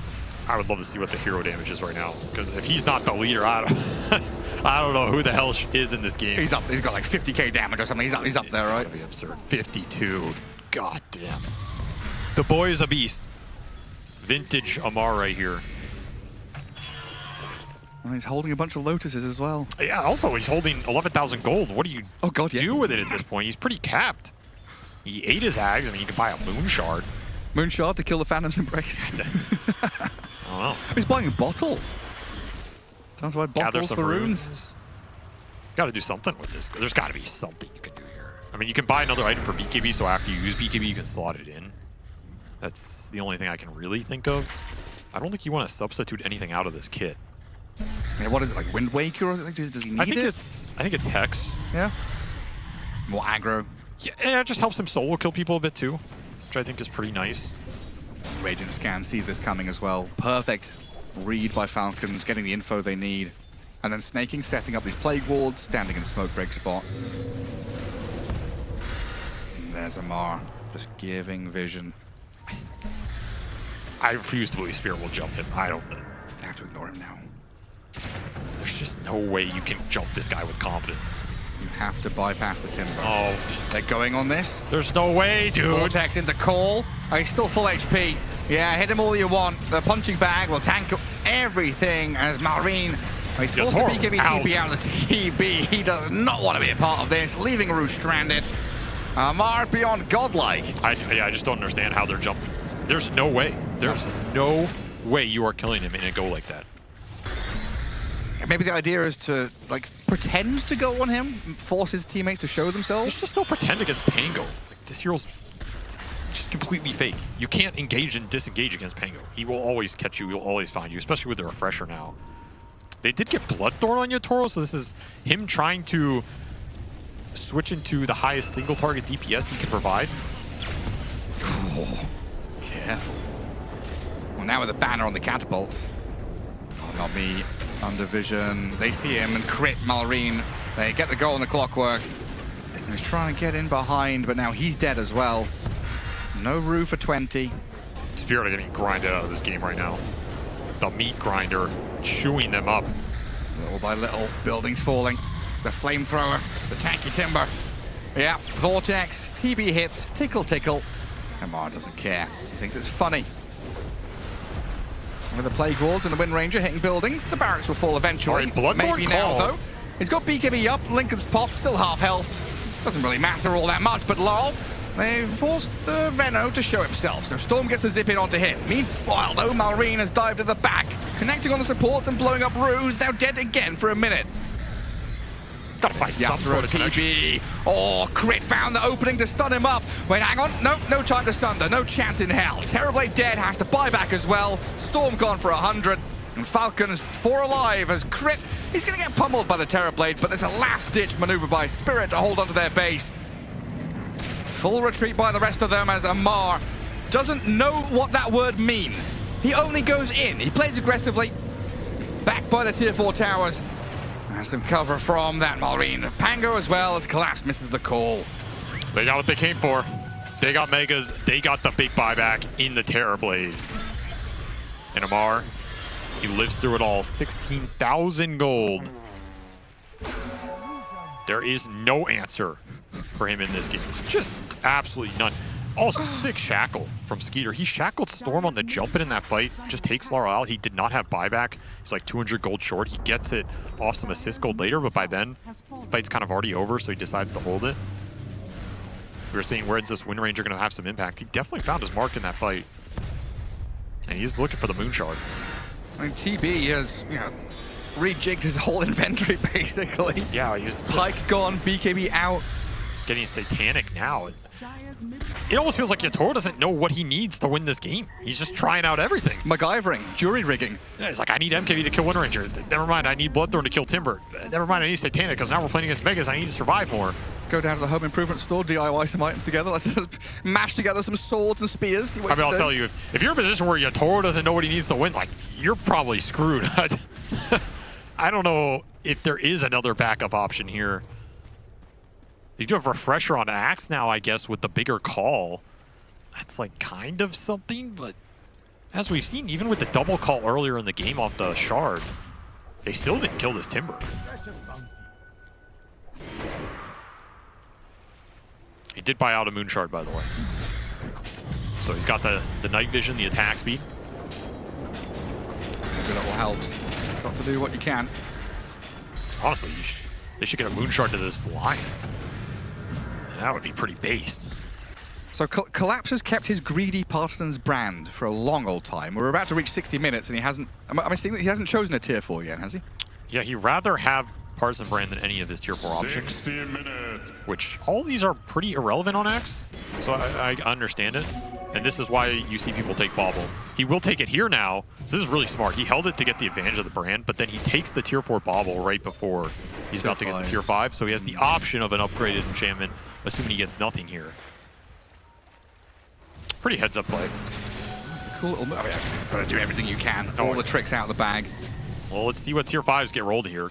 Could maybe turn this game around for Spears. They can somehow get more lockdown or damage. Falcons have way more access to jungle camps. I don't know. Collapses. He's mowing down this bottom lane. Rue's out here. They're actually very close to all of theirs. They did that pretty fast. You're right. What are the options? Firelings, Dazoon, Witchbane, Stygian. Bauble? Bauble? No, you're not taking Bauble. Tier 5 Bauble? Extremely rare you take Bauble. Unless? He might take Dazoon here, but Spider Legs could also be tempting. Meanwhile, Roshan's dead. Just get it with the Aegis. While Amar... doing Amar things. Sure is. He did take Dazoon, so massive AoE on this call. If you hover over it, it is freaking huge. Off the screen. And you gotta keep in mind there's a Vortex too in this game. So one way Falcons can lose these base push fights is if they just get 3, 4, 5-man pull called, refresh pull called. Could be absolutely disgusting. You just have to watch the clump Well, TB doesn't stand for Terrorblade, it stands for Tier 5 Bauble. Damn. Audacious. Okay, he gets an extra 50% of that. So 150 attack speed. That's a lot of damage. More magic damage, but he takes a lot more damage as well. It's true. As a TB with no... wait, he's got BKB. I mean, they have to go full damage here. They went Divine Regalia on Storm 2 with the Timus. They have to maximize DPS. Witchbane could be interesting here, too, for the Dispel. They need a little extra Dispels. We saw Witchbane on Amar with Hulking, so even more HP. Max health regen, that did get buffed. It's a pretty nice enchantment for him. And the Stygian on the Pango. Storm. Super high damage. The surprise jump is very scary. They've got an immediate kill on the Lion. Okay. I mean, Lal just goes for it. Rue gonna feel the same burn in the back, though. He's been healed up and forced back to Fountain, so Malrine with his hookshot on him. A Rolling Thunder, the call, taunt back, not gonna help out an awful lot, as the TB can't quite finish the job. And a refresh up from Malrine. Storm, whoa, zipping in, looking for the deep jump, gets the Vortex on the Venomancer. Snaking nullified and about to get finished off. Spirit with a couple of good kills here. Still having to deal with these mega creeps, though, as they arrive in the base, and Laurel's finished off by Malrine's additional jump. Collapse couldn't get that call to land. Big AoE, can't find anything. Fight's just way too split. It's just a stupid Pango rolling around. Amar is untouchable. And the disgraced Regalia now. Yeah, that was actually a pretty big loss for Spirit. You have died and thus get nothing. I'm pretty sure Malrine tried to swap out his Basher and Fountain to steal one of their gems. That was so greedy. Because I don't know what else he would have been swapping it for. What a funny guy. Maybe he swapped in like a Lotus or something. It would not surprise me if he was like, I'm going to steal one of their gems while I'm in here. I mean, he just does so much damage with the Stygian rolling through everybody and everything. Spirit live, at least for now, to fight another day. This game's getting ridiculous. A Rift Shadow Prism. That's just that Regalia for the Storm is a very sad sight, isn't it? Definitely feels bad. You pick it up 3 minutes later and it's disgraced. Tumble down off the throne. I mean, at least you get a chance for another one, potentially. Or something else. So Amar, he's the king. He's the Prince of Darkness in this one.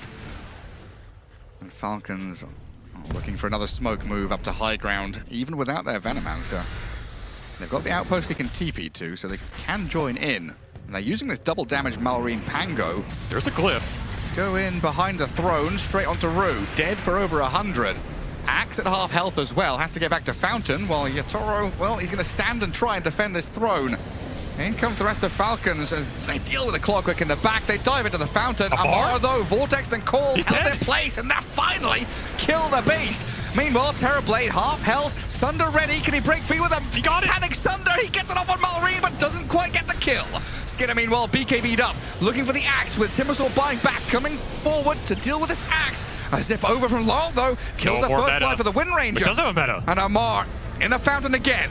Clock and Grim still dead, but the throne is the thing that's focused down and finished off and tying this series up 1-1. Falcons come out with a victory. Well, I think it's safe to say that Timbersaw is getting banned at some point in the next draft. That was absolutely disgusting from Team Falcons here. They all played super well in some of those mid-game fights. And at a certain point, it's like, it just becomes really chaotic in the late game because you're just getting jumped by Nullifier Storm. It's really hard to survive, but those mid-game fights, the supports did a lot of work, so much kiting. Collapse's life is miserable. He still managed to find some sick calls, but I don't know what he's supposed to do in these late games. The fight's just so split, and that is, to me, the ultimate Pango problem. Is like, how do you deal with this hero in the late game when he can just roll in solo and zone your entire team? You can't bind him because he's alone. You can't call him because he's Pango. You can't pull him because he's like he's Pango. Yeah, it's just so much space to work with, and they have effectively two Pangos this game because they have Timber and Pango, which are doing the same thing. But there was a period of 50 minutes, 50 minutes where Timbersaw wasn't killed. He died the first time, minute 14, and then, of course, 65 minutes in the game. He The died disgusting performance. The literal disgusting performance. Incredible stuff. Well, there we go. One apiece. We head to a game 3. It's the only way this could have played out, both of the teams so far being undefeated in series score in DreamLeague Season 29, which thus proves that they are equally competitive with one another, and this game displayed it. Although Spirit were not going to go down easy, kicking and screaming, fighting their way to the bitter end, eventually Falcons did close it out, though. Yeah, they did. They did, Tsunami, and they closed it in a fashion. Focus fired the throne. Very entertaining, very interactive Dota. It took them longer than I expected to kind of finish off Probably this took game. them longer than they expected, also. Pretty much. For me, this is also the battle of which position 4 can have more deaths, because Lion, I think it's a good time. very difficult to play the game in this one as Lion, especially because Laurel did pick up relatively early Nullifier, and all these defensive items, they just don't work. So every single time he uses a BKB, gets on top of him, and not me, this is more like me performance, where he's on the feeding spree. He did end the game with, I believe, 17 deaths on his side. Yeah, 1 in 17, but difficult one for him. Yeah, I feel like the one cool thing about these games is that you have some really like big standout performances. Like, we've seen a lot of good Timbers, but not one like this. No. I mean, bro is literally like an unkillable thing that's just walking around, tanking like 30,000 damage in every fight. I doubted it a little bit when the draft was over, but it's kind of like, 2 years ago. You see Amar Timber. Yeah. You have Timbersaw and you have Timbersaw. One is imbalanced compared to the other. Timbersaw, yeah. Back to you, Brian. Back to you, Brian. Back to me, Brian. You're Brian. No, that was a fun game, too. I mean, 65 minutes. Team Spirit is a team that will manage to draw out every single guy. I think it shows, like, this is a game where Falcons did Falcons things. They take a game to win. They take 65 minutes to win, but the whole time you're just like, you know they're going to win. Yeah. Like, that's kind of like the feeling you get as a spectator. It's not like the game's just 100% over, but it never looked like they surrendered control of that game, even when they like have 1 or 2 team fights not go their way. But on the other hand, you have Team Spirit, who just looks like they're never out. So you kind of have like this clashing dichotomy of team that feels like they're guaranteed to win, team that feels like they're never like out of the game. But then he agrees. Yeah, he likes it. They put me on camera just to nod a little bit. Back to you, Brian. Again. Back to me.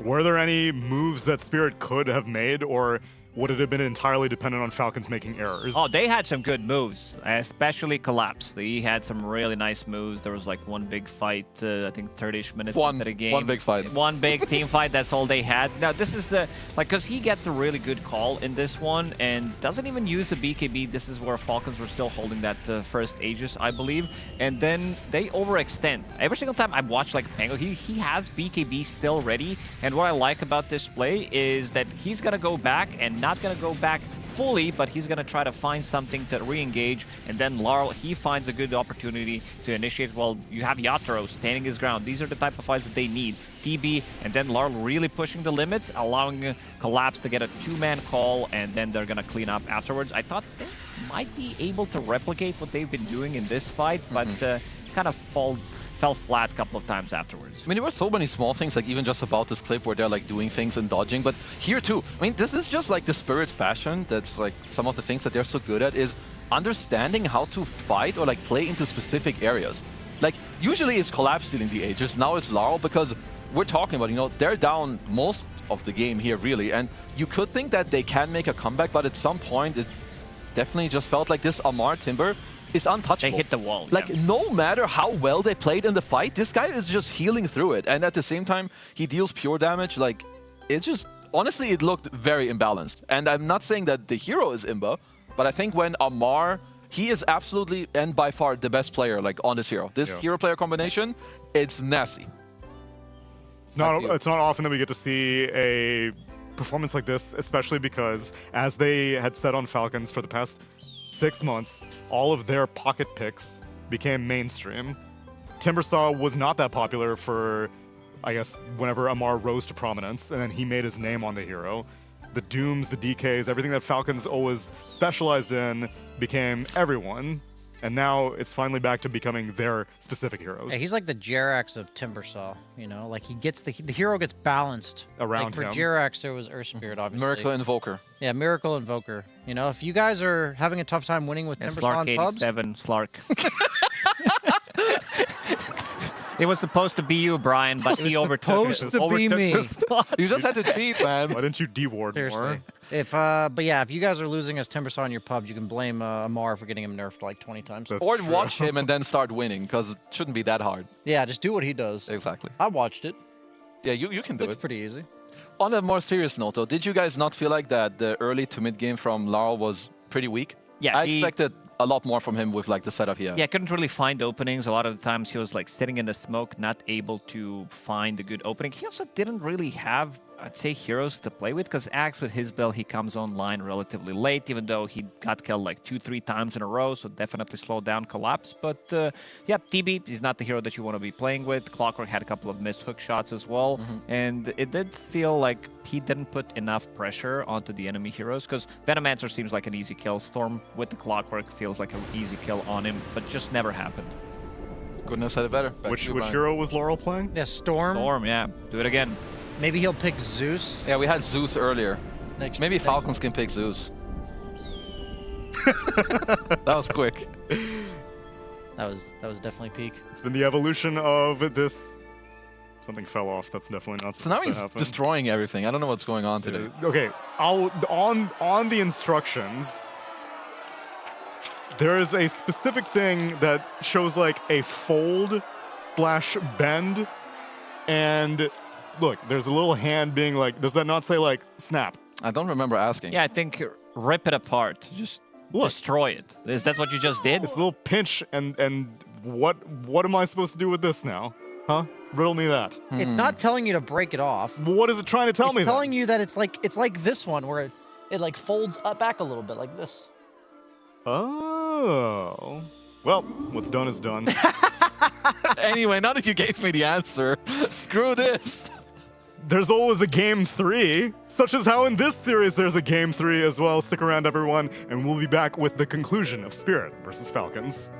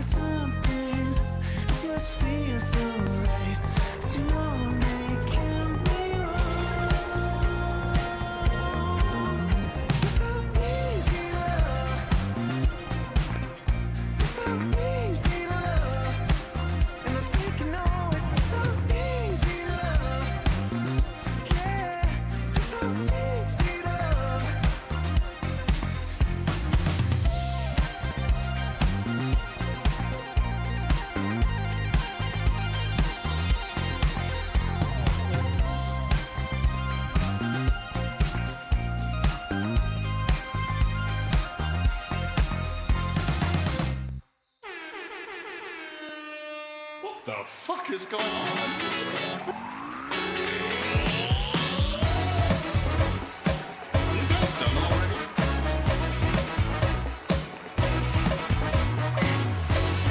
Is that balanced?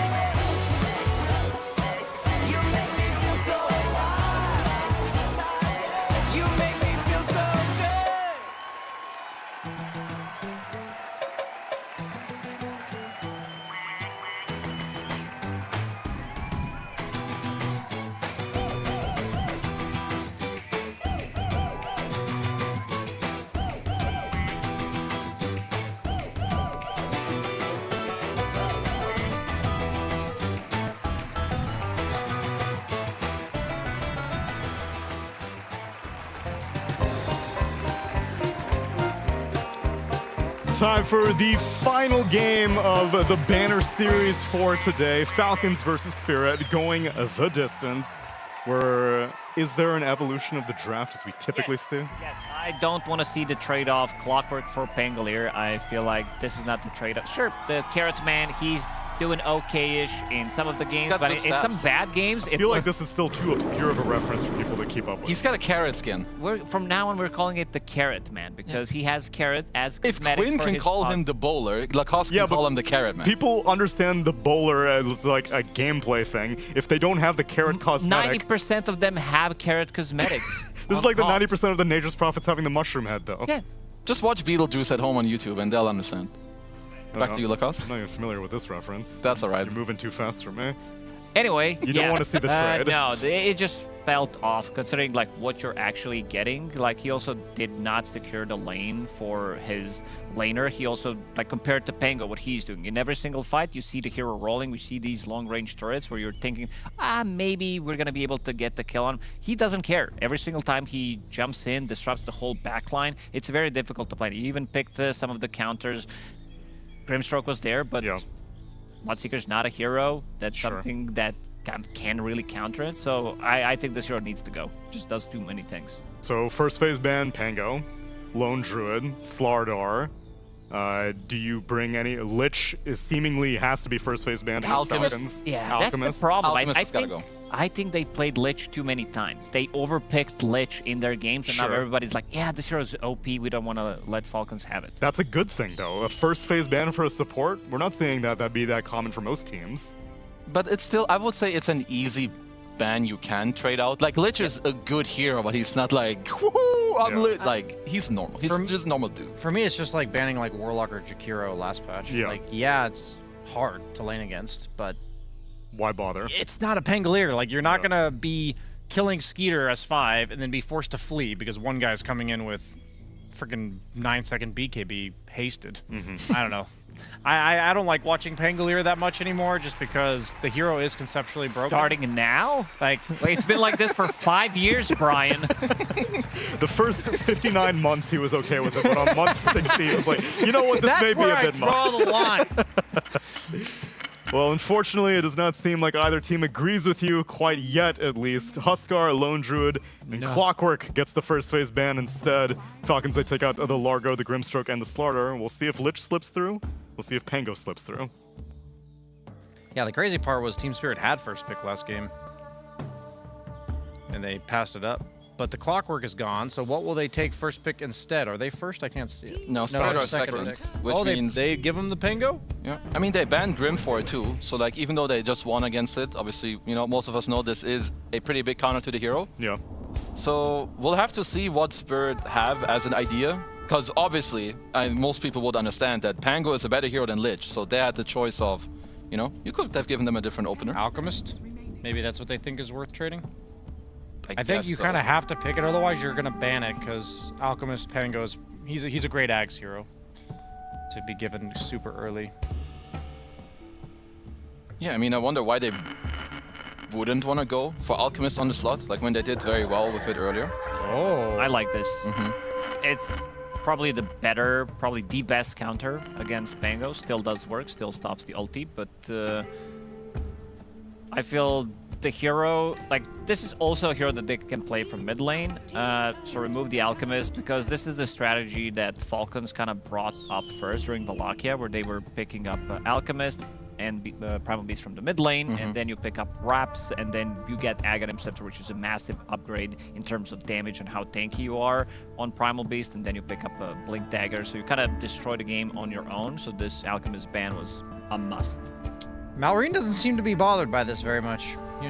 He's in their lap. He's chilling out now.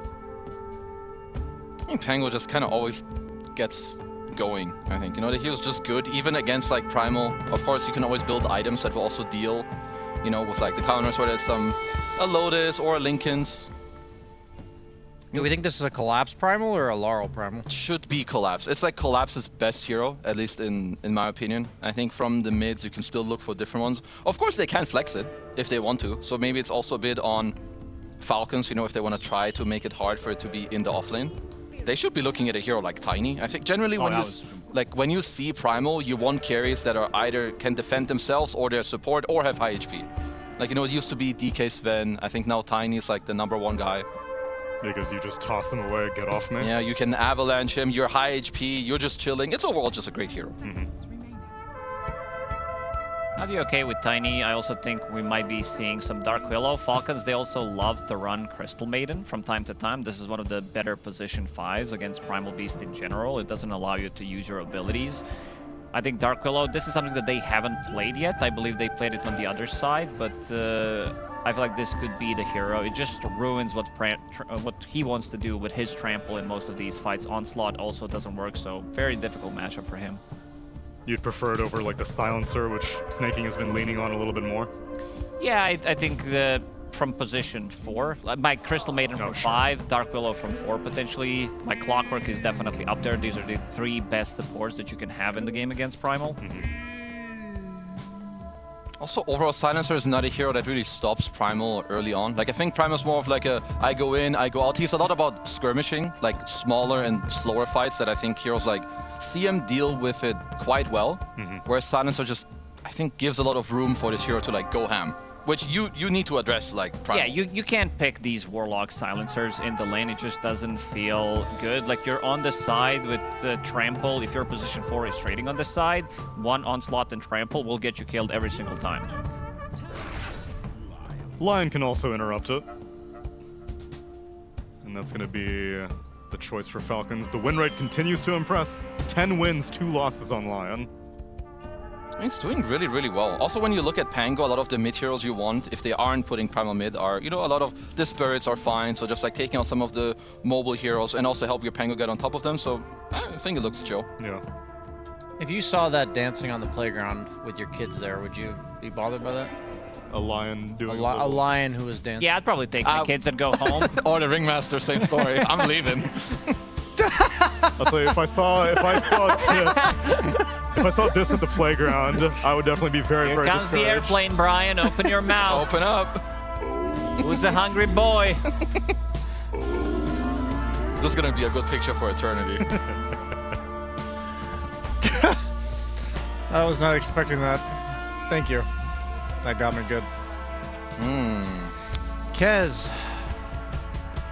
Birdman. Favorite bird. Yeah, they did ban Doom for it. The other heroes that usually come to mind when you see Kez is Tide, so we'd have to see if Falcons, will look at this hero. But to go back to their Ringmaster, I like this pick quite a lot. I think it's not being utilized very much. It has very cool team fighting, of course, with the Wheel of Wonder, but also, the box against Primal Beast and all the other heroes. And it's one of Crit's best heroes if he is to play it. And I know Snaking, obviously, he can also play it. Yeah, it's also very good throughout the whole game against Primal. 1 dagger slows you down, takes most of your trample damage. Your whip is going to do the same thing for the onslaught, so it doesn't connect. So, yeah, we did mention a couple of heroes before, but this is a bit of a forgotten hero. Have we given up on the concept of Mars being a counter to Kez? Because when those 2 heroes first were interacting, everyone was like, oh my god, Mars makes the game unplayable. And then more and more Kez players were like, actually, it's not that bad. I thought it was Kez made it unplayable for Mars. Yes, it was the other way around. And I don't want to see Mars. But I feel like as time progressed, then Mars players became okay with it. Yeah, I think it's like a Kez thing. The longer it goes and the more you played against this idiot hero, you understood how strong he actually is, and that every time you want to use any spells, he just parries it and then hits you in the face. Yeah. But instead, they don't really care. They just want to run back the Amar Timber. I mean, it's similar, I would say, to last game. He's quite good against the cores. It's more the supports again. Rubik and Hoodwink, of course, they can threaten him a lot. They have so much better setup for killing this Timber Saw. He didn't die for good 40 minutes in the previous one. This time around, you have almost unlimited damage coming out from Primal Beast because his damage is always going to be scaling. You have Break mechanic. Kez as well deals pretty well with him unless you have a Dispel mechanic. Might need to have even 2 Dispel mechanics. Could be a very good Lotus Orb game. And also Rubik stealing pure damage against you could be very tricky. I do feel like Lion is one of Kez's worst matchups in the game because I remember Kez. Yep. I'm just gonna check it to confirm, but yeah, I feel like Team Spirit, to me at least, the Primal Beast is a response to the Pango, but all the other heroes, at least on the surface to me, look like just generic meta heroes. Yep. That aren't particularly great in this given game, and that's never. I feel like when I'm seeing two top-tier teams play against each other, I like the team that's doing their own Dota? interpretation of the game. I still can't believe they're not banning out Tiny. It has out to of get Spirit. banned. It just looks too good in the lane against Primal. Pretty much stops what he wants to do. Super strong laner, very good against the. It's depending how you look at it. Like Kez can be very annoying against Tiny because he like builds into Mage Slayer. Tiny's a mixed damage, but also if you're the one initiating on something that doesn't have any kind of save with the Silver Edge and your combo, you can definitely burst him from 100 to 0. Yeah, it's also like you're playing already with two cores that have like near infinite damage. Like if Timber and Pango play long fights, shit dies. As long as they're locked down and on the spot. So it's not like Skeeter needs to play some super giga hard carry that just kills everyone. He already has so much damage. If his hero can be stable, give some lockdown, or even jump in, I think he's gonna be super happy. If he's confident on what his matchup is, though, because Falcons are banning out a collapsed Death Prophet, which leans that they may be open to the idea of Laurel taking the Primal Beast mid, and then Skitter kind of has to blind pick into a collapsed hero. I mean, that could be, but that could be even another reason why they could be looking at Tiny. DP has always had a good matchup into this hero. I'm just looking at like the replacement, you know, if the Tiny were to get banned out, that I'm not quite sure what they're looking for just yet.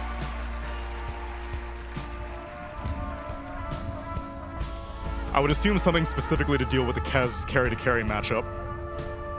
Are there any heroes I think Luna works okay as well. I think it's one of the heroes that has, like, it deals so much damage. Glaives having damage reduction on top of that, 30-35% is quite a lot. And also, you don't have debuff immunity. So with Eclipse, once he jumps on top of you with, like, one stun or anything else, it should be enough for you to bring him down. Yeah, I guess my only concern always with Luna is she's kind of like Muerta, where you sometimes run into the problem where the opponent is just unkillable in BKBs.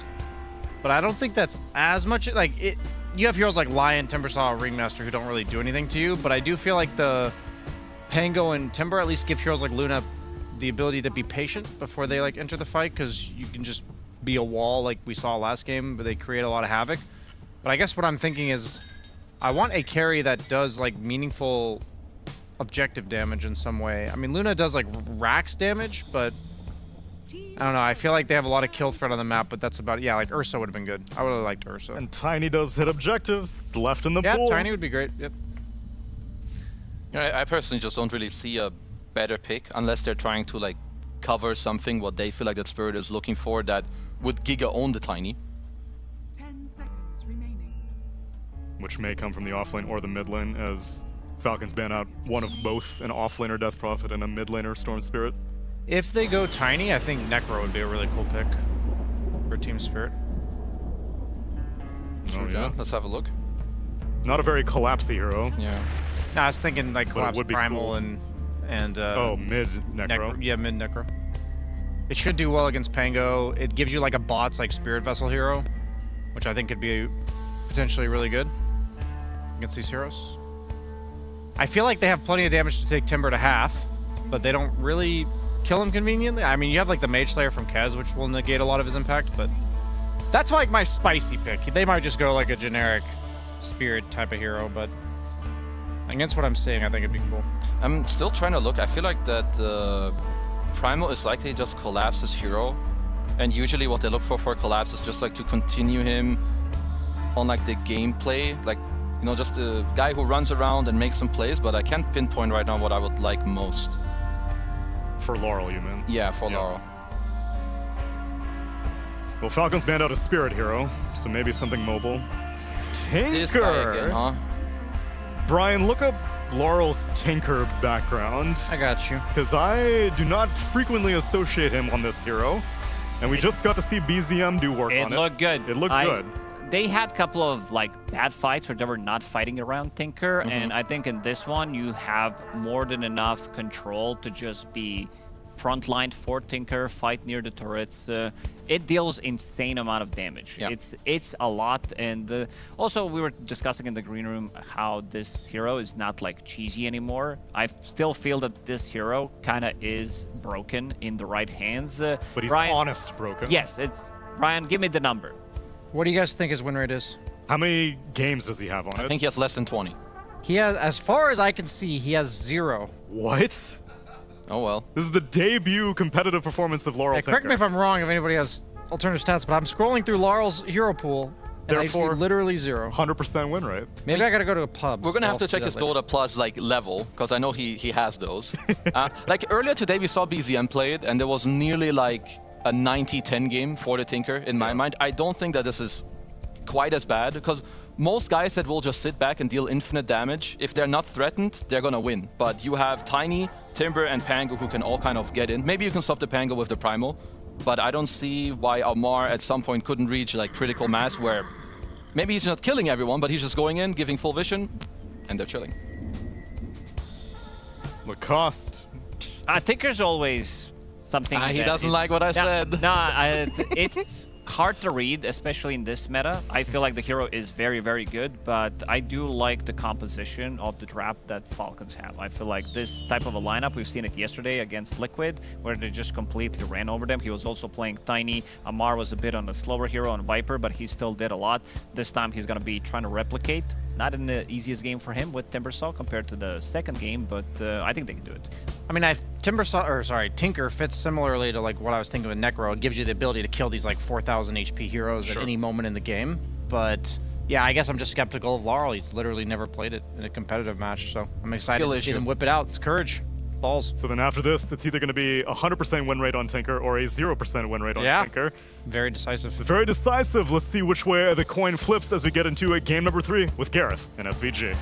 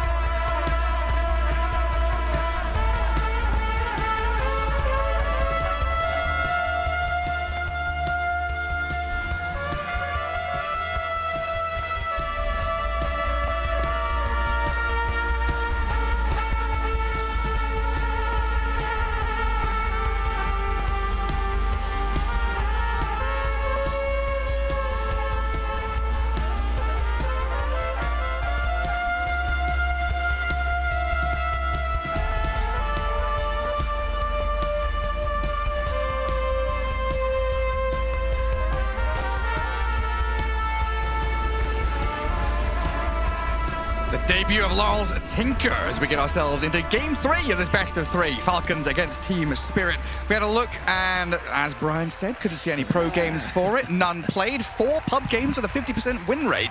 I mean, Tinker used to be a hero that you had to be a specialist in, but has that changed now? Can anyone just pick up and play it? More than the old days, for sure.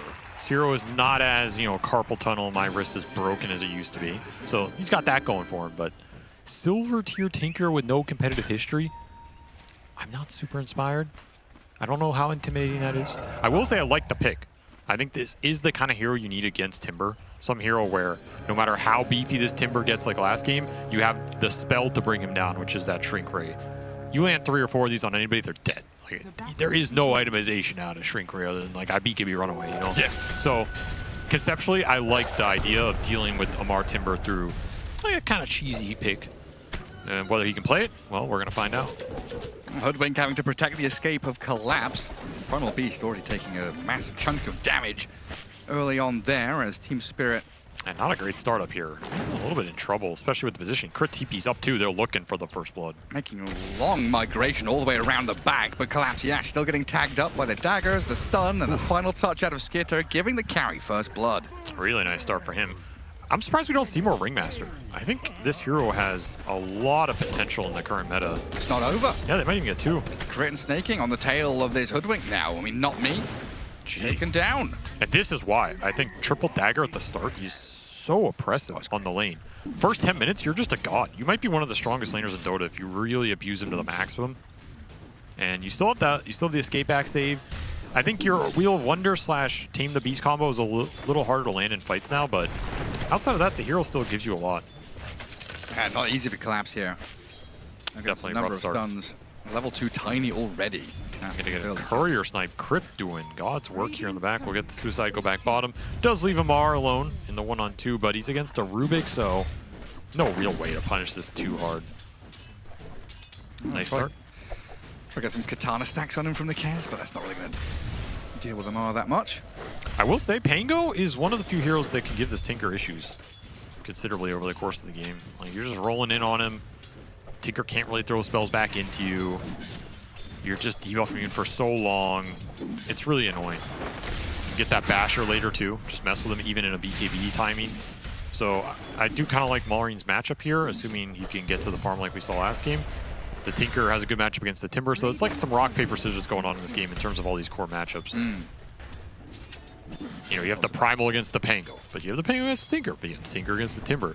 Well, you have the Timber against like the Primal who can cut him down with the whirling. Timber against everyone. Amar showed it last game, right? Well, that could be another 1v9 here from Amar. Let's see if they've got the tools to deal with him this time around. But overall, a great start for Falcons to get into this laning stage.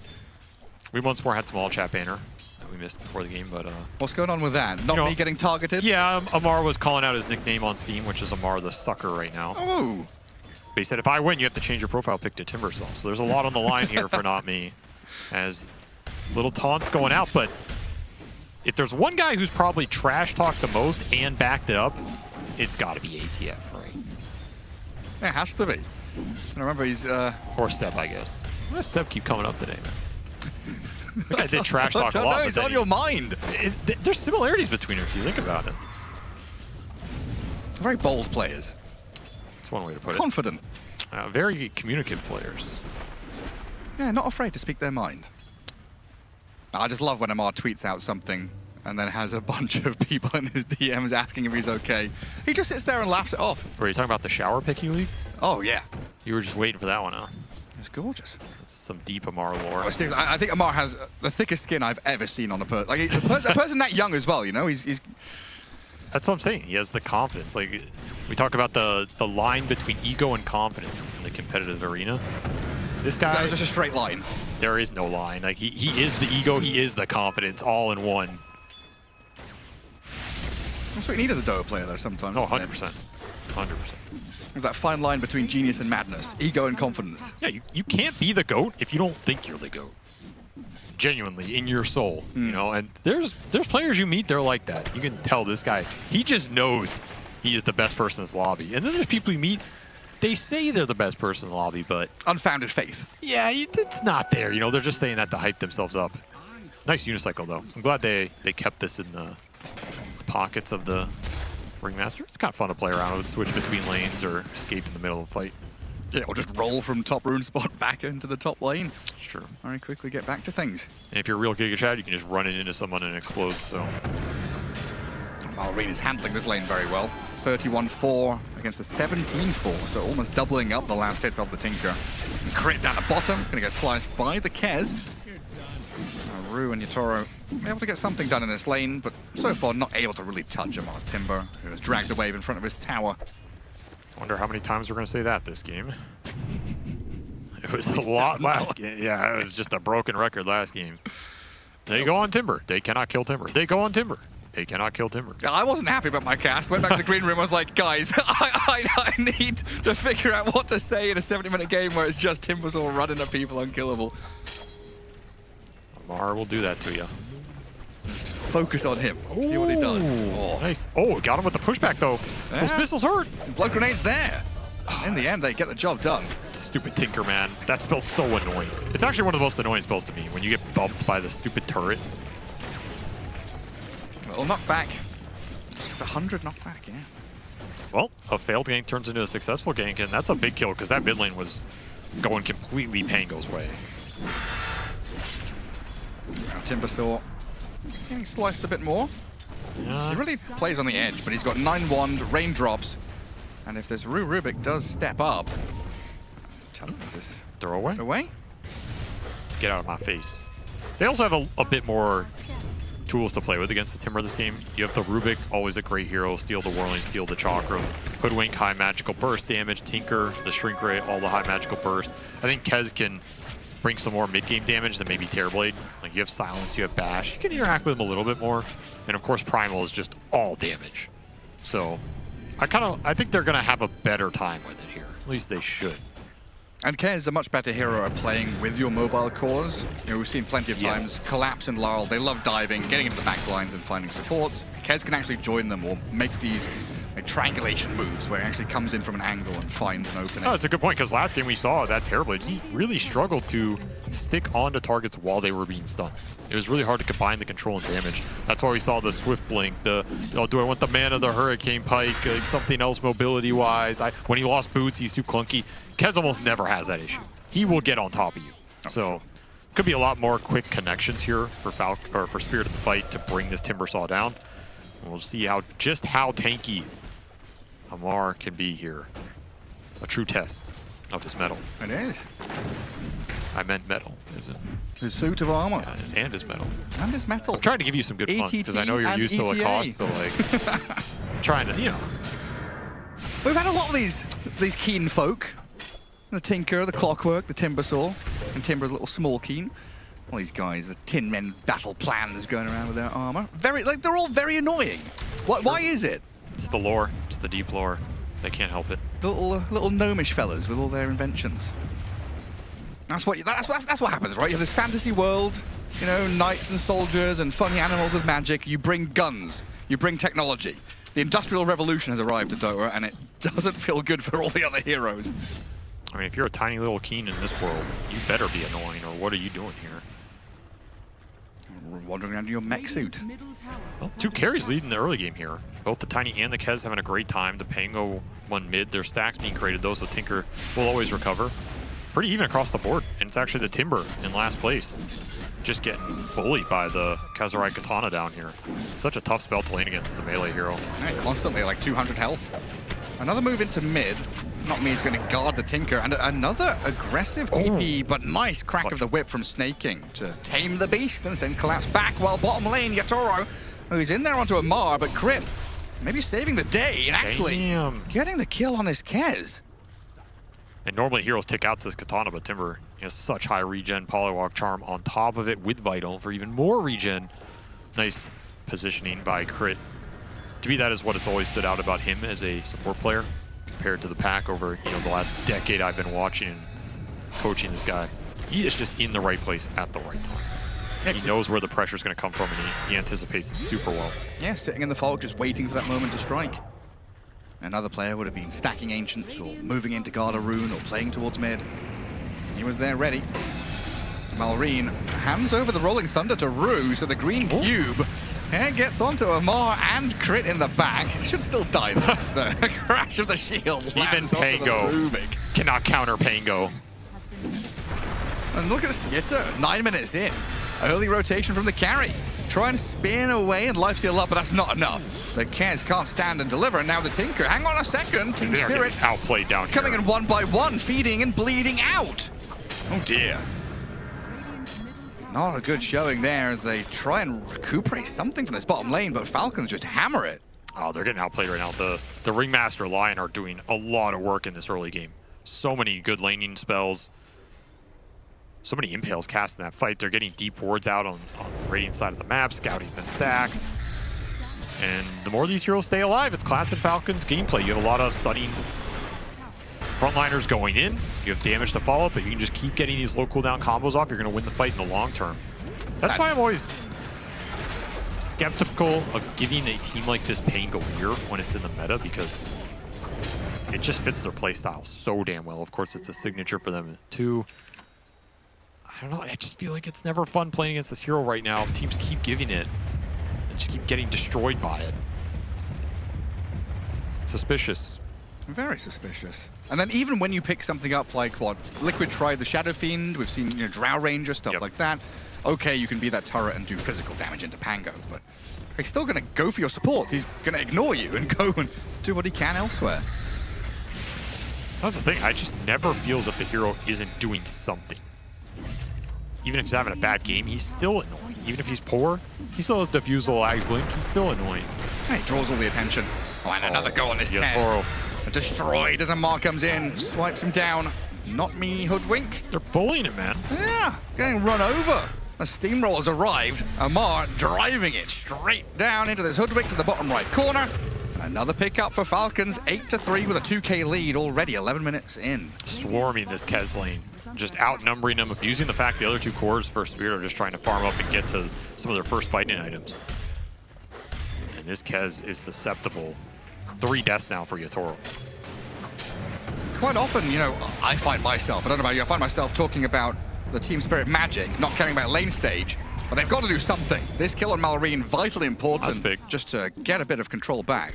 It's big the fact that Yatoro got involved, just to kind of reset his momentum in this game, take the Pango off the map. They do have that primal counter to him in this game. That's a big difference from last game. You have a way to negate this Rolling Thunder presence. I think this is one of the biggest things you have to address if you give this hero away. Oh, the Wheel of Wonder. Plenty of damage from Skitter there. Picks up his 3rd kill of the game. 3-0-4 on Tiny out of 9 kills. He's doing work, and he is that forward. What a start for this Tiny with the first blood, free lane, into kills, into rotation. Skeeter on point right here. So now the Tinker doesn't just have to worry about the Pango or the Lion or whoever jumping on him. The Tiny is a massive threat. The Timbersaw's scary. And Tinker down there with the Kez. Bottom of the net worth of the cores, a few hundred behind the rest of the pack. But then also 1,000 or so behind the Tiny. He is high level, though. He's been doing Ancients. So sometimes the levels for the Tinker can take precedent a little bit. You know, you get the extra points in the missiles and the laser. Yeah, if you're missing some net worth, it's okay. Get some kills. Yeah. And early Ancient farming pays off here. So it's still something for Spirit to play around in. They have a lot of mid-game. A lot of mid-game spell power. Yeah, double blink timing is pretty big for them. Primal and Tinker with it, so they've got that ability now to get the immediate jump on somebody, blow them up. Try and remedy the problems they've been facing. Some Ancient farming for Falcons, efficiency as usual. Gonna boost up Amar here, and they might honestly just wait for this Tiny Shadowblade to kind of truly enter the game with their whole squad. I mean, why not? He's so jacked. I don't think you're forced to do anything here. Let that item come online, make some solid play with it, either find the Kez or the Tinker in jungle. That's kind of ideal. If you find anybody, it's nice. You can make another play for this mid tower, and then you're just rolling into this mid game.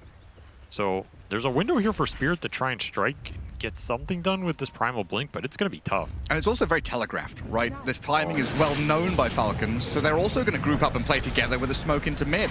So this Blink debut, the reveal from Collapse, comes to nothing. He's the one initiated on. And they've got to try and rebuff this Amar Timber away from this mid lane, bringing 5 heroes from Spirit in here to deal with it. Gonna try and grab Malrine, but don't know what's behind him. Very hard to jump a single core when you don't see the supports, because you always have that Ringmaster to turn the fight around. So smoke on smoke, and neither smoke is successful. Feels a bit better for Falcons though, right? You're investing double blinks into nothing for Spirit, so now it's kind of okay, go back to lanes, try and farm into next item. Yeah, maybe a little. I mean, you have this Tiny, again, pushing towards a super fast Shadowblade, so if Skeeter makes his entry and gets a payoff, they'll feel fine about it, but you are kind of playing a stagnant game against Tinker. It's never ideal. You'd want this mid tower dead by now, especially considering how low HP it is. It's a 250 HP mid tower that they did not get off that play. And Amar, you may be tanky, but not in the early game. Good grab. Collapse mid-chain, finds the Timber, and you're right, that sharpshooter from long range, enough to finish him after Collapse's initiation. Honestly, that kill, normally not that influential, but after last game...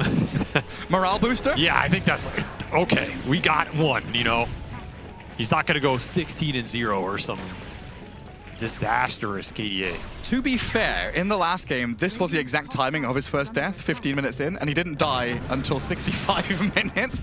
Well, let's you gotta start somewhere. You gotta start. We'll watch him for the next 50 minutes and see how they deal with it. Oh, here's that Shadowblade entry. Oh, straight towards them with the Avalanche, but he's been rooted up. Uh-oh. Hang on a second. Kez comes in, box required. Tiny lifted back into the stolen Chakram, and that's a lot of damage out of the Rubik.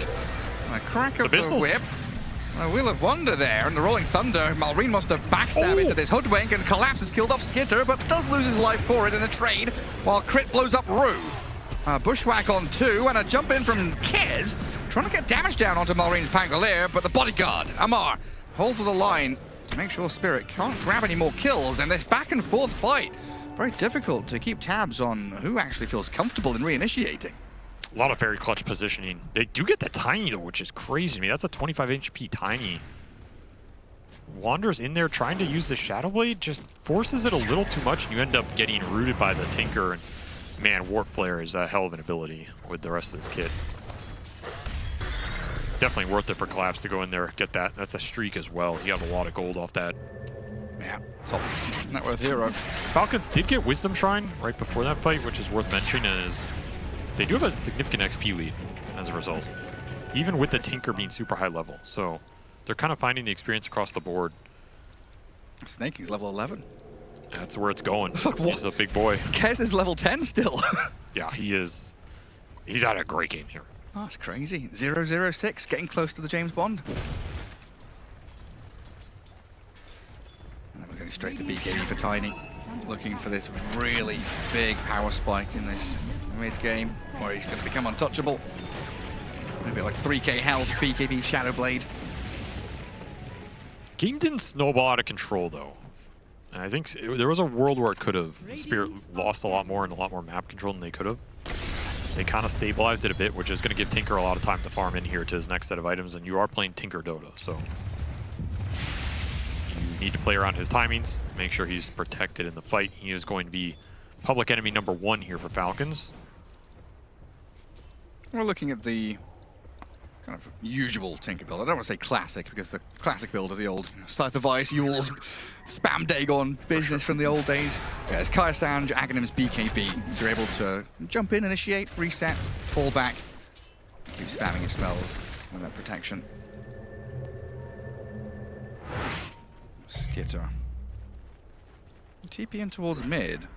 The rest of his team smoked up and looking for anybody. Trying to find Tinker on the Ancients here. And that's usually where he is. He already farmed it out, gone top. They do have Blink on Lions, so this is easy initiation. Just a matter of getting that little glimpse of vision as the smoke breaks. Oh, Collapse went down to low ground, thought they were coming from a different angle, so now he's in the Wheel of Wonder, Avalanche combo. He's tanked through it though, even though the damage looked good. Finally they'll bring him down as Spirit.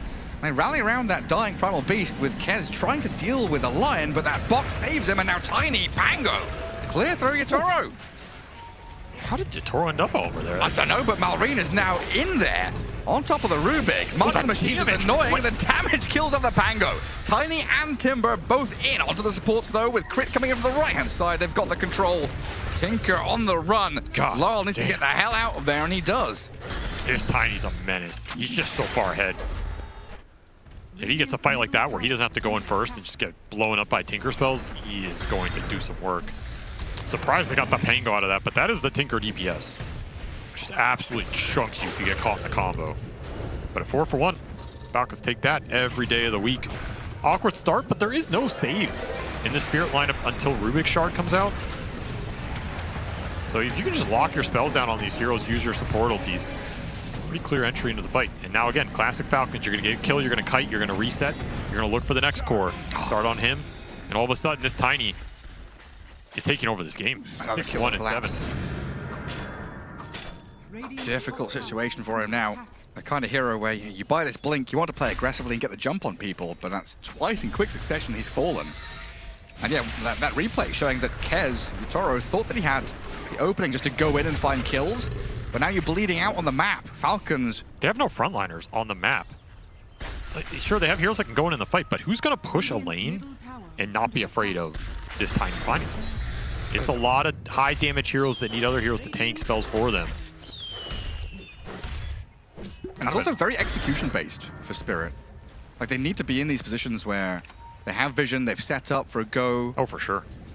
Click their spells, but it's the matter of finding the right target. So the economy is going to be getting pretty bad for Team Spirit supports going up against this Tiny Shadow Blade. You just spam sentries, go start thinking about gem. How do you actually find this guy? Now look at how many dire sentries are on the map too, which is just snaking and Kurt trying to open it up for the Tiny to make sure that threat's there. Encircling Amar though. There's no way you can kill him, right? No, especially not with Crit here, just blasting into the Kez. Well, he can kill Crit. Gonna try and get his ulti off and survive. The Chakram just stuck on him and takes him out. That's nasty stuff for Spirit. This Kaz has died far too many times now. 2-5-2. Just not working out. A gank turns into a nightmare here as ATF just kills you on the way out. You get a finger charge though. It's kind of hype. Collapse? Oh dear. He's got Onslaught. Can he use it? No.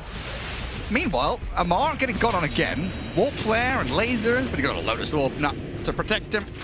Getting warped back in towards Not Me and Rue, but look at who's coming in. The Shadowblade Tiny with Snake King's Ringmaster. Oh, they don't get in onto Laurel. Blink away as well from Spirit, leaving Not Me a little isolated.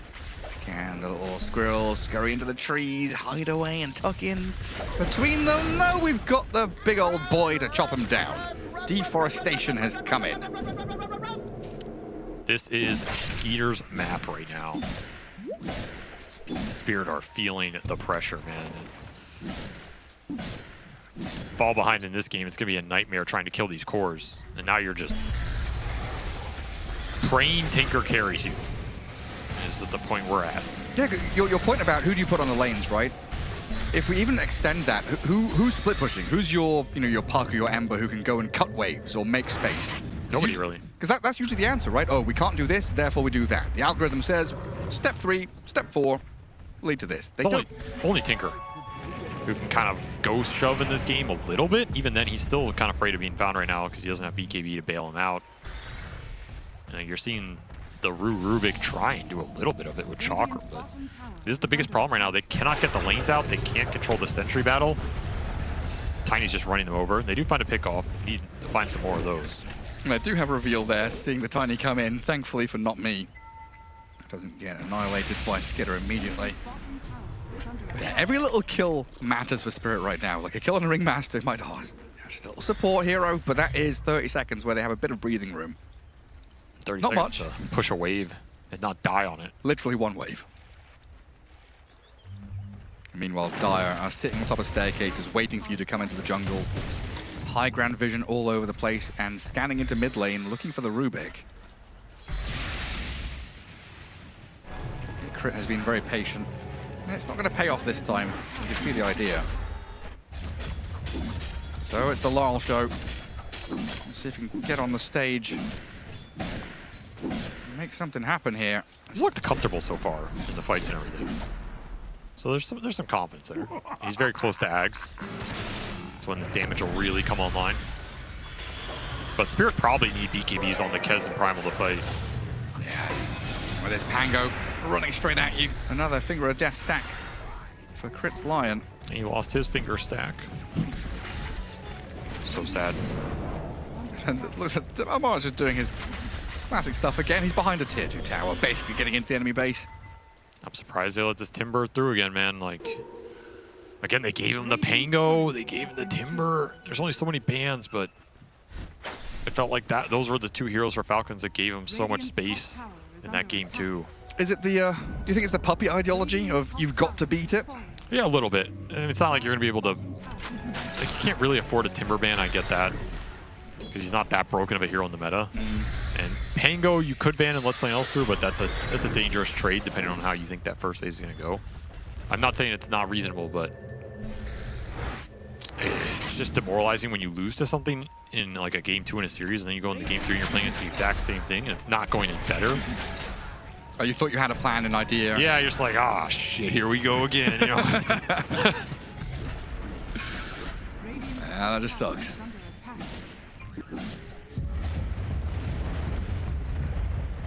I was wondering how much of this also is, Laurel on this Tinker, no pro games. I saw 4 pub games, but I guess that was also before the big shroud of pro pub games got pulled over the eyes. He's been practicing a new hero, maybe. Yeah, I'm not gonna say the word that rhymes with turf or surf or surf and turf. Uh-huh. But maybe it still exists in some capacity. Maybe. No, but I mean, he's silver tier. He must be more than 4 games, right? Look, Gary, I'm not gonna say it, but things happen. Players get experience on heroes that we don't know about. They train. Yeah, you never know. A bit of deja vu in the mid lane. Another move by Falcons. Straight down the gullet. Right onto Not Me. Another Rolling Thunder and an amplified damage rune. Maybe he just scrimmed with it a lot. Maybe they've just been spamming Tinker in the scrims. Maybe. He's like, I'm ready, guys. I've just never seen it banned against them. That's one of those things that, you know, usually there's a Rye ban that comes out. And scrim info gets leaked somehow. Roshan time for Falcons. A little too fast for Spirit to contest here. That we saw the Primal BKB just arrive. Yeah. It's just too good of timings. Falcons ran the map. They have BKB on the Timber, some adaptation here for Amar. He went that Ags in the previous game, but the BKB makes more sense here against the Tinker. It gives you a lot more freedom, survivability. You're not getting chain rooted by the Warp Flare. So he's going to be really strong on that front line, again, causing chaos, giving a lot of freedom to the other heroes in the fight. A lot of work to be done in these engagements. There's answers to everything. Count this Rolling Thunder as a BKB. You said the Timber Tiny, you have theirs. You got Lotus on this Timber to it's a lot of kind of counteract the Primal. Like the Primal Beast pulverizes the big answer to Pango. That's been potentially dealt with by the Lotus Orb and the Lincolns that's queued up next. The Lincolns is the big one. They did get Rolling Thunder Steel on Rue again. I'm not sure when he got that, but it is a strong spell on the hero. It has it for another couple of minutes. It's just classic Falcons Dota. Like, they love to play this style where the heroes innately do damage, so you can just build tank and just grind you out in the fights. It's a pretty disgusting concept, but it really hasn't been nerfed too much. Yeah, I mean, we had that whole phase of Dota where we had double save heroes. Shadow Demon, Tusk behind, triple tanky cores. You go in a DK and it's like... Those were the days. What are you meant to do? And here they have shades of that with the Ringmaster. And then they have the aggressive potential of Crit's Lion. Straight up taking your Toro down to half health, but Skidder doesn't quite connect.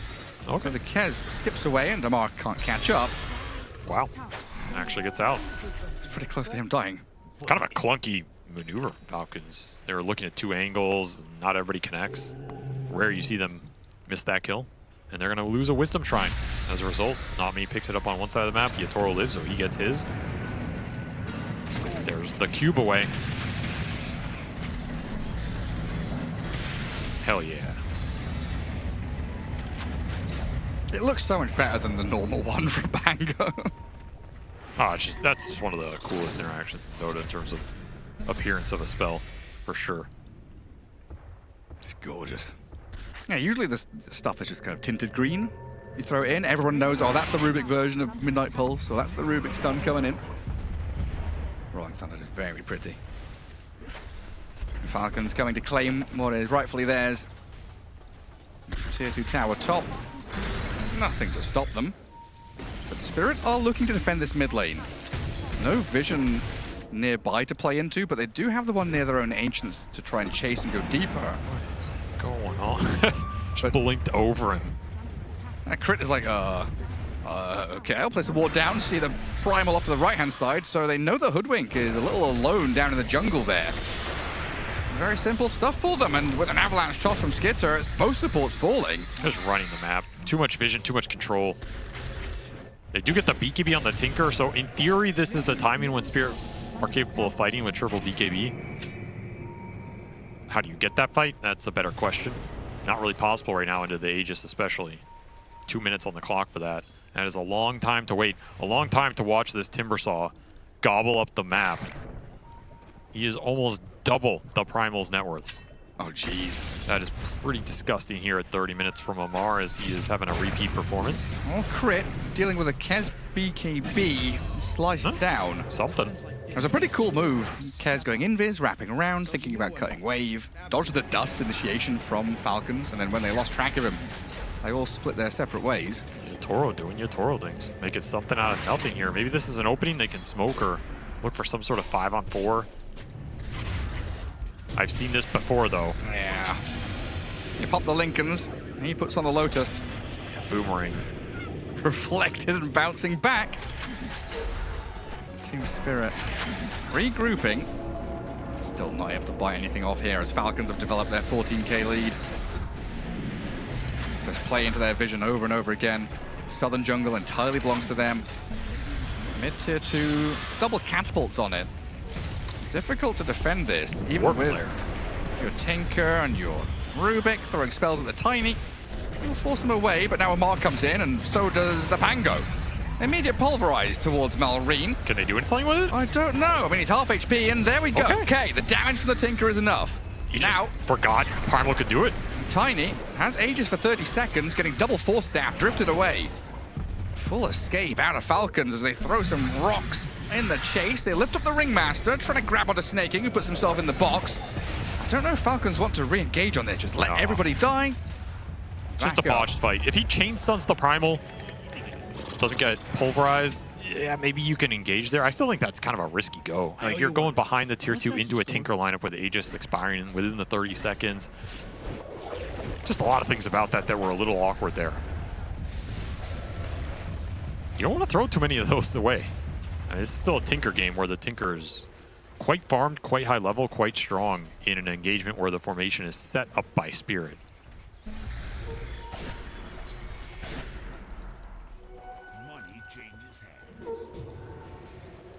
Very hand-holding. They get Tormentor here. And in fact, they will get it. Yeah, take that moment. Get the objective. I owe you one. Shard for the Kez. 3, 5, and 3. He needs to try and catch up, get a positive KDA going. Just finished Ags too. So this is a large gold injection for Yatoro. And large injection of just capability in the fight. More damage, more maneuverability. Spirit finding a little something here. But a lot of this was around defending towers. They were able to have that bit of advantage with vision, seeing where the Tiny's coming from, high ground observer wards, using the terrain to their advantage, and now that's mostly been taken away from them as Falcons deward take over the entire Ancient spot. It's definitely way harder for them to just make some smoke play and try and run in. And as you say that, yeah, this is going to be a tough play. Really tough. Daedalus Tiny. Falcons are split on the map, though. Pango's farming one side, Tiny's farming the other. So Spirit do somehow find a connection here. They're going to get a good fight out of it. And they see a courier running. They know someone's on this high ground. And it's snaking. Ringmaster. Yeah, tagged up. Amar going to realize very quickly this is the entirety of Team Spirit. Warp flares. Getting annoying. The Tiny Keen, the small Keen, even smaller. Bob's his BKB. Lion in trouble, though. Crit, the sacrifice. As the rest of Falcons, Rolling Thunder, two-man connection. Tinker getting focused now. The Tiny and the Timber come in. Slay Lol and collapse back to his high ground, but I'm not sure how safe that is. Trying to escape from Skidder and Malrine with the help of a bushwhack and some stuns, but the damage is so substantial. Another go onto this Hoodwink with the Tame the Beast. Stops the squirrel and burns her down with a flamethrower. Yatoro trying to defend his high ground, but just don't have the control for these tanky heroes. Even with the Impale stolen on the Rubik, you get the supports, but you used your BKBs to do it, and that is just the green light for the Falcons course to come in here. Nice go time. Straight past the tier 3. This Kaz has no BKB, no ultimate available. Toss in the Timber Saw, send him forward as a hand grenade to clear out not just the Kez, but perhaps even Rue. Chakram slicing him into pieces. A godlike Timber. This is just deja vu. He died the once. It never died again. He's already level 26. They're gonna have to wait 30 more minutes to kill him. Oh, he is just an absolute beast on this hero. If you give him these kind of games, he just runs away with them so fast. And man, Falcon showing up in this game 3. In particular, Skeeter. I think he often doesn't get the same shout-outs as the rest of these guys, but I think he basically played a perfect Tiny game here. He had that one botched kill mid with the Shadowblade reveal, but other than that, like, his early game was super good. Destroyed the lane, made the gate rotations, was in all those fights. Super good timings. His entryways into all these fights were just on point. He's been a massive threat. Like, you could really see this Tiny's impact on the lane shove, how much farm Spirit were able to get. It was almost like Nyx Assassin. Like, they were just afraid to go out on the map because he's so fat, so fast. And that is ultimately why all these cores are ultra farmed. Just gave him so much map control. Definitely helped they got that double first blood at the start. Oh yeah, that killing Collapse and Not Me, chasing them through the jungle. So that was like a free lane and a half, wave and a half basically. But yeah, the way he plays Tiny, I don't know, role-playing as a Greek philosopher is freaking Pythagoras, the way you got 2 cores, like running down one lane, join in with a third to make the triangle. That's too complex for me, but I'll agree with it. And now back to farming. Just wait for next Roshan. You've cleared out a lane of barracks. You know that Team Spirit are bleeding out, basically. They've got to hit some... They're on the ropes. Miraculous team fight in the next couple of minutes just to recover the game. Never mind to put themselves in a strong position. No, this lineup's just not supposed to play from this position. And they know it. They know they're in big trouble here. So they're going to look for some desperation pickoff plays. Just try and find something, some isolated hero. Well, that's not the hero you wanted to find. No. Dear Lord. No, the moving fortress destroys the little birdie. And Laurel gets back up to high ground while Amar chases into the hoodwink. Oh, her entire habitat just destroyed by the whirling machine of death and industrial revolution clearing through her. 3 dead already. Team Spirit, without their 2 cores, gonna be losing another lane of barracks. Tinker does have buy. Yeah? I don't know if he's doing much with it, but he has it. Yeah. Because this man, Amar, is in your base. I'll stun up and pulverize the Pangolier. The damage, is it coming through quick enough? Malrine's dropping low, and the Tinker does get it done. Okay. Okay, that's something. We've still got to contend with the Tiny and the Timber, though, as Laurel, without BKB, goes pretty wild into the middle of them. Stacking up some spells onto Amar again. Lotus up, BKB ready, Lincoln's coming off cooldown, so the Timber is still not really a target they can get. Malrine knowing, yeah, the one problem he has is that pulverize. The game continues. That's the best Spirit could hope for in that situation. Cost them the Tinker buy, but you gotta do what you gotta do here. Stop the racks falling. And there's the potential for them to contest this Roshan. First up, they've got to push out waves. I don't know. I think they lose the 5-on-4 at Roche, honestly. Tiny's already level 25 too, so you have the toss charges. If he finds a core at the start of the fight, they're just gone. There's no hope.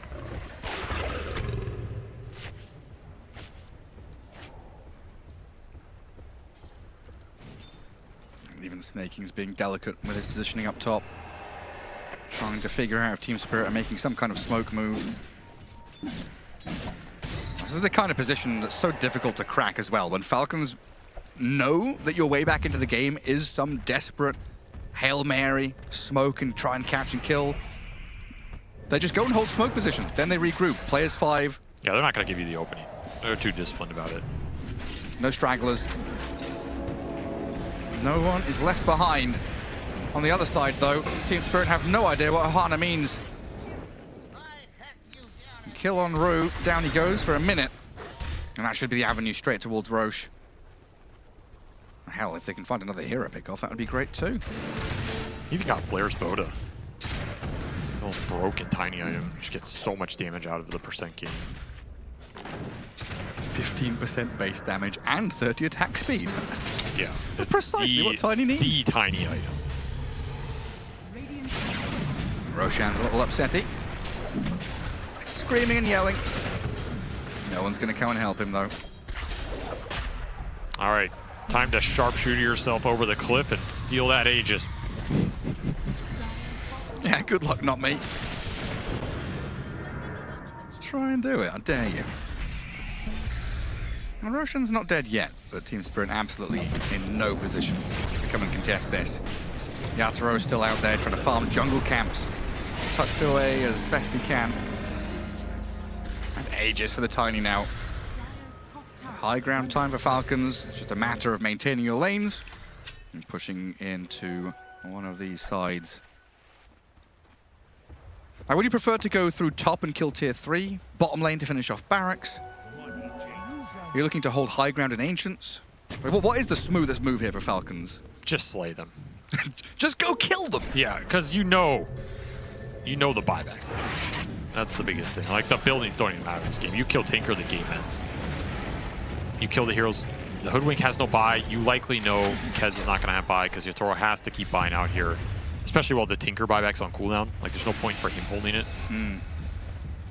So whatever's going to get you better vision for the fight, you take that. If it's smoking through bottom where there's no tower, go for it. If you want to go top and just drop the banner, put the Tiny on the front line with an Aegis and force Spirit to do something about it, that is also perfectly good here. For whatever's going to give you vision and let your cores go in, find Tinker, that is what you're aiming for here. Well, Kaz will not be finishing his Silver Edge anytime soon. Still a few hundred gold away from finishing it, and his career got sniped as he tried to sit it there for the Demon Edge. But Spirit moving forward. It looked like they were going to go through the barrier and set up for something. They're going to sit and hold their tier 3. There's a banner, though, from Falcons with Amar frontlining. Aghanim Scepter and Lotus up. Thanks through the spells. The Lotus Orbs are so good here. They have 2 of them. You need these against Tinker just to get out of the warp flare spam, turn it back against him, which forces him to either pop BKB to commit or he's also getting rooted. Collapse, are you sure? And that banner looks tasty. You want to try and kill it to deal with a catapult, but Yatoro, Lincoln's popped, Amar. He's been rooted up here. I mean, what are you going to do about this guy? Chuck some boulders at him. Doesn't really seem to care. Just crashes through everything. Collapse. Oh, doesn't get there. And there was already a Lotus on Skitter anyway. So even if you did make that attempt work, it's going to get returned. This catapult is invulnerable. It's going to get lifted away from the banner, so at least they can halt the push. Which is very irritating, though, to spend all of your time and effort standing here clearing waves. That's a little too tough, I guess. Can't jump the Tinker. And I guess there is the lift save, so even if you jump the Tinker, you're not guaranteed to kill him, and then you're just taking a super deep fight. Successful high ground defense. Yeah, successful high ground defense. So you gotta fight someone out of base. Next best thing. Oh, look at this. Oh, Skitter. Do they have reveal? Do they see him? They do now. Didn't BKB. Oh, he didn't. Tossed into the air, comes down, gets slammed, doesn't get his ulti off either. Has buyback though, as Collapse pulverizes Malrine, but Falcons are still gonna run over this Primal Beast. Down he goes. There's no way you can fight outside of base. It's impossible for Tinker at this point without the buy. Still have Aegis on the Tiny for 2. And now building time. Another lane for Falcons. Aiming for this Not Me Hoodwink back near the fountain. Amar just doesn't care. Throws the Gleipnir back on the Tinker as well, so they've kept tabs on Laurel while the rest of them hit the barracks.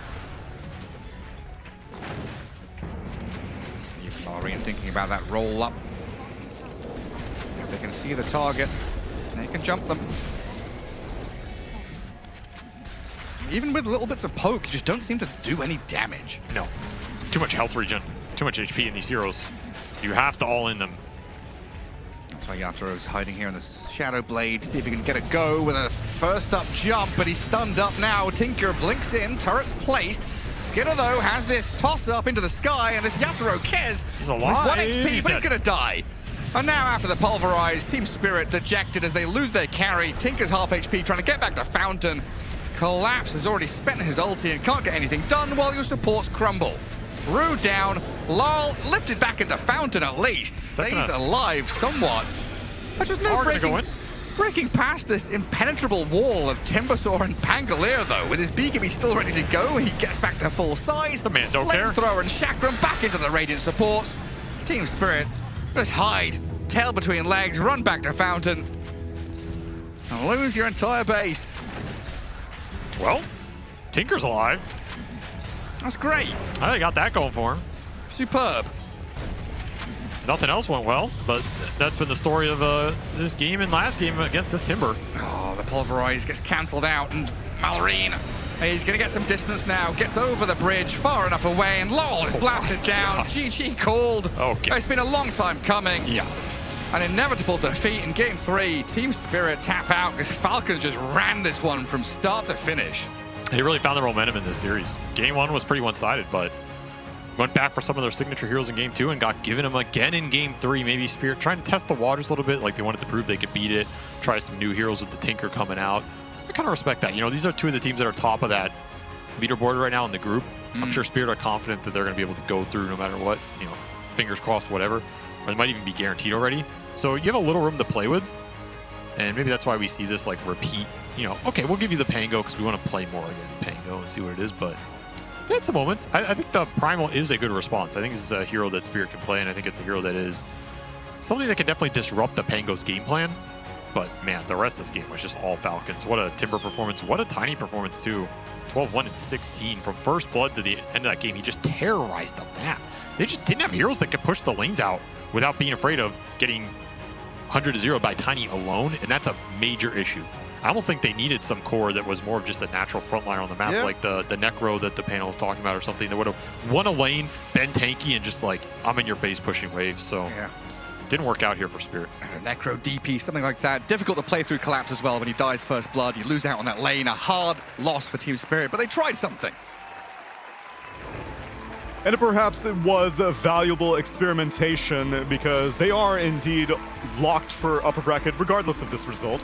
As Spirit and Falcons have been saying it all series long, we're fully undefeated in series score up until this point. And Falcons continues the trend. Spirit decide to see, can we break the Pango? Lacoste, the answer is no, not yet. Nope, not yet. Seems like they're not ready. They try to different things. I do agree with Avery. I think Primal Beast is a good example. They try to run Dreamstroke as well, which is okay-ish, but I think you need to find something in the middle, something that, you know what, something in the middle, actually ban this hero, because this is the team that has been playing literally for 3.5 years or something with this hero, and every single time they find a way to make this hero look broken. Yeah, but you can't play scared. We had an interview with Puppy. They were letting through the Lone Druid on multiple occasions because they wanted to prove that they have a solution against it. And so, can you just perpetually be scared of a Falcons Pango? Is it that intimidating? I mean, there's a few heroes where you can do that. I mean, now at least, like, what do you do now? You lost to it twice. Yeah. Are they gonna go to the next series and be like, this is the one, guys? Probably now we can. Like, obviously there are a few heroes where you have space to do that, and I think after the series, you should probably change your opinion. Yeah, I guess any of the supports that are getting banned, I think they chose to leave like multiple OP heroes this time. I think they like purposely banned like Clockwork Lich, like maybe both supports in the opening. And I don't know, I feel like I'd just rather leave the supports and just ban the heroes that warp the game. I feel like I keep using this like phrase of like warp the game, change the way you. We're getting new expressions: warping, skill expression, warp expression. But yeah, Alchemist was one of those warping heroes. Yeah, Lone Druid, Pango. I even put Timbersaw in this category because there's just something innately frustrating about a really tanky guy that can throw himself into you, and you're just like, what do we do? Yeah. Especially for him, like, he's by far, I said it after game 2, it's the same here. This guy is the best Timber. If you don't shut this guy down, he's gonna own you. I think at the same time too, like, there's a lot of draft, but also gameplay. Like, Yotoro, usually when I see him play, he does more than what he did this game.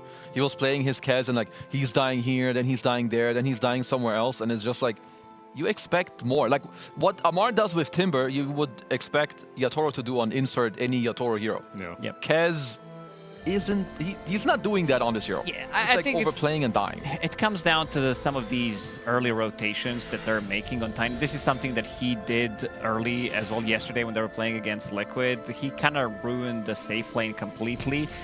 Even though he was like 0-0-1, he was still making the moves. He was still making the moves through the Twin Gates, taking the tower against Treant Protector, if you remember that game, but also making sure that he's involved relatively early on. A lot of the times you see other Tiny players not joining the fights. They are not willing to join up until a point where they have their Echo Saber plus Shadow Blade. Skeeter, he found a way. Like, this is his pretty much style of Dota that he's been playing. Remember when Dragonite was a thing from the safe lane? He would pick up a Blink Dagger almost exclusively every single game, playing it completely different than any other safe laner, and it's working out for them. Yeah, I'm happy you talk about it, because I think Skeeter, especially in this tournament, I mean, he usually doesn't get enough credit, and I think that especially here, he's been playing very well in the last couple of days. Like, he's in so many plays, and I also know that he's a very vocal player. Like you said, you know, he goes the DK, Rush Blink, make all the moves on the map. Like, this guy, he deserves more praise. Somehow, even with 2 Aegises, it's not enough. Which is why also we need to pay attention to all of the teammates that have those 2 Aegises, such as Snaking. Congratulations on not just the series win, but my man, you're still undefeated right now in DreamLeague Season 29. What is going on with your team right now? Obviously, we're very happy. I think we've been performing very well in this tournament. It's been rough for the past, I don't know how many months. So it's nice to see that, you know, and we're turning a new leaf. You're saying that, but it's kind of similar to your trajectory last year. So now we have like 3 years worth of data on Falcons Dota. Your debut year, season 2024, you guys were winning everything, but then come EWC TI, you guys cooled off a little bit. And then last year, it was kind of similar to this year, where it was up and down, but then end of the season, you guys really heated up. Same thing here. It was not great for the past 6 months, but top 3 at Wallachia, and now you're looking good here. Does it feel similar to your 2025 season right now? I mean, I wouldn't say similar. Like, I don't want to get ahead of myself, Sure. but obviously I would like that to be the case. But I think just one step at a time. Well, the steps are working out very well, specifically the steps that you've been taking as a player. I'm seeing you get a lot of respect in these first phase bans. How have you made Lich such a good hero right now?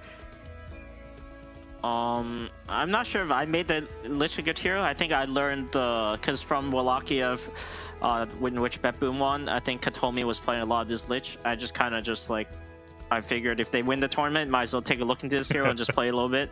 And I just played a lot of this hero, and yeah, I think people think I can only play one hero, so then they started banning it, and then I have to play something else, you know?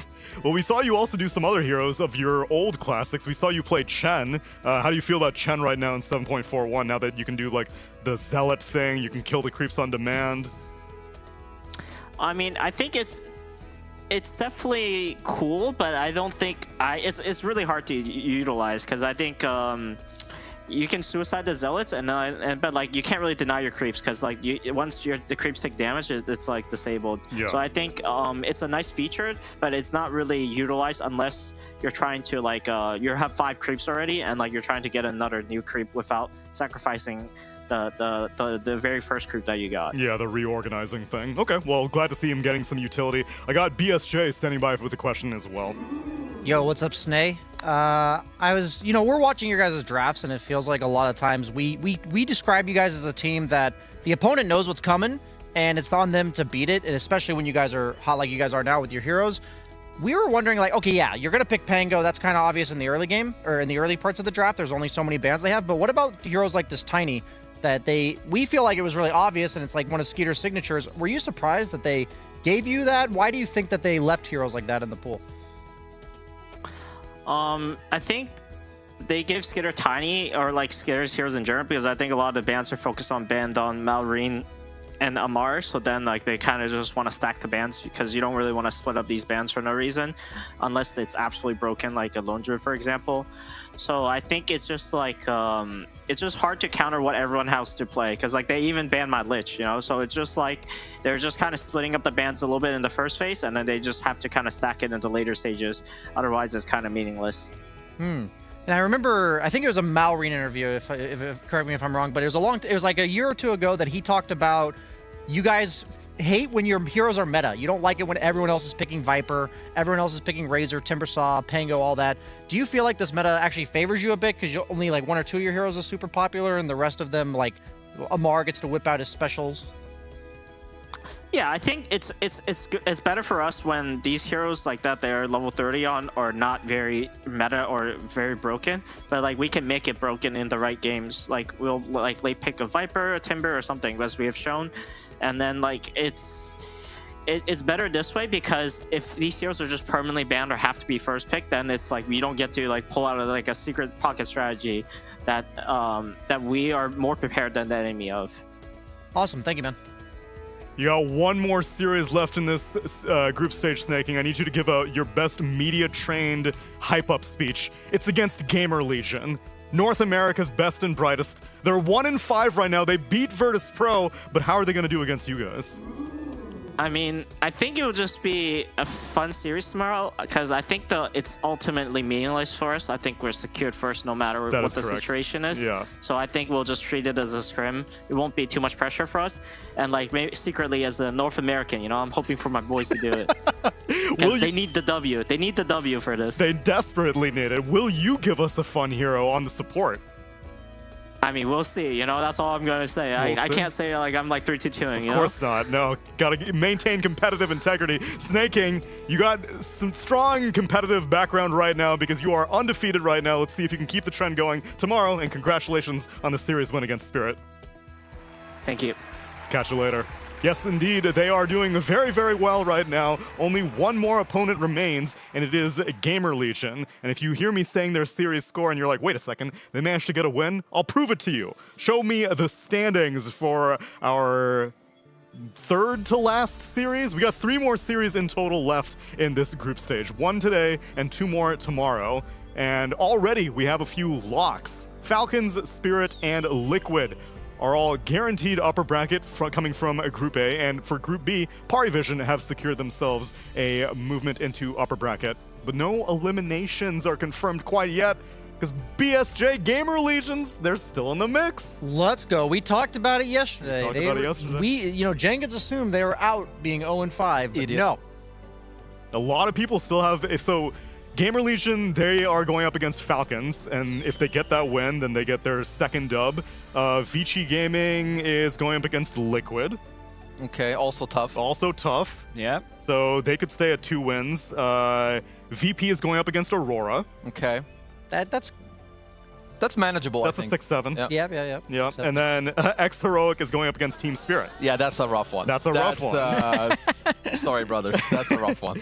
In contrast, obviously, to Gamer Legion Falcons, which is not a rough one. I mean, that's very Snaking competitive. kinda, he might be throwing tomorrow. You know what I'm saying? Yeah, He you would could never feel like, you dare. could feel it. If you were paying attention, his chest was like pumping real hard. When you mentioned NA Gamer Legion, he's like started hyperventilating. He's like, yeah, I'll do it for my NA. I thought I escaped the region, but the ghost comes You never following. can. You never can. You can take the American out of the North, but not the North out of the American. I mean, I heard... There's South America. I heard...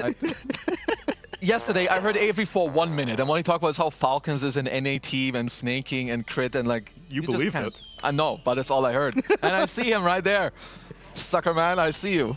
You see him because he's getting ready to join us for our final series of... Actually, no, he's not. He's Yeah, leaving. he is. He's paneling with you, He's brother. paneling with me. And you know what he's paneling with me for? It's a BetBoom team versus Xtreme Gaming. Stick around, everyone, and we'll be back with our final series of the night.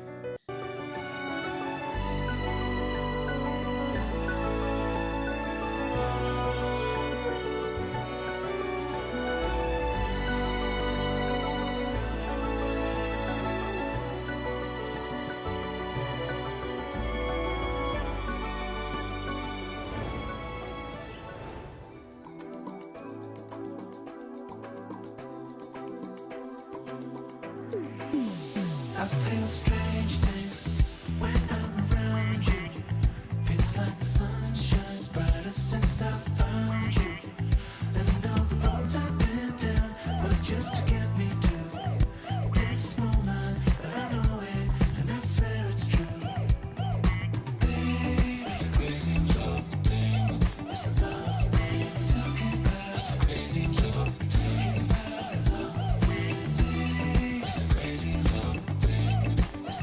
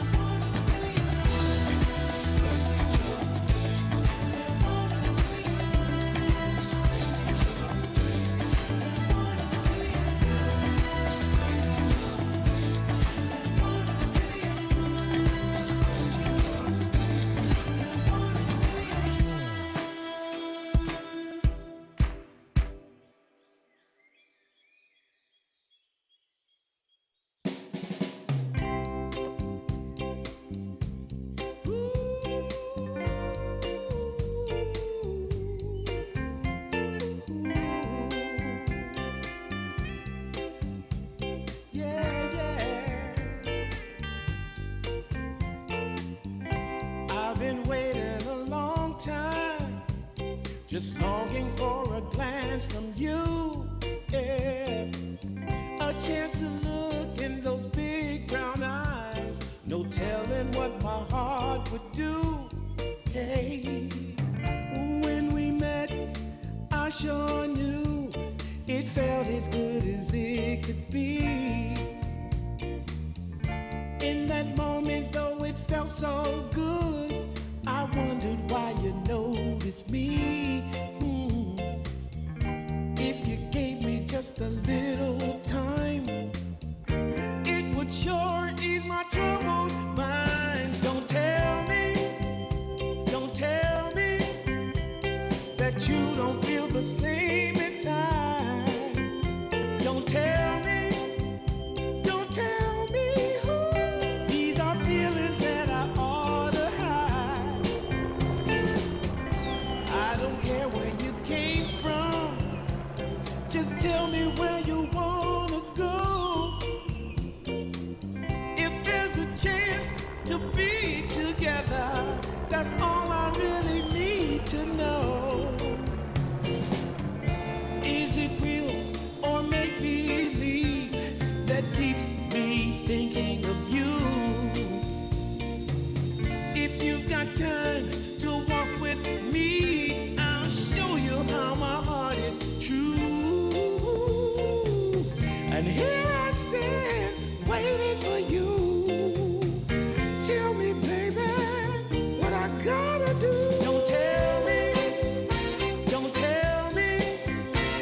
that you don't feel the same inside. Don't tell me. These are feelings that I ought to hide. Don't tell me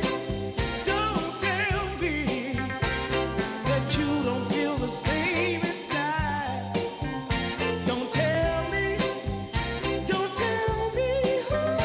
These are feelings that I ought to hide.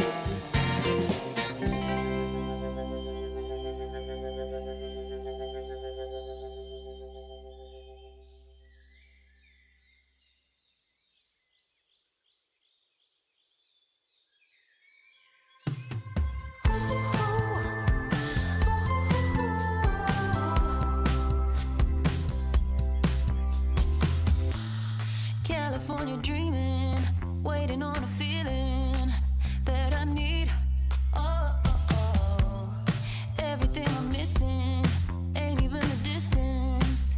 It's just me. Oh, oh, oh. Wait, don't wanna wait. No way, can't make me stay. No, I'm gonna find that place. Take me away.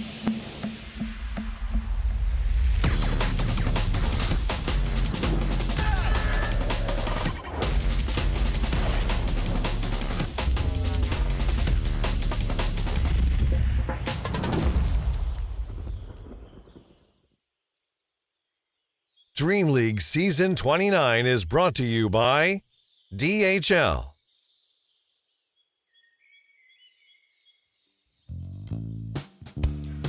It's time, friends, for the final series of the night. Our last full day of group stage action here at DreamLeague Season 29, because tomorrow we're only going to have 2 best of 3s to close out the group stage. And this day is being closed out with BetBoom Team versus Xtreme Gaming, and with a brand new panel, Insania, Effie, and SVG. Welcome, friends. Welcome, SVG. Thank you, Neil. Glad to be back. They said I did such a good job yesterday that I just had to That's what they said. This role. That's what I heard backstage. Yeah. I kept telling him what a good job he did yesterday. We fill out little survey cards afterwards. Thank you. It was masterful work, especially the baking. Yes, the baking turned out really well. What did There's you still what did some you over bake? there What if did you you would bake? like one, Aiden. Meringues? Many airplane meringues, and Airplane they were quite meringues. delicious. Yes. There's a whole hanger. I know Brian is really into airplanes. He is. He Yeah, loved he them. loves airplanes. He just chowed down. It was impressive. Dude, it's crazy. I've actually never met a person who likes airplanes as much as Brian Really? likes airplanes. No. That's So he's being serious, but... Wait, are you guys not talking about airplanes? You didn't talk about we are. Brian loves Brian airplanes. loves airplanes. That's airplanes. Yeah, I know. Oh, okay. He's too good at this. You fit right in. Thank you, thank you. And specifically, Avery, you replaced a few of our other former panelists. That's right, Neil. What's up with that? I think we have a goated panel right now. Oh. We have TI champions. Yeah. In spirit, heart, and some actual TI champions. Also true. And this previous panel is just kind of washed, Neil. I don't want to say it, but like... How so? I mean, we're going to see here, Neil. This is a replay highlight package we have here. Okay. K-Dog, a.k.a. Kezu. He's giving me a little shit before he left. So I thought I'd throw together a couple of clips of his panel performance. What is this? Look at this move. He tries to take the one step over the flowers, but he clips him on the top. Embarrassing, Neil. And look at this, Brian. He's trying to get the gate. That was clean. A little better, but still a little sketch. What is this, Neil? What is this? Trying to imitate a butterfly, an airplane, a bee? It's shaky. It's shaky. Not secure. Here's some more hot memes from the German. I don't even know what that is. Is it a Taylor Swift concert? This is just embarrassing. I mean, we're supposed to be talking Dota, and then this guy. It can't compare, Neil. So I'm glad to be on a panel with professionals instead of this buffoon. I see. I'm sure that will not come back to haunt me. No, of course not. Absolutely not. We take this very seriously. I suppose that was just a little bit too much clownery, given the stage of the tournament that we're in, which is why we should keep things serious, keep things very knowledgeable. Effie, tell me about BetBoom team versus Xtreme Gaming. I just want to No say laughing. that. I just want to say that seeing those clips of Kezu brought me joy. He's a very wholesome young boy. But what I wanted to take a look at. You got the wrong message. Serious business. I'm just defending him. Okay, but what I wanted to look at today was Xtreme Gaming's performance earlier this day. Why did I want to look at it? It's because yesterday, honestly, they had a rough day, right? Like we saw it. What happened, Avery? I don't want to talk about it. It hurts him to talk Ame about. didn't want to talk about it either. I think Ame 2-0'd them. Oh, yeah. There was an early GG being called. There were some issues with drafting, but today they did 2-0 Reconics, and I wanted to look at the drafts that they had. There are some very clear patterns in this draft, but it's clear that they went into DreamLeague today with an idea. And the idea was they wanted to play Pango and have something like Dawn with like the global follow-up. And if you look at the draft, they follow the same formula. Mainly, yes, because it's the same heroes, but you see the Pango start, you see the Lich. Oh, nice circling, very nice. You see the Lich here, and then followed up with a stun support in both times. You see the Lich down there, followed up by a Lion, the other one with a Nyx. Then you see this Dawnbreaker on 18 come out. How did they set up for it? Oh, take a look. Luna Band, Kez Band. They were thinking in advance, you know? And I quite liked that they thought about what they did wrong yesterday, told themselves they wanted to simplify the draft, you know, have some kind of global connection, have some kind of tempo hero on NTS, and play off of that. What do you think about this drafting, Avery? All I can see is they got Pango twice. That does seem to be the hero that is dominating the conversation for our past two series. Does draft To be matter fair, if you yes, play but Pango? I do imagine there are some replacements for Pango that will come out today once we see this hero banned. But I do have some clips that I would like to show of their performance, you know? So I thought something cool that they did in this game 1 versus Reconics was this early invasion into the triangle. They took the stacks from Reconics. Xnova and NTS were playing together quite early on.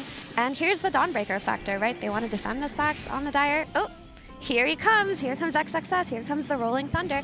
It's such an easy combination to pull off. Like, I was theory crafting what replacements they could do this with if they wanted to do early invasions. Storm comes to mind, Puck comes to mind. Those may be two heroes that we see if Pango gets that banned out from Xtreme Gaming today. Here's Ame going to the power rune. Like, he was going to help his friends. Is he sick? This is no, it was great. I was really impressed by this. Don't talk ill of the So, goat. but he went to the power and he saw Puck was walking down anyway, didn't go, and then just took farm from the enemy. Like, he is willing to play active if you enable him through draft. And this is just game 2. It's more of the same combo. We see Pango going on a fight here, the instant follow-up from XXS's Dawnbreaker. The really cool thing here is that Alchemist was able to join by going through Underlord's Gate. You know, the enemy found a way to bring Ame into this fight early. But it seems like on XG, they have this idea that they're going to set up, connect their heroes together, and play for objectives. In this clip here, they did end up taking the mid tower. And the cool thing was XXS TPs away to farm top. NTS goes to farm the triangle, and it's actually Ame taking the mid tower. So cool distribution of farm there, and a step up from yesterday for Xtreme Gaming. I'm hopeful. And it's not out of character for them to be in this kind of middle ground soup in a DreamLeague. They are currently 3-2 in the group stage standings because depending on any given tournament, we see a different kind of Xtreme. And if you're wondering what these ups and downs are attributed to, let me catch you up. Xtreme Gaming has been at the very top of the Chinese scene for several years now. How impressive that actually is varies significantly. Sometimes they're one of the best teams in the world, and sometimes they're very far from that. Xtreme Gaming's 6-month-old roster of Ame, Nothing to Say, XXS, FY, and Xnova seems to have finally found their way after some initial struggles. Their highlight so far this year? Definitely ESL 1 Birmingham, where they finished 3rd place after making a run through the entire lower bracket. Unfortunately for XG, ESL 1 Birmingham was sandwiched between 2 seasons of PGL Wallachia, where they ended at 11th place both times. At the very least, it makes for some exciting Dota. Will they destroy everyone, or will they look hopeless? Who knows? Look, let's all find out which XG shows up here at DreamLeague Season 29. So in the previous series, a previous season of DreamLeague, Xtreme also narrowly made it through. They were 4th place in the group stage, and they went on to get a top 4 placement. Similar trajectory here. Birmingham also, they had a lower bracket run all the way up until top 3, and then it stopped. This team never really is at the top, but they're never counted out. I think they are like a top-tier team. I think they have the disadvantages that a lot of teams do that are not from Europe and play there regionally, is that they come into tournaments slightly less prepared, right? Sure. You don't have the same level of like prep coming into the series as everybody else does. There's also some propaganda that's been going around the green room about XXS being their greatest player and not Ame. Oh? And I think the truth of the matter is Ame is just not like fully warmed up. And when he isn't fully warmed up, it doesn't matter what XXS does. Because clearly Ame is like the main star on their team. Yes, who would say this?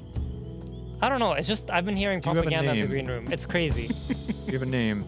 Only Kezu for now. I knew it was Under the this bus. goddamn piece of... How dare you? Run the reel again. I will go ahead and say that my personal opinion is XXS is the best player in Xtreme Gaming. And Aiden and I have butted heads about it, but Repent I will, on your sins. I don't mean in terms of technical skill, but in terms of what they do for their team, clutch factor, and morale. For me, XXS is like top 3 Dota players of clutch factor. Also, for consistency, I think you would be hard to argue that XXS is less consistent than Ame. This is just an argument we've been having, a I little will bit of settle back this and in an forth easy here. manner. Let's There's hear only it. really one thing that matters in Dota, right? Okay. And it's TI finals. Okay. Yeah. This guy gets it. See? Me and SVG are locked in. Yeah, we actually agree on a lot Yeah. of things. I will say, though, for me, the best player on Xtreme Gaming, you're going to laugh at this at first, but when you think about it, Jin Q. Now, I know what you're thinking. Jin Q, he's not even on He's not even on the team. We'll see once TI comes. That's all I'm going to say. For me, he is always #1 on every team. Because he's #1 in my heart. And that's what matters, Neil. Well, look at that. They got their first pick Pango that they wanted to do today, but it seems like BetBoom team studied what it is that they thought enabled that draft further, which was the Dawnbreaker, and they get that really early Kez for themselves. And it's not because of its interaction with Pango, but because of it being a deny pick to the Dawn. So they dealt with this by breaking one half of the combo. Now, was it the correct half of the combo? We'll see. So far, based off of past series, I feel like no matter... Wow, that was a lot of fast picks. No matter which heroes you're picking, unless if it's new heroes like Bane that I don't have much data on, Pango just seems too difficult to deal with. But Bane is a new idea. It's an old new idea. And it's a way to make Pango's team fighting a lot trickier, right? Usually, if you have the ability, like, to play some sort of turret that can auto-attack Pango during the roll, and any sort of hero that locks him down, the hero has to play a lot more scared. And Pango isn't usually a hero that's threatened during his roll, so if you have some sort of tool to threaten him during his, like, immunity period, it's very, very powerful. But this is only half that puzzle, though. Who's the ranged turret? So that's going to be depending on what they see, right? So you see Doom, maybe you're looking at, I don't know. Well, they already have Kez, though. That's my issue with this pick. That's a good point. I don't like Bane Kez against Pango. Can Kez kill him? Because I feel like you have quite a lot of reach. You could reach him on the grip, maybe. I think the coordination has to be really high, though. Yeah. You have to be like, you have to grip when he goes in while the Kez is also going towards him, which is awkward, because if Kez is going towards him in the roll and the grip doesn't land or gets canceled, you're kind of just in a bad spot. And can you grappling hook cleanly onto a rolling Pango? Yeah, you follow him, right? Yeah, but then will you get stunned as soon as you connect? Unless he's gripped? No, you could if just he's jump to a gripped, he'll- tree or something in the there's surely something in the area. Yeah. you're fighting, right? I feel like the But fact also- that we're discussing this so much means it It won't requires a happen. high degree of coordination. That I agree with. I mean, generally you want to pair it with a turret. I guess BetBoom, it feels like, we can do it with Kez. Also, I feel like CIS Bane, it goes hard. And yeah. when you see like Phoenix like this and Pango, there isn't really like a lot of stuns, right? There's the Hoodwink stun, usually cast pretty early on in teamfights as a follow-up skill or as a catch tool. And then if you stop like the next round of Pango rolling in, you kind of break the combo. So it becomes like high value anyway. I like BetBoom's draft. I mean, this Kez is going to get a BKB quite early on anyway, and there's no reason why he shouldn't be able to kill in a Fiend's Grip when Pango is stopped. I also think the Rubik pick early on makes it difficult for XG's supports. Like, I think the trades are going to go in his favor, and the Doom coming out at the end to counter the Kez. I think Rubik provides a lot of value there as well. Like, you could potentially steal Doom, you could lift people away from him. I like what BetBoom did. All right, hear me out on this. Okay. Ame Spectre. We did see it at Birmingham, and it was very cool. I don't think it won, but it was cool. I actually think that hero's fairly strong. We just don't see people play because the laning and the time to the first item is just so bad. I feel like that's such a predominating factor in pro Dotas. Like, I'm not gonna play a carry that has a bad first 10 minutes. It's just the hero doesn't exist, which is, I get it. It's kind of fair, but at the same time, Spectre is like the extreme case of it, right? Though. Yes. Because you are so weak. Of course. And you are so reliant on getting to a certain point in the game. And I think like most carries think their support players suck, and they don't want to like leave it up to them to carry them through the first 10 minutes. They would rather have like a say in that part of the game. Fair point. Yeah. Very good Dota psychology, as usual. It's true, I promise. Everybody I played with thought I sucked. Yeah. That adds and up. it's the same for me, and we're both 5s, so like that must mean it's the same for everyone. Yeah, I didn't think about that. Yep. Believe in yourselves. I think along the Spectre, thinking we could just see a Terrorblade too. It's high armor versus Kez. It's not an easy hero to grip. Like the illusions will beat up on the Bane. Well, he didn't ban Faceless Void. No, instead, Drow Ranger and Alchemist were higher priority bans.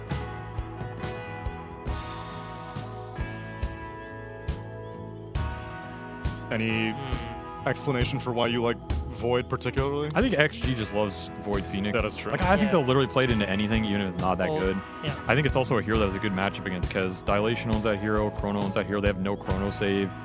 It just... It makes a lot of sense. I just don't see Ame turning it down, you know? He's a greedy man. He likes his Battle Fury Axe Void. Likes hopping around and then GGing out early. Like, it's just kinda... it works. Yeah. I mean, the bounds make a lot of sense here as well. Like, Dawnbreaker, I guess you can kind of save from the Void ult. Yeah. Largo is like too tanky to die. Like, he keeps everybody alive, and Void is quite low damage, so it does like build towards that sort of hero for them. I think also his most played heroes this event have been Alk and Drow, both banned out. Yeah. And yeah, it wouldn't surprise me if he looks for the Void. They'd probably pick Phantom Lancer and lose or something else. Yeah, give me some Jug. Let's not play Jug, guys. How about that? Neil, calm down, Neil. Oh, I'm Leave it to the that's professionals. too far, Yeah. huh? Yeah. Don't get crazy. Oh, okay. They're taking a lot of time on this pick. I mean, the thing is, with this pick here, as you're scared of getting counterpicked hard, right?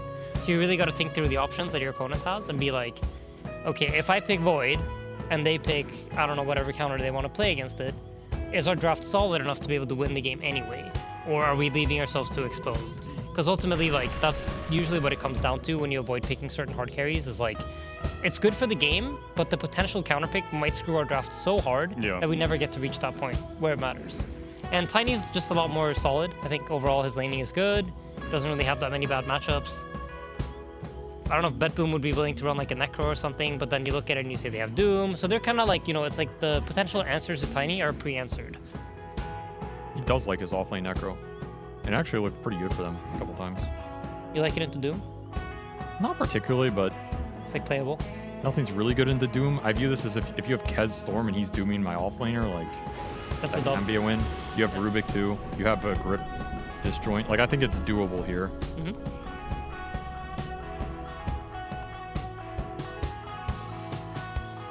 I mean, I feel like some sort of strong laning hero very likely to come up from BetBoom. Has the Pango been solved enough, or do you also need Miro to solve it? Oh my god, Underlord's still in the pool. With a Rubik? Hey, yo.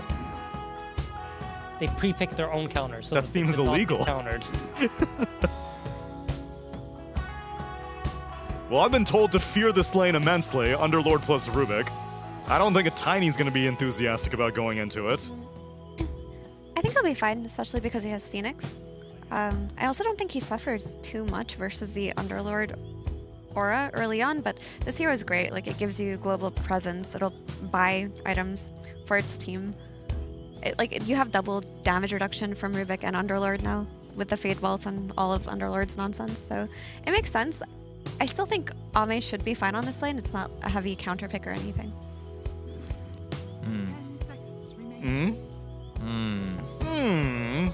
I think this is a 90-10.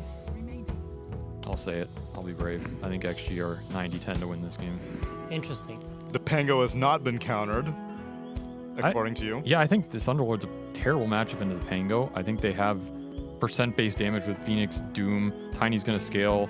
Like, yeah, you can reduce his base damage, but he also gets a lot of plus damage now with, like, these Silver Edge buildups. It's kind of annoying to entry into the fight. I don't think they have almost any team fight if the Underlord goes down. I think their damage is really low. They're playing Bane Rubik behind Storm. Yeah, but their damage is low, but their damage on the other side is also low with all the damage reduction. It's just a low damage game.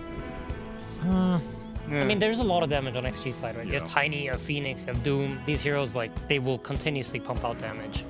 I'm not sure about 90-10, but I think it is a little bit of a tough game. I mean, to be honest, I haven't been impressed with Kez. I just have not felt like this hero has a lot of presence in any of the games. It seems like a lot of times he's just struggling.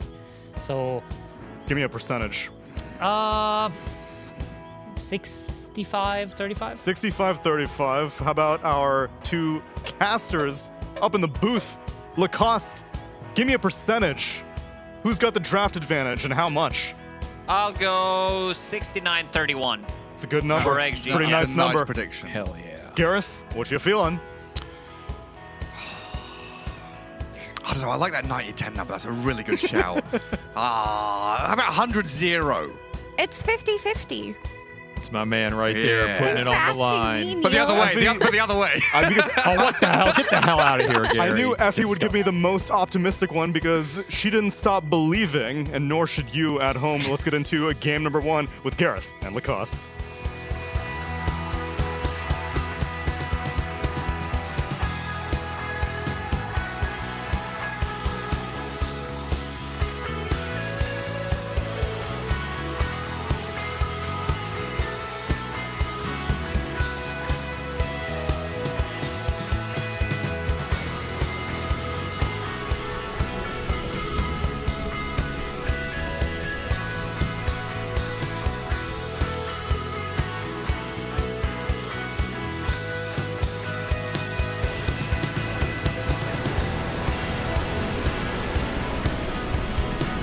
Some will win, some will lose, some are born to sing the blues. Getting into game 1 here in this best of 3 Xtreme, taking on our good old boys over on BetBoom, as they do have a couple of blue heroes, Storm and Kez, but I think I'm in the same boat as the panel.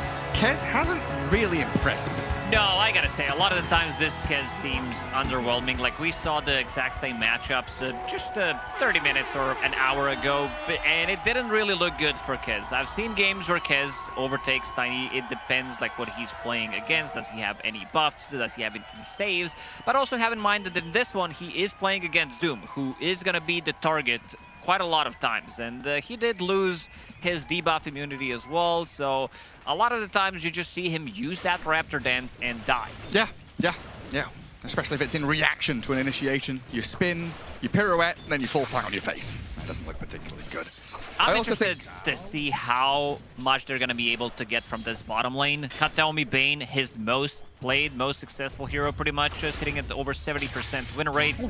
And the hero did receive a massive buff coming out from the previous patch, 15 mana less on Brain Sap, so that's gonna be pretty good. Will allow him to trade much better, and you can see already they are cutting down the trees. They don't want to be playing against this annoying Hoodwink, cutting down the trees with Quelling Blade as well. And also something to point out in the top lane is that Tiny, he did receive a bit of a nerf as well to his base attack time. One easy fix to this is buy Wraith Band. I haven't seen others buy it. This was my first initial thought. That's going to be an easy fix, even though Tinys were buying it even before, some of them, because, you know, different carries, different playstyles, different thinking how to approach the game. But that gives you that extra bit of oomph in the last hitting department, at least early on. Yeah, I remember that period where the old Bracer, Null, Wraithband trifecta were very strong items, and we were having everybody buying one of each, basically, or two of the three. Nowadays, yeah, I mean, Tiny's still going to be buying this Silver Edge, these items which give you that bonus damage and attack speed, which is pretty nice. But thinking about this lane and these heroes in particular, I feel like Miero, as often in BetBoom's case, has a lot on his plate. Rubik, Bane, Storm, heroes that want to play from Fog, maybe try and jump in or bait things out on the Storm. But it's the Underlord that is your beefy boy who kind of puts himself in harm's way or counter-initiates with that Fiend's Gate. He's got a lot to do. Having a bit of a global presence. The problem is, like the whole setup, something that Panel was talking about, you have two range supports who are sitting behind Storm. Your offlaner, he can come in globally. Your carry also doesn't feel too comfortable joining into these earlier fights, especially if Doom is available, because you're going to be the one getting doomed. In some of them, there's also going to be Storm getting doomed, but yeah, Panel also discussed about the percentage-based damage coming out from the both sides. You have Doom, you have Phoenix, and on the other side, you have a lot of damage reduction. You have Firestorm plus the Fate Bolt, so pretty much dipping in, triple dipping if you want to call it, physical coming out from that Atrophy Aura later on. Rubik, which now deals or reduces both physical and magical damage output. Yeah, that's nice for him. Well, I'm definitely looking at this as, you know, early Rolling Thunder, Scorched Earth from Doom, the speedy heroes in that Hoodwink and Doom can run you down a bit. X-Nova's Phoenix also notorious with that amount of damage from Sunray. There's a lot that Xtreme Gaming have to give. But BetBoom have a decent amount of control with these Pits of Malice. Fiend's Grip, you know, to cancel it, you're going to have to spend some of these high-impact spells to try and stop him from focusing down on one of your heroes, or stopping the Rolling Thunder, which is going to be his primary goal with that grip. And right now, Kez getting toyed with by FY. Hoodwink able to play forward as Kathomi goes for the little half pull into small camp. Yeah, this is the power of Pigeon. Every single time you try to go on him, he does have parry for you. Extra bit of a damage. Very annoying to deal with. Is he a pigeon now? He's some kind of a chicken. I don't know, Gary. Would look good on barbecue. Yeah? What's your favorite bit? Kez's thighs? Kathomi gonna take down the Hoodwink though. Some roadkill hits the deck. I'm more of a breast guy, you know. Just yeah, that was coming a mile away.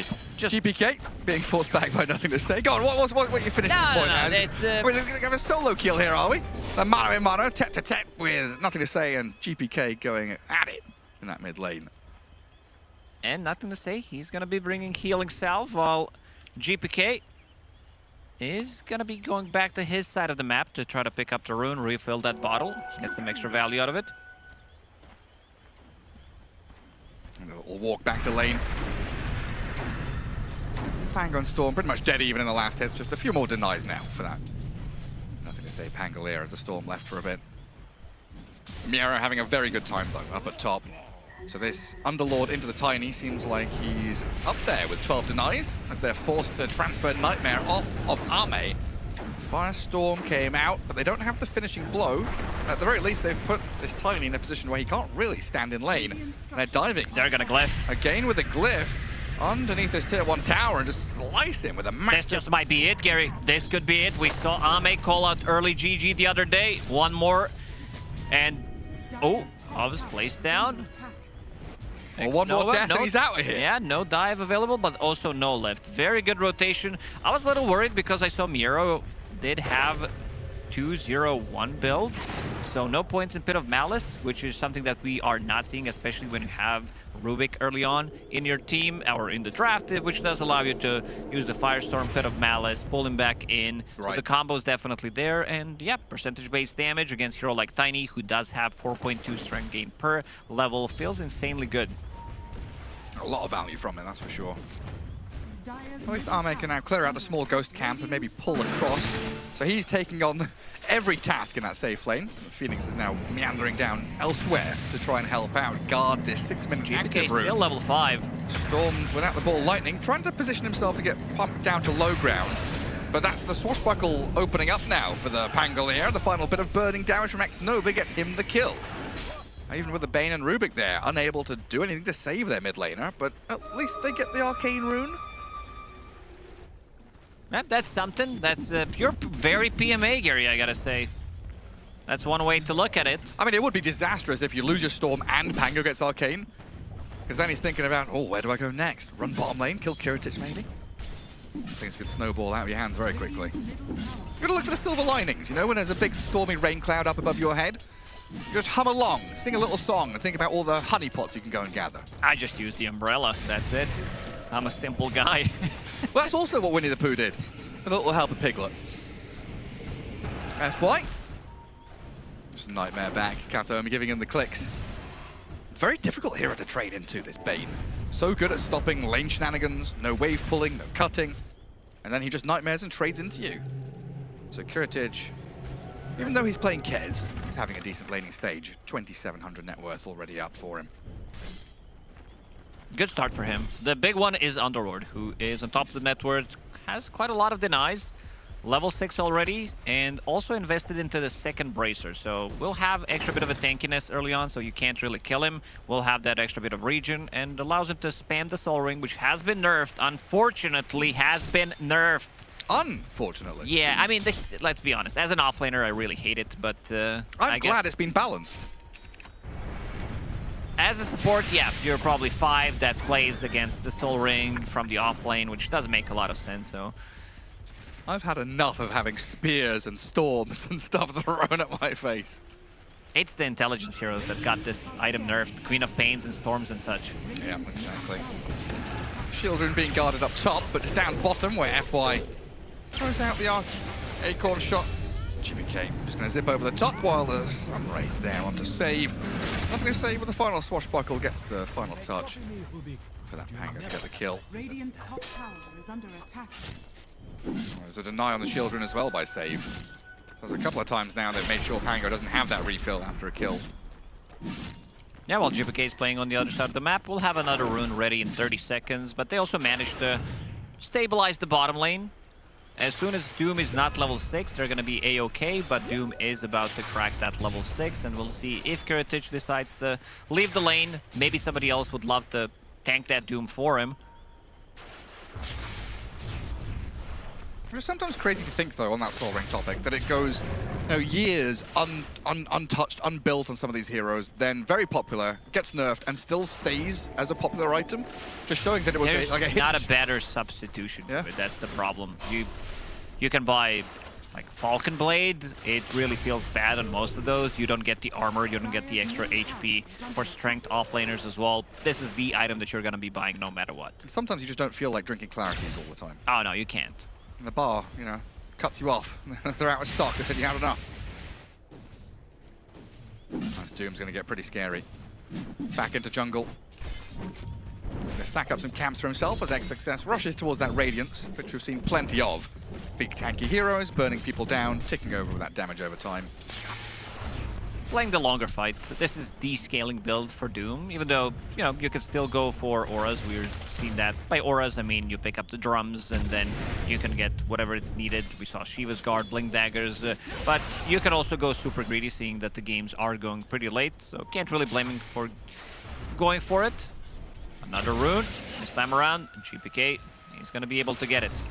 So 2 taken away from Pango. Third one grabbed by the Storm. Always scary as well. You know, if Xtreme Gaming wanted to make a play with Pango Rolling Thunder, with the Doom, you've always got to have in the back of your mind this Underlord with his Fiend's Gate. He's off the map farming jungle. Very similar, you know, in that realm of Dawnbreaker, Spectre. You're playing one side, you can play globally, so you're kind of greedy in terms of your farming, getting fat, but you can still be active at the same time. Gotta be ready.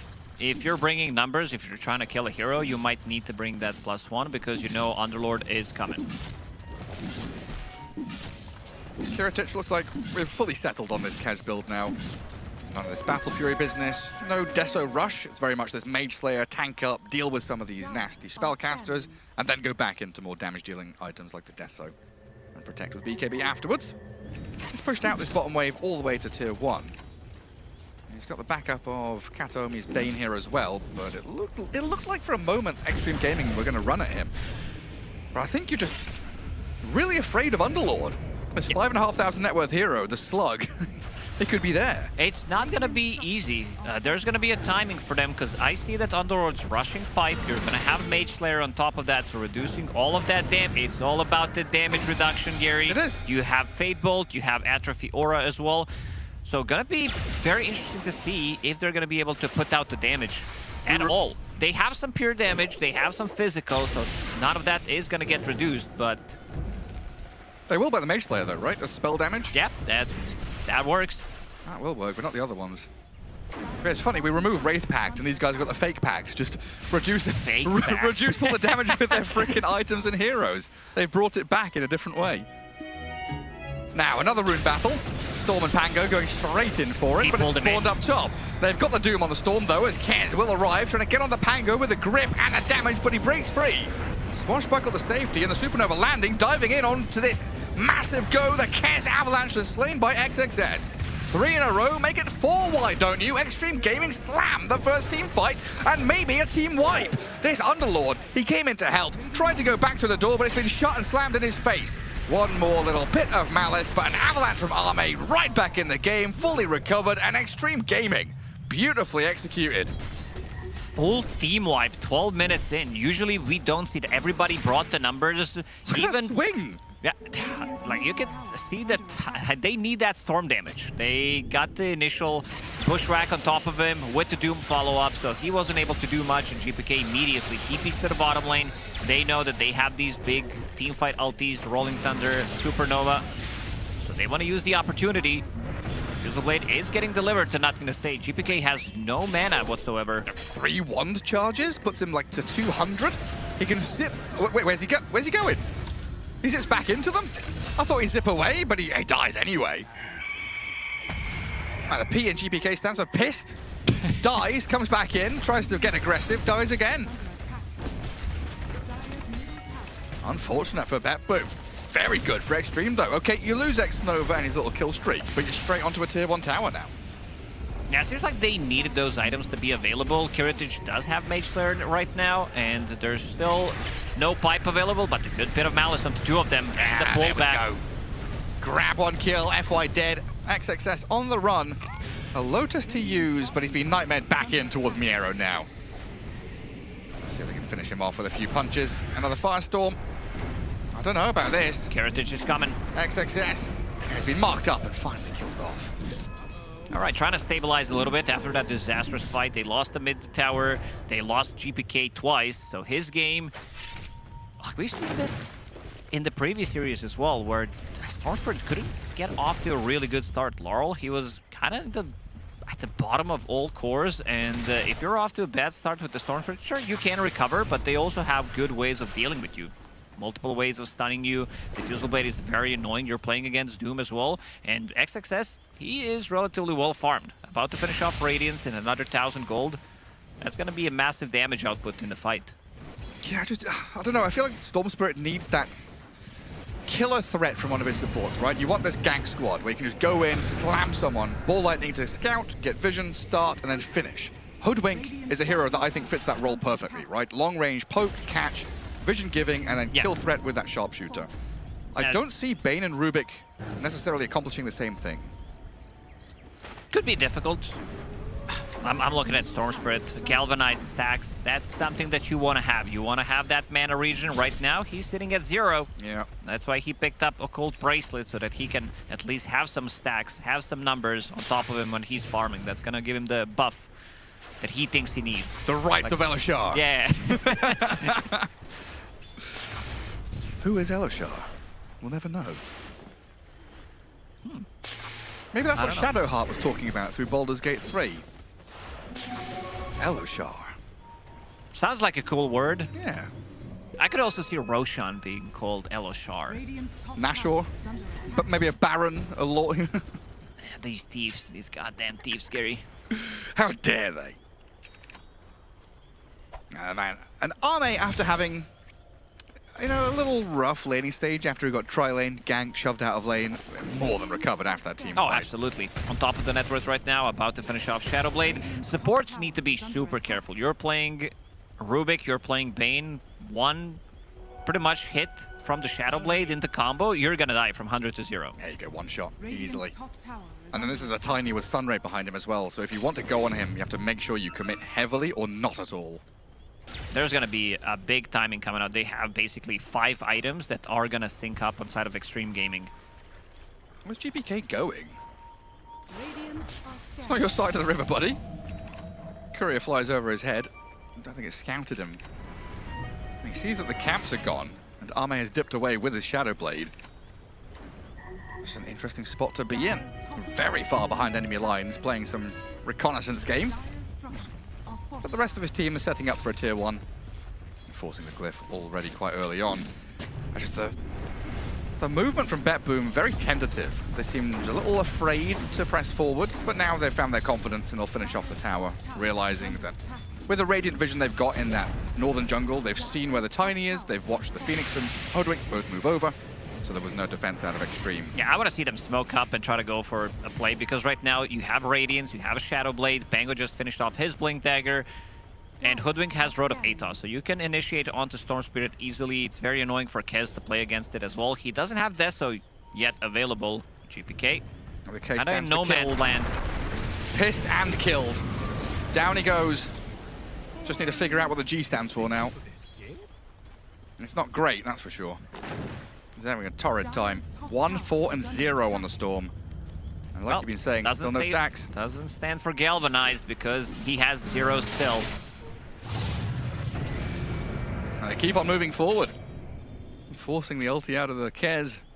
Kiritich has to walk it back. Wow, it's just awkward from BetBoom finding their groove. Very smooth from Xtreme Gaming.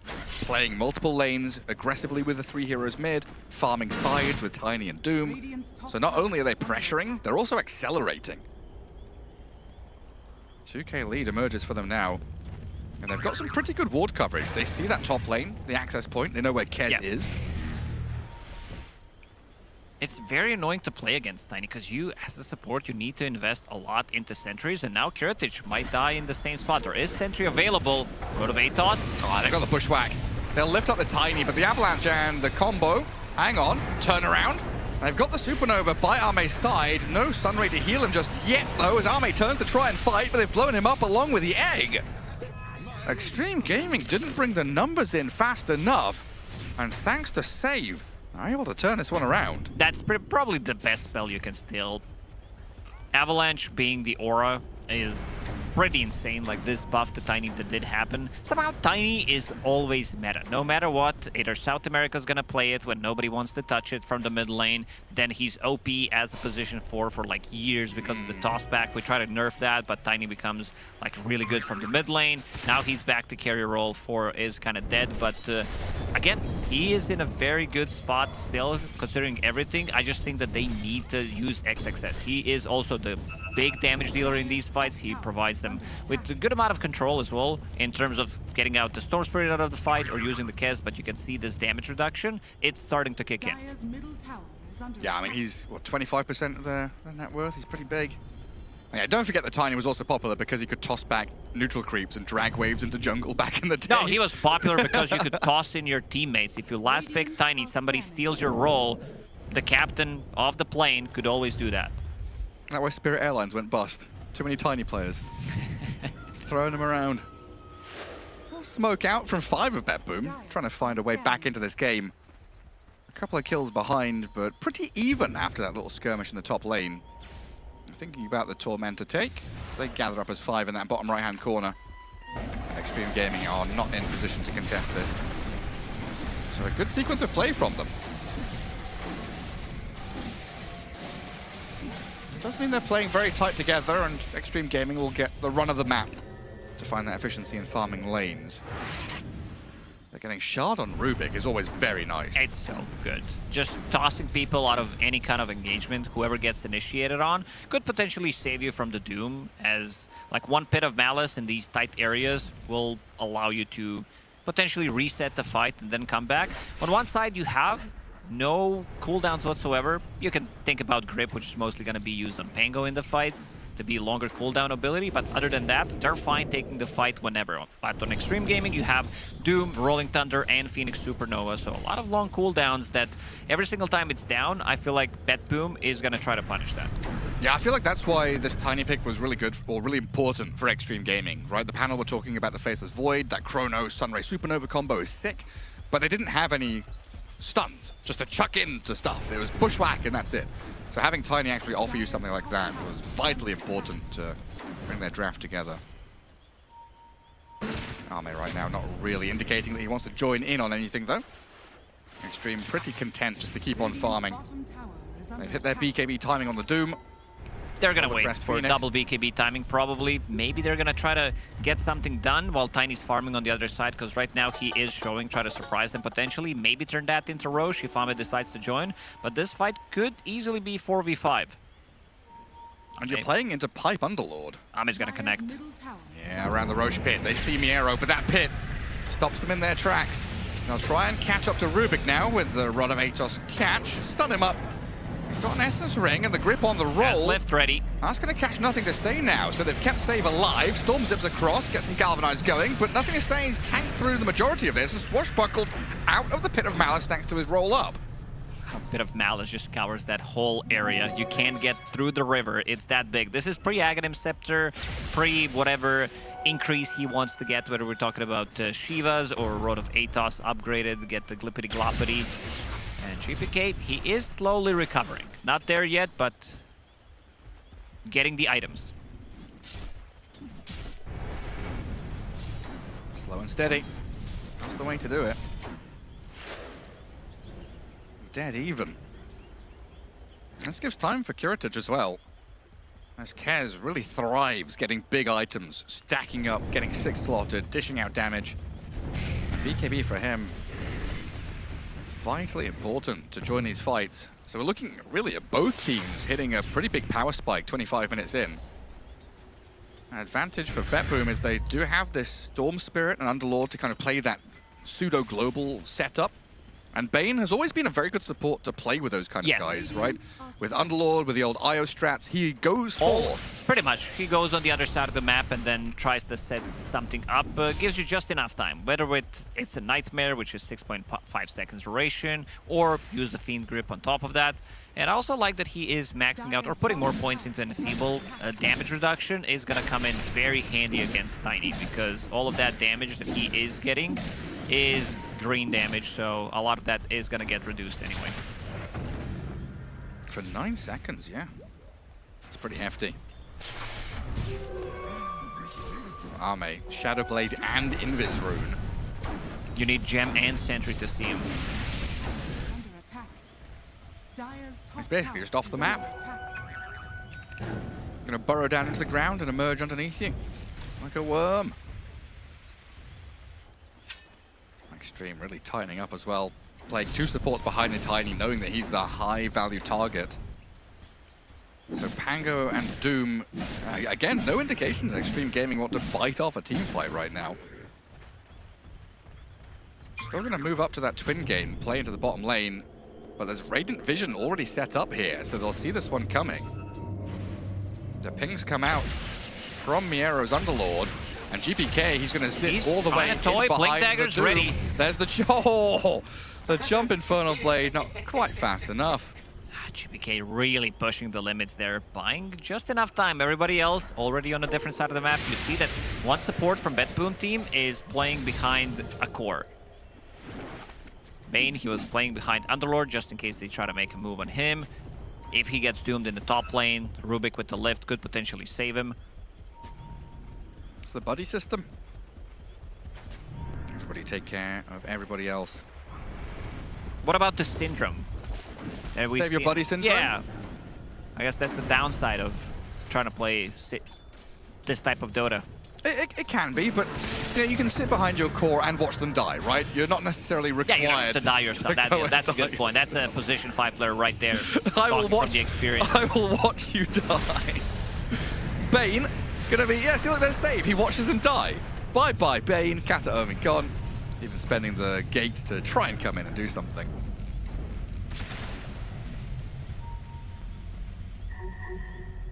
"26-minute rune." A roll-up even. All right, nothing to say, goes straight for it. Now, pit down in the river means XXS has to grab the double damage while the Rubik gets rolled on. Nothing to say, changes targets, but realizes it's not something they want to get bogged down in.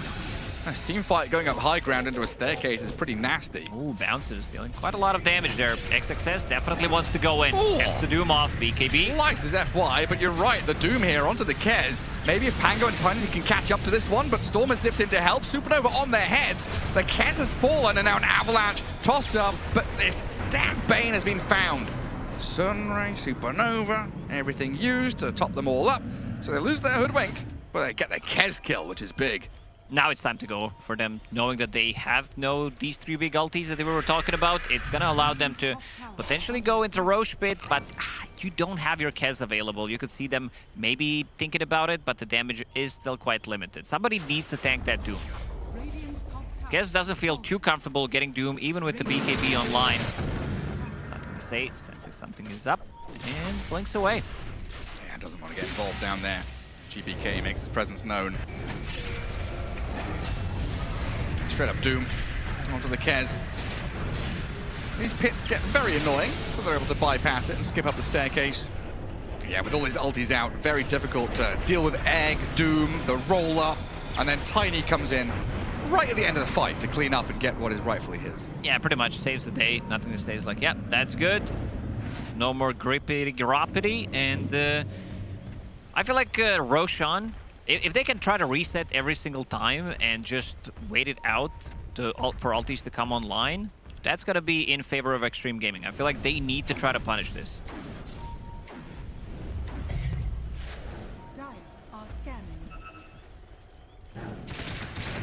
BetBoom going to try and get something across the map. GPK on this Storm Spirit, zipping in, trying to give vision, and that's going to break the Phoenix's back. Now is it Roshan time? Is a Phoenix kill enough? They don't have the answer. Like, they don't know if there's going to be buyback available. They have an outpost, so if they commit too heavily, if they're timing Doom, knowing that it's coming off cooldown in 5 seconds. Yeah, it's on the Radiant side of the river, but it's the Dire who have the terrain advantage. That's Roshan. Gets started by BetBoom. But the wraparound is coming.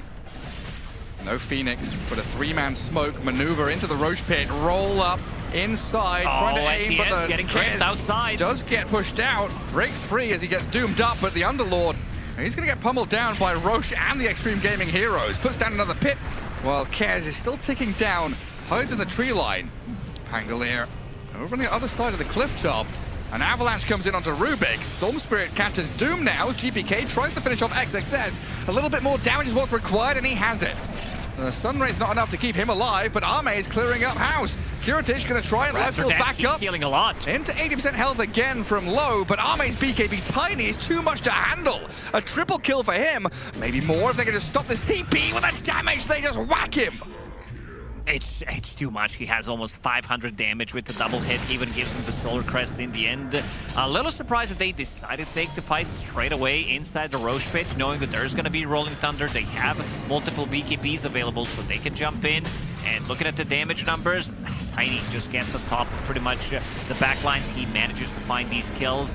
Because the fight was split 4 ways. Yeah, it was difficult to see everything that was going on in that fight. He gets the grip. Nobody's canceling that grip immediately. He's stuck anyway at that point, and then manages to blink out, and then Ame is going to be able to clean up.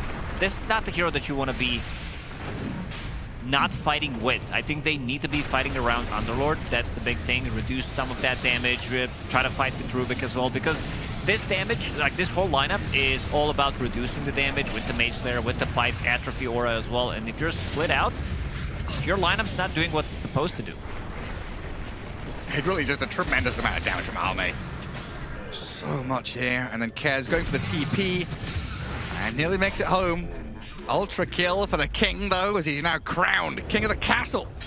A big roaming fortress. The Bot and Melee. Mott and Bailey. Got them mixed up the wrong way around. It's been a long day, huh? Yeah.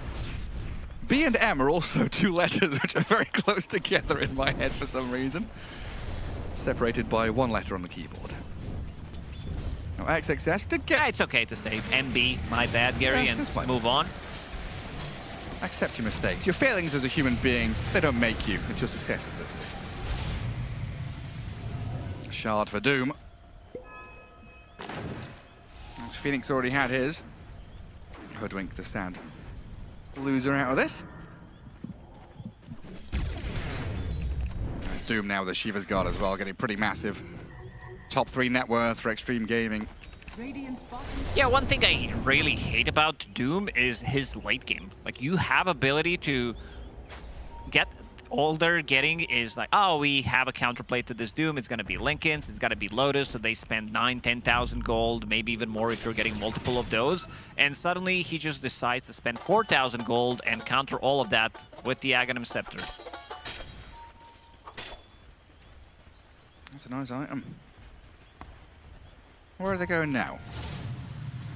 No big objectives to take. So Xtreme Gaming, classic stuff, just go back to farming. Get more gold in their pockets, push out that top wave. Armee's going to gather up.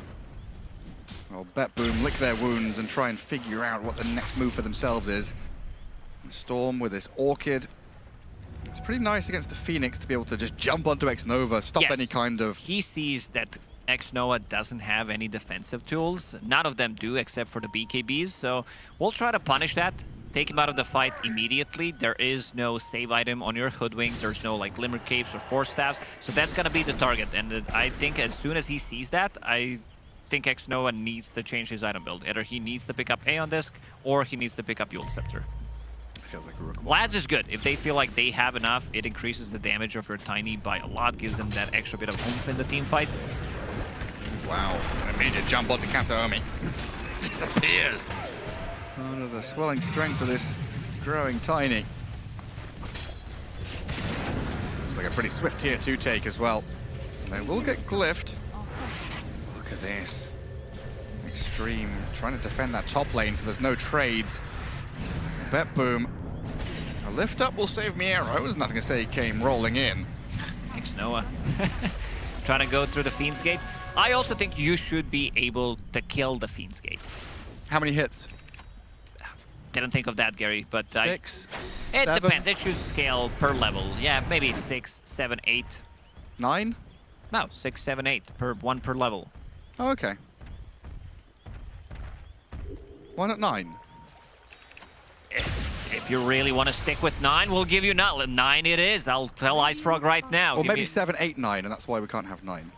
Ah, because 7, 8, 9. Yeah, that's a good one, Gary. You were not impressed. Let's see if he decides to swap the item build on this Phoenix, because I believe GPK did show his freshly bought Orchid. Give it a shot. Kataomi scrambling for an Aghanim Scepter. Kiritish just sitting and farming his Lincoln Sphere. 11k lead for Xtreme. They know that BetBoom are in the hot seat right now, and it's not getting any cooler. Map getting a little small. Only a couple of camps for them to farm on that left side of the map, which they're holding together with 4 of their heroes. And with the game that GPK has had, yeah, he's kind of struggling just to push out waves, farm a bit of jungle. Spending a lot of his mana just to zip down and get what he can. He's going to go straight into Bloodthorn, huh? If they feel like they need to have that extra bit of damage, extra bit of oomph, this is probably the item to go for. Because, I mean, there are other items that you can pick up on Storm Spirit if you feel there is a need maybe to be a big setup for your Pit of Malice or whatever. You can go for the Aghanim Scepter, but Parasma seems like Bloodthorn is going to be the item of a choice. And what is Phoenix bringing? Yeah, it is a full Vlad's on him. Does have GPM, of course. Now it's guaranteed, so you can always pick it up on the supports. You can pretty much pick it up on any hero, not just the supports. Yeah, Tinker loves that. Yeah, we're seeing more cores as well, picking it up. Centaurs from the offlane if needed, Axe as well. These heroes that can farm with their other abilities that don't necessarily rely on getting the right clicks in. Excuse me, how much damage does Tiny have right now? It is a lot. Yeah, there's almost 750 damage. He's not even near Vlad's right now, so that's gonna increase. Saw him one hit a creep wave, and I was like, hang on a second.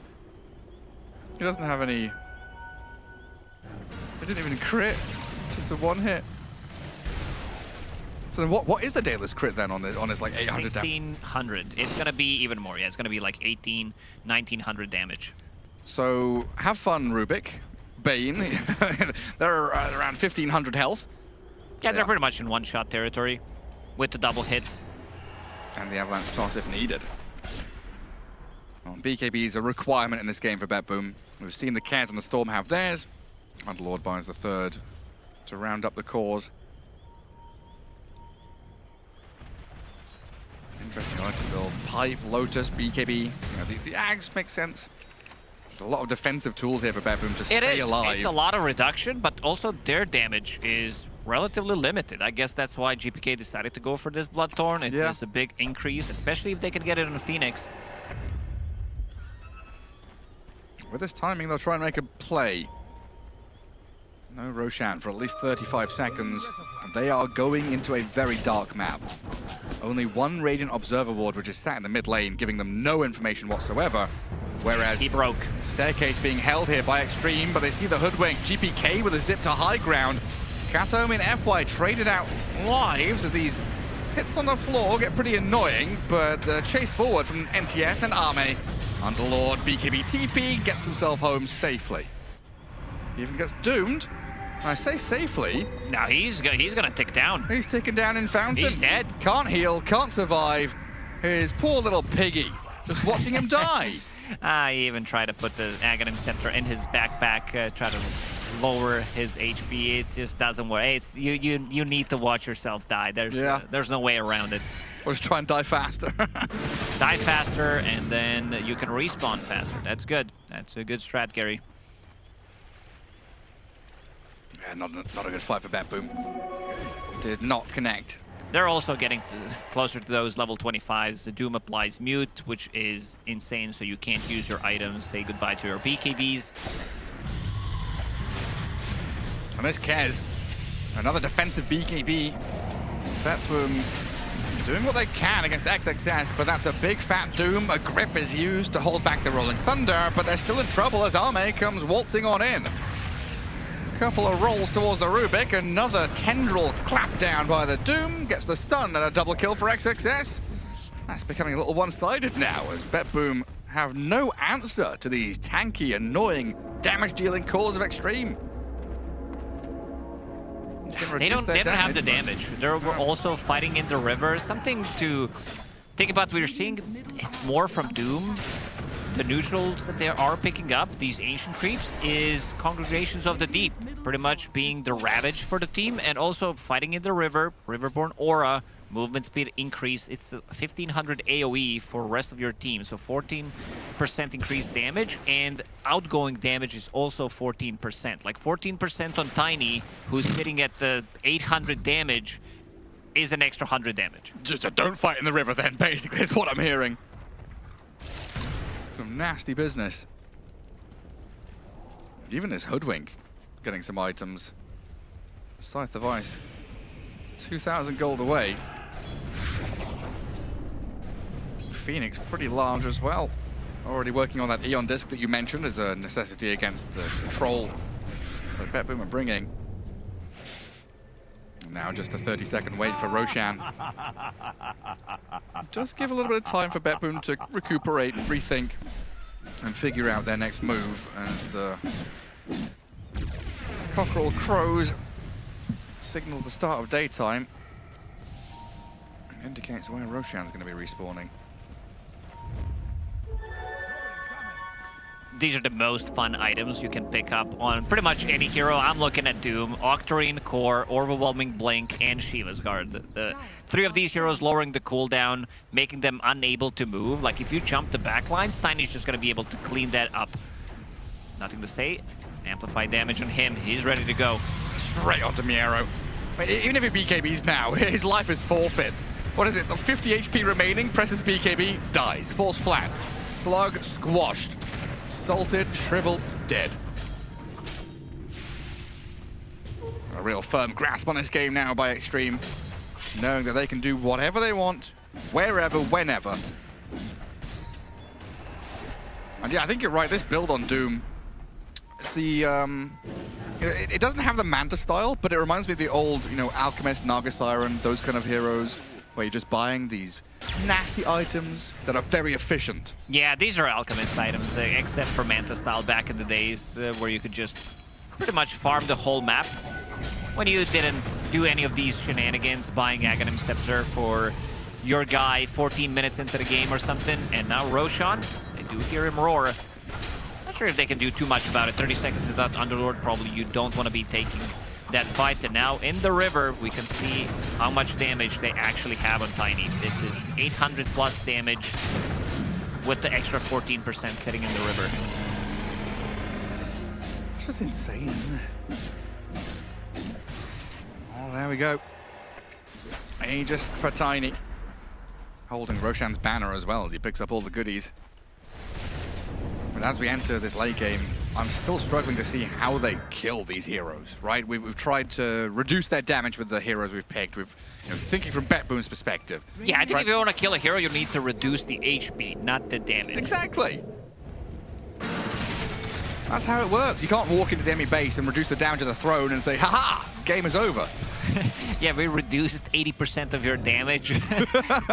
Call GG. Call GG, exactly. Are you going to forfeit? You're going to forfeit? No? No, they're going to punch you back. And maybe there's a way here that you can get numbers advantage, find a snipe on one of these heroes first. Yeah, you're still fighting against Storm Spirit inside the base. Pit of Malice, double Pit of Malice, Firestorm, Rubik's Lift. So there is a way of you defending the base. You still have Aegis. No Satanic yet, but he's going to have it pretty soon. So even if he drops down low, he can go to enemy triangle, heal up to full, and they can keep repeating. Because Tiny is going to be dealing the tower damage. And this now completed on Phoenix, which is a massive upgrade. There is no Dispel whatsoever. GPK, he was thinking about getting the Hex, but this is the item that I suggested maybe it would be a better choice, like even before the Bloodthorn, just so that you can pull them in. I think they need to be able to pull people inside of Pit of Malice and then let Rubik, let Firestorm, and let Kez deal the damage. Because Kez is level 25, does have that one extra strike on Echo Splash. Yeah, it feels like you need these longer fights. They do start out with a lot of damage onto Arme, though. Well, he's been sent skywards, actually lands down and dies outside of base. Nice toss back. He actually got him in mid. Harpoon. And now with these hits being put on the floor and a grip onto Nothing to Say, cancelled out, though, by Arme. Kataomi blown up completely as the Doom gets chucked in onto Miero. Sent back to Fountain one more time, and a crashing ball of death and destruction stops Kiritich from having Miero's any kicking answers. down again in the Fountain. GPK is coming in, though, with a Vortex, allowing Kez to get on top of some heroes, but you're right, Miero's dead in Fountain. Supernova focused as X-Nova falls, but Nothing to Say in Army, trying to turn this one back with FY catching up to Kiritich. The Bushwhack lands, but parrying away. He's not going to be able to spin his way out of this one. Another hero down, another toss into the sky, save will fall. 3 members still alive, though, for BetBoom as they buy back on 2. Arme with the BKB TP. And he's going to get out of there. Nothing to stop him. These are very expensive buybacks, especially one on Kiritich. The lift up, counteracted by the blink away. XXS gets the distance. Still gotta respect, this is 25k gold lead for Xtreme Gaming, but you can see that the heroes can die. You're fighting against Storm Spirit, Pit of Malice blocks pretty much the entrance of the base, so nobody else who doesn't have a Blink Dagger can't really enter, and also gotta respect the Griff. We saw Pangolier rolling in, and then Ame kind of saving the day, making sure that all of these Bane illusions, because he does have Aghanim Scepter, are getting interrupted.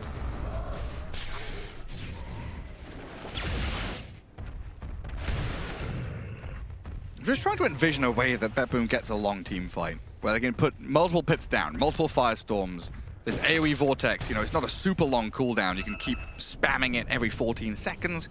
You just need to be constantly controlling these heroes so Kiritich can actually play this back and forth game style that Kez wants to do. He's not a hero that necessarily wants to just go straight in, head on into Xtreme Gaming when you're dealing with a Doom. As long as GPK can zip in, zip out of the fights without dying, and then consistently replenish his mana from the fountain, use multiple vortexes, I think they're in okay spot for potential, comeback in this game. There is toss available in Rubik, lift, force staff, toss back. They could end up in the fountain.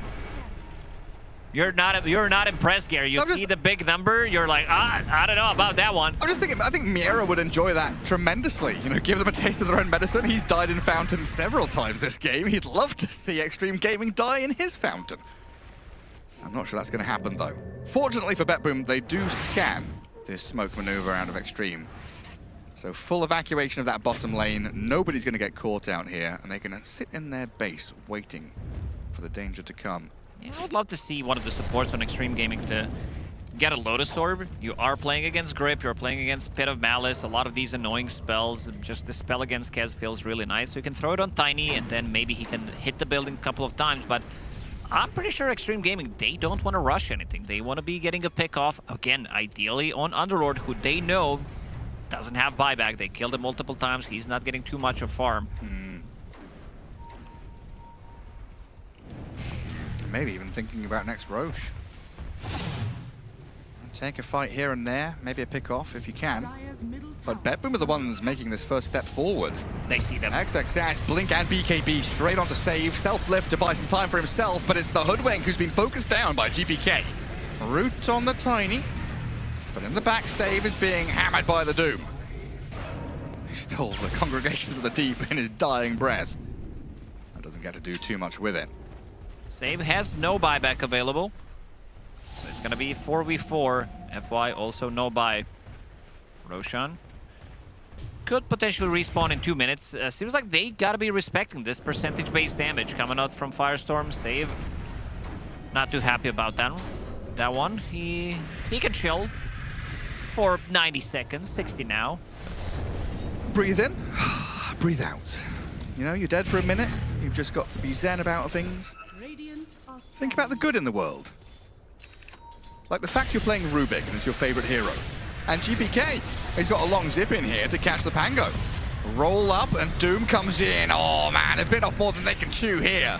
The pits are annoying and Kiritich is going to try and utilize this moment to get onto Arme, but he's got BKB up as the Tiny. And XXS was getting a gap away from the bird, but Kiritich makes short work of him. But this Greg with the Sunray burning into Kiritich. Arme turns and hits into him as a close fought battle, but the bird will lose out. Katomi going to fall as well here now. The Bane left stranded out on an island. No Kez for 2 minutes. Storm and Bane with buyback. But Xtreme Gaming, another decisive team fight victory. It's very difficult to just focus Tiny. He's sitting at 60% plus slow resistance, 20% plus status resistance on top of that, 5,000 HP, and also 8,000 gold. It was a nice try for them, but unfortunately they did not have grip available. Maybe with the grip, this fight is a bit different, where they can use it or nothing to say immediately. And then Doom comes in, GPK, even though he does have buyback available, doesn't want to commit because it's too valuable. And let's see, your enemy is getting invaded right now. Pit of Malice, Firestorm, very annoying to deal with. At the start of that fight, Katomi even tried TPing home. I don't know if it was miscommunication in terms of do we want to take this or not, but the Bane seemed like he wanted out of there. And Kiritich wanted in. Easy as you like for Xtreme Gaming now, getting up to high ground and finishing off the tier 3 mid.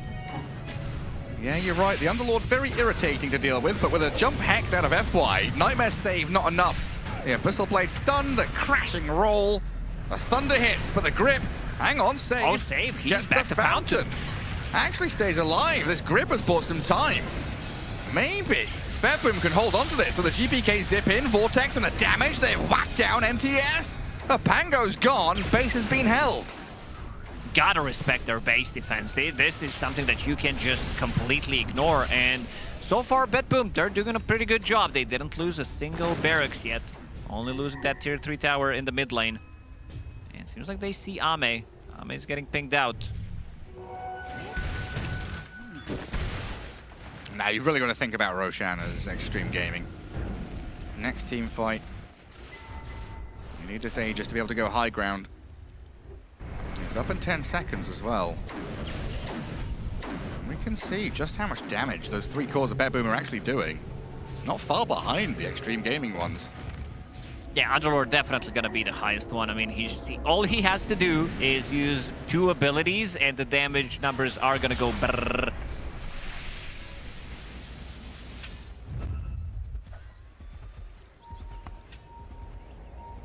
Who do they find? Or do they just steal it? They're quick Have enough. the damage. There is no roar. They're quick enough to just Xtreme Gaming did kill it last time. This is pretty massive. This could be game turning. Kiritich with Aegis. 51 minutes in, we get our Aegis for this bird.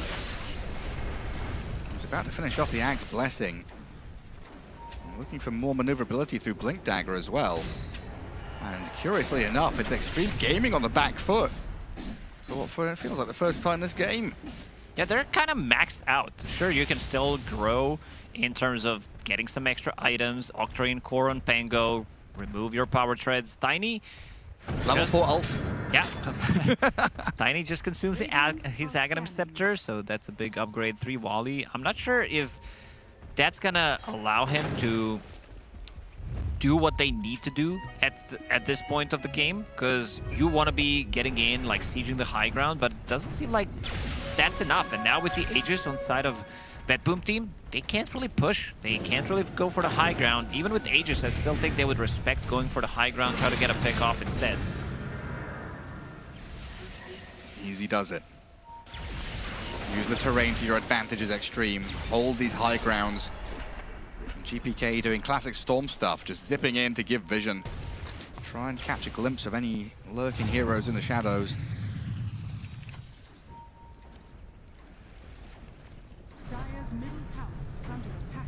Xtreme have to deal with these waves now as well, which means spreading the map. Individual heroes moving out towards that top lane in particular could be out in the open. They're just saving Kataomi up here, dealing with the wave themselves though. The tree grab Rubik. Yeah, not the spell you want to have. There are some cheap spells. Basically, you can steal Tiny's combo and you're going to be fine with it. He's got Shard though. Get some free farm.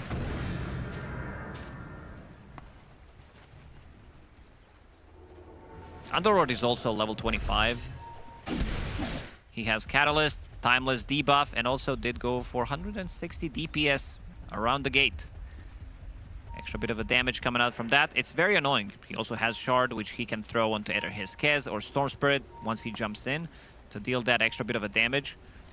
We saw XXS trying to toy with the idea of picking up this Aghanim Scepter earlier, like 20-25 minutes ago, but it never came online. He opted to go for different items. Bots too available on him. Even into Aegis, Xtreme Gaming know that they are very far ahead. A big core kill could put them in a position that gives them a win condition as they get a catch onto this Underlord. The piggy, he's flying. He lands down to the final hit of Arme. I couldn't find him on my screen for a second. He was just gone. Double toss, plus the rolling thunder stun. Well, Miro said, "I'll die when pigs fly." And Xtreme Gaming said, "Absolutely, we'll show you exactly how that works." Oh, amplified damage on Tiny. We are sitting at... Okay, he's close to Vlad's. How much? 1,200 damage before crit. Did you say 1,200 as a raw? Just yes. his. That's just his base damage plus the extra damage that he's getting from. He's got the power of Beelzebub behind him. Plus 666 was that? Well, now it's 744. It is the Doom buff that he's getting. Actually, plus 666 damage. That's an incredible amount of damage. Trying to wait out this Aegis. 1 minute left there on Kiritich. I think BetBoom have done a tremendous job staying in this game, honestly. There's so many moments where Throne could have just crumbled, you know, Barracks could have been toppled. But GPK has really sweated to make sure he holds them in this with his vortexes, his individual pickoffs on Pango and Doom. Finding them in the midst of battle when things get heated has been really nice. He knows that he needs to go on one of these supports. I also want to see if maybe he's gonna try to eat the Aghanim Scepter, because right now he has Parasma in his quick buy, and maybe pick up the Nullifier. We saw how effective it was in the previous series, where Lion, I believe it was the second game, didn't really get the chance to play the pit too much. The tree toss. Kiritich down to about a third of his health. Scary stuff, but Doom popped the ulti and didn't get much done with it. I think thanks to Miero. Kaz is able to spring away. It's a good little reset tool. The safety net from the Underlord. Now it's BetBoom's turn. Invis for Kataomi. Smoke over on the rest of them. This is now Underlord with no ulti for 50 seconds though, so they need to go and play into the lane he's pushing. And once again, Xtreme Gaming are just very defensive with their positioning. I think the heat map for Xtreme Gaming has just been on this high ground area by their Ancients whenever BetBoom are moving out.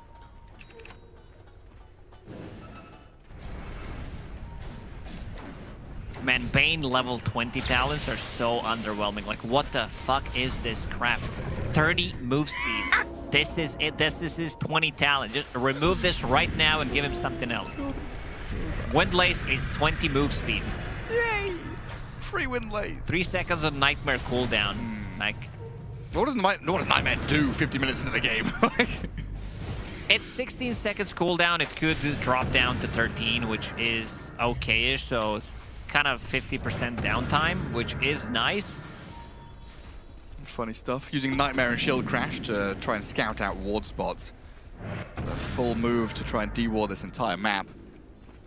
Xtreme have the high ground vision in that bottom jungle, but that doesn't give them information about where BetBoom are right now, which is in that middle lane. Kind of edging forward with it, Nova and XXS. But it's Arme who has to lead out, and it's going to put him under vision. And Storm Spirit, straight zip in. Aiming on Arme and forcing him to BKB early on.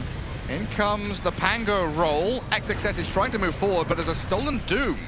We'll see what that plays out, but Kiritich is being annihilated. Sniped out by FY. Kataomi disappears as well, and now Miero save, left stranded. Well, Arme just opens up on them. XXS is left alone to die. The Doom got thrown on Pango, so he'll tick out. So BetBoom do get a couple of core kills.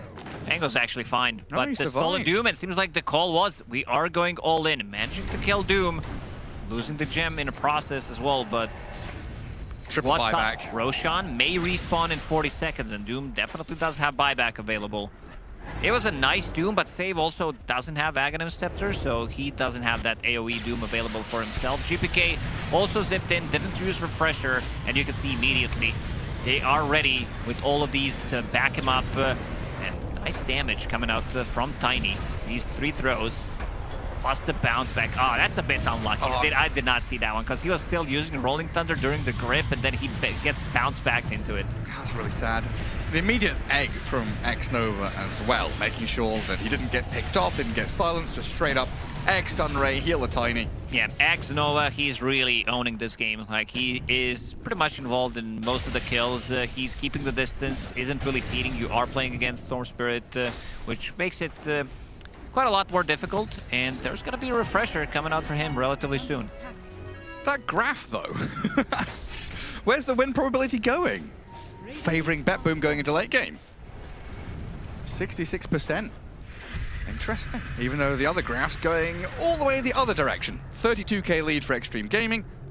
They still didn't lose on anything. There's going to be 60-minute damage items, and I mean, Tiny's sitting at 5,000 HP. Firestorm just deals way too much. This is 3.6% of his max HP damage per second on top of the damage that he's getting. Like, one Firestorm into 2 spells, he's down to half HP. 60 minutes.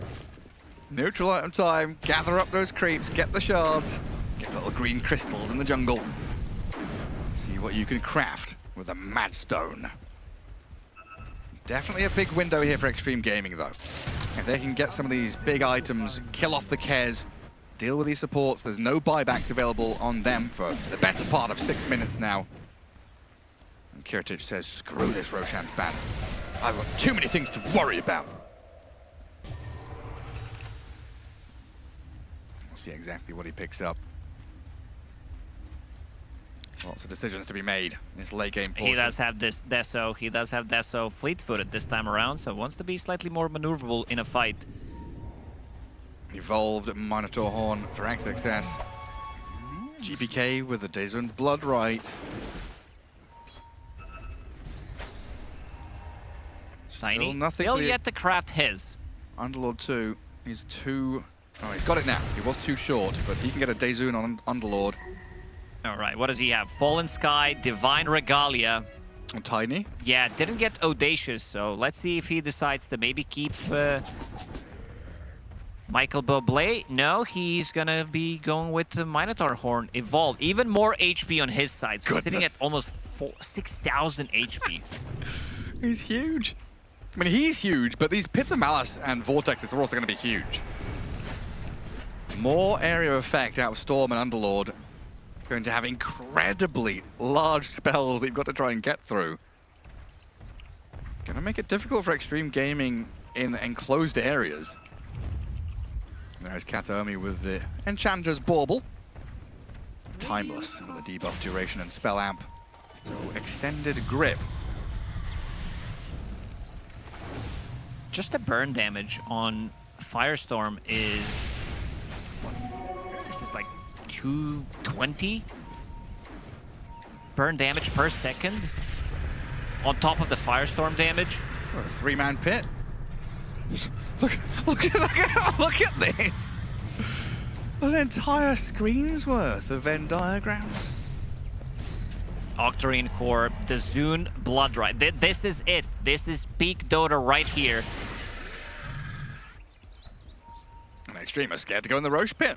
I mean, this has to, like, doesn't matter. It's not just this game. I feel like everybody who has been either enjoying playing Underlord or playing against Underlord, this is something that just feels so strong. Having extra AoE, building items that actually give you AoE, and then tier 5 neutral item, which was a tier 4 neutral item before, which made it super OP. The Zune Blood Right, so 16% larger AoE. Ooh. Nightmare BKB, get some distance, grip there on Pango. Maybe we can do something here as BetBoom. Supernova Sunray's backing him up, and this Doom charges in towards the back line, so BetBoom have to scatter. FY tries to get a catch on Miero. Another pit lands down onto 4 of them, so they can't keep going. They're held back, stopped in their tracks. And now maybe another go with another pit forward. Kiritich wants to arrive. The teleport out by Doom, safely back in Fountain, while the Phoenix, the egg, is being focused. Can't be saved by Arme, so Kiritich gets the kill. Now Tiny, hang on a second, can we jump in with a Vortex grab? Arme's in trouble, can't be saved, he's down and out. BetBoom, they're back in this game, you know. Kiritich grabs the double kill on the doorstep of Roshan. Gaben knew all this way. What did he give them? 66% against Doom. 66.6% in favor of BetBoom team. And they're gonna get Refresher, they're gonna get Aegis, Shard, and Cheese on top of that. Damien has spoken. BetBoom come in, get another Roshan, another Aegis for Kiritich. In a game that has felt lost for the past 40 minutes, BetBoom have just been scrambling. Every little move, every chance they can, every save they can pull off, and every pit of malice to zone out the enemies. This is just ridiculous. Look at how big this is. Big AoE Doom is considered to be big. It's bigger than this. And he's going to be using 3 Pits of Malice because he does have Octarine Core on top of that. So his ulti's coming off cooldown. We'll use 1 and then another Pit of Malice on top of that. You basically can't move. There's literally no way to itemize against this. You can't buy Manta Style, Disperser, BKB. Like late game, you also need to be able to deal some damage. And look at how Ame, he dies so quickly. That just disappears. And one by one, they just topple over. How's it all come to this? 65 minutes in. BetBoom get their tier 5 items, and they're the ones that get the first lane of barracks? I did not envision a world in which this happened. Level 30 Storm, GPK is ready. Honestly, GPK and Miero have done so much this game just to hold on, allowing Kiritich to get to this late game moment. Oh, Rainbow TPs, they seems like they want to be trying to take this fight. Buyback. Kiritich doesn't have his for 40 seconds. It just shows you, never give up, never surrender. Yeah, hashtag never don't give up. Get that tattoo.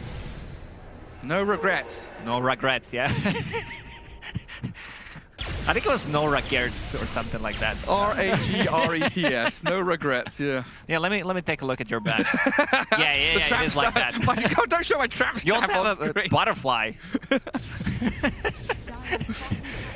I've got some nice ribbons on the back of my thighs. I think they're doing it. I think they're actually gonna do it. And looking at the graph, they've been ahead this whole time. 20,000, 25, 30,000. Look at this graph. Every single time I see it makes me laugh because the other graph is saying, nope, not really. That's a fake graph. Dazen Blood right. Hell of an item. Like you said, that's why it's gone up to tier 5 from 4. Oh, BetBoom gonna have some smiles on their faces now. Everybody and their mums have got buybacks in this game. So we're gonna have a 10 versus 10 this next team fight. GPK, so just zipping around, having a bit of fun zipping around. What is it? Like, zoom out and check how big it is. That's a circle. Geometric shape. They did not lose a single barracks. Are they going in? GPK. Thinking about jumping in. A gate into pit, and then GPK zips in, kills it. Hoodwink down. Kiritich starts on another tier 3. In comes Nothing to Say. Buyback from FY. AoE Doom, lift up save. Onto Miero. Underlord trying to get away. The focus on the back, though, is the Pango gripped up. He's been dealt with. Forced out. Kiritich resets. They've killed Miero, but he'll buy back and return to the fight as they lose the Rubik now, and everyone's buying back. Come into this one as the big circles land in. XXS has the BKB and run. Kataomi dies, buys himself back as well. XXS nearly about to fall, but gets into his base safe for now. Another pit is going to catch them, but the Storm has fallen. BetBoom, do we buy back another? The Storm Spirit can. Taking. Xtreme Gaming are 5 alive again. Arme's on the front line trying to deal with Kiritich, but he's still got the Aegis. Even if he kills his Kez once, it's still problem town as the Tiny's getting pummeled down. Kiritich, can he get there? Trying to move forward, but he's been turned into a little piggy. First life gone out of the bird now. XXS and Nothing to Say get back to their base with the BKB still up. AoE Doom on the Kiritich as well, but they can't follow through just yet. It's the Storm and the Kez moving on in, going deep onto the Pango and the Tiny, and they've done it now. They've cracked the rock, chipped away at it. Tiny's gone for 2 minutes. There's no Phoenix either. They've done it, Gary. They still have buyback available on Kiritich. He wants to reset, try to get some extra bit of HP, but no creeps whatsoever. I want to see that damage output. 15,000 damage coming out from Storm Spirit in that previous fight. 43,000 damage overall. And they're ready. As soon as they killed Underlord, he used that Refresher Shard and managed to TP to an outpost, managed to come in. And then these Pits of Malice, you can't really move. Like, it's just too annoying to deal with. They're the same. Kiritich is looking to go as well. You know Tiny and Phoenix are dead for a long time. He's bringing in Satanic. He wants to be full HP for the next engagement. Doom coming off cooldown. Everybody's deeping in. Bane doesn't have buyback available, but these are long 69 seconds without Tiny. Not nice for Xtreme Gaming. We had 9 buybacks in that. Kez still has his. He's going to go for tier 4s, knowing that he can return. Doesn't matter all that much if he dies. Even if he does, they're still going to try and go for him, but they've lost FY now for 2 minutes. Rolling Thunder connecting onto Kez, a Cyclone into the sky. The AoE Doom is doing all sorts of work, but the Doom himself will fall, sent back down to the 7th layer of hell. Kez is about to fall, but he's got a buyback still ready. And the Pango left alone, the only hero remaining for Xtreme Gaming, gonna beep back to base. Into the fountain where you belong, rooted up, pitted, and held in place. You're not allowed to leave your base, pretty much, and they're gonna be ready to close it out. 20 seconds without Tiny. I don't think they have enough. He also did put in Desolator, making sure that he has that extra bit of a minus armor as well. Link is here in his backpack. They're ready to close it out. GG's gonna be called. I can't believe it. For the first time, they actually end the game, and Xtreme Gaming still in network lead. 4K network lead for them. I can't believe it. Incredible comeback. Easy peasy. What did it say? I heard someone on the panel say 90-something. What was it? It was like 90-10. 90-10? You know what I said? 100-0 the other way. I knew, even though I didn't know, I knew. I was doing a bit, but it turned out true. Goodness gracious me, BetBoom team, what a way to come back. The mental resilience you need. Absolute. The confidence in your draft to go late game like that. I also gotta say, absolute nonsense. What an ability. Like, it just covers the whole screen. The observers, they're zooming out, and you still see not the full pits of malice on screen because it's too massive. It's like the Australian coral reef. You can see it from space. Incredible. 32. I mean, yeah, like you said, they're down net worth, they're down kills, they were down this entire game, but they come back and take game one. BetBoom with the victory. Yeah, sure, there was all of that, but I have a memory of a goldfish, so I simply saw the last 30 seconds of the game, and my conclusion is, by golly, BetBoom, they solved the Pango problem. Their solution worked. They won the game, and therefore, by extension, they don't need to worry about Pangolier anymore. I don't know why it took 60-plus minutes. That part's lost on me, but they found the solution, Avery. Neil, you've never been more wrong in your life. What? I just want to say that for you. Oh. The last 30 seconds of that game was Pango still alive, rolling in his fountain, completely undealt with. That is a good point. And Pango was up gold. Pango was up kills. So really it was the other 4 team. Yes. Nice. They weighed him down like cinder blocks to the ankle. The old Fredo maneuver. Which may be how Nothing to Say is coming away from this whole experience, because for 98% of this game, Effie, it was Xtreme Gaming's dominance, and then for the last 2%, it was not. Yeah, I mean, that's the thing about Dota, is that you can be winning the entire game, get caught slipping once or twice, and then a game that looks unlosable at some point just slips out of your hand so quickly. Like, it's also kind of a symptom of late game doom when everyone ends up getting Linkenses and Lotuses, and then you kind of just commit the doom on your own body and the fights get kited out. It gets harder to execute, and then a fight like that going bad, followed up by maybe your carry blinking in and the fight getting even worse, it can snowball into, as we saw, a loss within 5 minutes. That's just Dota. You can't get caught slipping, Aiden. No, for sure. Yeah, don't get caught Don't get slop slipping. Don't get slopping in, Aiden. I've been stunned. Sorry, I'm black hole right now. But no, I was gonna say I am so impressed by GPK. I feel like he is. I feel like there's 2 modes to him. You know, either he's like Omega cooking, or he's like kind of, you know, you don't know if he's like super tilted or if he wants to be playing Dota at that tournament. But what I see right now, like, this guy is like in the zone. He's in the zone. It doesn't matter how far behind they are. It doesn't matter what the game state is. There's no like weird zip-ins into like 5 heroes and just like, let's just get this over with. He's like in the zone the entire game through. And I feel like he honestly had like so many nice pulls, this being one of them. And the one in the base is just, I don't know what it is about Storm Spirit. When he pulls in like multiple heroes, it's like one of the most exciting skills I feel like in the game. It's flashy, right? The sound effects. It's and the blue hole. The blue hole. Yeah. The visual effects there. But you're totally right. I mean, GPK, this is one of his signature heroes. Like, alongside Invoker, people were afraid of it for a reason. He always delivers, and even if this game was a slow start, you just get that 1 or 2 late game opportunities, and things can change very quickly, like they did.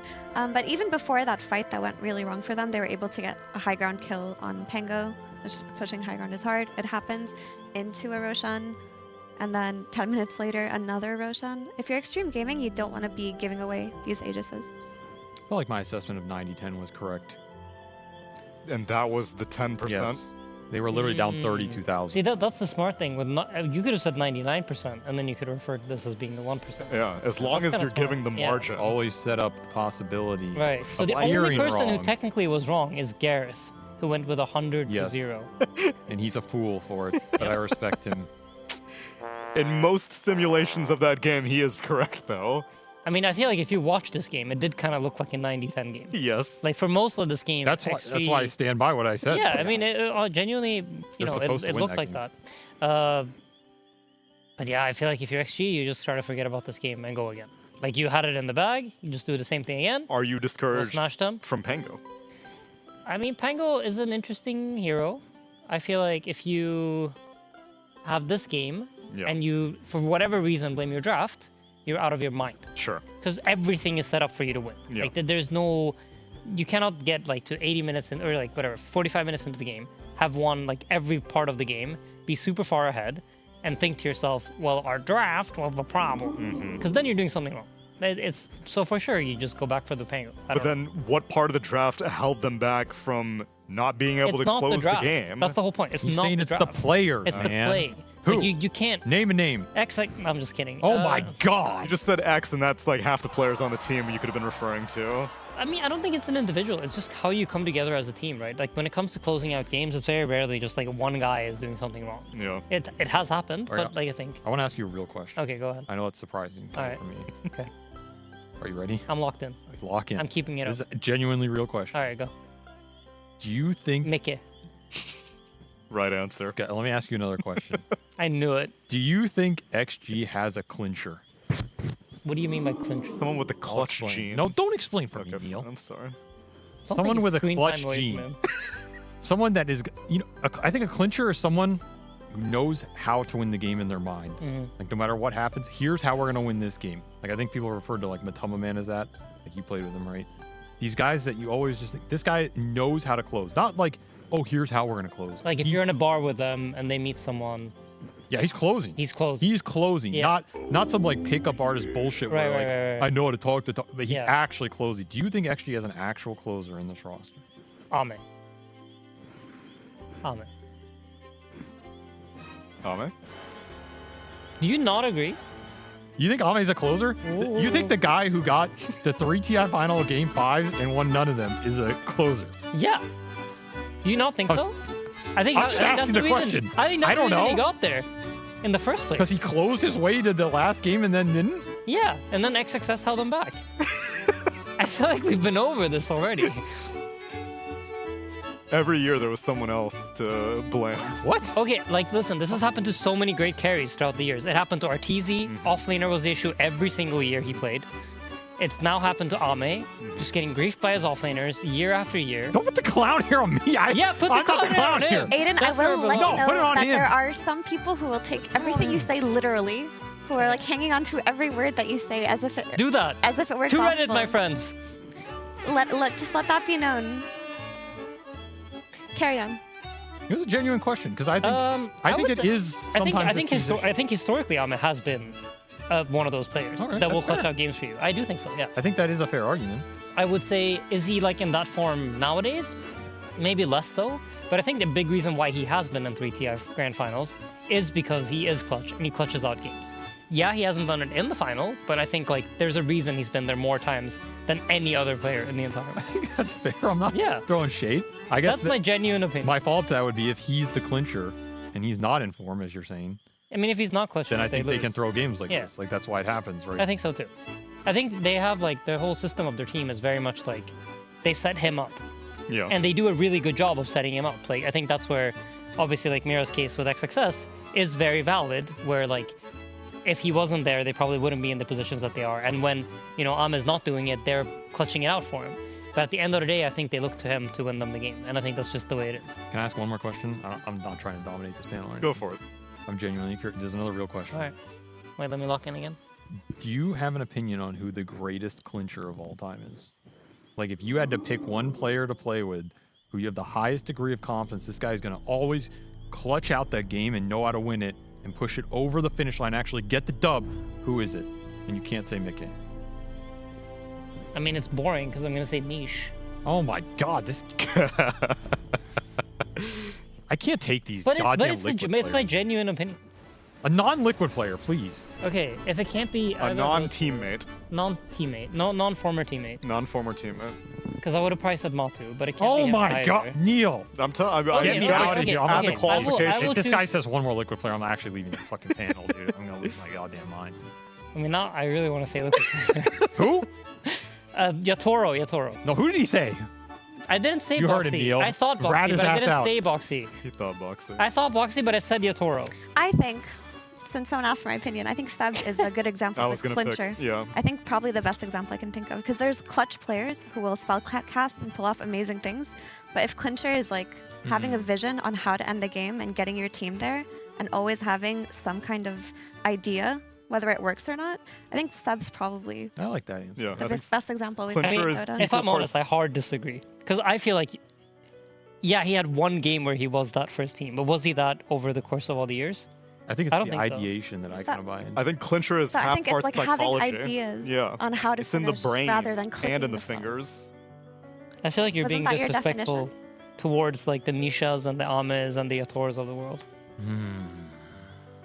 Something to think about for all of us. Food for thought as we prepare for our second game rather. It feels like an entire other series though, because that game went over 60 minutes. Let's see how quick game number 2 is with BetBoom versus Xtreme.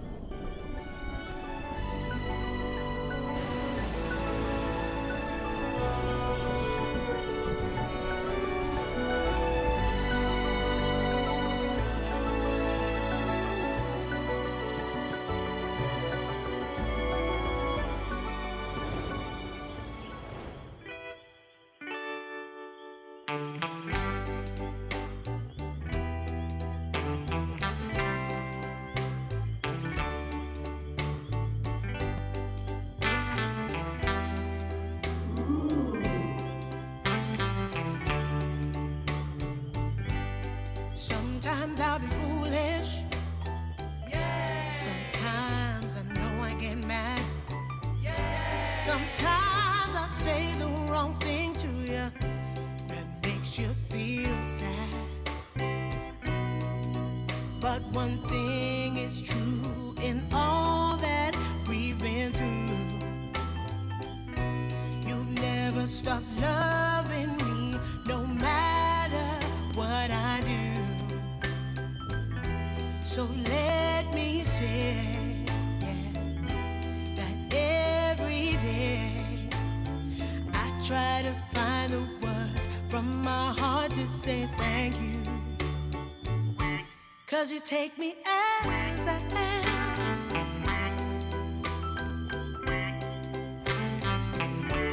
You take me as I am. Oh, baby. If you stop loving me, well, I would understand. But I won't take you for granted, no, no. When you hold my hand, your love makes me feel that I could fly to the moon.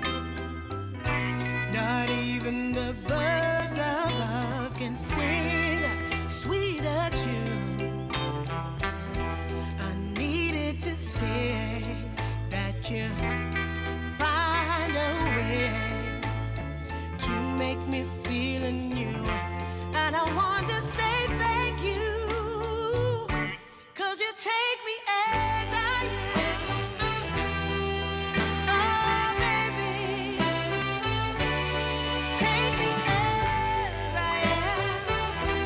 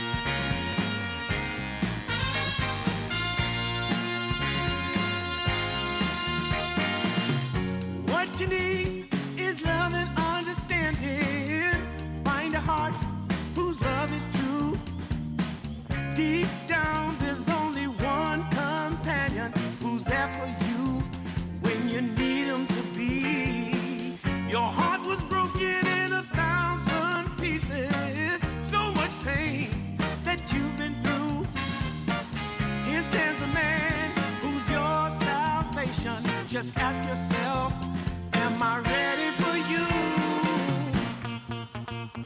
100% now. I'm ready.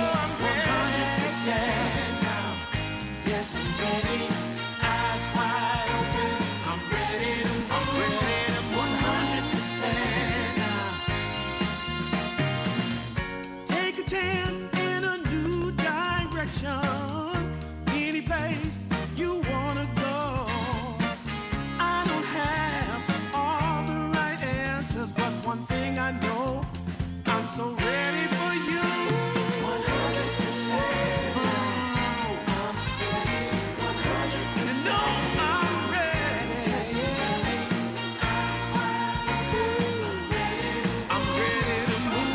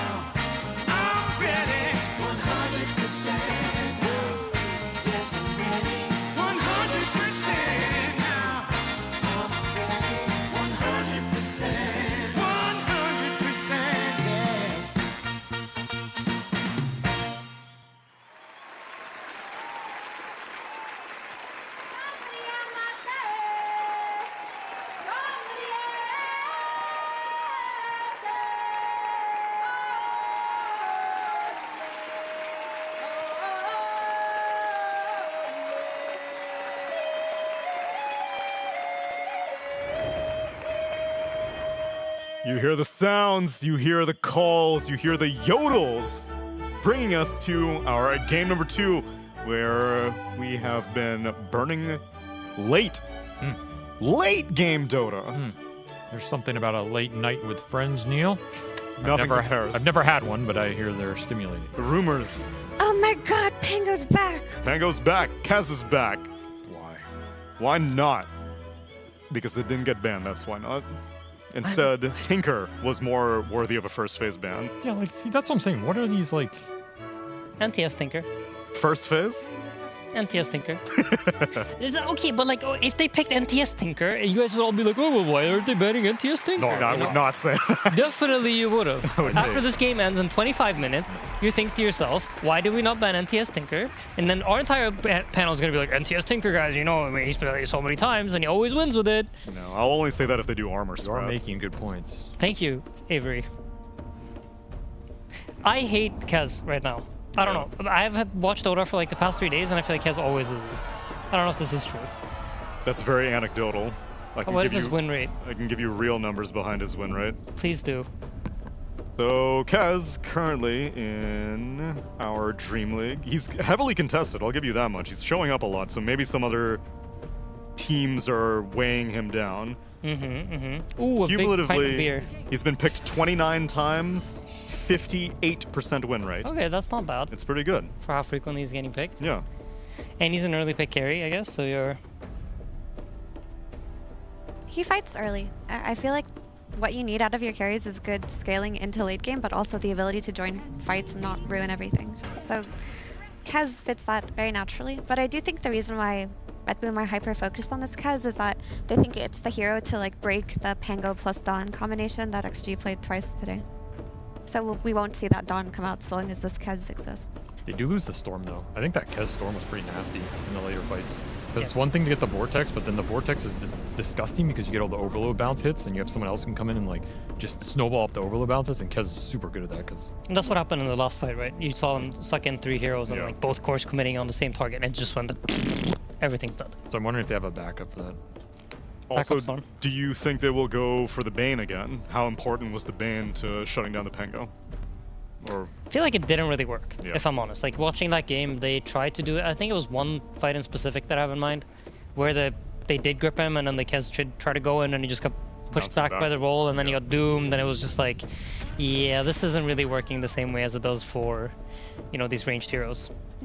I agree. There was this one moment where they got the grip on Bane, and they were hitting him, not on Bane, sorry, on Pango, and they were hitting him with like 3 heroes, and he still got out. Yeah. Is this the GPK Snapfire? I liked it. I honestly think that I was watching them play against, I believe it was Falcons this morning. No. Oh my God, Who it's did they play back. against? They The played Bane did Snap come back. against. I think it was a Spirit hero. It was against Void Spirit, was it? No, different game. I'm thinking of. They played against some team. Yes. I can check for you. It's been a long day. Yeah, it's been a long day. Anyway, I saw him play Snap, and it looked amazing. The rest of his team was very much holding. It was against Tundra. Oh, yeah. The rest of his team was very much holding him back, and I think he was like kind of solo carrying that game. There was a Snap against Tinker I said 100-0 the other way. today. Gareth had predicted 100-0 the other direction. So he was actually the most correct of He all was of us. that's you're either right or you're wrong. That's all there is to Oh, it. You yes. can't be more right or more wrong. Yeah, but showing the conviction behind it. True. For context, it was Snap against They played it 2 Invoker times. and Snap against Tinker. So 2 ranged heroes, but there has been a lot of Snaps versus the Spirit heroes as well, like as a rising solution to them. I also saw GPK play Zeus against it, and that looked good. That was very exciting. We don't get to see Zeus very often. Yeah. At least this now solves the issue of I grip with Bane, I now have a ranged turret to kill Pango during the disable. Yeah, kind of. Snap isn't really that guy. Again, like Pango's kind of magic immune. Like this combo is good, Snap and Bane, because you can like grip anything from a billion range. Snap can follow up. With the kisses. It's great. Yeah. But again, against the Pango thing specifically, you're kind of looking for a hero like Drow, TB, you know, that like a big monster hitter that's just like standing there from long range away and just hitting the Pango down when he's rolling in. Gotcha. But these late game Snaps, though, I don't think you can underestimate them. Like Sure. he went Specialist Array and Daedalus, and he was melting people in that little shredder. Yep. Eventually you get there. No Underlord. No Underlord, no Doom either. Brings a tear to my eye. You want more Underlord. I love those Mega Pits, Neil. I'm a big fan of the Mega Pits. That was a huge factor last game. It was. Mentioned, but like at a certain point against that hero, you just can't play Dota. I With mean, all the these entire force. screen is just you're rooted. It's impossible. It's also dealing a lot of damage. I guarantee you, if you go and look in the end game damage profile, that the talent for those gates did at least like 10,000. It does like 3,000 to 4,000 every late game fight because you're always fighting in a pit.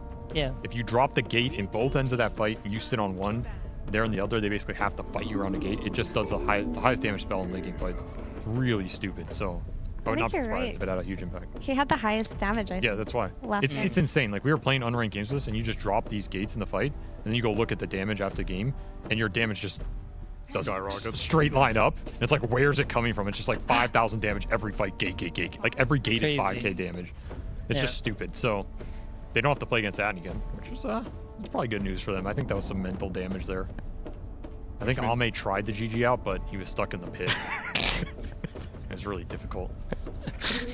Miro's gonna have to find a new hero to play with the Rubik, and Ame's also gonna have to find something. Alchemist gets banned out, and obviously the Lone Druid's been taken out.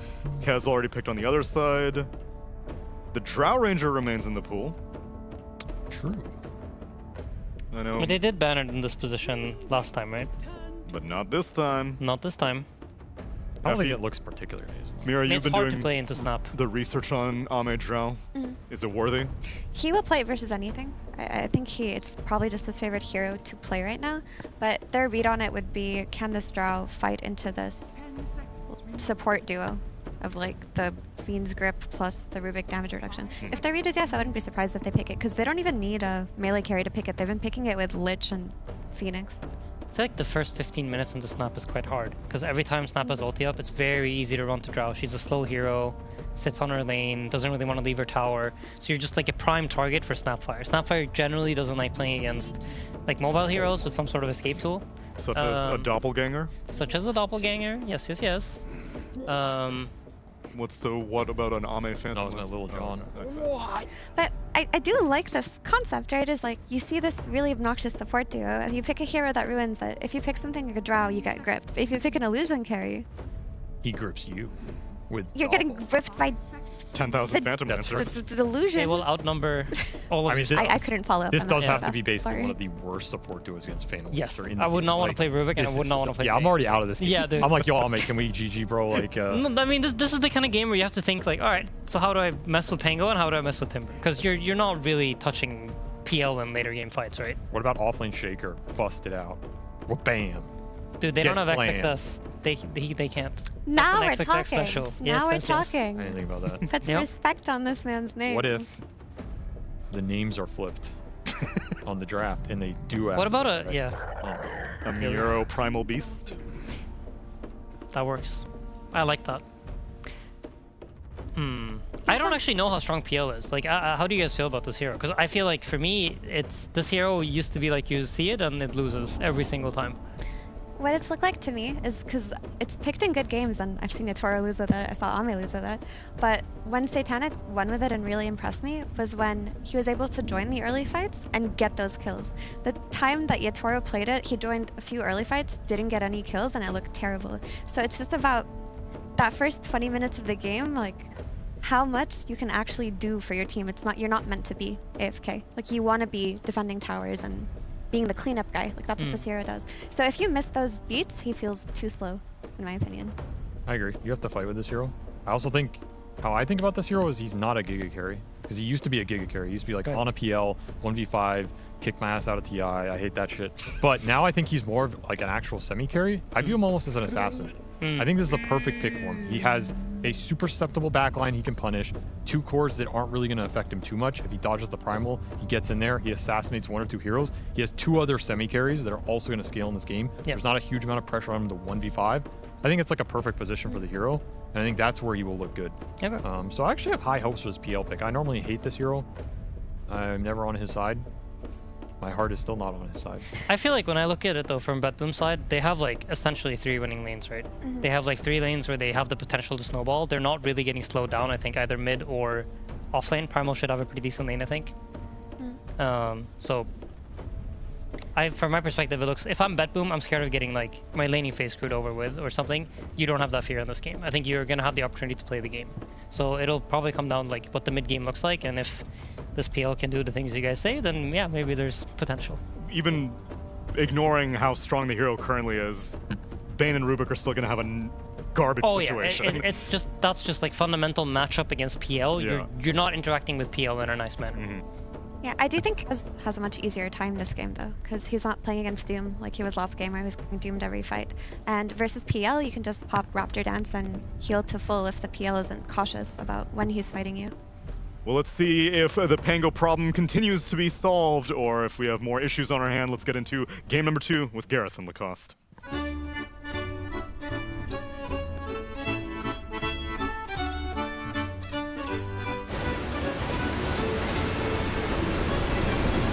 And away we go into game 2. BetBoom taking on Xtreme Gaming after an incredible comeback. You've got to say that the morale must be pretty high in BetBoom's camp, especially when you go up against a hero like Phantom Lancer, which has been hit or miss. Like the panel was saying, Satanic looks very good on this hero, whereas Yatoro had a bit of a rough time, but you know, that was potentially down to item decisions. So I remember Yatoro went for an early Orchid and just didn't get anything done with it. So I'm curious to see what Ame has in store. Yeah, it could be a difficult hero to play, especially with the last pick Primal Beast. This is just unlimited damage or Doppelganger. Like Panel talked about the hero needing to actually go in and take the fight. So I want to see if he's going to be doing that, because I also feel that the hero needs to get involved. You can't just be sitting and farming. This is not Diffusal Blade Phantom Lancer where you're being super annoying, burning all that mana. That playstyle is gone. It doesn't work on the illusions anymore. So it's Manta style. A lot of the times we see Aghanim Scepter. We could also maybe see the Orchid. We saw Manta style Orchid in some of the games into Aghanim Scepter, and then play this assassin type of a game where you are being very annoying for everybody else to deal with. I was also maybe thinking if Kiritich is going to be willing down to potentially go for the old school build on Kez to pick up maybe Battle Fury, but it's too valuable to skip on this mage slayer. You are playing against the Pango, Timber Saw, so all of that spell damage is still gonna get reduced. It gives you magic resistance playing against Hoodwink and Lich, so still feels like a best item. It feels like the itemization for him has been figured out. Yeah, it's kind of set in stone now. That's what everyone's going for. There's always the chance to shift things if we see things going particularly well in this top lane. As Asenia was saying, some winning lanes here. Already chipping away at that Timber Saw, forcing him back. As Katomi's on his classic Bane. Throwing the cheese around again. I'm curious as to what the direction was. I think with the Phantom Lance, I really enjoyed this Manta into Aghanim Scepter because it means you're tankier, you're able to play faster, speedier. Orchid is that investment. If you don't get it to pay off with those kills straight after it really feels bad. You're also not as tanky as you are compared to Aghanim Scepter. I also think Miro's gonna be having so much easier time compared to the previous game. There is no Doom available for him. Same goes for Kez, but mostly for Miro. I think he has pretty free entry to the game, and he's gonna be having a good time in the lane. You're playing against PL, you're playing against Lich. There's only one thing that can stop you from charging in, using the Onslaught, and that's Lich Bull, which he doesn't have yet. He's still level 1, and I see that it's looking good in this bottom lane, but there's also a lane that we need to talk about, and that's the mid lane. Yeah, already this Pango being shoved away and almost solo killed straight up by GPK. He's got another Scatter Blast, so might be able to finish the job here and get that first blood for himself. Straight 1v1. That's massive. That's actually so big. He's going to be able to pick up both water runes because Pango doesn't have enough to buy a bottle. He did not have enough money. Oh. Difficult times. So what is that? GPK 10 and 4. Pango 4 and 0 and getting first blooded. Man, we've seen some incredible Storm performances against Pangoliers today and the last couple of days, but now, yeah, with this Snapfire, they crack in time. Yeah, you want to be sitting in that minimum range, like literally on top of them to be, because innate ability, Boomstick, it's a new one. You have extra 35% damage. It works on towers as well when you're pushing. That's why you're going to be seeing Snapfire sitting on top of the tower. And you are playing against melee hero. GPK, level 2 Cookie, Scatter Blast down to half HP. Man, it's so insane. Just go in there for the damage. A quick 30-second adventure, pop through the portal. Forget Rick and Morty. We've got old Betty and Morty here. Getting the job done against this Pango. We could have Ricky and Morty if somebody is willing to pick Ricky Maru. Yeah, that's true. Pair up with Mortimer. Just ride the alligator. Oh, it's really hard for this Pango. Constantly getting jumped on, cookied and blasted. Non-stop artillery coming his way from that short range Snapfire in A. Great start. And this is also a pretty decent scaling hero too with all the talents. Oh, absolutely. You want to be going for that right click, especially in this game, because you want to be having some of that AoE.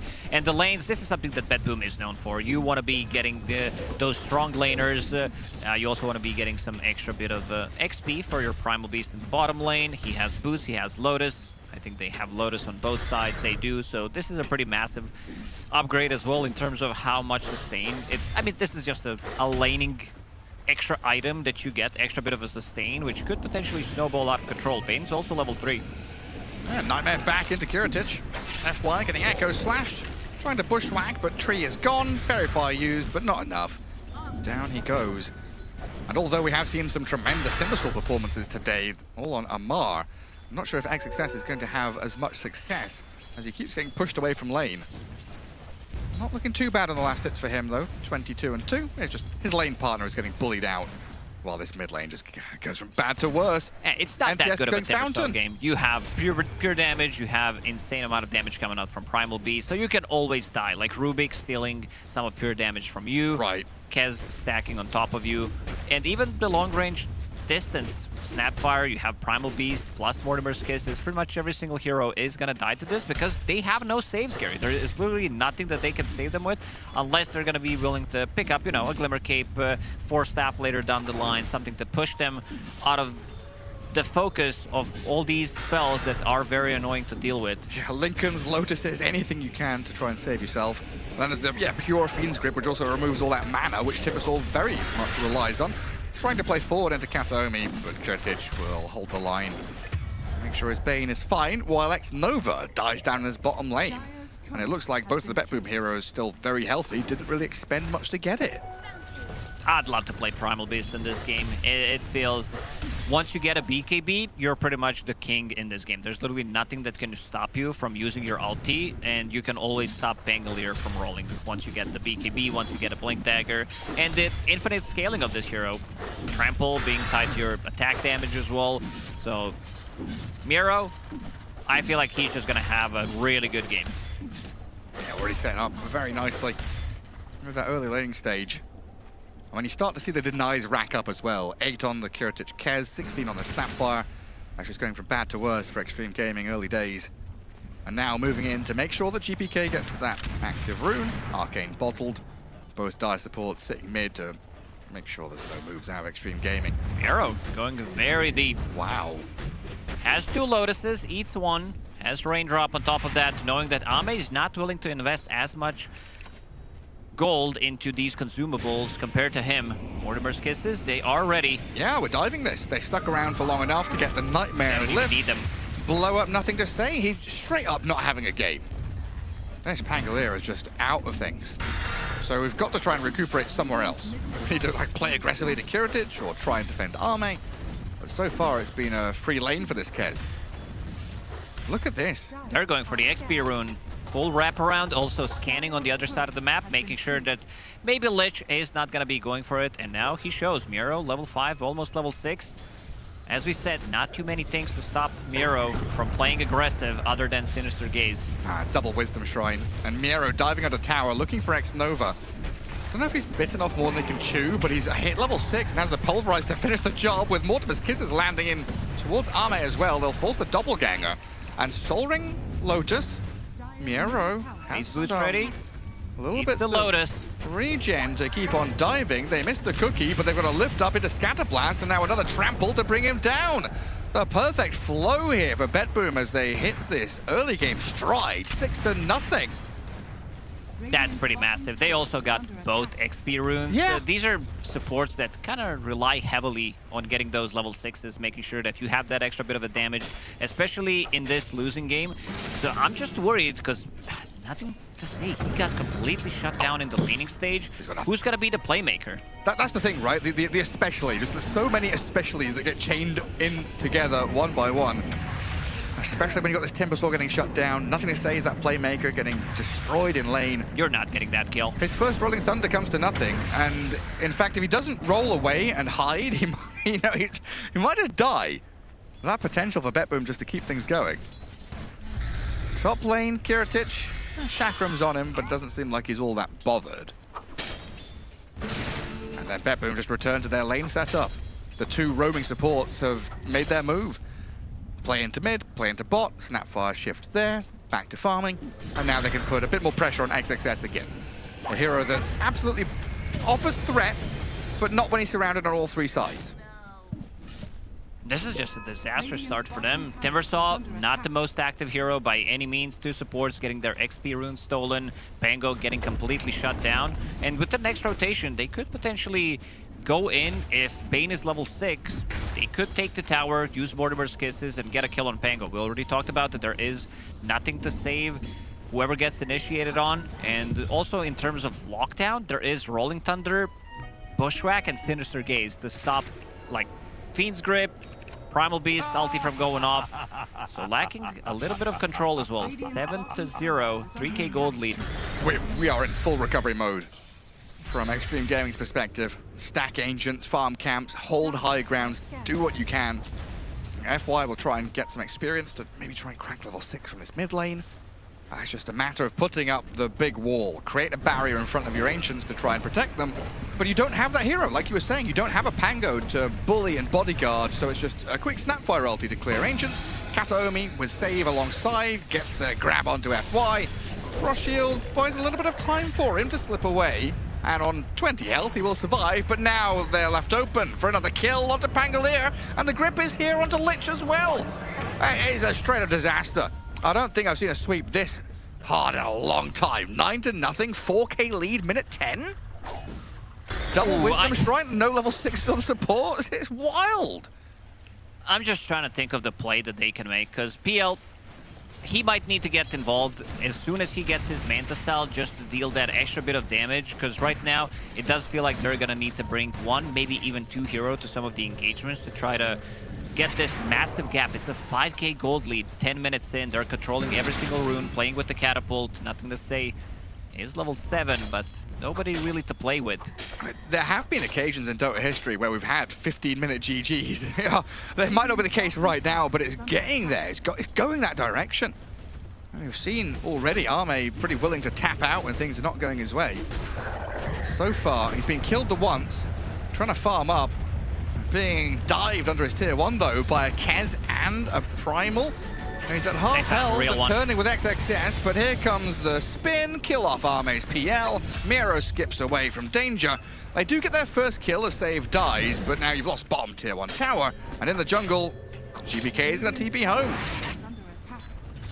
Well, the first kill up on the board for Xtreme Gaming. That's something. You want to see that one. If it's still a 0, this is probably another one for Ame. Like, every single kill gives him potentially hope. Another, just a little bit of extra hope so that he doesn't GG out. We've seen it yesterday or day before. There's a countdown timer above his head. Ticking down. Charges are going down, but with every kill, they go up. He does actually have that one. That one. Ikarov Niktasha, his status resistance has been reduced by 5% for Bane. Oh, dearie me.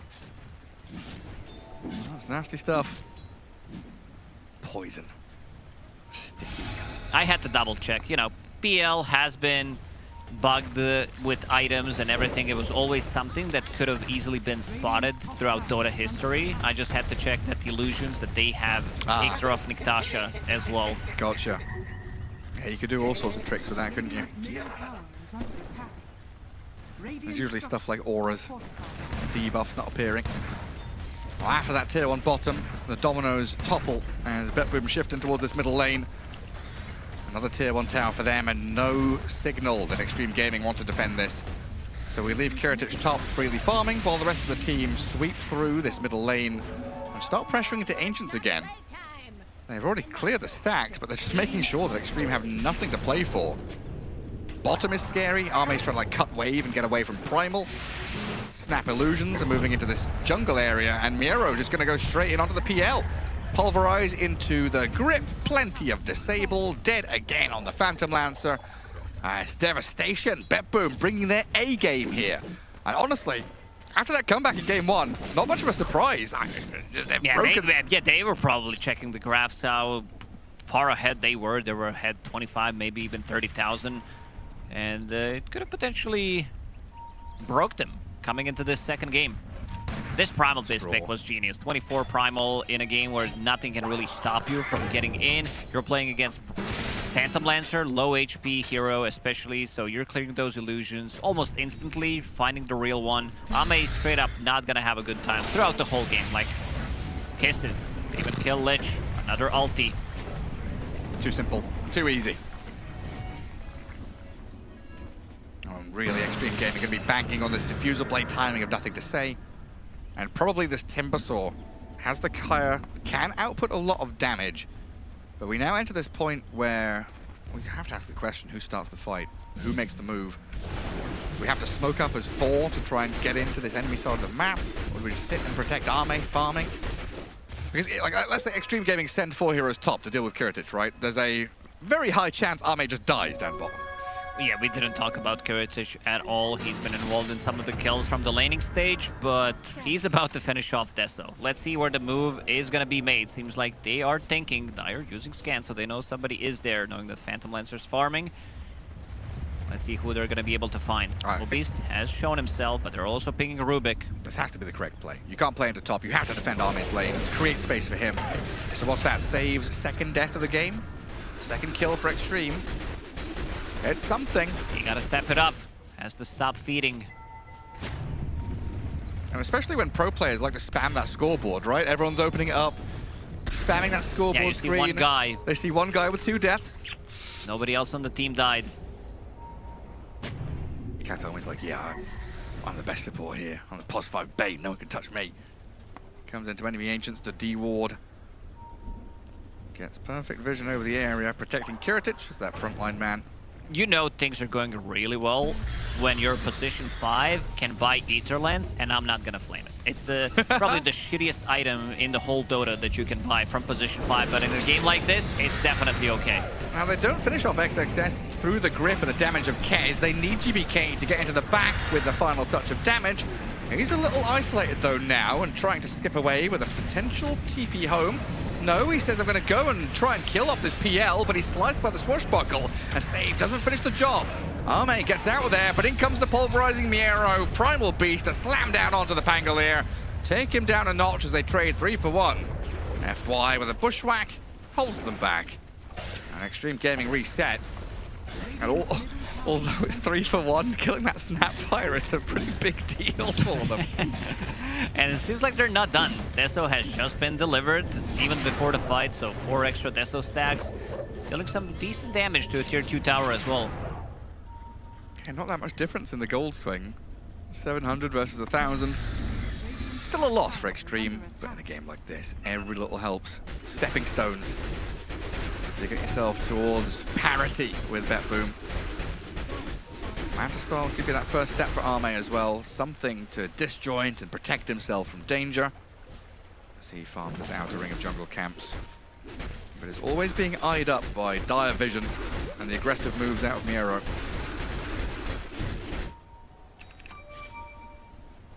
Three of Xtreme in this mid lane. Scouted first by Kataomi. And then dispatched with quickly by Save, who wants to make a name for himself. Get rid of all the bad vibes of his earlier deaths. Yeah, it seems like they want to be collapsing onto the bottom tower as well. Kiritich playing in that area of the map. Ame needs to be super careful. Doppelganger, only level 2, 18-second cooldown ability. And they've got a bushwhack into Rolling Thunder. Kataomi a step too far forward this time. Very boldly going where no one should really be. You can feel BetBoom, though, wanting to snowball this one. They know they're within reach of victory already 20 minutes in. They just need to keep this tempo up and shut down Xtreme so they can't get this Tricore into a damage-dealing state. Yeah, they definitely don't feel afraid taking the full 5-on-5 engagement because they have the tools to almost instantly kill the heroes. Pango has been answered, doesn't have a Blink Dagger yet, can't really cut into backlines, find these 2 supports.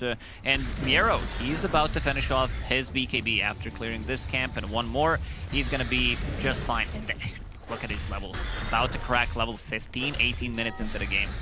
It's a monster. XXS isn't having that bad a time. Level 13, getting some items going. I think this Timbersaw might be the hero to play through. It's just the map is so difficult to traverse when you've not done anything to tier 1s. You don't have that ability to, you know, smoke into enemy jungle, right? You don't have this Bane or Rubik to just go and instant lift or instant grip someone. Very much relying on a Bushwhack or a Rolling Thunder to connect.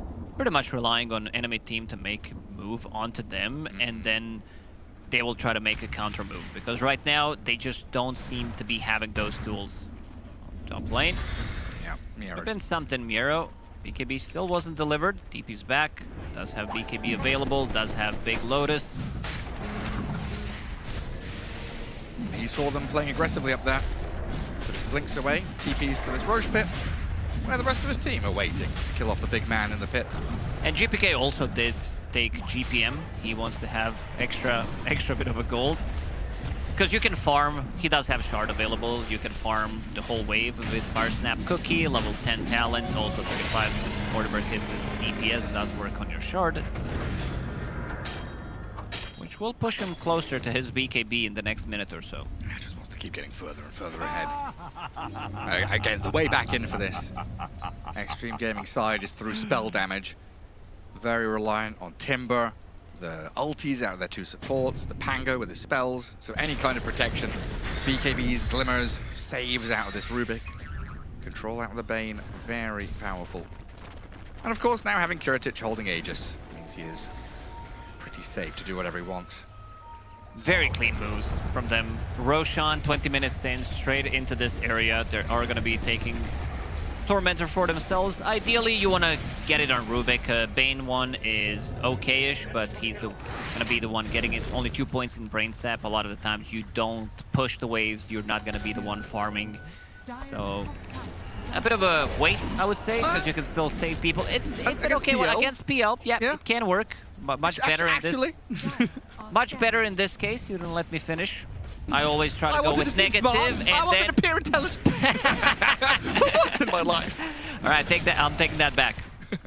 Thank you so much. Quite bold here for Xtreme Gaming. 21 minutes. They're trying to steal a Wisdom Shrine. They're scanning, yeah? They're moving all the way across. A little way to weasel across the map and get something on the map. But you look at the rest of BetBoom and they are ready to strike into the heart of this Xtreme Gaming side of the map where they have perfect vision over XXS. Dire vision everywhere. Observables galore and 2 ultis dumped into the Timbersaw. Pretty short work of him.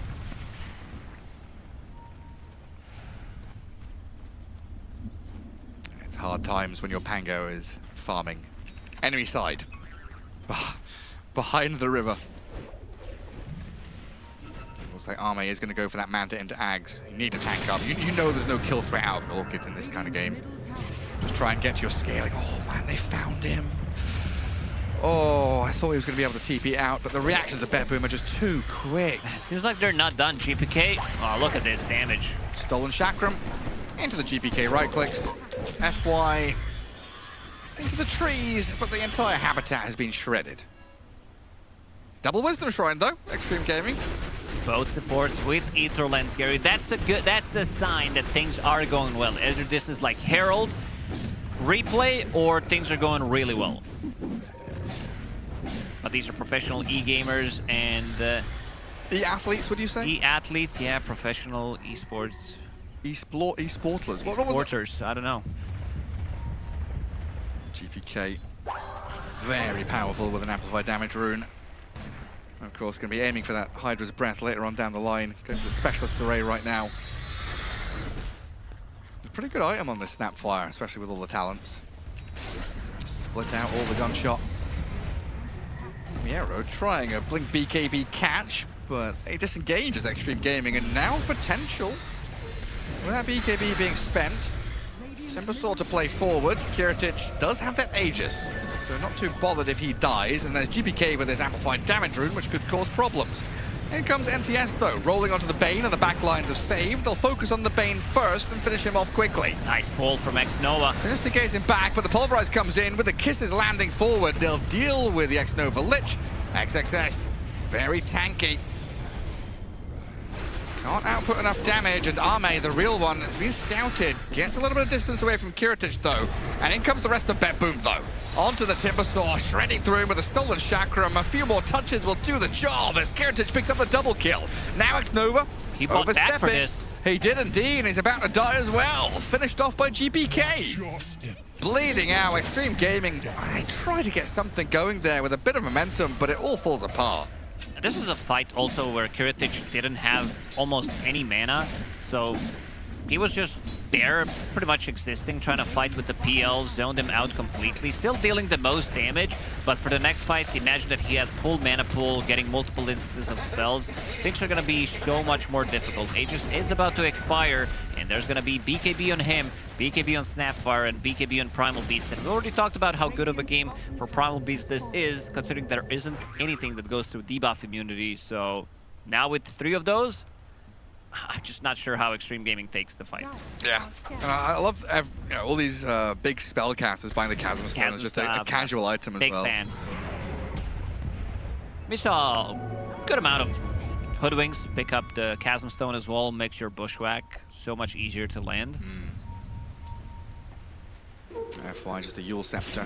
Ghost and Shard queued up next. But the little squirrel is about to be dealt with. Pest control has arrived. The invasive species has been removed. Kiritic also on the tail of this Timbersaw. Gets off the Ags, but is pulverized into spin. Not enough damage. Chakram's going to return back to him, so XXS. Go back to the high ground and stay alive. But you've now been forced all the way back into your base. BetBoom coming for your tier 2s. Casual rock, he finds him. He just goes in. Wax Nova disappears. What a play from Miero. Was that before they had the vision up there? Yeah, I believe so, because they just placed it. He threw a rock and then instantly blinked in and managed to get the solo kill without even using a BKB. And seems like they are going to be ready to potentially go for the high ground, try to see how it's going to go. Good amount of minus armor coming out from Lil Shredder and that Desto. Another go. Self-fuels. Offers protection only for a matter of moments. FY dead for 40 seconds now, and we're just cycling through lives on Xtreme Gaming. One dies, one respawns, one dies again. And Arme has been relegated to cutting waves. There's a diaglyph to get up to the high ground. Catapult wave here for them, so tier 3. Miero, he's ready to jump in. Gold ring, BKB ready, blink dagger as well, in case they catch someone. Gonna respect the hold. Don't want to throw away anything here. BetBoom. Xtreme Gaming on the brink of defeat. Phantom Lancer. Everyone's been saying he's not that Giga carry anymore. Doesn't want to go to like a hyper late game. Wants this mid game to work out for him with a couple of items. Play into the support, get some kills. But has Arme seen an enemy hero this game that he's been able to run at? Yeah, he's been involved in 3 out of 5 kills. More than 50%. That's impressive. Yeah, not so much recently, so that's one of the issues. Doesn't feel too comfortable coming into the fight. And 15,000 gold lead already for them. Seems like BetBoom so far didn't make almost any mistakes. Some more boulders chucked into the river. Doesn't connect on FY this time. Oh, but they've seen XXS. Chain. Is he gonna TP? No? He's just dead? Timber gone. I guess he knew. Accepted his fate. He's stuck in this little area. You can see that Miero, who blinked in, is stuck in the same area. And there's gonna be a grip on the squirrel. It's all down to Arme. He has to carry this game. It's a lot of copium, Gary, I gotta say. He's trying to farm it up, but you're playing against Primal Beast, who is also very close to Aghanim Scepter. So that's gonna be an issue as well, where your Phantom Rush gets broken by it. I'm not saying it's gonna happen, I'm just saying it's the only option. Can't see many avenues back into this one, other than some Arme magic. Especially when Miero is getting very close to his own Aghanim Scepter, yeah. These illusions just melt almost instantly. Like one Scatter Blast, the Mortimer's Kisses, Trample, Onslaught, Bane, Fate Bolted. Like Bane has Shard, he is maxing out his Brain Sap as well. So that's gonna be a good way of dealing with the illusions. It just really feels so straightforward for BetBoom. They get to play wherever they want, whenever they want. Accelerating the farm on Kiritich. And I think it was Insania saying, I'm with whoever on the panel said that Kez kind of sucks and I've not seen him win. Yeah, same. Not been impressed with his hero, but what, last game a victory and now Kiritich showing off? I'm not sure it's necessarily the hero that's doing it. Yeah, I think this Kez hero in this game could have been any other hero, and I feel like the outcome would have been the same. Crystal Maiden. Well, maybe even Winter Crystal Wyvern. Maiden. Sure, Wyvern's okay. Like, so I think there is something to offlane Wyvern to play him from the core role. Sort of obnoxious to play against, but you get the point. Definitely a soft performance. Nova doing what he can, trying to farm into his. He's got 2 ground saved up, does he? Farm into his items. Looking at Shard. There's Shard blink on Lich. There's been a lot of talk about this solo kill potential out of a position 5. We saw it like a year and a half ago. It's pretty common. Just to like self-smoke, go into jungle, find a core kill. There's the potential for Nova to get a few snipes on people. Yeah, we did nerf Shard since then because it was OP. Now it's still good. You just pop the Frost Shield on the Spire, but still very effective. And I would say even easier now in terms of how you're getting the gold, because you are getting greedy enchantment no matter what. You're getting the 75 one, you're getting the 100 one as well. Nothing to eat, yeah, not on that side. 2 stacks of sacrifice on Lich, not being used. He's busy killing centaurs. Arme is going to boot XXS out of this jungle. Belongs to the Phantom Lancer, not the Timber. The past couple of minutes, let's be honest, haven't been bad for Xtreme Gaming. They've given up the Roshan, a lot of map space, but they're still getting that little trickle of gold. Experience, items, potential flowing their way, even if it is a low percentage chance. So you can also argue the same amount of items are flowing into the hands of BetBoom. You mentioned that Aghanim Scepter Primal, that's complete. And Butterfly also coming out for Curitage, so he's not going to be feeling that heat from Phantom Lancer. His Scotty as well. Ame has TP ready, and seems like they need to go back because Banner has been planted. These are 30-minute catapults compared to 35-minute catapults before, so you have that earlier timing. Yeah, and there's this Snapfire. Daedalus BKB Specialist Array, already launching the artillery kitters in. See what they can find in the backlines and force a reaction out of Xtreme Gaming to defend their base, because this tier 3 is getting blasted quickly. Chakrams and Poke trying to deal with a wave. Catch up to Curitage here, trying to take his first life down, but he'll get to low ground with a jump to the tree. Oh, catapults have to be dealt with. PL can send some illusions forward. XXS doesn't want to put his body in harm's way. Curitage pretty good here at dealing with these illusions to lifesteal back to full. It's so good against PL, like you're lifestealing 40% of the damage, and there's going to be multiple illusions on top of you. Lil Shredder also ready. GPK Shield Rune about to expire. It's like they want to keep pushing that. They have a lot of damage, not too much sustain. In terms of sustain, there is Essence Distiller on Rubik, couple of charges left.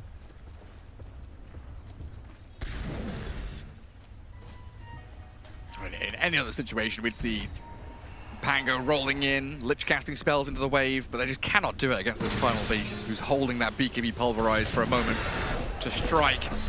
Timbersaw instead is going to frontline, but that means again, Kez spins around, life steals a bit, heals to half HP, and now the move is made on in. Sinister Gaze doesn't work out, and XXS is blasted down, dead for 70 seconds.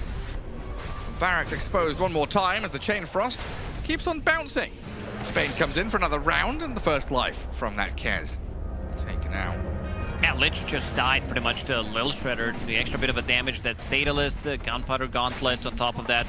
Level 20. As you said, those are very good talents. We have changed those talents because it was a little bit OP. It's not as good as it was against PL. Under Mortimer's Kisses. Yeah, straight in onto NTS. It might be time. Ame, he's not even in this fight. He's trying to cut the creep wave, but they have more than enough damage this time around to get to Megas. Neither was Curitage. Yeah, Curitage is They're going through the back door. They don't care. They have more than enough. Daedalus, Snapfire, minus armor, Deso. What are you going to do about it? Buy back on Pango?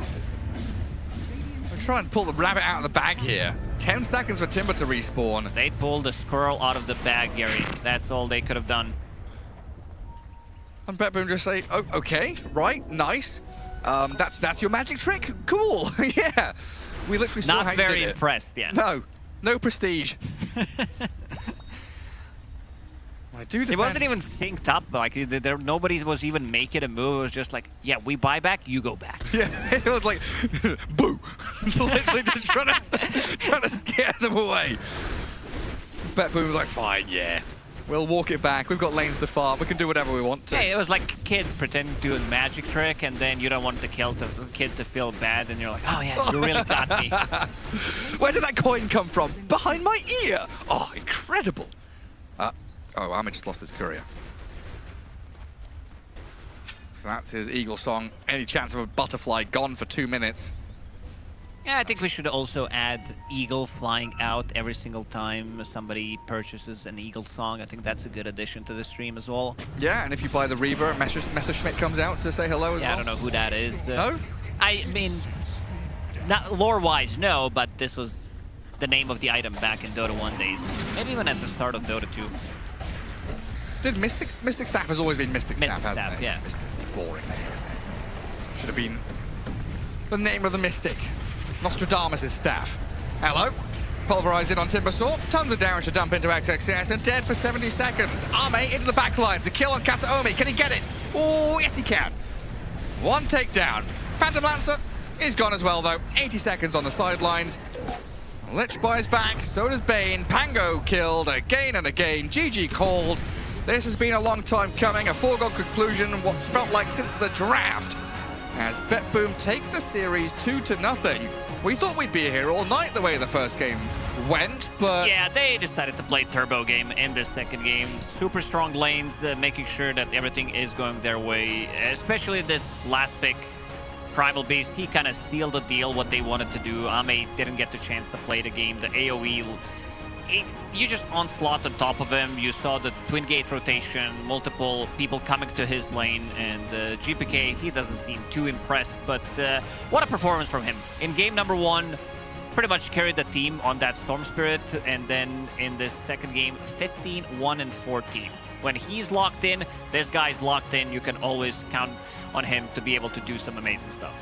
Enough of a shellacking to feed everyone M&Ms for the next several centuries. Disgusting performance from BetBoom. The way just handled Xtreme Gaming here. I don't know if I want to say I like Kez yet, but I know that I want to say I don't like Phantom Lancer. Yeah, it's easy to say. This is a very hit or miss hero from what we've seen so far. Yeah, super simple stuff. BetBoom take the series 2-0. Came back from a game 1. Come back to Tsunami. Welcome back. You're back here with more Dream League Season 29 as we are now wrapping up the last 3 series day of a group stage action. Tomorrow we'll only have 2 series, which means that BetBoom team only have 1 more opponent, and it's Enigma Galaxy. That's who they're going to be facing off against tomorrow. Xtreme also have only 1 more opponent, and theirs is Na'Vi. I'll get into all the implications of the group stage standings later on, though. Right now, we can focus on the game and now how I can confidently claim that the Pango problem has been solved, Avery. I have a 2-game sample size. Yeah. They've figured it out. I mean, this Pango did get absolutely destroyed. I think the Snapfire finally showed in a game today. That's true also. It finally got a melee hero matchup, which is where I think this hero excels. It's going to dominate any melee on mid, I'm very confident of that. And then it's a very fast-paced hero. So once it dominates that, it just opens up the whole game. You can't go anywhere around mid because you just get shotgunned into the dirt.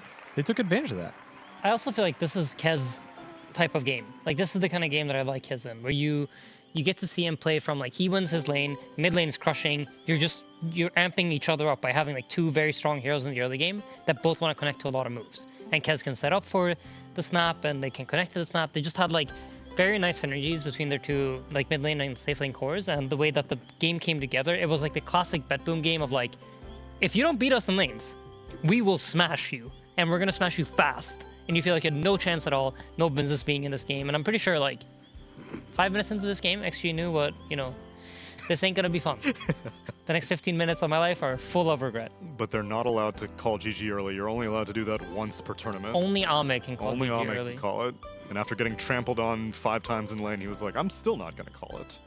I'm feeling great.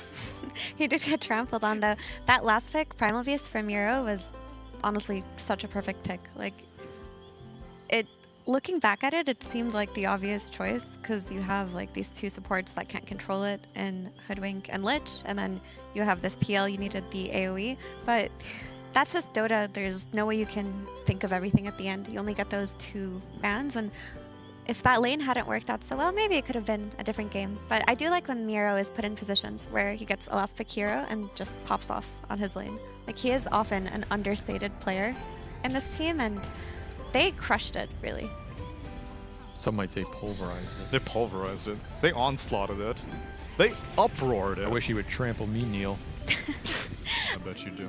I will say that I think, again, Kez had a really great time this game because all of the lanes won, but also when there's no hero really addressing the Kez issue, like there was the Doom last game, that's when we see this hero really thrive and blossom on top of the reasons that Insania mentioned. I agree. I felt like I was watching Liquid. I did feel like I was watching Liquid. I know you did. I saw it in your eyes. I feel like right now I want to be watching Save. And I get that wish come true as Save is now on my screen. Save, congratulations on the 2-0 victory versus Xtreme. On our panels for the last few series, we've been talking a lot about Pangolier. And I feel like this series for you guys was proving that you're not afraid of Pangolier. Yeah, I guess we're not afraid of Pangolier after PJL. I guess it's a little bit nerfed, and yeah, we started losing with it, so we're not sure, if it's really that strong. So then how much of today's Bane ideas are around this Pangolier? Was that just a separate thing that you guys are like, let's see how this Bane hero's doing?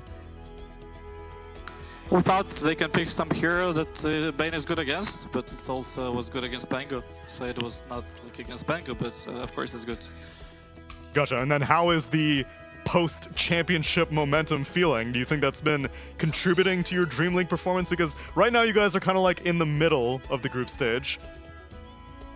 I know there's too many tournaments nowadays, and even though we won PJL, it doesn't really matter. Now we suck again, so it's not really... we're not feeling anything after the win of previous tournaments, so we need to grind back, to start winning again. So it's always like work, or you're a loser. The cycle continues, the beauty of being a professional Dota player. I got Effie standing by for a question for you as well. Hey, Save, I was wondering if I could pick your brain about the greedy enchantment, actually, because I've heard a lot of differing opinions, and I was wondering if you think it's in a balanced state, or if you share the opinion that greedy should not exist in Dota. Yeah, I think it's kinda imba that it exists in Dota. I mean, it was not in the game before, but at least now it's like not random, You always have the greedy enchantment, so it's kind of balanced in this way. But overall, I'm not sure if it should be like this, that like every support has free gold. I mean, it makes the game like better that supports have items. It's like more interesting. So I mean, of course I'm a support player, I like this, but not sure how fair is it. Do you think the game would change too much if it were removed at this point? Like, do you think supports have been too balanced around it, maybe? Yeah, I mean, supports would have less items, I guess, and they would be easier to kill, Maybe it would be like it was back in the days when supports were poor. But now, I guess, every support has some Glimmer, Force Staffs, all this stuff from the greedy enchantment, and I'm not sure. Yeah, I think it's... I mean, I'm good with it, I'm playing some Rubik heroes, I'm fine. I mean, I'm with you on that one. Thank you. Yeah, the example I was going to come up with is Rubik, I feel, has been benefiting a lot from having a lot of items. And I don't think that hero would be quite as viable if he didn't have the same random GPM steroid. Yeah. But now that is the current state of the game, and you guys had a good handle on it, and you guys are proving that you guys know 7.41 quite well. Save, congratulations on the victory against Xtreme Gaming, and now only one more series left against Enigma Galaxy. How's it gonna go tomorrow, Save? I'm not sure, just another random game. We can lose, we can win. It doesn't really matter, Save, I feel like you're not in the high spirits of being a post-championship winner that I would have thought. As I said, it doesn't really matter anymore. That we won like 2 weeks ago, it doesn't matter. Wow, things changed so quick. I also actually apparently have Insania for a question for you. Hey, what's up, Save? I heard a rumor that Miracle might be playing tomorrow. How does that make you feel about the matchup? Oh, I didn't know that. I guess it becomes more interesting, yeah. Miracle plays. Okay. Do you believe that there might be truth to this rumor? It's something that I've been hearing in the green room. Not really. I'm not sure if he's gonna play, but it's always better to play against Miracle, I guess. Alright, thank you. Good answer. Alright, Save, I'll let you go. Congratulations again on the win, and we'll see you tomorrow. Thank you, guys. Rumor, you say? That's what I've been hearing. Oh? From Yeah. the voices in your head, or from other people? It's what you guys were talking about in the green room. We were. Yeah. Us three collectively. I don't want to out you. Apparently Tsunami. you just did, though. No, I don't want to say that it was you, Tsunami. Don't worry. I'll keep your secret safe. Yeah. I'll keep your secrets.